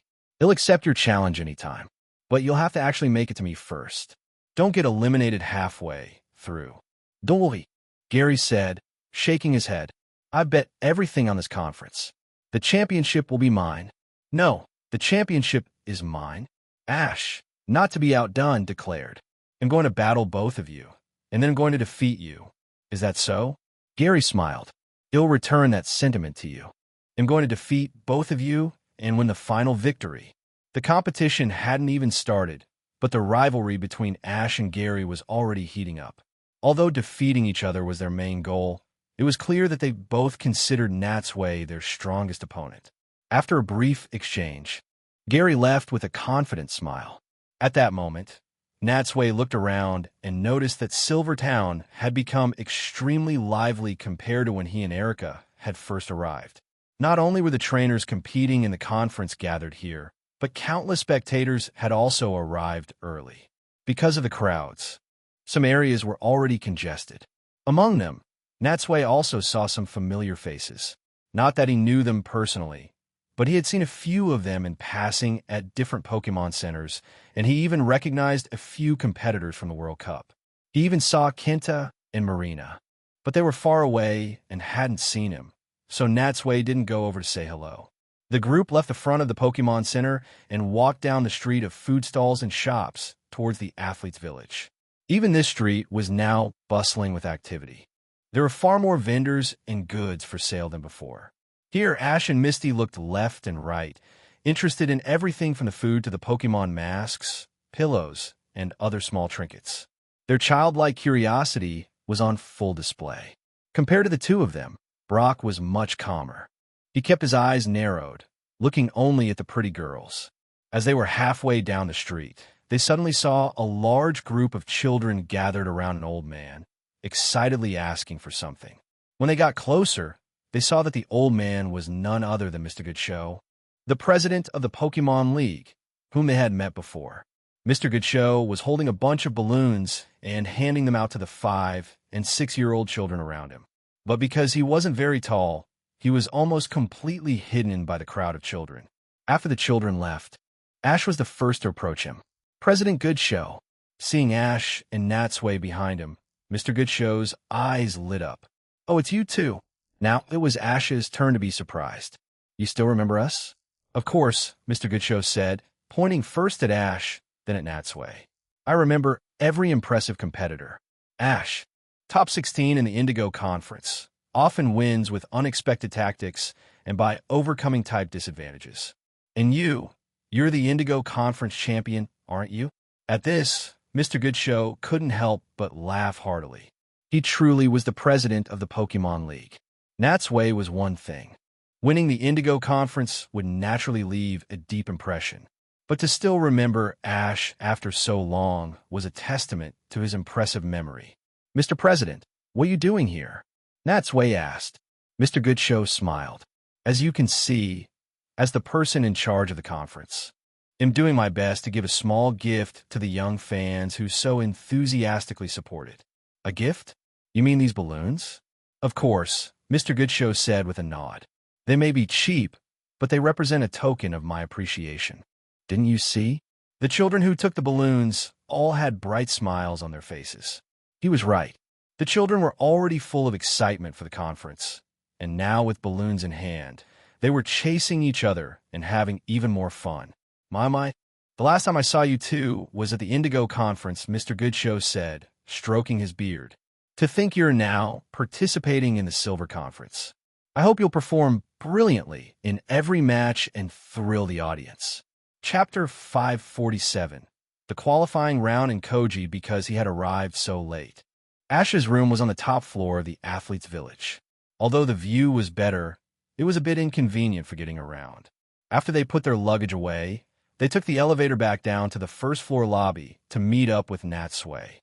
Then, the group went to the open-air stadium to participate in the qualifying round. The qualifying round was a preliminary event where all 200-plus registered competitors were gathered for a pre-selection. The goal was to eliminate contestants until only 48 remained. It was an untelevised group stage before the main tournament. Each participant had 3 opportunities to battle different opponents. Based on their performance, even if they lost once, they still had a chance to advance. After Natsui explained these rules to Ash, Ash nodded in understanding. So, as long as you perform well and the judges approve, you can advance even if you lose 2 matches, right? That's right, Natsui said with a smile. Since each trainer can only use 1 Pokemon per match, it's easy for upsets to happen. So, if you want to advance smoothly, you have to give it your all. Because this was a mandatory stage for every participant, and considering that competitors arrived on different days, the Pokemon League had scheduled the qualifying round for the day before the opening ceremony. Natsui, Ash, and every other trainer had to participate. So even though Natsui had arrived many days early, he had to compete today along with everyone else. When they arrived at the venue, they saw a dozen battlefields surrounded by chain-link fences, all lined up next to each other. The other 200 or so competitors were also arriving one after another. At the service center, Natsui drew lots and received his match number. He looked down and saw he was assigned to Group A, with his matches being the 2nd, 4th, and 10th. All even numbers. I wonder if that's a good sign. Well then, let's both do our best. He and Ash parted ways and headed to their respective fields. Erica naturally went with Natsui, and Brock followed Ash. Only Misty looked back and forth, silently apologized to Ash, and then followed her heart, hurrying in the direction Natsui had gone. The 3 of them casually made their way to the Group A field and found that the 2 competitors before Natsui had already started their battle. They were 2 young men of similar age. One had sent out a Nidoking and the other a Hitmontop. The 2 Pokemon seemed evenly matched, trading blows back and forth. For a while, it was hard to tell who had the upper hand. Both trainers were giving it their all, shouting encouragement to their Pokemon, neither wanting to lose the first match. After watching for a bit, the Hitmontop finally used a triple kick that struck the Nidoking in the chest, knocking it to the ground. Before the Nidoking's trainer could recall his Pokemon, the referee gestured for Natsui and his opponent to enter the field. "Good luck, Natsui," Misty said, clenching her small fist to encourage him. Natsui smiled at her and walked onto the battlefield, his eyes on his opponent. It was a boy of about 10, wearing a blue baseball cap and black clothes, with a Pikachu by his side. If he hadn't just parted ways with Ash, Natsui might have thought it was Ash who had walked out to face him. The face and expression were too similar to Ash's, and he even had a Pikachu. He looked even more like Ash than Richie did. Seeing that both trainers had reached their respective positions, the referee raised his flag and said, "Next up is the second match of Group A, Natsui versus Koji." Koi, that name sounds familiar. Wait a second. A memory flashed in his mind, and he couldn't help but ask, "Koji, are you from the Orange Islands?" "Huh." Koji looked at Natsui in surprise. "Yes, I am. How did you know?" "I see. So it's you," Natsui said, suddenly understanding. Then he smiled. "What a coincidence. A while ago, when I was challenging the gyms on the Orange Islands, I met your mother on the islands. She asked me that if I ever found you in Johto, I should tell you that she misses you very much and hopes you'll come home soon." Misty, who was nearby, heard this and nodded. "Miss Luana asked Ash and me too. I never thought we'd meet you at the Silver Conference." Mom, hearing their words, Koji's thoughts drifted far away to the island where he grew up. It was as if he could see his mother's face, and his eyes grew a little misty. He nodded gratefully at Natsui. "Thank you for telling me. I really have been away for too long. After I finish challenging the Silver Conference, I'll go back." Natsui hadn't really expected to fulfill this request. Giotto was so big. How could you find a stranger?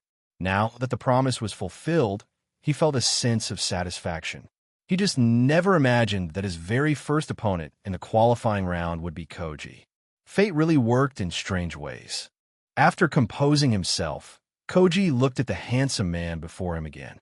Although he was grateful for the news about his mother, he wouldn't hold back in the upcoming battle. He had left home precisely to leave his comfort zone and achieve good results through his own efforts. With that thought, his gaze became firm, and he took out his pokeball. That's a good look in your eyes. Meeting Koji's gaze, Natsui also took out a pokeball from his pouch. At the referee's signal, both threw their pokeballs. With flashes of blue light, two Pokemon appeared on the battlefield. Koji's Pokemon was a Kingler, a very common sight by the sea. However, his Kingler was a bit different from the usual ones. It was huge, about 1.5 meters tall, and looked very strong, a full size larger than a normal Kingler. Natsui, on the other hand, had sent out his Dragonite. Please be careful, Koji said, perhaps feeling a little guilty for having to immediately battle the person who had brought him such kind news. He couldn't help but give a warning. This was the first Pokemon I caught after Pikachu, and I brought it with me from the Orange Islands. It's very strong. Is that so? Natsui said with a nod, guessing Koji's feelings. He smiled. Then you should be careful too. My Dragonite's strength is not to be underestimated either. Chapter 548. 2 consecutive wins. Because it was a blind selection, the Pokemon participating on both sides were filled with uncertainty. No one knew what kind of opponent they would face. For Koji, his Kingler, being a pure water type, wasn't weak to Dragonite, but its water type moves would deal half damage to a Dragon type Pokemon. This was not good news. When the battle began, Kingler quickly approached Dragonite, while Dragonite took to the air, flying into the sky. Seeing this, and with Kingler unable to get close, Koji could only yell, "Kingler, use Water Gun." Although he knew water-type moves wouldn't cause significant damage to Dragonite, it was one of the few long-range moves he had, and, on such an open field, it was one of Koji's limited options. However, hitting a flying target with such a move was difficult. Dragonite simply did a light roll and dodged the long stream of water. Dragonite used Dragon Rush. At Natsui's command, a faint cyan aura surrounded Dragonite's body.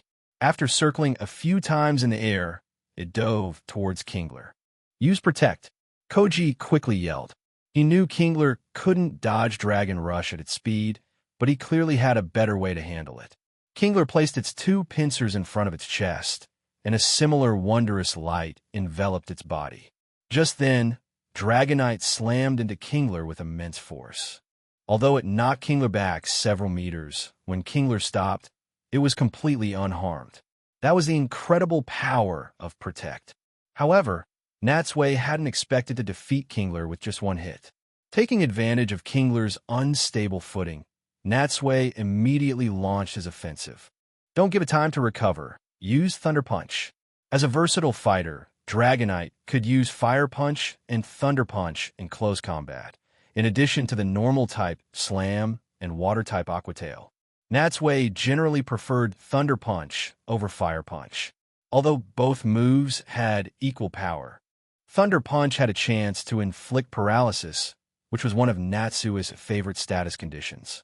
That brief moment of paralysis for the opponent often became the crucial turning point in a battle. Kingler, use Crab Hammer. For Koji, close combat was also Kingler's specialty. Seeing Dragonite advance instead of retreating, he showed no fear. Kingler took a few steps forward, swinging its large and small pincers, clashing with Dragonite's electricity-wreathed fists in a direct confrontation. In terms of move power alone, Crab Hammer was undoubtedly much stronger than Thunder Punch. Its massive pincer could even land critical hits more easily. But just as Natsui had planned, after the 2 Pokemon skirmished and traded blows a few times, Thunder Punch's paralysis effect triggered. It felt as if electricity flowed through Kingler's body. Just as it was about to move, its body froze for a moment. This was the chance he was waiting for. Dragonite, use Aqua Tail and Hyper Beam. Dragonite's tail was enveloped in swirling water. It spun around, whipping its tail against Kingler, sending it flying into the air. At the same moment, it began gathering energy in its mouth. The instant Kingler landed, Dragonite opened its mouth, and a thick beam of energy shot out, hitting Kingler dead center. This smooth little combo sent Kingler crashing to the ground. When the referee raised his flag, Koji finally snapped back to reality. Just moments ago, it looked like an even match, trading blows on the ground. How did it end so suddenly? After his surprise, he let out a long sigh, recalled Kingler, and walked over to Natsui with a wry smile to shake his hand. "I lost. You performed very well," Natsui said, patting his shoulder. "But like I said, my Dragonite is very strong too." Truthfully, he could have easily had Dragonite defeat Koji from the air using long-range attacks. But having met Marina and knowing Koji's dream and his journey far from home, Natsui had a good impression of the boy and didn't want to crush his confidence. That's why he chose to fight him head-on. It seemed that despite the risks, the outcome was still favorable. Having won the first match smoothly, Natsui recalled Dragonite and walked off the battlefield. Erika and Misty came over to meet him. "Congratulations, Natsui. Only 2 more matches to qualify." Misty was the first to congratulate him. Erika, being a gym leader, saw things on a deeper level. She looked at Koji in the distance and said approvingly, "Actually, that kid is quite strong." Natsui nodded. Erika wasn't wrong. Koji did have skill. Although it seemed like Natsui had a huge advantage and won easily, having fought him, Natsui knew it was only relative. If any other trainer had faced Koji, the outcome would have been uncertain. If Koji could maintain this level in his next battles, qualifying shouldn't be a problem. Natsui sat down on a nearby chair to rest and wait for his second match. His next fight was the 4th match in Group A. It wasn't long. After watching the 3rd match, it was his turn again. His opponent this time was an older man who looked like an office worker from a large company. He wore thick, round glasses and had a wooden expression, as if he had lost hope in life and was trying to reignite his lost passion by participating in the Pokemon conference. The Pokemon he used was a Houndoom. Natsui sent out his Tyranitar. But Natsui didn't know when this older man had earned his badges, but it was clear he hadn't trained his Pokemon in a long time. As soon as the battle started, Natsui could feel that this Houndoom's strength was not only incomparable to Koji's Kingler, but even slightly weaker than an average trainer's Pokemon. This was another easy victory.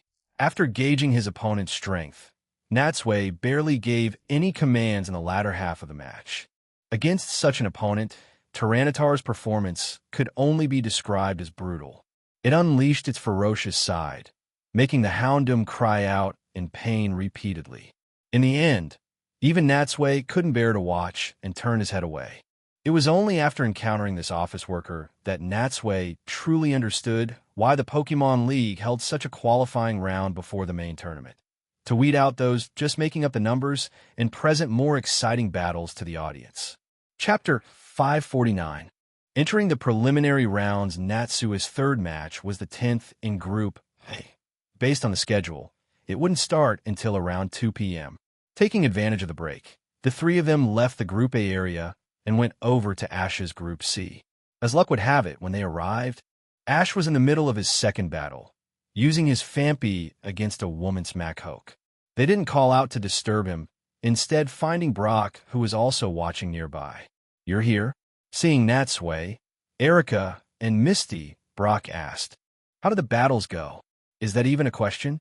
Misty answered with a smile before Natsui could speak. With Natsui battling, it was a piece of cake. He won 2 matches almost effortlessly. "By the way, how's Ash doing? He didn't unlucky lose 1 already, did he?" Brock shook his head.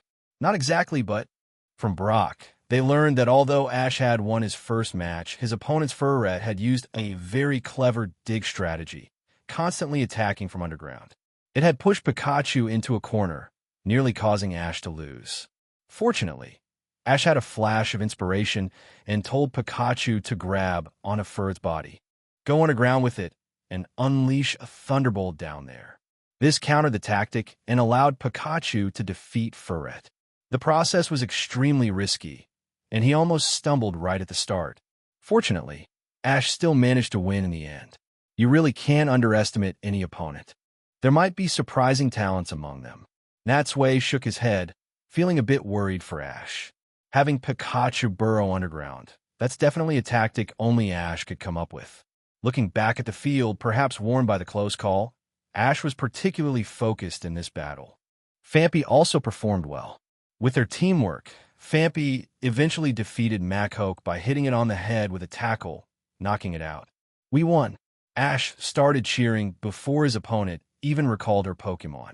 It was clear that the near loss in the first match had served as a wake-up call, keeping him on edge.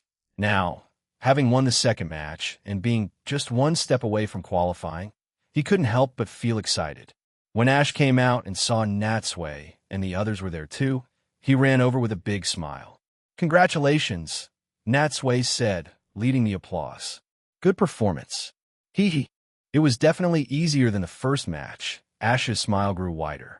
"What about you, Natsui? You won too, right?" "Yeah, didn't run into any tough opponents." "All right, let's go get some lunch." The group went to a nearby restaurant. While Natsui ordered, Misty told Ash about meeting Koji earlier. After the food arrived and they ate heartily, Natsui and Ash focused on the competition, exchanging some experiences. Well, there wasn't much to exchange, mostly just mutual encouragement. The break was short. It was only 1 p.m., and before they had even digested their food, Ash received an announcement over the broadcast and rushed back to the venue.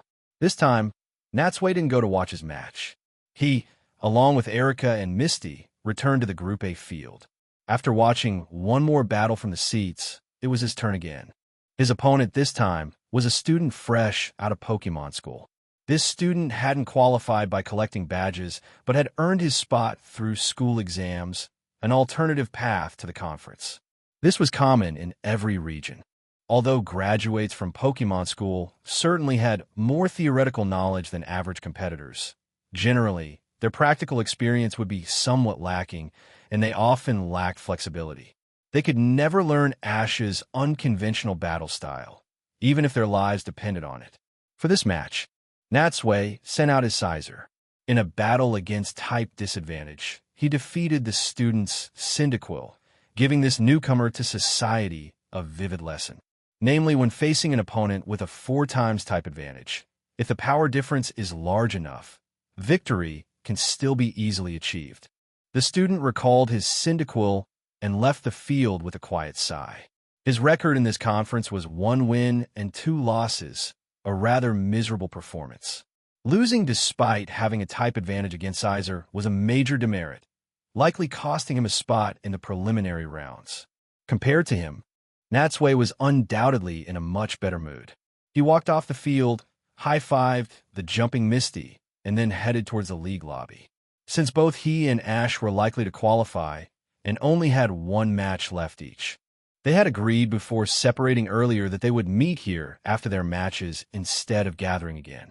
When he arrived at the lobby, Ash, whose match had finished earlier, had already won and was waiting there. Their eyes met, and without needing words, they both saw the relief in each other's expressions. Clearly, their recent battles hadn't caused them too much trouble. They waited in the lobby for a while. Competitors gradually returned after finishing their matches, but the number of people was significantly smaller than the initial 200+. On the large screen in the lobby, the photos of the competitors who had advanced to the preliminary rounds were displayed. They searched for a bit and found not only their own photos, but also those of Gary, Kina, Marina, and several other trainers they had met during their travels. Natsui looked carefully and also saw Koji's photo. Despite losing to Natsui in the first round, Koji had still managed to make it to the preliminaries. His strength was indeed impressive. In the lobby, as everyone gathered and saw the results, they inevitably turned their gazes towards the other competitors. By now, with fewer people around, those who knew each other naturally spotted one another. Gary was the first to notice Natsui and Ash. However, the guy didn't come over to talk. He just glanced at them, confirmed they had both qualified, and then leaned against a pillar alone, closing his eyes to rest, acting aloof and cool. Just as Natsui looked away from him, footsteps sounded nearby. Kinta, Marina, and a chubby boy, whom Natsui had met during the Reiku incident, walked over from the side. Before they even arrived, Kinta's cheerful voice reached their ears. "Mr. Natsui, so you're participating in the Silver Conference too? And you made it to the preliminaries." Chapter 550. Public opinion heats up. Let me introduce you all. Since Ash and his friends hadn't met them before, Natsui started making introductions. These are Ash, Misty, and Brock. They've been traveling partners since Kanto. They came to Johto specifically to challenge the Silver Conference, just like me. And these two are Kinta and Marina, trainers who started their journey from Professor Elm's lab in New Barktown. We met during an incident and formed a strong friendship. As for this gentleman, Natsui looked at the chubby boy, his brow furrowing slightly. He remembered Marina introducing him when they first met, but it had been a short acquaintance and so long ago that he had forgotten his name. Fortunately, the boy didn't seem to mind. Seeing Natsui look at him and falter, he quickly smiled. "Hello, everyone. My name is Junichi. Kinta, Marina, and I are childhood friends." Childhood friends. Misty's eyes lit up. That's such an enviable relationship. Looking at the three, Natsui smiled. "It's amazing that all three of you made it to the preliminary rounds. Professor Elm would be very pleased if he knew. By the way, when I passed through New Barktown last time and stayed at his house, he mentioned you. He said you were mischievous kids and often ran off to play at his lab. Those were certainly nostalgic times. Everyone was carefree. Unfortunately, we've grown up and left that place," Junichi said with emotion. As he spoke, he secretly glanced at Marina, perhaps hoping to resonate with her. But unfortunately, Marina wasn't looking at him at all. Her gaze was turned towards Kinta. Perhaps that glance didn't seem unusual to Ash and the others. But to experienced people like Natsui and Erika, the information it revealed was quite obvious. This damned love triangle. They were all easygoing people of similar age. In just a short time and a few words, they had gotten to know each other and hit it off. Just as they were enjoying their conversation, someone else walked over. "Natsui, Ash, we meet again." It was a young girl's voice. Natsui and Ash turned and immediately saw a white baseball cap and a very recognizable yellow jacket. It's Casey. Did you make it to the preliminaries too?" Ash asked. Rubbing her nose, Casey puffed out her chest proudly. "Of course. Nothing in this world is too difficult for an Electabuzz team fan."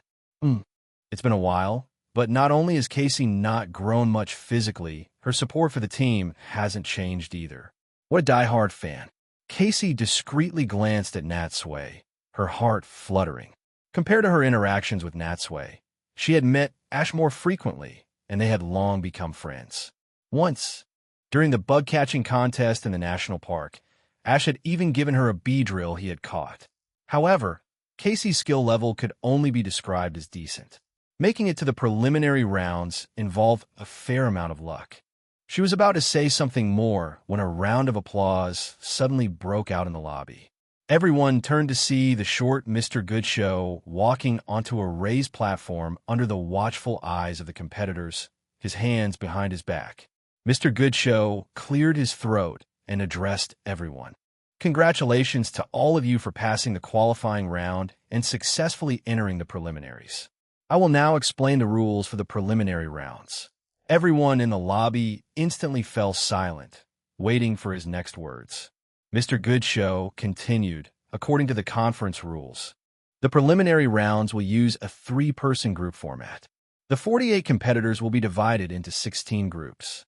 Only the trainer with the most victory points in each group will advance to the final tournament. A murmur went through the crowd the moment Mr. Goodshow finished speaking. Divided into 16 groups, with 3 competitors each? Doesn't that mean only 1 person per group advances? What a brutal elimination round. But on second thought, compared to previous years or other regions, this wasn't really that different. It was just a different format. To achieve better results, you always had to eliminate opponents anyway. As the chatter gradually subsided and the lobby quieted down again, Mr. Goodshow spoke once more. "Well, those are the rules. I hope you will all perform at your best. Make this year's wait worthwhile and show the audience your finest battles. With that, Mr. Goodshow walked off with his hands behind his back again, as if he had only come to take a look at the competitors. After watching him leave, a staff member explained the schedule for the next 2 days to the competitors. Today's matches were over. The Silver Conference would officially begin tomorrow at noon. However, like most sporting events, there would be a torch relay ceremony and an opening address by Mr. Goodshow before the start. From then on, the battles would no longer be held in closed-off areas like today, but would take place publicly in front of spectators and cameras.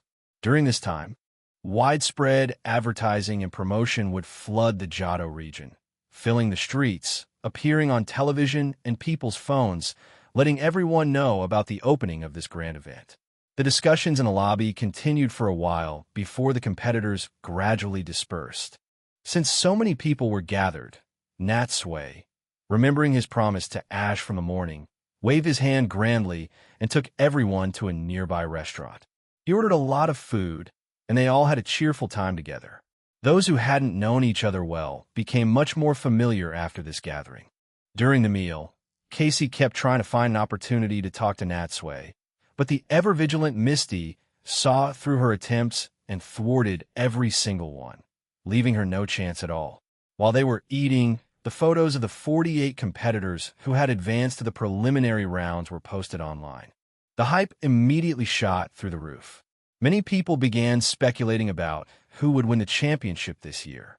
While support for many local Johto competitors surged, Natsui's support also climbed rapidly, eventually reaching the #1 spot.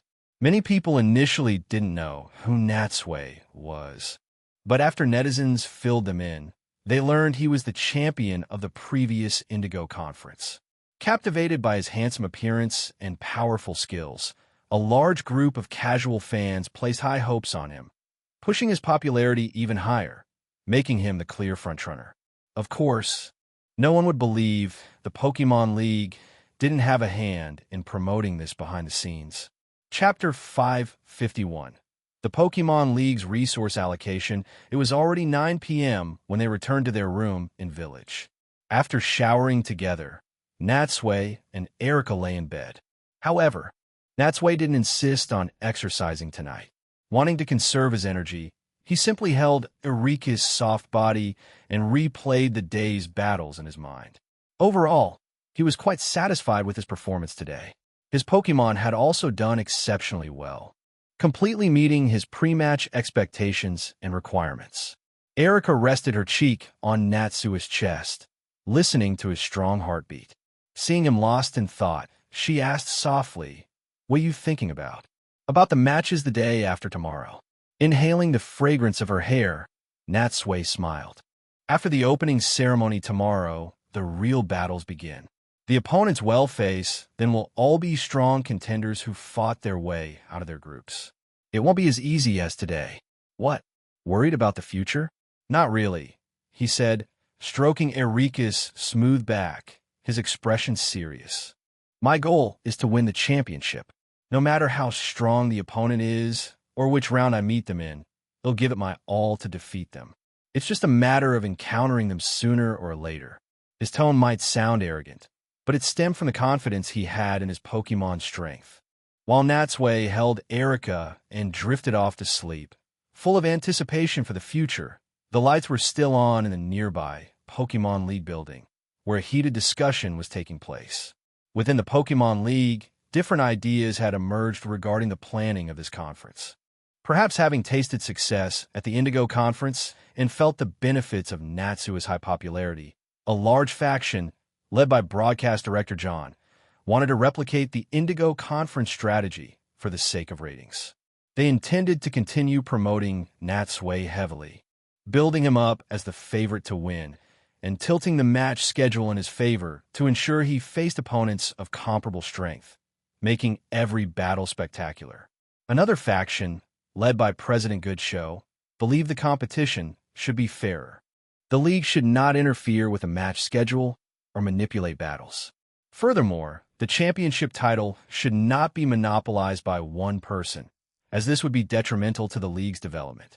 Everyone should receive equal attention. The two sides argued endlessly over the matter, faces red and necks strained, neither willing to yield. When the debate reached a stalemate and the meeting took a break, John and a few others went to the smoking area. Privately, they expressed considerable dissatisfaction with Mr. Goodshow. That old man should retire, he told a few relatives. Ratings are what matter most. Natsui has a good image and outstanding strength. If I don't focus the attention on him, should I focus on those ordinary competitors who clearly don't look like champions? Somehow, these words eventually reached Mr. Goodshow's ears. However, he simply shook his head helplessly. Their philosophies were just too different. No amount of persuasion would work. Fortunately, when the meeting resumed, with the mediation of some moderates, both sides compromised. Mr. Goodshow tacitly allowed John to allocate more promotional resources towards Natsui. But the league absolutely could not interfere with the match scheduling.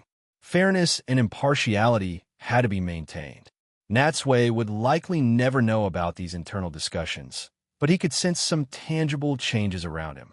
Sure enough, the very next morning, just after breakfast, several league staff members came to invite him to shoot some promotional videos. There is nothing inherently wrong with this, as several other popular local competitors from the Johto region were also invited to the shoot. However, compared to them, Natsui's makeup was noticeably more elaborate. His shooting time was significantly longer, and they even used several different sets for him. Even in group photos, he was placed squarely in the center position. Given Natsui's personality, he didn't want to be so high profile, but this was the Pokemon League's arrangement, and he could only comply. He finally managed to escape from the staff members around noon, only to run into a large crowd of reporters.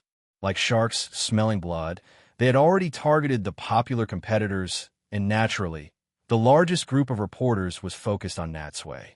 Natsui had no choice but to deal with some of them using rather official-sounding responses. "Excuse me, Mr. Natsui, what is your goal for this conference?" Looking at the microphone nearly shoved in his face, Natsui replied seriously, "Of course, it's to work hard to advance to the next round. Naturally, making it to the finals would be even better." Someone else asked, "Are there any opponents in this conference who have left a strong impression on you?" "I believe that anyone who made it to the preliminary rounds is very strong and deserves respect. Do you have anything you'd like to say to them?" "I just hope everyone performs to the best of their ability and presents the most exciting battles to the audience." His answers were watertight, humble yet not arrogant, giving them absolutely no opportunity to twist his words. Seeing that they still wanted to ask more questions, Natsui quickly signaled to the nearby staff members and made a swift exit under their cover. However, he hadn't gone far when his phone rang again. He took it out and saw it was Alexia, the beautiful reporter from Lumio City who had interviewed him during the Indigo conference. Stepping into a quiet corner, he answered the call. A woman's voice immediately came through. "Hello, Mr. Natsui. Do you remember me?" "Of course, I remember," Natsui said, recalling their meeting in Kanto. "The famous reporter from Lumio's press. How could I forget? By the way, Miss Alexia, is there something you need calling at this time?" Even as he spoke, Natsui had already guessed her purpose. Alexia laughed. "Actually, it's the same as last time. I was hoping to do another exclusive interview with you. Please don't refuse." "An interview again, huh?" Natsui thought for a moment and agreed. After all, Alexia had interviewed him once during the Indigo conference, and they had a certain level of friendship. Refusing now would seem a bit impolite. "All right, there's still some time before the opening ceremony, and I happen to be free right now." "That's great." Hearing him agree, Alexia sounded delighted on the other end. "We're in a coffee shop nearby. If it's convenient, could you come over now?" Chapter 552. Alexia's second exclusive interview when Natsui arrived at the coffee shop next to the athletes' village. Alexia and two colleagues wearing Lumio's press vests were already waiting at the entrance. Compared to her solo effort during the Indigo conference, where she traveled overseas with just her two Pokemon to conduct interviews, this time Alexia had clearly come prepared with a professional team. "Mr. Natsui, it's been a long time," Alexia said with a smile, extending her hand as she saw him. "Hello." Natsui shook hands with all three of them in turn, then smiled at Alexia. "Miss Alexia, sent to Johto again this time?" It seems no league conference can escape your presence. You must be busy. Can't be helped. It's part of the job. After a brief exchange of pleasantries, Natsui entered the coffee shop, welcomed by the three. To ensure a more elegant and relaxed environment for the interview, and to avoid interruptions, Alexia had booked the entire coffee shop. Apart from them, only one employee was tending the counter. Natsui sat down on the sofa, and Alexia placed a steaming cup of coffee in front of him. Her two colleagues began setting up their equipment. After aiming the camera at Natsui and arranging the microphone, lights, and reflector board, they gave Alexia an OK sign. Alexia nodded and sat down opposite Natsui, crossing her legs neatly. The movement couldn't help but draw Natsui's gaze to her legs. Alexia wasn't just pretty. She had an excellent figure as well, especially in her tight pants. The shape of her legs was fully displayed. It was just a quick glance, and before she could notice, Natsui discreetly looked away. "Mr. Natsui, shall we begin?" Alexia asked, not having noticed his brief glance. "It's okay if you're nervous. This is a recording, not a live broadcast. We can edit out any parts you're not happy with later." "No problem. I'm ready." Seeing Natsui's calm demeanor, Alexia smiled slightly. "All right then, let's start." The camera started rolling, and Alexia turned to face it. "Welcome, viewers, to our coverage of the Silver Conference. I'm special correspondent Alexia. Today we are honored to have a special competitor with us, the champion of the previous Indigo Conference and a familiar friend, Mr. Natsui." The camera turned to Natsui, who smiled and waved. "Hello to all the viewers in the Kalos region. I'm Natsui. It's great to see you all again." After Natsui's greeting, Alexia smiled and asked her first question. "Regarding this Silver Conference, do you have any expectations or goals?" "Goals?" Natsui answered without hesitation. "Naturally, the further I go, the better. I think I should at least try to match my results from the Indigo Conference." Hearing his words, Alexia couldn't help but chuckle softly. Match his Indigo Conference results? He was the Indigo Conference champion. Doesn't that mean he's just saying, in a roundabout way, that his goal is to win the Silver Conference Championship too? He's certainly not modest. Compared to the reporters outside, whom he didn't know well and worried might misquote him, Natsui had been very cautious and formal in his answers. But Lumio's press wasn't some tabloid focused on gossip, and Alexia was trustworthy. Therefore, he didn't need to be so overly diplomatic when answering her questions. That explained his two completely different attitudes when facing the outside reporters versus Alexia. Although Alexia didn't know what Natsui was thinking, she was very satisfied with his answer. After all, audiences preferred interviews that were a bit more witty and humorous. No one wanted to watch stiff, formulaic cue as where the answers seemed predetermined. It showed that Natsui wasn't just handsome, but also not a rigid or overly serious person. And who wouldn't like a competitor like that? Next, she asked many more questions, and Natsui continued to answer them all in a relaxed tone. They had a pleasant conversation, and the exclusive interview lasted nearly 20 minutes, ending with Alexia being very satisfied. At the end, at Alexia's request, Natsui brought out Dragonite, Sizer, and Tyranitar, the three Pokemon he had used in the qualifying round, and took a few photos with them. These would be used for the video and cover image of the interview and news report. Everything went just like the previous interview. Except this time, the two were more familiar with each other, and Natsui handled the process much more smoothly. Once everything was finished, Natsui said goodbye to Alexia and headed to the Silver Stadium to meet up with Erica and the others. After all that, he felt completely drained and had lost interest in everything. The feeling was far more mentally and physically exhausting than commanding Pokemon in battle all day. If he could, he would rather deal with Ash's Pokemon every day than participate in shoots and interviews like this again. Chapter 553. The Silver Conference opens cannons fired, and fireworks exploded high in the sky. At 3 p.m., the entire Silver Stadium was filled with spectators who had traveled from all over Johto. At the same time, television stations switched their broadcast to live coverage of the annual Pokemon League Battle Extravaganza. Whether they were friends and family of the competitors or just ordinary fans, Everyone's attention was focused on this grand event. Even in shopping malls, giant screens on the streets continuously played the live feed.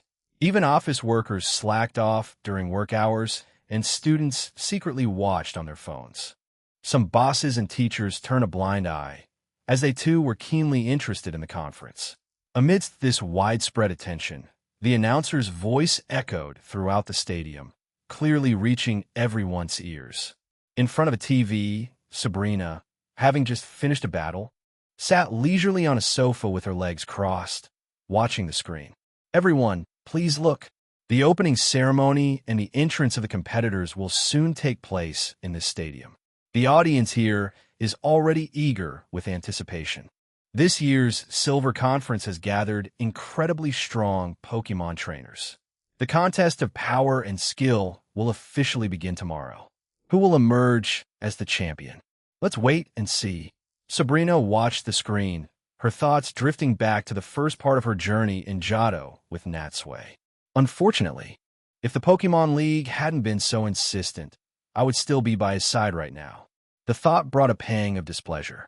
If Natsui hadn't persuaded her, and her father hadn't begged her, with her personality, she would have long resigned as gym leader and continued traveling the world with Natsui. Just then, Sabrina's father entered the room. "Sabrina, another challenger has arrived." "You." He stopped mid-sentence when he saw his daughter stand up with a cold look on her face.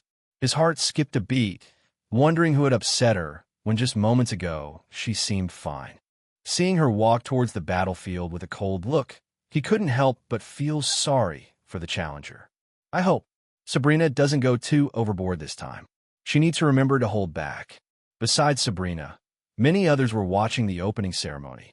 The Sakuragi family at the Sakuragi Institute in Vermilion City, including his daughter Kaharu and assistants Renji and Krysa, Professor Ivy in the Orange Islands, Melody on Shimudi Island, Maya in the Seafoam Islands Temple, the Kimono Sisters in Akrutique City, and even some people far away in the Kalos region. Some of these people were just friends with Natsui, but for others, the relationship was much more significant. As they watched, the scene on the TV changed. A torchbearer held the flame high and ran towards Silver Town from the Ho-Oh-In Temple, watched by crowds lining the streets. In the Silver Stadium preparation room, Natsui stood in line, following the staff's instructions as they filed towards the stadium entrance. The moment they emerged, all the lights focused on them, and the crowd erupted in huge cheers and shouts. Like everyone else, Natsui smiled and raised his right hand, acknowledging the cheers from all around. His smile was captured by the camera and shown on the big screen, eliciting even louder cheers. Thanks to the Pokémon League's promotion, his popularity was arguably the highest among this year's competitors.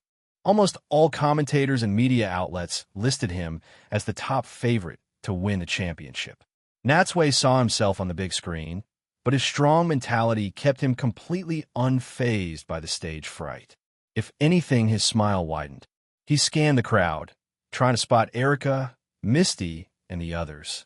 But the Silver Stadium could hold 80,000 spectators. Finding them in such a vast sea of people was practically impossible. However, as he searched, Natsui saw something unexpected.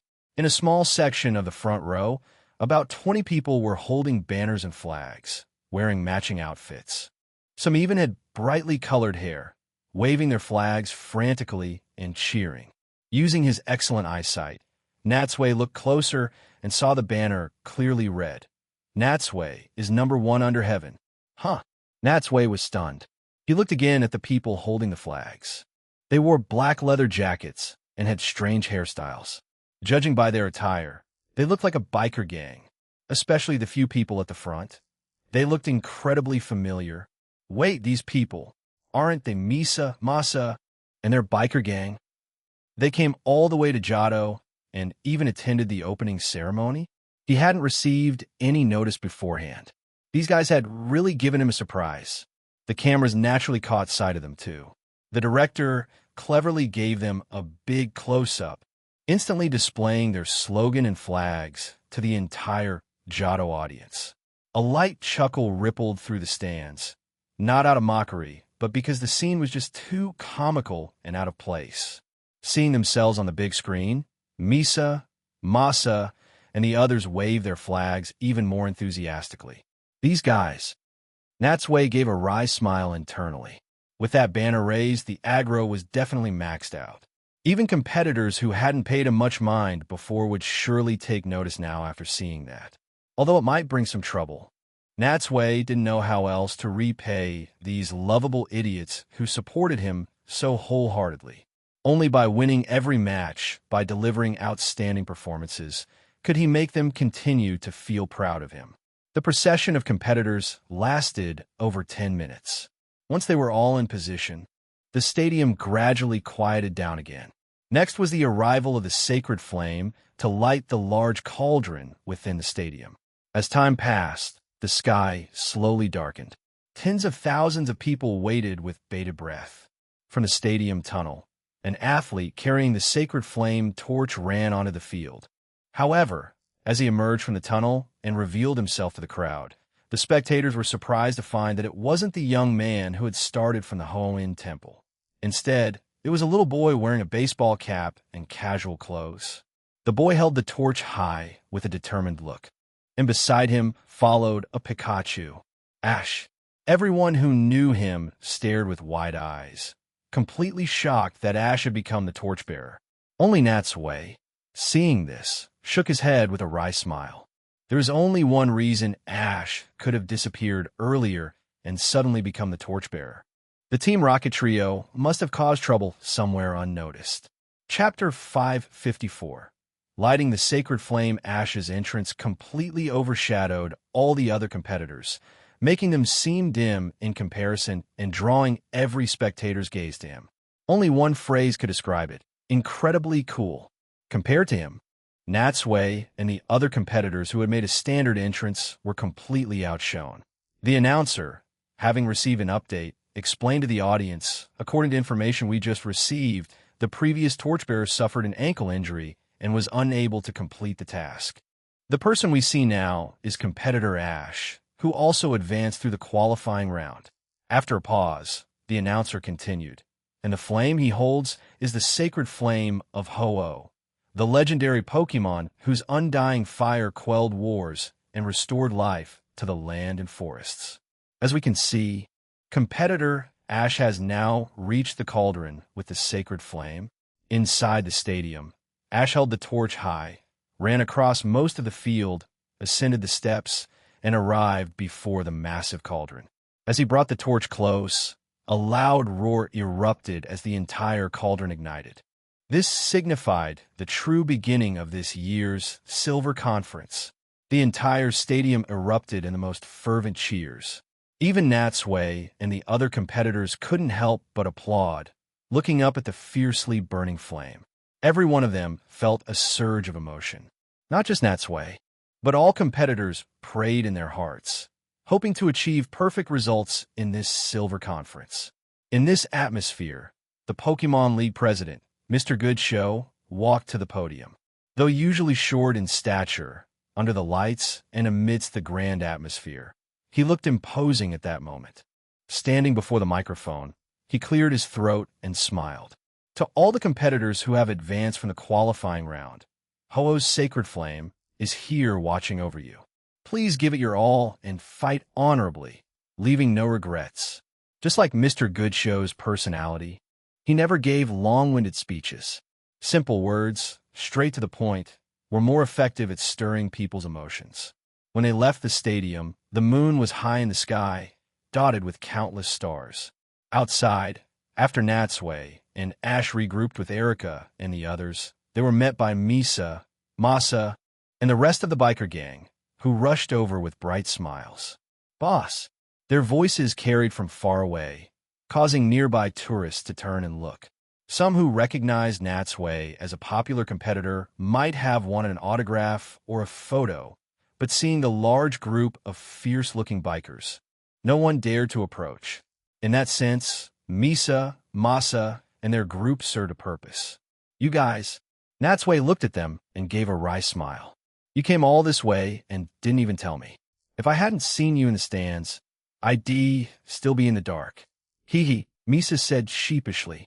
How could we miss such an important competition? We had to come and cheer you on in person. Yeah, Masa added. We wanted to surprise you mainly. Plus, we knew yesterday was your qualifying round, so we didn't dare disturb you. Misty, Ash, and Brock weren't surprised, having met them during the Indigo conference. Only Erica looked back and forth between Natsui and the distinctly styled bikers, unable to connect the two. And why do these people call Natsui boss? How did you get here? Natsui asked. Masa replied. We rode our bikes, all the way from Vermilion City. It's thanks to your investment, Misa said with a smile. The club has started turning a profit. We're completely different now. Even our rides have been upgraded from bicycles to motorcycles. It's a whole new era. Natsui nodded. Upgrading from bicycles to motorcycles was indeed significant progress. Besides, motorcycles fit the biker image better. Whoever heard of a biker gang riding bicycles? It was too embarrassing. They'd be laughed at by rivals for years. Still, riding all the way from Vermilion City to Silvertown was no easy feat. That they would travel such a long distance to support him truly warmed Natsui's heart. Let's go. Let's all get a big meal together. With a grand wave of his hand, Natsui led the group to a nearby restaurant. When nearly 30 people, including Ash's group, flooded in, the restaurant owner was initially startled, thinking his place was about to be trashed. Fortunately, hearing their conversation, he realized his mistake. Natsui's party took up 2 large tables. Delicious dishes filled the tables, and since most were adults, plenty of drinks were ordered. Even Brock and Ash drank quite a bit out of excitement. It was then that Natsui and the others learned from Ash why he had become the substitute torchbearer. It was indeed because of the Team Rocket trio. Those guys had tricked him, snatched Pikachu, and locked him in a room. Luckily, Gary showed up and rescued him just in time. While escaping, the Team Rocket trio happened to collide with the original torchbearer. So, after rescuing Pikachu, Ash had no choice but to take his place. Misty laughed. And that's how you ended up stealing the spotlight. Hee, Ash grinned sheepishly. Even at his age, he knew being a torchbearer was a great honor. However, he had already been a torchbearer once during the Indigo conference, so it wasn't quite as thrilling for him this time. The group ate, drank, laughed, and talked. During the meal, Misa and Masa occasionally glanced at Erica. They knew that during the Indigo conference, the boss woman was the beautiful psychic user named Sabrina. They were surprised that after such a short time, she had been replaced by another beautiful woman. Especially when they learned that Erica was the Celadon City gym leader, they secretly gave Natsui a thumbs up. As expected of the boss, not only is he a league champion, but his women are all gym leaders too. Truly admirable. Dinner lasted until 10 p.m. before everyone finally dispersed and returned to their rooms. Since the matches started tomorrow, Natsui and Erica quickly showered after returning to their suite and got into bed. However, perhaps due to excitement, Natsui lay in bed for a long time, unable to sleep. In fact, it wasn't just him. That night, Ash, Gary, and most other competitors likely tossed and turned, unable to find rest. Finally, unable to sleep, Natsui decided to expend his energy on Erica for a long while. After exhausting himself, he unknowingly drifted off to sleep. Chapter 555. The preliminary rounds begin the next morning when Natsui and Ash's group gathered and went down to the lobby of the Athletes' Village. The match schedule for the preliminary rounds was already displayed on the large screen. Looking up, they saw the screen divided into 16 groups, each containing 3 competitors, with their photos displayed next to their names. I see mine. Ash spotted his photo almost immediately and pointed at the screen. I'm in Group H. Let's see who my opponents are. Huh? Hearing his surprise sound, Natsui and the others turned to look. What's wrong? Looking closely, they saw that Ash's Group H included himself, a little girl, and a slightly chubby older boy. And that boy was none other than Junichi, the childhood friend of Kenta and Marina from Greenleaf Town. It's him. This is really... Misty patted Ash's shoulder teasingly. I heard Marina mention before that Junichi is very strong. You're quite unlucky to be in the same group. Ash, however, seemed eager for the challenge. It doesn't matter. I won't lose to anyone. After checking Ash's group, everyone looked for Natsui's name to see his placement. Misty squinted and was the first to find it. I see it. Natsui's in Group C. Following her finger, Natsui indeed saw his photo. His group opponents were two competitors he had never seen before. Luck's not too bad. Didn't get grouped with Kenta or the others. Seeing that he wasn't grouped with anyone he knew well relieved Natsui. With only one spot per group advancing, if he had been placed with friends, he would have felt bad about personally eliminating them. Although they would inevitably face each other if they kept advancing, the later they met, the better their friends' results would be, and the less guilty he would feel about eliminating them. Even against Gary, he didn't want him eliminated so early. After checking the groups, they took a closer look at the rules. According to the preliminary rules, each group would compete in a round-robin format. A win earned 3 points, a loss 0 points, and a draw 1 point. The person with the highest total score would advance to the next round, the final tournament. But there's a small chance of a tie, Brock said, stroking his chin thoughtfully. If everyone ties, or if scores are identical, there will be tiebreaker matches until a clear winner is determined. Well, Ash tried counting on his fingers, but found the system a bit too confusing for his brain. He decided not to waste his limited brain cells and said firmly, "Anyway, as long as I beat everyone, they'll definitely advance to the next round, right?" "That's right," Natsui laughed. "Since you're competing, don't worry too much. You need that kind of unstoppable spirit." Having confirmed their respective match locations, Natsui and Ash parted ways. Natsui headed towards Group C with Erica. This time, Misty, being Ash's traveling companion, couldn't just leave him, especially for such crucial matches. She and Brock went with him to the Group H venue. Next to the main Silver Stadium, there were 4 smaller stadiums labeled A, B, C, and D.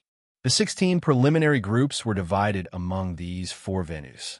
Natsui's group, C, was assigned to Stadium A. When he arrived at the field through the competitors' passage, Stadium A was already packed with spectators. Judging by the numbers, this was clearly the most popular venue. Misa, Masa, and their gang had secured the most prominent seats in the stands early on. Seeing Natsui enter, they waved their flags wildly. They were incredibly conspicuous.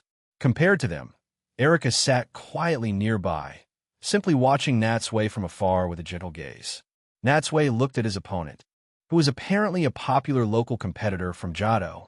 He was already standing in the red trainers area before Natsui entered, but unlike the relaxed demeanor of others, his expression was incredibly grave.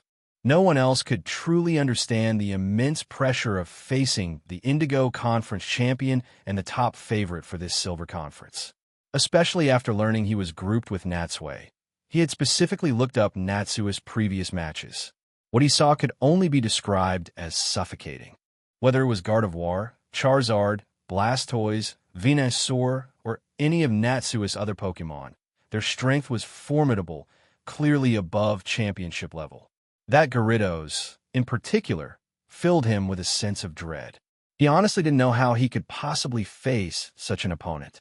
Now, watching Natsui wave casually as he walked calmly to the blue trainers area, this competitor could only pray inwardly that Natsui wouldn't use such overwhelmingly powerful Pokemon in the preliminary stage. Once Natsui reached his position, the referee walked to the center. We will now determine the first attacker. Slightly different from other competitions, these preliminary rounds used a spinner lottery to decide who would send out their first Pokemon. While somewhat unfair, this method reduced some uncertainty and offered a degree of protection to the weaker side. Conversely, if the weaker side won the first move, it could also speed up the pace of the match and lead to a more decisive loss. A small spinner appeared on a nearby screen, with red and blue sections representing Natsui and his opponent evenly distributed. As the pointer began to spin, both competitors watched intently. Finally, seeing the pointer slow down and stop on Natsui's blue section, the opponent couldn't help but sigh in relief. The referee looked at the result and signaled to Natsui. Competitor Natsui, Please send out your Pokemon first. Natsui nodded slightly. He showed no disappointment at having to go first, mainly because he trusted his Pokemon, knowing they wouldn't be easily defeated even with a type disadvantage. He took a Pokeball from his belt pouch, one he had already decided on before the match. He threw it, and after the flash of blue light, a Pokemon with a large flower and green leaves on its back and bluish-green limbs appeared on the field. It was the Venusaur that had shone so brightly for Natsui in the Kanto region, but had been staying at the Sakuraji Institute and hadn't battled in a long time. Chapter 556. A completely different battle. Venusaur's appearance wasn't a spur-of-the-moment decision. Earlier that morning, Natsui had specifically contacted Koharu and asked her to send it over using the transporter at the Institute. He would never abandon the Pokemon he had caught, leaving them neglected like Ash sometimes did. Although Venusaur hadn't battled in a long time and its current strength wasn't guaranteed, its foundation was still solid. Fighting in these preliminary rounds wouldn't be a problem. Seeing that it was Venusaur, the competitor facing Natsui had a mixed expression of relief and complexity. He was relieved because, in the Indigo Conference matches he had watched, Venusaur had been one of Natsui's more conventional Pokemon. It had no major weaknesses, but also didn't display overly flashy maneuvers. Battling such a Pokemon would naturally be relatively easier compared to facing Charizard, Gyarados, or Gardevoir. But he also felt conflicted because Venusaur was still very strong and wouldn't be easy to defeat. Seeing him hesitate for a long time, the referee glanced at the competitor and prompted, "Competitor Kimura, please send out your Pokemon." Hearing the referee, Natsui finally learned his opponent's name, although it was listed on the match schedule. Since he wasn't a particularly famous competitor or someone from the anime, Natsui hadn't bothered to remember it. Reminded by the referee, Kimura snapped back to reality and quickly thought about which Pokemon to use against Venusaur. After a few seconds, he took out a Pokeball with a cautious expression.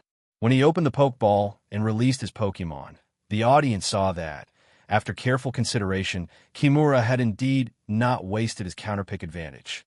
He sent out a Flying-type Pokemon effective against Venusaur Ledian. That's certainly a good choice. Flying beats grass. It looks like competitor Natsui is facing a tough challenge. The announcer's booming voice echoed through Stadium A. Now both sides are ready. Let's see who will emerge victorious in this first battle. The preliminary rounds used a 3-on-3 format, with each competitor sending out 3 Pokemon. For his first match in the preliminaries, Natsui played it safe. He used Venusaur, Scizor, and Tyranitar to defeat Kimura's Ledian, Magmar, and Jumpluff, securing a clean 3-0 victory.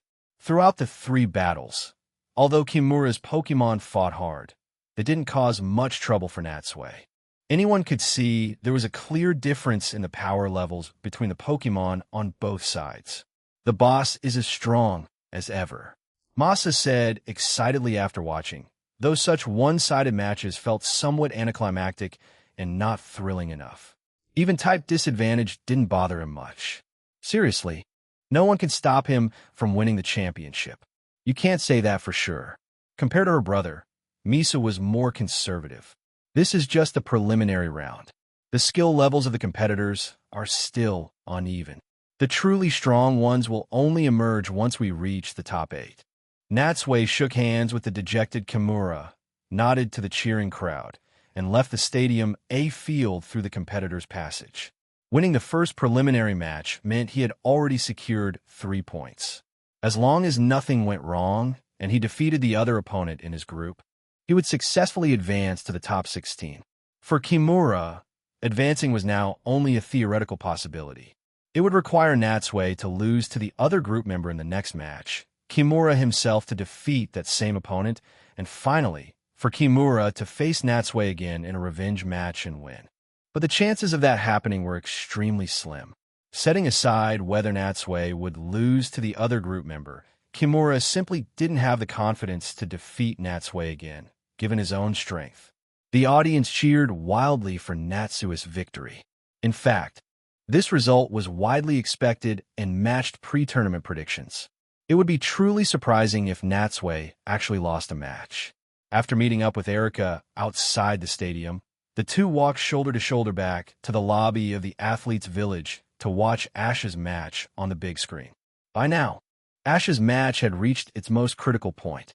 His opponent was a little girl about his age, named Macy, with two pigtails and rosy cheeks. She looked rather plain and not particularly bright. Looking at the match status, Natsui was surprised to see that Ash had been pushed into a corner. The score was currently 1-2. Macy had lost her Mad Cargo, while Ash's Fampi and Totodile had both been defeated. Erika looked at the screen in surprise. Having battled Ash before and known him for so long, she knew his capabilities. This situation was something she had never expected. She hesitated, searching for the right words. This is quite unexpected. I thought he might be at a disadvantage, but I didn't expect such a difficult battle. Natsui looked closely at the battle situation and sighed. Look, this girl Macy has already shown all three of her Pokemon. Mad Cargo, Kalava, and Electabuzz. And Ash sent out Totodile and Fampi.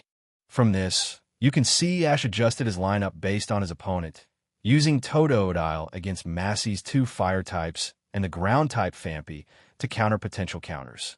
Indeed, Erika nodded. Thinking that far ahead, that's not usually his style. Natsui shook his head. That's probably thanks to Brock and Misty advising him from the sidelines. But even with all that planning, this girl Macy is not easy to beat. Now, let's see how Ash gets out of this predicament. As they watched, Ash sent out his final Pokemon on the screen. However, it wasn't his long-trusted partner Pikachu. But surprisingly, the Squirtle he had left with Officer Jenny to become the leader of a firefighting squad. That was truly unexpected. But facing Massey's Electabuzz with his last Pokemon wasn't a good choice. Fortunately, as a master of overcoming type disadvantages, Ash showed his tenacious side. Squirtle performed brilliantly, first defeating Electabuzz against the type matchup, and then beating Kalava with the type advantage, helping Ash secure a hard-fought victory. Chapter 557. Friends Battle Updates. When Ash and his friends returned to the lobby, everyone was smiling. But to Natsui's surprise, the competitor named Macy was also with them. Huh? What's going on? Natsui quickly pulled Misty aside and quietly asked for an explanation. He then learned that after they separated in the morning, Ash had already met his opponent, Macy, before entering the venue. At that time, Macy had approached him provocatively, wanting to see if Ash was worthy of being her opponent before the match. Coincidentally, the Team Rocket trio attacked right then. Ash's Pikachu and Massey's Vulpix were captured by them. Fortunately, Ash used his other Pokemon to defeat Team Rocket and rescued both Pikachu and Vulpix. This act undoubtedly captured Massey's heart. Even after Ash defeated her in the match, she held no resentment towards him. Instead, her admiration grew, which is why she was now sticking close to him. I see. Hearing this, Natsui couldn't help but chuckle. So Ash is finally having some luck with the ladies. When he and Misty rejoined the group, Natsui politely greeted Macy. It was only then that Macy realized Ash was friends with Natsui. However, with her right there, Natsui couldn't exactly congratulate Ash, so they just made some small talk. Finally, getting desperate, Misty used the excuse of going to the restroom to lead Macy away, giving Natsui and Ash some breathing room. That's really... Natsui shook his head with a wry smile, not finishing the sentence. He looked at Ash teasingly. As expected of you, attracting girls wherever you go. Ash rubbed his hair sheepishly, his face slightly red. He really wanted to retort, "Isn't Misty like that with you?" But fearing the combined wrath of Natsui and Misty, and with Erika right there, he only thought it and didn't dare say it out loud. Seeing his expression, Natsui egged him on. "Why don't you just go for it and make her your girlfriend?" "What are you talking about?" Ash's face turned even redder as he stammered. I haven't thought about that kind of thing." Shaking his head helplessly, Natsui sighed. "Such a kid." "All right," Erika said, noticing Ash's embarrassment and gently stopping Natsui. "Don't tease him anymore. He's still just a child." Stopped by Erika, Natsui dropped the subject and started talking with Ash about the day's schedule. Their matches for the day were over. Both had won their first battle, which was cause for celebration. But where there were winners, there were also losers. Compared to them, the competitors who had lost returned to the lobby looking heavy-hearted. They were already on the brink of elimination. One more loss, and their journey in this silver conference would be over. But your match just now was really close. Natsui remarked. You almost lost to Macy. Luckily, Squirtle withstood the pressure and defeated Electabuzz despite the type disadvantage. It was certainly nerve-wracking, Brock agreed with a nod. Watching from a stands, I was sweating bullets for Ash. Just then, some of the other competitors, Natsui knew started returning. You could tell the results just by looking at their expressions. For example, Gary walked in first, looking completely unfazed, just like before, carrying his small backpack. He didn't even glance at anyone else. Walked straight into the lobby with his chest puffed out and headed for the elevator. Seeing his calm demeanor, it was obvious he had won, and likely an easy battle at that. After Gary, Kenta, and Marina entered the lobby, talking and laughing. Clearly, their battles had gone smoothly too. As for Casey and Koji, their matches were scheduled for tomorrow. They hadn't competed today and would have to wait until the next day for their results. For them, watching their group opponents battle today allowed them to prepare more thoroughly and strategically target their Pokémon. Although it might seem unfair to the other competitors, that's just how the conference schedule worked. The exciting battles of the day quickly spread online, and some media outlets even created a top 5 highlights list. Surprisingly, none of Natsui's battles made the list, likely because they were mostly one-sided and lacked dramatic tension. The buzz around the preliminary rounds remained high. Some people felt watching once wasn't enough and repeatedly watched the replays. Of course, for the moment, none of this concerned Natsui and the other competitors. After resting for the night, on the second day of the preliminary rounds, Natsui still had no matches scheduled. From the stands, he watched the battle between Kimura and the other member of his group, a female competitor named Megumi. The two fought fiercely, but at the critical moment, Kimura's Magmar lost to Megumi's Feraligatr. This meant Kimura, with 2 losses, was officially eliminated from the Silver Conference, losing his chance for revenge against Natsui and making a regrettable exit. This showed that Megumi, having observed the first day's matches, knew Kimura's strongest Pokémon was Magmar and had planned accordingly to win the crucial battle. After defeating Kimura, Megumi's score also reached 3 points, tying her with Natsui. The two would face off in tomorrow's match for the final spot in the top 16. The winner would advance directly, while the loser would be eliminated. Leaving the venue, Natsui went to meet up with his friend again. After pooling their information, he learned about some of the day's results.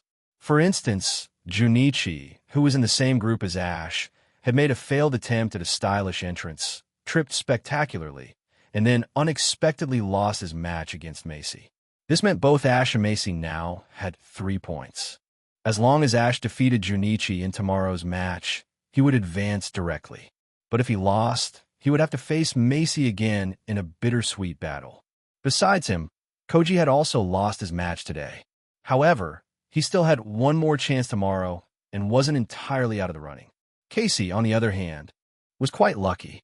Her opponent today wasn't very strong, allowing her to secure a relatively easy victory.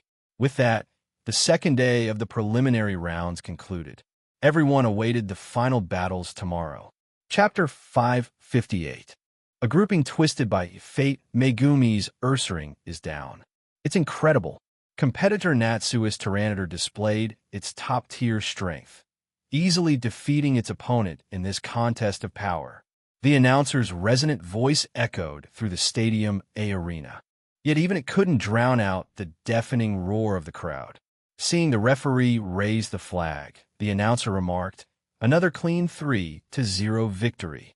Competitor Natsui has shown incredibly impressive strength, defeating his opponent with absolute dominance to successfully advance to the top 16. On the field, Natsui expressionlessly recalled his Tyranitar. He glanced at the disappointed female competitor opposite him, waved to the surrounding audience, and then turned and left. In the battle just now, he had used a powerful lineup of Blastoise, Dragonite, and Tyranitar to easily defeat Megumi, giving her no room to breathe. Megumi's skill level was comparable to Kimura's, and she similarly hadn't caused him much trouble.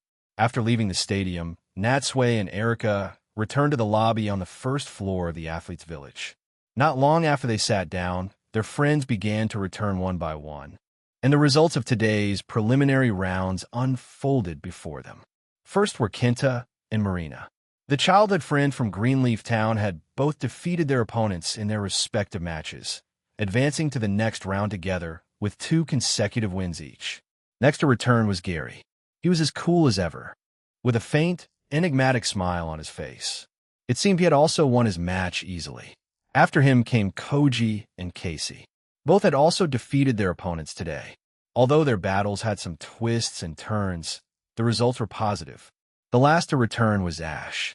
He had put on a remarkable performance in his battle today against Junichi. After losing the first 2 rounds, he ultimately used Bulbasaur to sweep Junichi's remaining 2 Pokémon, resulting in a draw. However, because Ash had higher points overall, even with a draw, he successfully advanced to the top 16. Junichi thus became the only one of the Kinemarina trio to be eliminated in the first round. This was undoubtedly a huge blow to Junichi's confidence. After saying goodbye to Marina, feeling too ashamed to stay, he hastily left Silvertown. As they say, life is full of disappointments. For those who were eliminated, all they could do was try again next year. With so many people gone, the lobby suddenly felt empty. But the remaining competitors had no time for sentiment.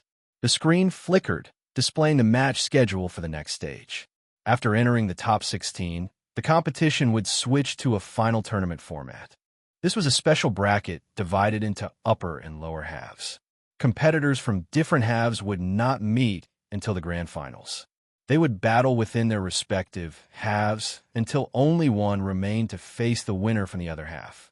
This format had its pros and cons, making it difficult to evaluate. However, as everyone gathered closer to check the list, the tournament groupings surprised many.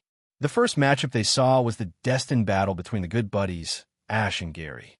The rivals and friends, who had started their adventures together from Pallet Town, would finally face each other in this setting. But for both of them, this matchup came far too early, leaving them completely unprepared psychologically. As if sensing it, they both looked at each other at that moment, their eyes filled with complex emotions. And that wasn't all.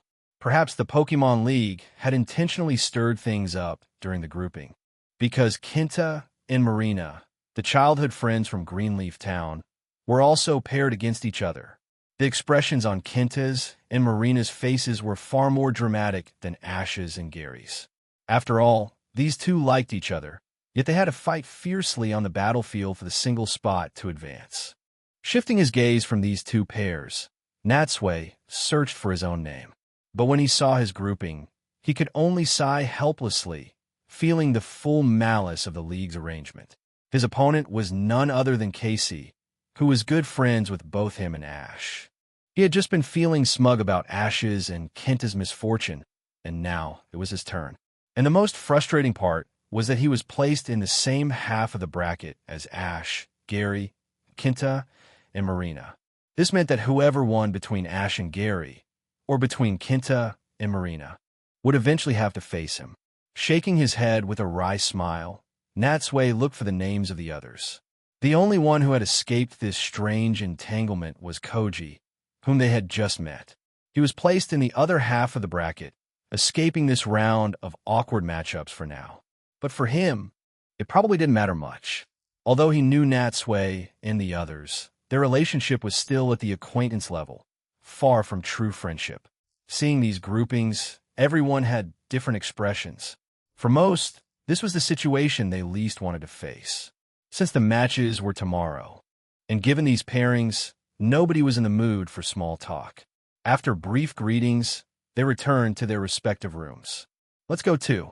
Seeing people gradually leave, Natsui called to Erika and they returned to their own room as well. Once inside, seeing Natsui walk straight to the sofa and sit there silently, Erica came up behind him and gently placed her soft hands on his shoulders. "What's wrong? Something on your mind?" Natsui nodded and sighed deeply. "Did you see their faces just now?" Everyone was happy about reaching the top 16. But after seeing the pairings, they were all speechless. This grouping clearly took everyone by surprise. "It can't be helped," Erica said, sitting down beside Natsui and leaning into his embrace. "After all, out of the 16 competitors, your group makes up 7 people. It was inevitable that some of you would be paired together." Natsui knew this all too well, and regardless of the opponent, he would face them with his full strength. His current melancholy was simply disappointment felt on behalf of his friends. "Forget it. Let's not think about it. Let's watch the recordings and check out Casey's recent strength." The two stood up and went to the computer. But walking behind her, seeing Erika's graceful figure, Natsui was overcome with desire and hugged her from behind. "What are you doing?" Erika's face instantly turned red. Although they had been close many times and spent days together, she still felt shy every time. "It's still daytime. What's wrong with daytime?" Natsui slipped his arms around her, holding her close, and leaned in to kiss her. "It's even more fun during the day." Chapter 559, Top 16. Match against Casey the next morning, feeling refreshed and in top condition. Natsui left the dormitory with Erika and headed towards the competitors' passage of the battlefield. Today's final tournament matches would use a 6v6 full battle format. Each competitor could use 6 Pokemon, which, compared to the previous day's battles, undoubtedly increased the margin for error and better reflected a trainer's overall team strength. Of course, for the audience, having more battles to watch was even better. Before entering the arena, he happened to run into Casey at the entrance. Seeing Natsui, Casey had a complex expression but still hesitantly walked up to him. "Mr. Natsui." She wanted to call him Natsubro like Misty did, but clearly hadn't found the right opportunity to change how she addressed him. Nor was their relationship as close as his with Misty. "I never thought we'd be opponents. I couldn't sleep much last night. I really don't know how to face today's match. I really don't want to fight you in this kind of situation. This isn't like the usual you," Natsui said, noticing her dark circles and interrupting her gently. "The Casey I know wouldn't be so sentimental. Rather than this, I'd prefer to see the energetic you." "The energetic me?" Casey's eyes widened. She hadn't expected Natsui to say that. A wave of emotion washed over her. Indeed, her current state was completely different from before. Even she barely recognized herself. "That's right," Natsui smiled. "Just like usual. Don't feel any pressure. Think of it as a practice match, or just an ordinary battle. Regardless of the outcome, you need to make all your hard work worthwhile. You absolutely cannot let your current state lead to regrets in today's match. Even though we're opponents, Natsui is comforting me like this." Deeply moved, Casey placed her hands on her chest and declared loudly in her thick Kansai accent, "I understand. I will face this battle in my best condition. Please do your best too." With that, she bowed deeply, gave Natsui one last look, and ran off, blushing. Watching her leave, Erika couldn't help but chuckle. It wasn't because she was jealous of a child, or because Natsui was encouraging a young girl right in front of her. It was because Natsui's words had instantly restored Casey's spirit. In the upcoming battle, the simple-hearted girl would likely fight with even greater determination. Natsui's actions were undoubtedly creating unnecessary trouble for himself. But from another perspective, it was also a sign of his absolute confidence in his own strength. Through the competitor's passage, the two entered the dedicated waiting room. Once Natsui went onto the field, Erika wouldn't need to go to the stands. She could watch from here. Natsui had specifically requested this from the league. In fact, after reaching the top 16, the treatment of each competitor improved significantly. Not only did they have dedicated waiting rooms like this for preparation, but their friends and family could also watch the match from the room and wait for their return. Even their battlefield was upgraded from the 4 smaller surrounding fields to the main silver stadium. The facilities here were better, it could hold more spectators, and the level of attention was incomparable to before. In the waiting room, as the time for the match drew closer, the atmosphere gradually grew tense. During the wait, Natsui stopped joking with Erica and instead used the computer to review Casey's videos again, briefly looking over the Pokemon she had used previously. For a rookie trainer who had only recently started her journey, Casey's growth was enormous. In her previous matches, she had used Meganium, Pidgey, Rattata, Beedrill, and Elekid.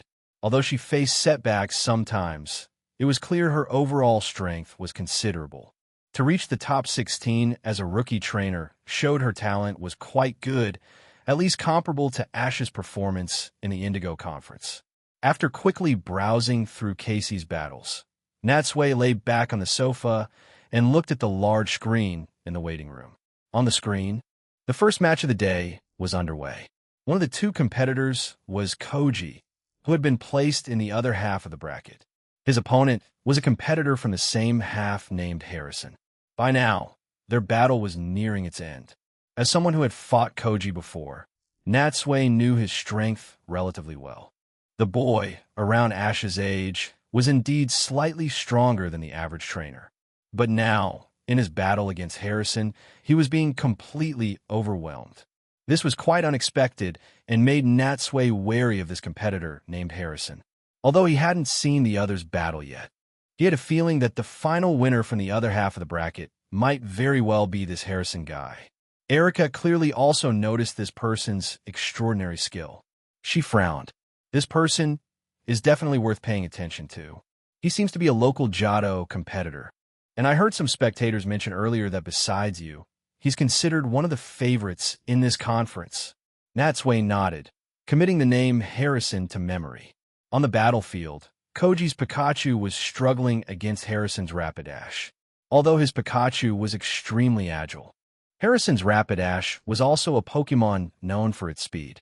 Furthermore, its charges carried immense power, quickly cornering Pikachu. He's lost. Erica sighed softly, looking at the trend of the battle. Just as she said, even though Pikachu fought back valiantly, it ultimately fell under the fiercely burning hooves of the Rapidash. In this match, Koji had only managed to defeat one of Harrison's Pokemon, highlighting the clear gap between them.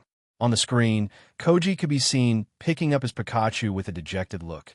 For this trainer who had traveled across the sea all the way from the Orange Islands to Johto, his Silver Conference journey had come to an end here. It was unfortunate that Koji didn't achieve the good results he had hoped for. He could only return to the Orange Islands with regret and disappointment. There was no time to feel sorry for him. Hearing the announcement over the broadcast, Natsui stood up and headed towards the battlefield. Next up was his match against Casey. The loser of this battle would follow in Koji's footsteps, leaving the Silver Stadium with heavy hearts. Chapter 560. Casey's self-defeating move amidst thunderous cheers. Natsui and Casey walked to their respective trainer positions. While the announcer introduced the two competitors to the audience, Natsui and Casey looked at each other from across the field.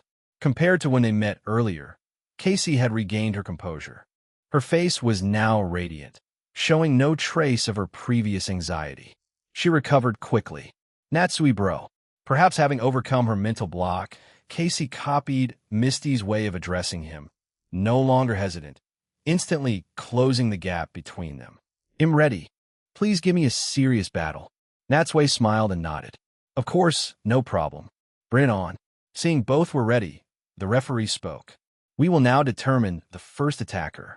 They both looked at the big screen as the roulette spun.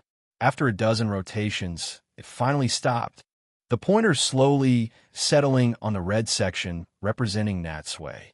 Seeing this, Natsui couldn't help but sigh. His luck in this conference was really bad. In all his previous battles, he had drawn the first move. Although Natsui didn't care too much, always getting the first move inevitably dampened his mood slightly. The red side, please send out your Pokemon first. At the referee's signal, Natsui didn't hesitate. He took out the Pokeball he had prepared and released his first Pokemon. With a flash of blue light, his Jolteon appeared on the field. just as Natsui had watched Casey's videos. Casey had naturally checked Natsui's lineup before the match. Seeing Jolteon now wasn't too surprising for her.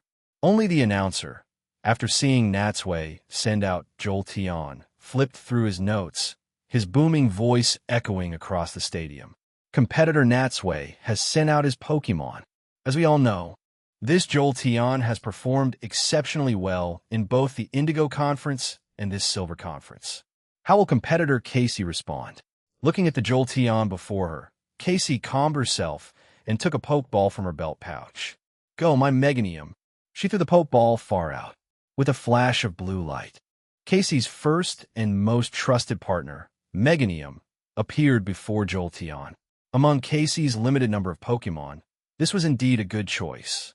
Although Meganium couldn't gain a type advantage over Jolteon, Jolteon's electric-type moves would have reduced power against it, greatly increasing her chances of winning. Seeing the smile on Casey's face from afar, Natsui could truly feel her seriousness and confidence. That's more like it. However, although Casey had grown quickly, his Jolteon clearly had more experience and had been through many more battles. It would still be very difficult for Casey to win, and he wouldn't give her that chance. Sure enough, when the battle started, Jolteon's performance astonished Casey. As the fastest evolution, Jolteon displayed extraordinary agility. Neither Meganium's magical leaf nor its tackle could hit the speeding Jolteon, even when it used Razor Leaf. Trying to attack with rapidly spinning leaves, Jolteon dodged each one. So fast, even Casey, watching from the sidelines, could barely follow Jolteon's movements with her naked eye.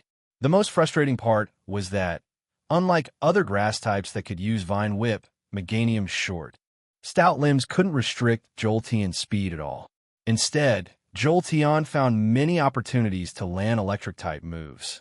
Fortunately, grass-type Pokemon have some resistance to electric moves, which allowed Meganium to hold on until now. But seeing Meganium at a disadvantage, Casey grew anxious, searching for a way to turn the tables. Just then, inspiration struck. Use Poison Powder, quick! At her command, Meganium suddenly sprayed out a cloud of purple powder. However, the move was too obvious and didn't hit Jolteon. But clearly, that wasn't Casey's main goal. Following her command, Meganium continued to release large amounts of poison powder into the surroundings. The powder enveloped half the field. Seeing the dense purple powder floating in the air, Jolteon dared not enter recklessly and could only pace outside the poison area, giving Meganium a chance to catch its breath. A good response. The announcer praised Casey's choice. Now, if Jolteon wants to get close, it will inevitably enter the poison mist and get poisoned. This buys Meganium some time. What will competitor Natsui choose to do next? Looking at the poison cloud, Natsui raised an eyebrow. It certainly restricted Jolteon, preventing it from easily approaching. But this scene seemed familiar. He thought back carefully. Although he couldn't remember which specific battle he had encountered this in, he clearly remembered how to deal with it. Following his memory, he shouted, Jolteon, use Thundershock. Hearing its trainer's command, Jolteon leaped backward to create distance, then shot a stream of electricity from its body. The moment the current touched the poison powder, a loud boom erupted as the cloud of powder violently exploded. The explosion instantly engulfed Meganium. When the powder cleared and visibility returned, the audience saw that Meganium, which had seemed fine moments ago, was now barely conscious. Casey's face paled as she stared in disbelief. How could, she murmured. An experienced trainer would know that powder-based moves can explode when exposed to sparks or electricity. But with Casey's limited experience, this was the first time she had encountered such a situation. Oh no, the announcer lamented. Competitor Casey used too much poison powder, giving Jolteon an opportunity. She really shot herself in the foot this time. Without needing another command from Natsui, Jolteon saw Meganium's state, rushed forward, and easily finished it off with a tackle. As the referee raised his flag, Casey finally snapped back to reality. She recalled the unconscious Meganium with a bittersweet expression, mentally scolding herself for her mistake. Seeing Natsui's resigned look, Casey couldn't help but stick her tongue out at him playfully before taking out her second pokeball. It's up to you now. Go, Pidgey. Chapter 561. Don't joke about Professor Oak. Facing Casey's Pidgey, although an electric-type Pokemon would have a significant advantage, Natsui, adhering to his principle of training while battling, recalled his Jolteon. Casey, of course, noticed this. She couldn't help but smile. In fact, sending out a Pokemon with a type disadvantage after losing the first round was part of her own consideration. Having watched Natsui's recent matches, she knew he rarely kept the same Pokemon in battle consecutively, regardless of the matchup. So, she decided to take a gamble. As it turned out, she guessed correctly. Seeing her Pidgey, Natsui voluntarily recalled his Jolteon, which had the type advantage, not pressing his advantage. Great. As long as I'm not at a type disadvantage, I have a chance to win. But her smile vanished the next second. Natsui took out his second Pokeball, threw it far out, and an elegant Pokemon appeared before Pidgey. With just one glance, Casey immediately recognized it as Natsui's Gardevoir. Oh, this is bad. She knew, of course, that as Natsui's first Pokemon, Gardevoir had always been his ace and most trusted partner. Using a Pokemon like that against her Pidgey, he's really bullying her. Seeing Casey's expression shift from joy to sorrow, showing clear distress, Natsui couldn't help but chuckle inwardly. For him, the Pokemon he caught in Johto indeed needed tempering through competitions like this, while his older partners from Kanto also needed occasional participation to maintain their battle readiness. Therefore, every Pokemon needed a chance to battle. It just so happened to be Gardevoir's turn. And when the battle began, Gardevoir acted with the principle of even if you know my trainer, I won't go easy on you, cleanly defeating Casey's Pidgey. Throughout the battle, the announcer and the audience, sympathizing with Casey, felt a deep sense of despair and helplessness. Pidgey was utterly powerless against Gardevoir. Its quick attack was easily countered by Gardevoir's teleport. Even its twister attack from a distance was dodged, and Gardevoir then used confusion to pull it to the ground and finish it with a combo. The gap between the two was clearly immense. It was a one-sided domination. 2-0, without causing Natsui much trouble. Casey had already lost 2 rounds. How can competitor Casey turn this around? The announcer's voice was low, clearly worried for her. On the field, Casey glanced at Natsui, took a deep breath, and took out her third Pokeball. Go, Raticate! She's going to lose again. In a plaza outside the stadium, Ash, Misty, and Brock were sitting on a bench, each holding an ice cream cone, watching the battle on a nearby screen. At this moment, Casey had already lost 5 rounds and was now using her last Pokemon, Beedrill, against Natsui's Sizer. However, Beedrill wasn't in good shape, covered in injuries. In a moment of carelessness, it was pinned by Sizer's large pincers, looking like it was in imminent danger. Seeing this, Ash remarked with envy, Natsui bro is as strong as ever. Casey doesn't even have room to fight back. Isn't that obvious? Misty said, tilting her head up proudly. I'm telling you, none of you competitors can beat him. As someone the same age as Casey, Misty could naturally sense Casey's vague crush on Natsui. Perhaps due to same-sex rivalry or their personalities, she and Casey had never quite gotten along since they met. Beside them, Brock glanced at Ash and suddenly said, actually, this isn't good news for you. Haven't you noticed? If Natsui wins, then regardless of who wins between you and Gary later, your next opponent will be him. What? Ash was shocked. He quickly pulled out the tournament bracket issued by the league. Looking closely, he saw that according to the grouping, he and Gary were indeed adjacent to Natsui and Casey. After reaching the top 8, their winners would indeed be paired together. Misty covered her mouth and giggled. Fate really plays tricks, doesn't it? Well then, I look forward to you defeating Gary first, just like you said before the tournament, and then eliminating Natsui bro. Before Ash could say anything, he suddenly heard someone calling his name from a distance. Ash! He turned and saw his mother, Delia, and Professor Oak walking over. "Mom, Professor Oak," he called out in surprise and hurried over to them. "What are you doing here?" "We came to cheer you on, of course," Delia said, looking at Ash with pride. "Making it to the final tournament is already amazing. For such an important event, I had to come and encourage you in person." Professor Oak stood with his hands behind his back and said kindly, "I hear you and Gary are opponents?" "Yes." "Then you both must do your best." Professor Oak turned to look at the screen, where Natsui had just defeated Casey's B-drill. The camera focused on Natsui, showing his handsome face. "You are both very talented children. I wouldn't be surprised no matter who wins. However, compared to this young man, you are both still a bit inexperienced. I hope you can surpass yourselves and defeat him in the upcoming matches." As Natsui and Erica walked out of the stadium through the competitors' passage, they happened to run into Ash and his group. Seeing Delia and Professor Oak, there was slightly surprising but also understandable. For such an important competition, Delia, as a mother, would naturally want to be present. "Professor, Aunt Delia, long time no see. Congratulations on your victory just now." Seeing Natsui, Professor Oak smiled at him and said in a gentle, elder-like tone, "Truly incredible. You know, I still remember when I first met you. You were quite young then. After traveling for so long, you've grown so much. Not only have you become incredibly strong, but your personality has also become much more mature." After chatting for a bit, seeing that it was almost time, they said their goodbyes and walked towards the battlefield with Ash.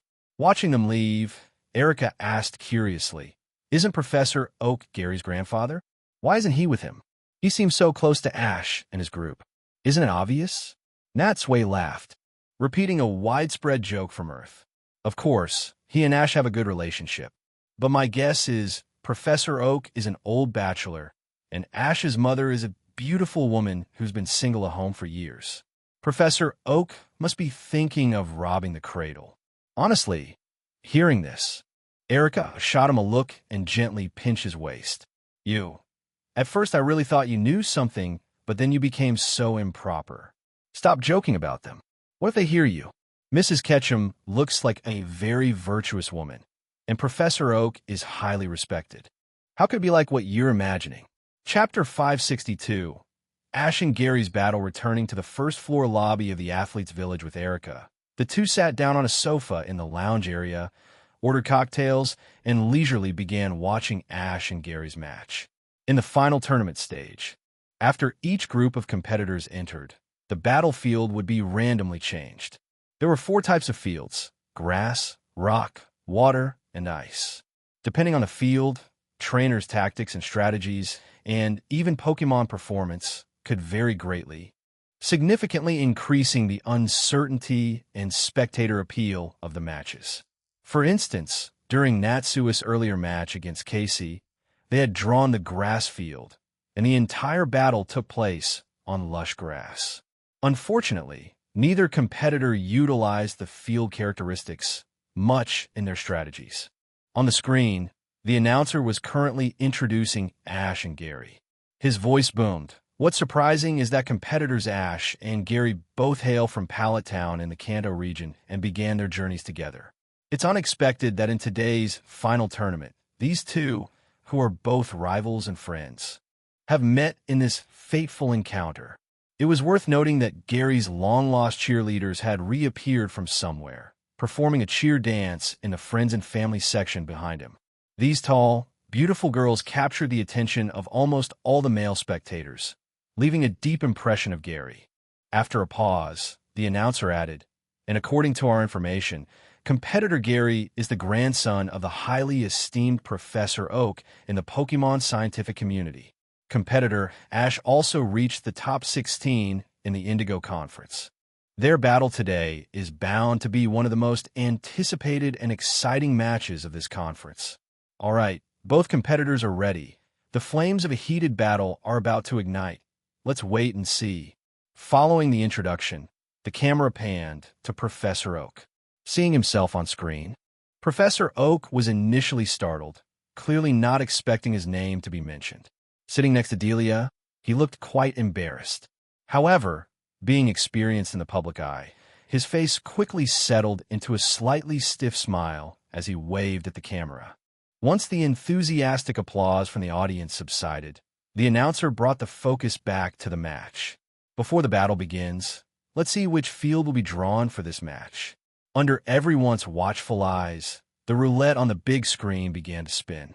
When it finally stopped, the pointer landed on the rock field. In the next moment, the field in front of Gary and Ash began to transform. The ground opened to the sides, revealing a dark pit below. As a huge lifting platform rose, a battlefield covered in massive rocks was brought up by machinery. Next, they determined the attack order. Ash luckily drew the second move, meaning Gary, on the red side, would send out the first Pokemon. However, seeing Gary's nonchalant expression, it seemed the order didn't matter much to him. When the match began, Gary sent out Nidoqueen first. Ash thought for a moment and countered with Tauros. Both Pokemon possessed immense strength. A clash of power was inevitable. Watching the two on the screen, Erica couldn't help but turn to Natsui and ask, "Who do you think will win?" "Probably Ash," Natsui said, rubbing his chin, giving his answer. Truthfully, without the anime as a reference, just based on his interactions with both, Natsui wouldn't be sure who would win. But with the anime's context, he favored Ash. Ash. Erica frowned slightly, mentally calculating their strengths. As a gym leader, she had battled both Ash and Gary when they challenged the Celadon gym before the Indigo Conference. Based on their strength back then, Gary had the upper hand. And now, after such a long journey, Gary had shed his impulsiveness and clearly become much calmer, likely making him even tougher to beat. But compared to him, Ash was a more unpredictable child, especially having traveled with Natsui for so long. The more she understood him, the more she felt this boy could create miracles, even though his performance fluctuated and he could be slow and reckless at times. Therefore, although she herself didn't know who would win, she was willing to trust Natsui's judgment. On the screen, Nidoqueen and Tauros were already clashing. Nidoqueen started with a powerful blow. As it slammed its fist onto the ground, a wide fissure formed and raced towards Tauros. The towering rocks nearby shattered from the impact, sending debris raining down on Tauros. Although Tauros took some damage under Ash's command, it charged head-on towards Nidoqueen with incredible momentum, aiming its two horns fiercely. However, Gary's Nidoqueen was no weakling. It grabbed Tauros' horns with brute force, stopping its charge dead in its tracks. But it wasn't over. At point-blank range, Nidoqueen unleashed a hyper beam, hitting Tauros directly and sending it flying. It crashed through several large rocks before collapsing, unable to get up. Seeing Tauros faint, the referee immediately raised the flag. The audience gasped, shocked by how easily Tauros was taken down. No one expected this result. Didn't the announcer just say this match would be exciting? This is it. Even the announcer hadn't anticipated this outcome and stood awkwardly silent. How could it end so quickly, right after starting? The audience hadn't even gotten into it yet. Fortunately, Ash wasn't affected. He calmly recalled Tauros and immediately took out his second Pokeball. This time he sent out Heracross. However, facing this Pokemon, whether out of caution or for other reasons, Gary recalled his Nidoqueen and took out his second Pokeball as well. After the blue light flashed, a Magmar appeared before Heracross. This was indeed a good choice. The Fire-type Magmar had a double-type advantage over the Bug-type Heracross. This also showed that Gary was giving this match his all, with no intention of holding back. Chapter 563. Oak. The Pokemon I raised are really strong. The second battle between the two began. In this match, Heracross attacked first. It landed several moves consecutively on Magmar, then used its immense strength to knock Magmar into the air, gaining a slight advantage early on. However, Magmar used an eye-opening move. While high in the air, it first unleashed a fire blast, then enveloped its own body in the flames, turning into a blazing fireball and crashing down onto Heracross. Heracross was struck by Magmar and pushed back until it hit a large rock. But it wasn't over. At Gary's command, Magmar fired a point-blank flamethrower at Heracross. Heracross was instantly engulfed in flames, its shadow barely visible within the inferno. Just as everyone thought Heracross would lose like this, it suddenly flapped its wings, creating a powerful gust of wind that instantly extinguished the flames on its body. This gave Natsui some ideas. Watching other competitors' matches always brought new insights. After putting out the fire, Heracross seemed to sound the horn for a counterattack. It used Megahorn, one of the most powerful bug-type moves, charged through Magmar's flamethrower, slammed into Magmar, and knocked it out. As expected of a trainer who defies type matchups. Watching the bruised and panting Heracross on the screen, Natsui couldn't help but remark, enduring through sheer fighting spirit, ignoring type disadvantages. To turn the tables like that is truly admirable. Noticing a hint of envy in Natsui's tone, Erika smiled. Some things can't be learned. That's entirely his talent. On the screen, with the score tied at 1-1, Ash and Gary's battle entered the third round. Perhaps aiming to settle the score quickly, Gary sent out his Blastoise this time. This was his original and strongest Pokemon. Bringing it out now was definitely intended to establish and widen his lead. Facing Gary's Blastoise, Ash chose not to switch Pokemon and continued with Heracross. However, this time, facing Blastoise's Hydro Pump, even its fighting spirit couldn't change the outcome. It was easily defeated, 2-1. Blastoise's appearance had an immediate effect, giving Gary the lead as expected. Ash's third Pokemon was his Mook. When the battle began, the two Pokemon traded blows back and forth. Mook even found an opportunity to completely envelop Blastoise with its soft, sludge-like body. But as Blastoise continuously fired Hydro Pump from within, Mook could no longer contain the increasing volume of water and was forced to release it. Ash made a quick decision and recalled Mook without letting it fight further. What an exciting match, the announcer yelled. Both sides are going back and forth, showing off their skills. It's truly a high-level battle. Competitor Gary's Blastoise is exceptionally well-rounded, with no obvious weaknesses. What Pokemon will competitor Ash use to deal with it next? On the field, Ash thought for a moment and sent out his Bayleaf. Honestly, this surprised Natsui. He had expected Ash to send out Pikachu for an ace versus ace battle, but clearly, Ash had other plans. But thinking about it, if Ash thought like him, he wouldn't be known for frequently fighting against type disadvantages and creating so many memorable moments. Pikachu wasn't even with Ash. It was sitting with Misty and Brock, acting as part of the cheer squad with Togepi. It seemed Ash had no intention of using it in this match at all. And looking at the types, the Grass-type Bayleaf had an absolute advantage over the Water-type Blastoise. But that only applied to other trainers. When Ash used a Pokemon with a type advantage, there was often a high chance he would lose. Yes, it was that unreliable. Sure enough, as the battle started, although the two Pokemon seemed evenly matched initially, Blastoise found an opening, bit down on Bayleaf's body, swung it around, and finally threw it out of the field, slamming it against the wall below the stands and knocking it unconscious. Incredible. Seeing this result, the announcer shouted, competitor Gary's Blastoise has consecutively defeated 3 of competitor Ash's Pokemon.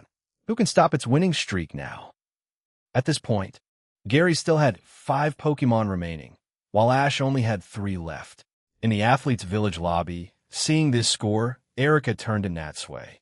Gary's Blastoise is indeed very strong. I remember battling it before.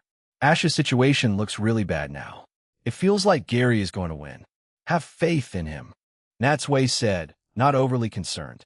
Although the situation seemed tilted in Gary's favor, he stuck to his earlier prediction. It's not over yet. The outcome is still uncertain. But I still believe Ash has the strength and luck to turn it around. After a 5-minute halftime break, the battle continued.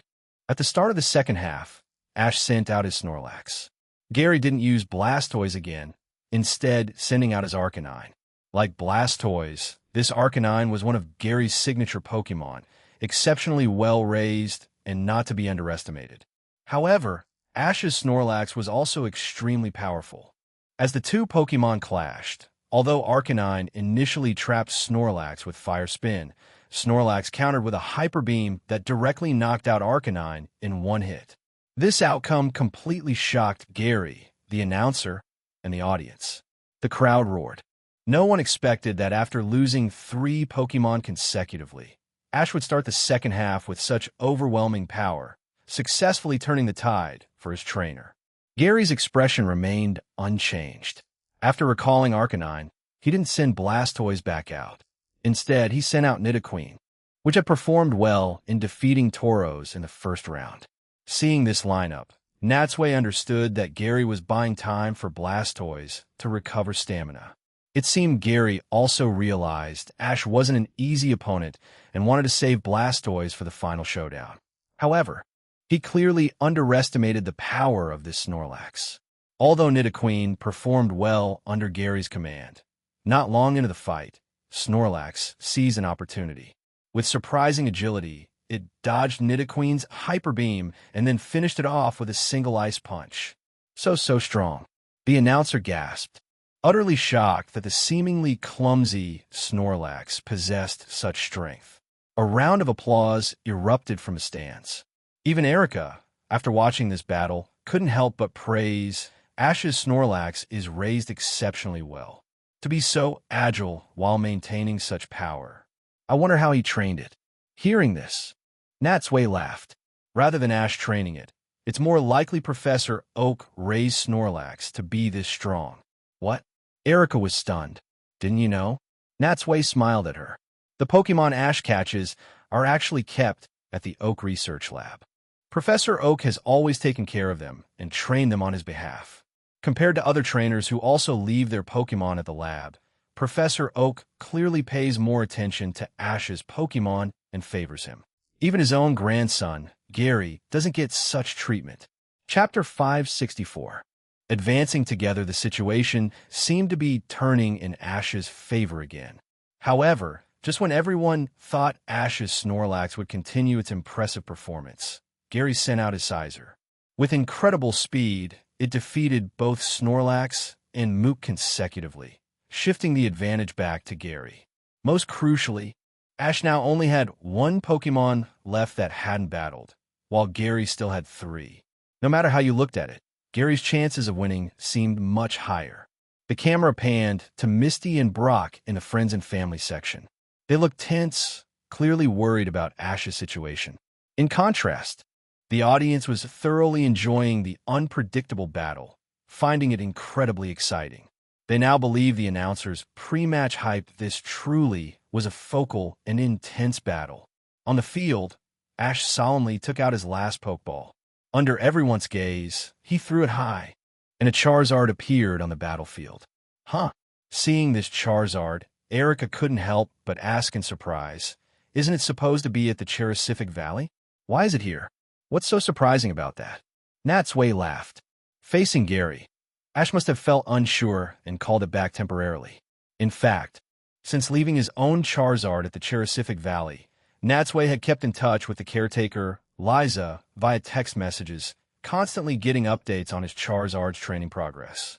Both his Charizard and Ash's were the hardworking type. They had improved rapidly in the valley. In just over half a month, their rankings within the valley had already risen significantly. His own Charizard, for example, had reached the upper tier and was challenging the top 20. Ash's Charizard had reached the middle tier and could now hold its own against the average Valley Charizard. Returning his thoughts to the field, Gary seemed to have expected Ash's Charizard. He didn't switch his Pokemon, continuing to battle with Sizer. Perhaps he wanted to test Charizard's current strength with Sizer first. Unfortunately, with a 4x type disadvantage, Sizer was defeated by Charizard's flames shortly after the battle began. Gary's expression didn't change. He sent out a new Pokemon. With a loud rumbling sound and trembling earth, a round, heavy golem appeared on the field. In terms of typing, the rock-type golem naturally wasn't afraid of Charizard's fire attacks. But with one Pokemon in the air and the other on the ground, both seemed to have their own path to victory. An interesting event occurred during the battle. Knowing fire wouldn't significantly harm Golem, Ash tried to use Seismic Toss to finish it. However, he underestimated Golem's weight. Charizard barely managed to lift it before having to let go, dropping it back onto the ground. Ultimately, Charizard's strength proved superior. When Golem used Rollout, Charizard defeated it with a Dragon Rage. With that, Charizard scored 2 consecutive knockouts, leveling the playing field once again. Now, both Ash and Gary were down to their last Pokemon. Ash had Charizard on the field, and Gary had his ace, Blastoise. This top 16 match was truly intense, reaching its final climax. However, the situation was unfavorable for Ash. Blastoise had a type advantage, and it had rested for a while, giving it more stamina than Charizard, which had just fought 2 battles. As the final battle began, everyone focused intently. Just as expected, Blastoise took the upper hand from the start. Even when Charizard flew into the air, Blastoise fired Hydro Pump from the 2 cannons on its back, creating an anti-air barrage like flak cannons, forcing Charizard to keep its distance. As expected of Ash, he never fought conventionally. Despite the disadvantage, he suddenly ordered Charizard to breathe fire onto the surrounding rocks. This move baffled not only the audience, but also Gary and Blastoise on the field, who had no idea what Ash was up to, as Charizard continuously spewed flames. The temperature on the field rose steadily. Some smaller rocks were even burned into fragments. Under the intense heat, the entire field became scorching, visibly turning red-hot. Although Gary didn't know what Ash was doing, he knew he couldn't let him succeed. At his command, Blastoise began spraying water everywhere, trying to cool the field down. But when the cold water hit the superheated rocks, it instantly generated massive amounts of steam, which quickly enveloped the entire battlefield. I see. Natsui understood Ash's plan now. The steam obscured everyone's vision. No one could see what was happening inside. Fortunately, the steam dissipated as quickly as it had formed. As the steam cleared, people looked closely and saw that Charizard had somehow gotten close to Blastoise. The 2 Pokemon were locked in a grapple, claws interlocked, engaged in a test of strength. The announcer was stunned for a moment before saying Charizard couldn't get close to Blastoise before, but using the steam as cover, it approached safely. Competitor Ash's strategy is truly eye-opening. Most importantly, with its arms bound, Blastoise couldn't adjust its cannons to fire Hydro Pump at Charizard. This was definitely bad news for Gary. Locked in this stalemate, Charizard lifted Blastoise into the air and used Seismic Toss again. After spinning rapidly several times, it slammed Blastoise hard onto the ground. Boom! Dust flew everywhere. The audience eagerly looked towards the field and saw both Pokemon struggling to get up. But compared to Charizard, Blastoise was covered in injuries. It swayed a few times and then collapsed backward. As the referee raised the flag high, the battle's outcome was decided. Ash, after being at a disadvantage early on, had turned the tables and won the victory. The stands erupted in fervent cheers. Delia, in particular, jumped up and down with joy, a stark contrast to the slightly awkward Professor Oak beside her, who didn't quite know how to react. He actually won. Erica covered her mouth in surprise. Although Natsui had accurately predicted Ash's victory beforehand, during such an intense battle where Gary had led, she had thought Gary would win. She never expected Ash to make a comeback. Actually, Gary made a mistake, Natsui said, shaking his head with a hint of regret. During that last Seismic Toss, you could see he clearly panicked and didn't give the right command. If it were me, I would have definitely ordered Blastoise to withdraw into its shell. That way, even if it took some impact damage, it wouldn't have been defeated so easily. At that moment, unlike the celebrating crowd around him, Ash stood frozen in place, staring blankly, seemingly unable to believe he had actually won. In contrast, Gary was quite composed. He glanced at Ash, then left the battlefield without a word. In the first floor lobby, Natsui finished the last sip of his cocktail and stopped watching the TV, waiting there for Ash to return. 4 matches were scheduled for today. 3 had already concluded, with Harrison, Ash, and himself advancing to the top 8. The next match featured two competitors from the other half of the bracket.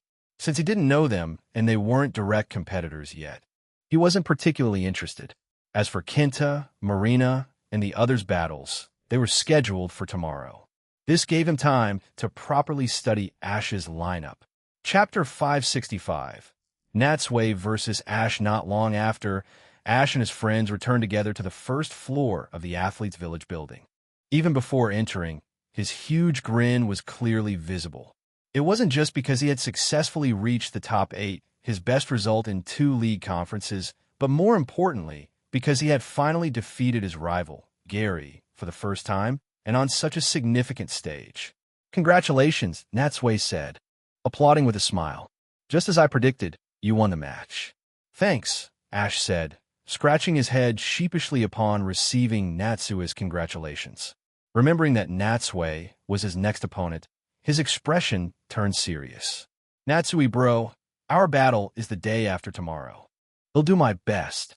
Natsui's expression instantly became a bit strange. How should he put it? He came to congratulate him, and Ash immediately declared he would try his best to beat him next. Natsui felt a mixture of amusement and exasperation. "Fine, seeing as you're just a kid and the chosen one. I won't hold it against you."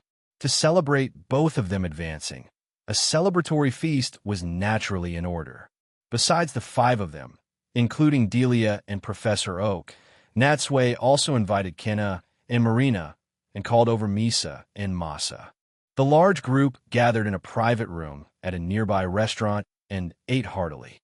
After the meal, Professor Oak, being the eldest, was about to step up and pay, despite looking pained, only to find that Natsui had already settled the bill in advance. Looking at the waitress' smiling face, Professor Oak stood there, thinking to himself, what a considerate young man. Later that evening, after everyone returned to their respective rooms, Natsui stood on the balcony and happened to see Ash leaving the dormitory alone, heading towards the lakeside near the Silver Stadium. "What are you looking at?"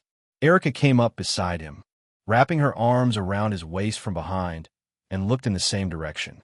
"Huh, isn't that Ash? What's he doing out so late? You don't need to think too hard. He's obviously going to find Gary." "Find Gary?" Erica was surprised at first, then nodded. "Right, their relationship is complicated. He must be going to comfort Gary." Natsui turned and hugged Erica, inhaling her pleasant perfume. If Ash had been the one eliminated, given Gary's current personality, he would definitely go find him too.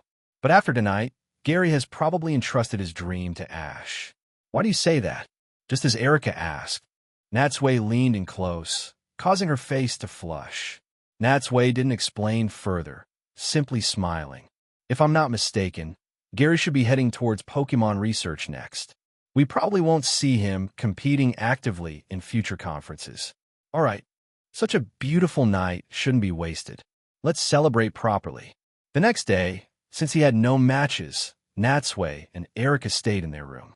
The TV broadcasted today's battles. On the computer, the two reviewed the lineups of Ash, Harrison, and other potential opponents, carefully analyzing their Pokemon and capabilities to be fully prepared. Like yesterday, 4 matches will be held today to decide the remaining 4 competitors advancing to the top 8. Among Natsui's acquaintances, only Kenta and Marina would face off today. Perhaps to outsiders, their match seemed like any other. But to someone like Natsui, who understood their relationship somewhat, emotionally, this match was far crueler than Ash and Gary's. As the match began, it was clear it unfolded in roughly 3 stages. The first stage involved mutual probing, perhaps because neither had fully resolved their feelings and didn't know how to face each other. Their battle was cautious, with neither going all out. It lacked the intensity expected of a top 16 match. This confused the announcer and caused the audience to whisper among themselves, questioning if it was a fixed match. Even on the big screen, Kenta's and Marina's hesitation was visible. Fortunately, this didn't last long.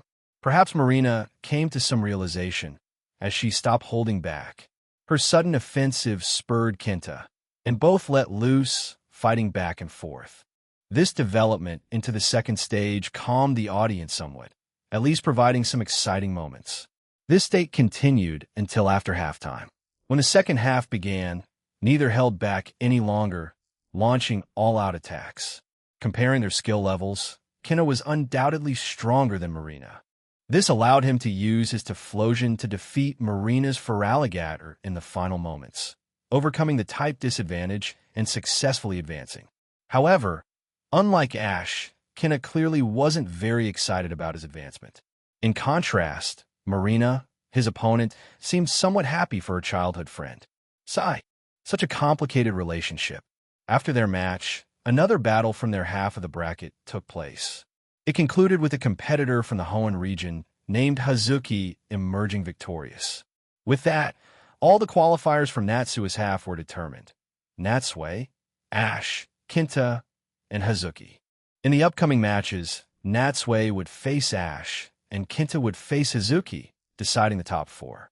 Focusing on their opponents, Natsui and Erika spent the day busy in their room, formulating several plans and making final adjustments to their lineup for tomorrow based on their opponent's Pokémon. The top 8 battles followed the same final tournament format as the top 16, so there were no rule changes. It was still a 6-on-6 full battle. The field and attack order would be decided before the match, and there would still be a 5-minute halftime break after one competitor's Pokémon had been defeated 3 times. The only difference was the increased online discussion about who would advance and ultimately reach the finals. In Natsui's half, due to the concentration of strong competitors, Ash and Hazuki's votes were also significant. Only Kenta, due to holding back in the first half against Marina, had the lowest vote count. In the other half, apart from Harrison, there were no other standout competitors. Therefore, most believed the final battle would be between him and Natsui after resting for the night. At 9 a.m. the next day, Natsui and Ash stood on opposite sides of the battlefield in the Silver Stadium, looking at each other. Ash looked well-rested, his eyes filled with determination, eager to battle.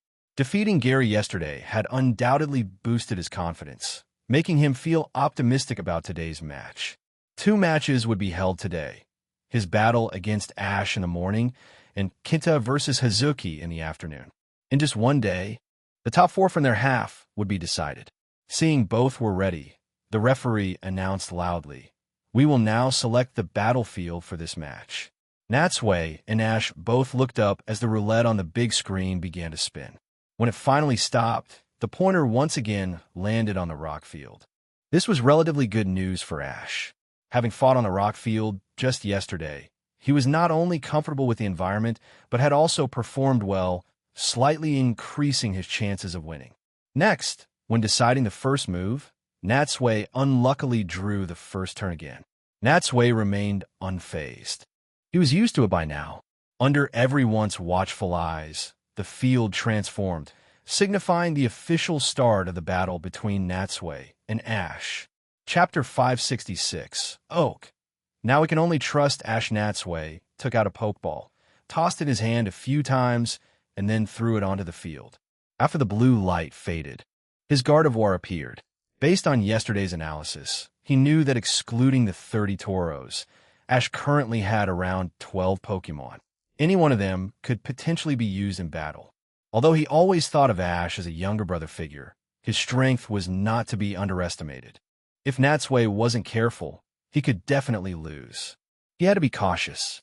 Therefore, for the first battle, Natsui adhered to the principle of playing it safe and sent out his most trusted Pokemon. Just like Natsui, Ash had spent the entire previous day with Brock carefully studying Natsui's lineup. He knew most of Natsui's Pokemon were incredibly strong, especially Gengar and the red Gyarados, which could be described as terrifying. Naturally, he didn't dare be careless. Seeing Gardevoir appear, Ash took a deep breath. Following the strategy devised with Brock yesterday, he also took out a Pokeball. Go! Donphan, as Ash threw the Pokeball with force. A sturdy-looking Pokemon resembling a small, tusked elephant appeared before Gardevoir. It's Donphan? Seeing this Donphan, Natsui was slightly surprised, but upon reflection, it made sense. Donphan and Gardevoir didn't have type advantages against each other. Besides Donphan, Ash didn't really have any other Pokemon better suited to deal with Gardevoir. Under the watchful eyes of the crowd, the battle began immediately. Right from the start, at Ash's command, Donphan launched a fierce offensive. It curled its body into a ball and rolled towards Gardevoir with unstoppable momentum. Gardevoir, block it! Hearing Natsui's command, Gardevoir used its psychic powers, attempting to restrain Donphan. However, the rolling Donphan moved quickly, using the scattered rocks of various sizes as cover, making it difficult to capture easily. Rumble, rumble. Donphan's rolling caused slight tremors on the ground. It rolled straight towards a large, slanted boulder, launched itself off it, and soared into the air, aiming to crash down onto Gardevoir. However, such a predictable attack relied on surprise.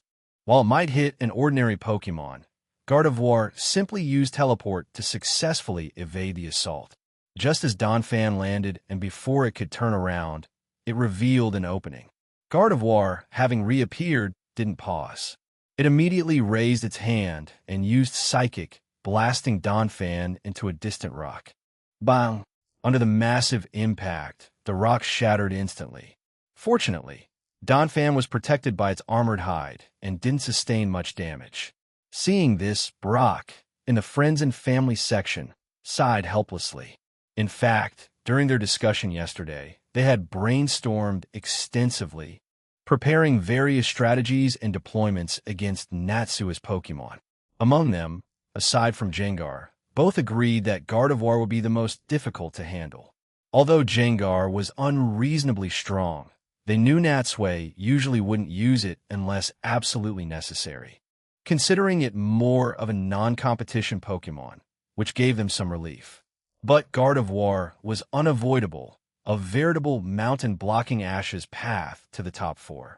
After long deliberation, they reviewed Ash's Pokémon one by one and finally decided on Donphan to face the likely appearance of Gardevoir. On one hand, the lack of a type disadvantage slightly increased the chances of winning. On the other hand, Gardevoir's psychic attacks, besides dealing direct damage, often involve slamming the target down from the air. Donphan's ability to curl up could effectively mitigate this damage upon impact with the ground or other objects. Theoretically, it was a sound strategy. Especially earlier, when Brock saw the field drawn was the rock field, he breathed a sigh of relief. Having rocks as barriers, while restricting Donphan's movement, would obstruct Gardevoir's line of sight, arguably having a greater impact on its psychic abilities. However, once the actual battle began, although the strategy had some effect, he realized it was vastly different from their expectations yesterday. Now it's up to Ash to adapt. Hopefully, he can overcome this hurdle. Unlike Brock, Misty, sitting in the same section, maintained neutrality since both competitors were her good friends. She didn't specifically cheer for either one. In casual matches, her teasing might be harmless, but in an important event like the Silver Conference, she didn't want to provoke Ash and affect his mentality. She had even avoided participating in Ash and Brock's strategy session yesterday to maintain impartiality. But in her heart, she couldn't help but lean slightly towards one side. For instance, seeing Natsui gain the upper hand now, she felt happy for him. On the field, under Natsui's command, Gardevoir now launched its counterattack. Passive defense had never been his style. Although the large rocks scattered around did limit Gardevoir's effectiveness, opportunities could always be found if sought. Just as Donphan rolled again, attempting the same tactic of launching off a boulder to crash down on Gardevoir, Gardevoir timed it perfectly. Before Donphan could descend, it used Psychic, unleashing a powerful energy surge that blasted Donphan straight out of the bounds. Donphan flew past the referee and slammed into the wall behind him before stopping. The referee raised his flag and announced loudly, "Donphan is out of bounds." The first battle goes to competitor Natsui. How did this happen? Seeing Donphan outside the boundary, Ash scratched his head in frustration. The match ended so abruptly it caught him off guard. Donphan wasn't even badly injured, yet it was eliminated in such a way. It was truly a shame. However, he recovered quickly. After recalling Donphan, he took out his second Pokeball. "Go, Noctowl!" With a flash of blue light, the shining golden Noctowl appeared in the sky above the field. Seeing it, Natsui couldn't help but shed tears of envy again. I really want a shiny Pokemon too. Shaking his head, he recalled Gardevoir and took out his second Pokeball as well.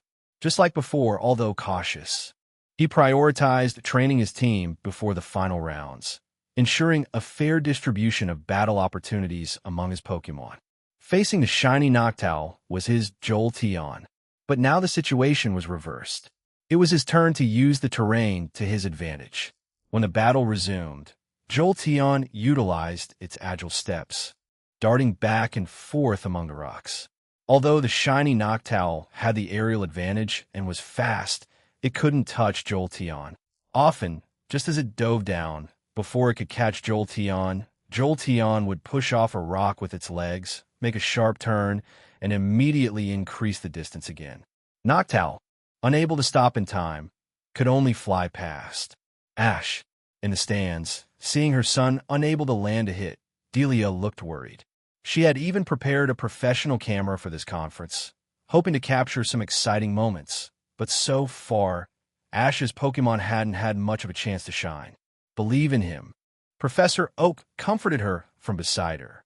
Think back to the match the day before yesterday.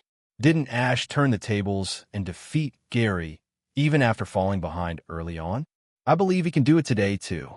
Hearing Professor Oak's words, Delia nodded, but worry still lingered in her expression. Although she hadn't known Natsui for long, she had a good impression of him and knew that Gary, in terms of both Pokemon's strength and temperament, couldn't compare. Could Ash really win against someone like Natsui?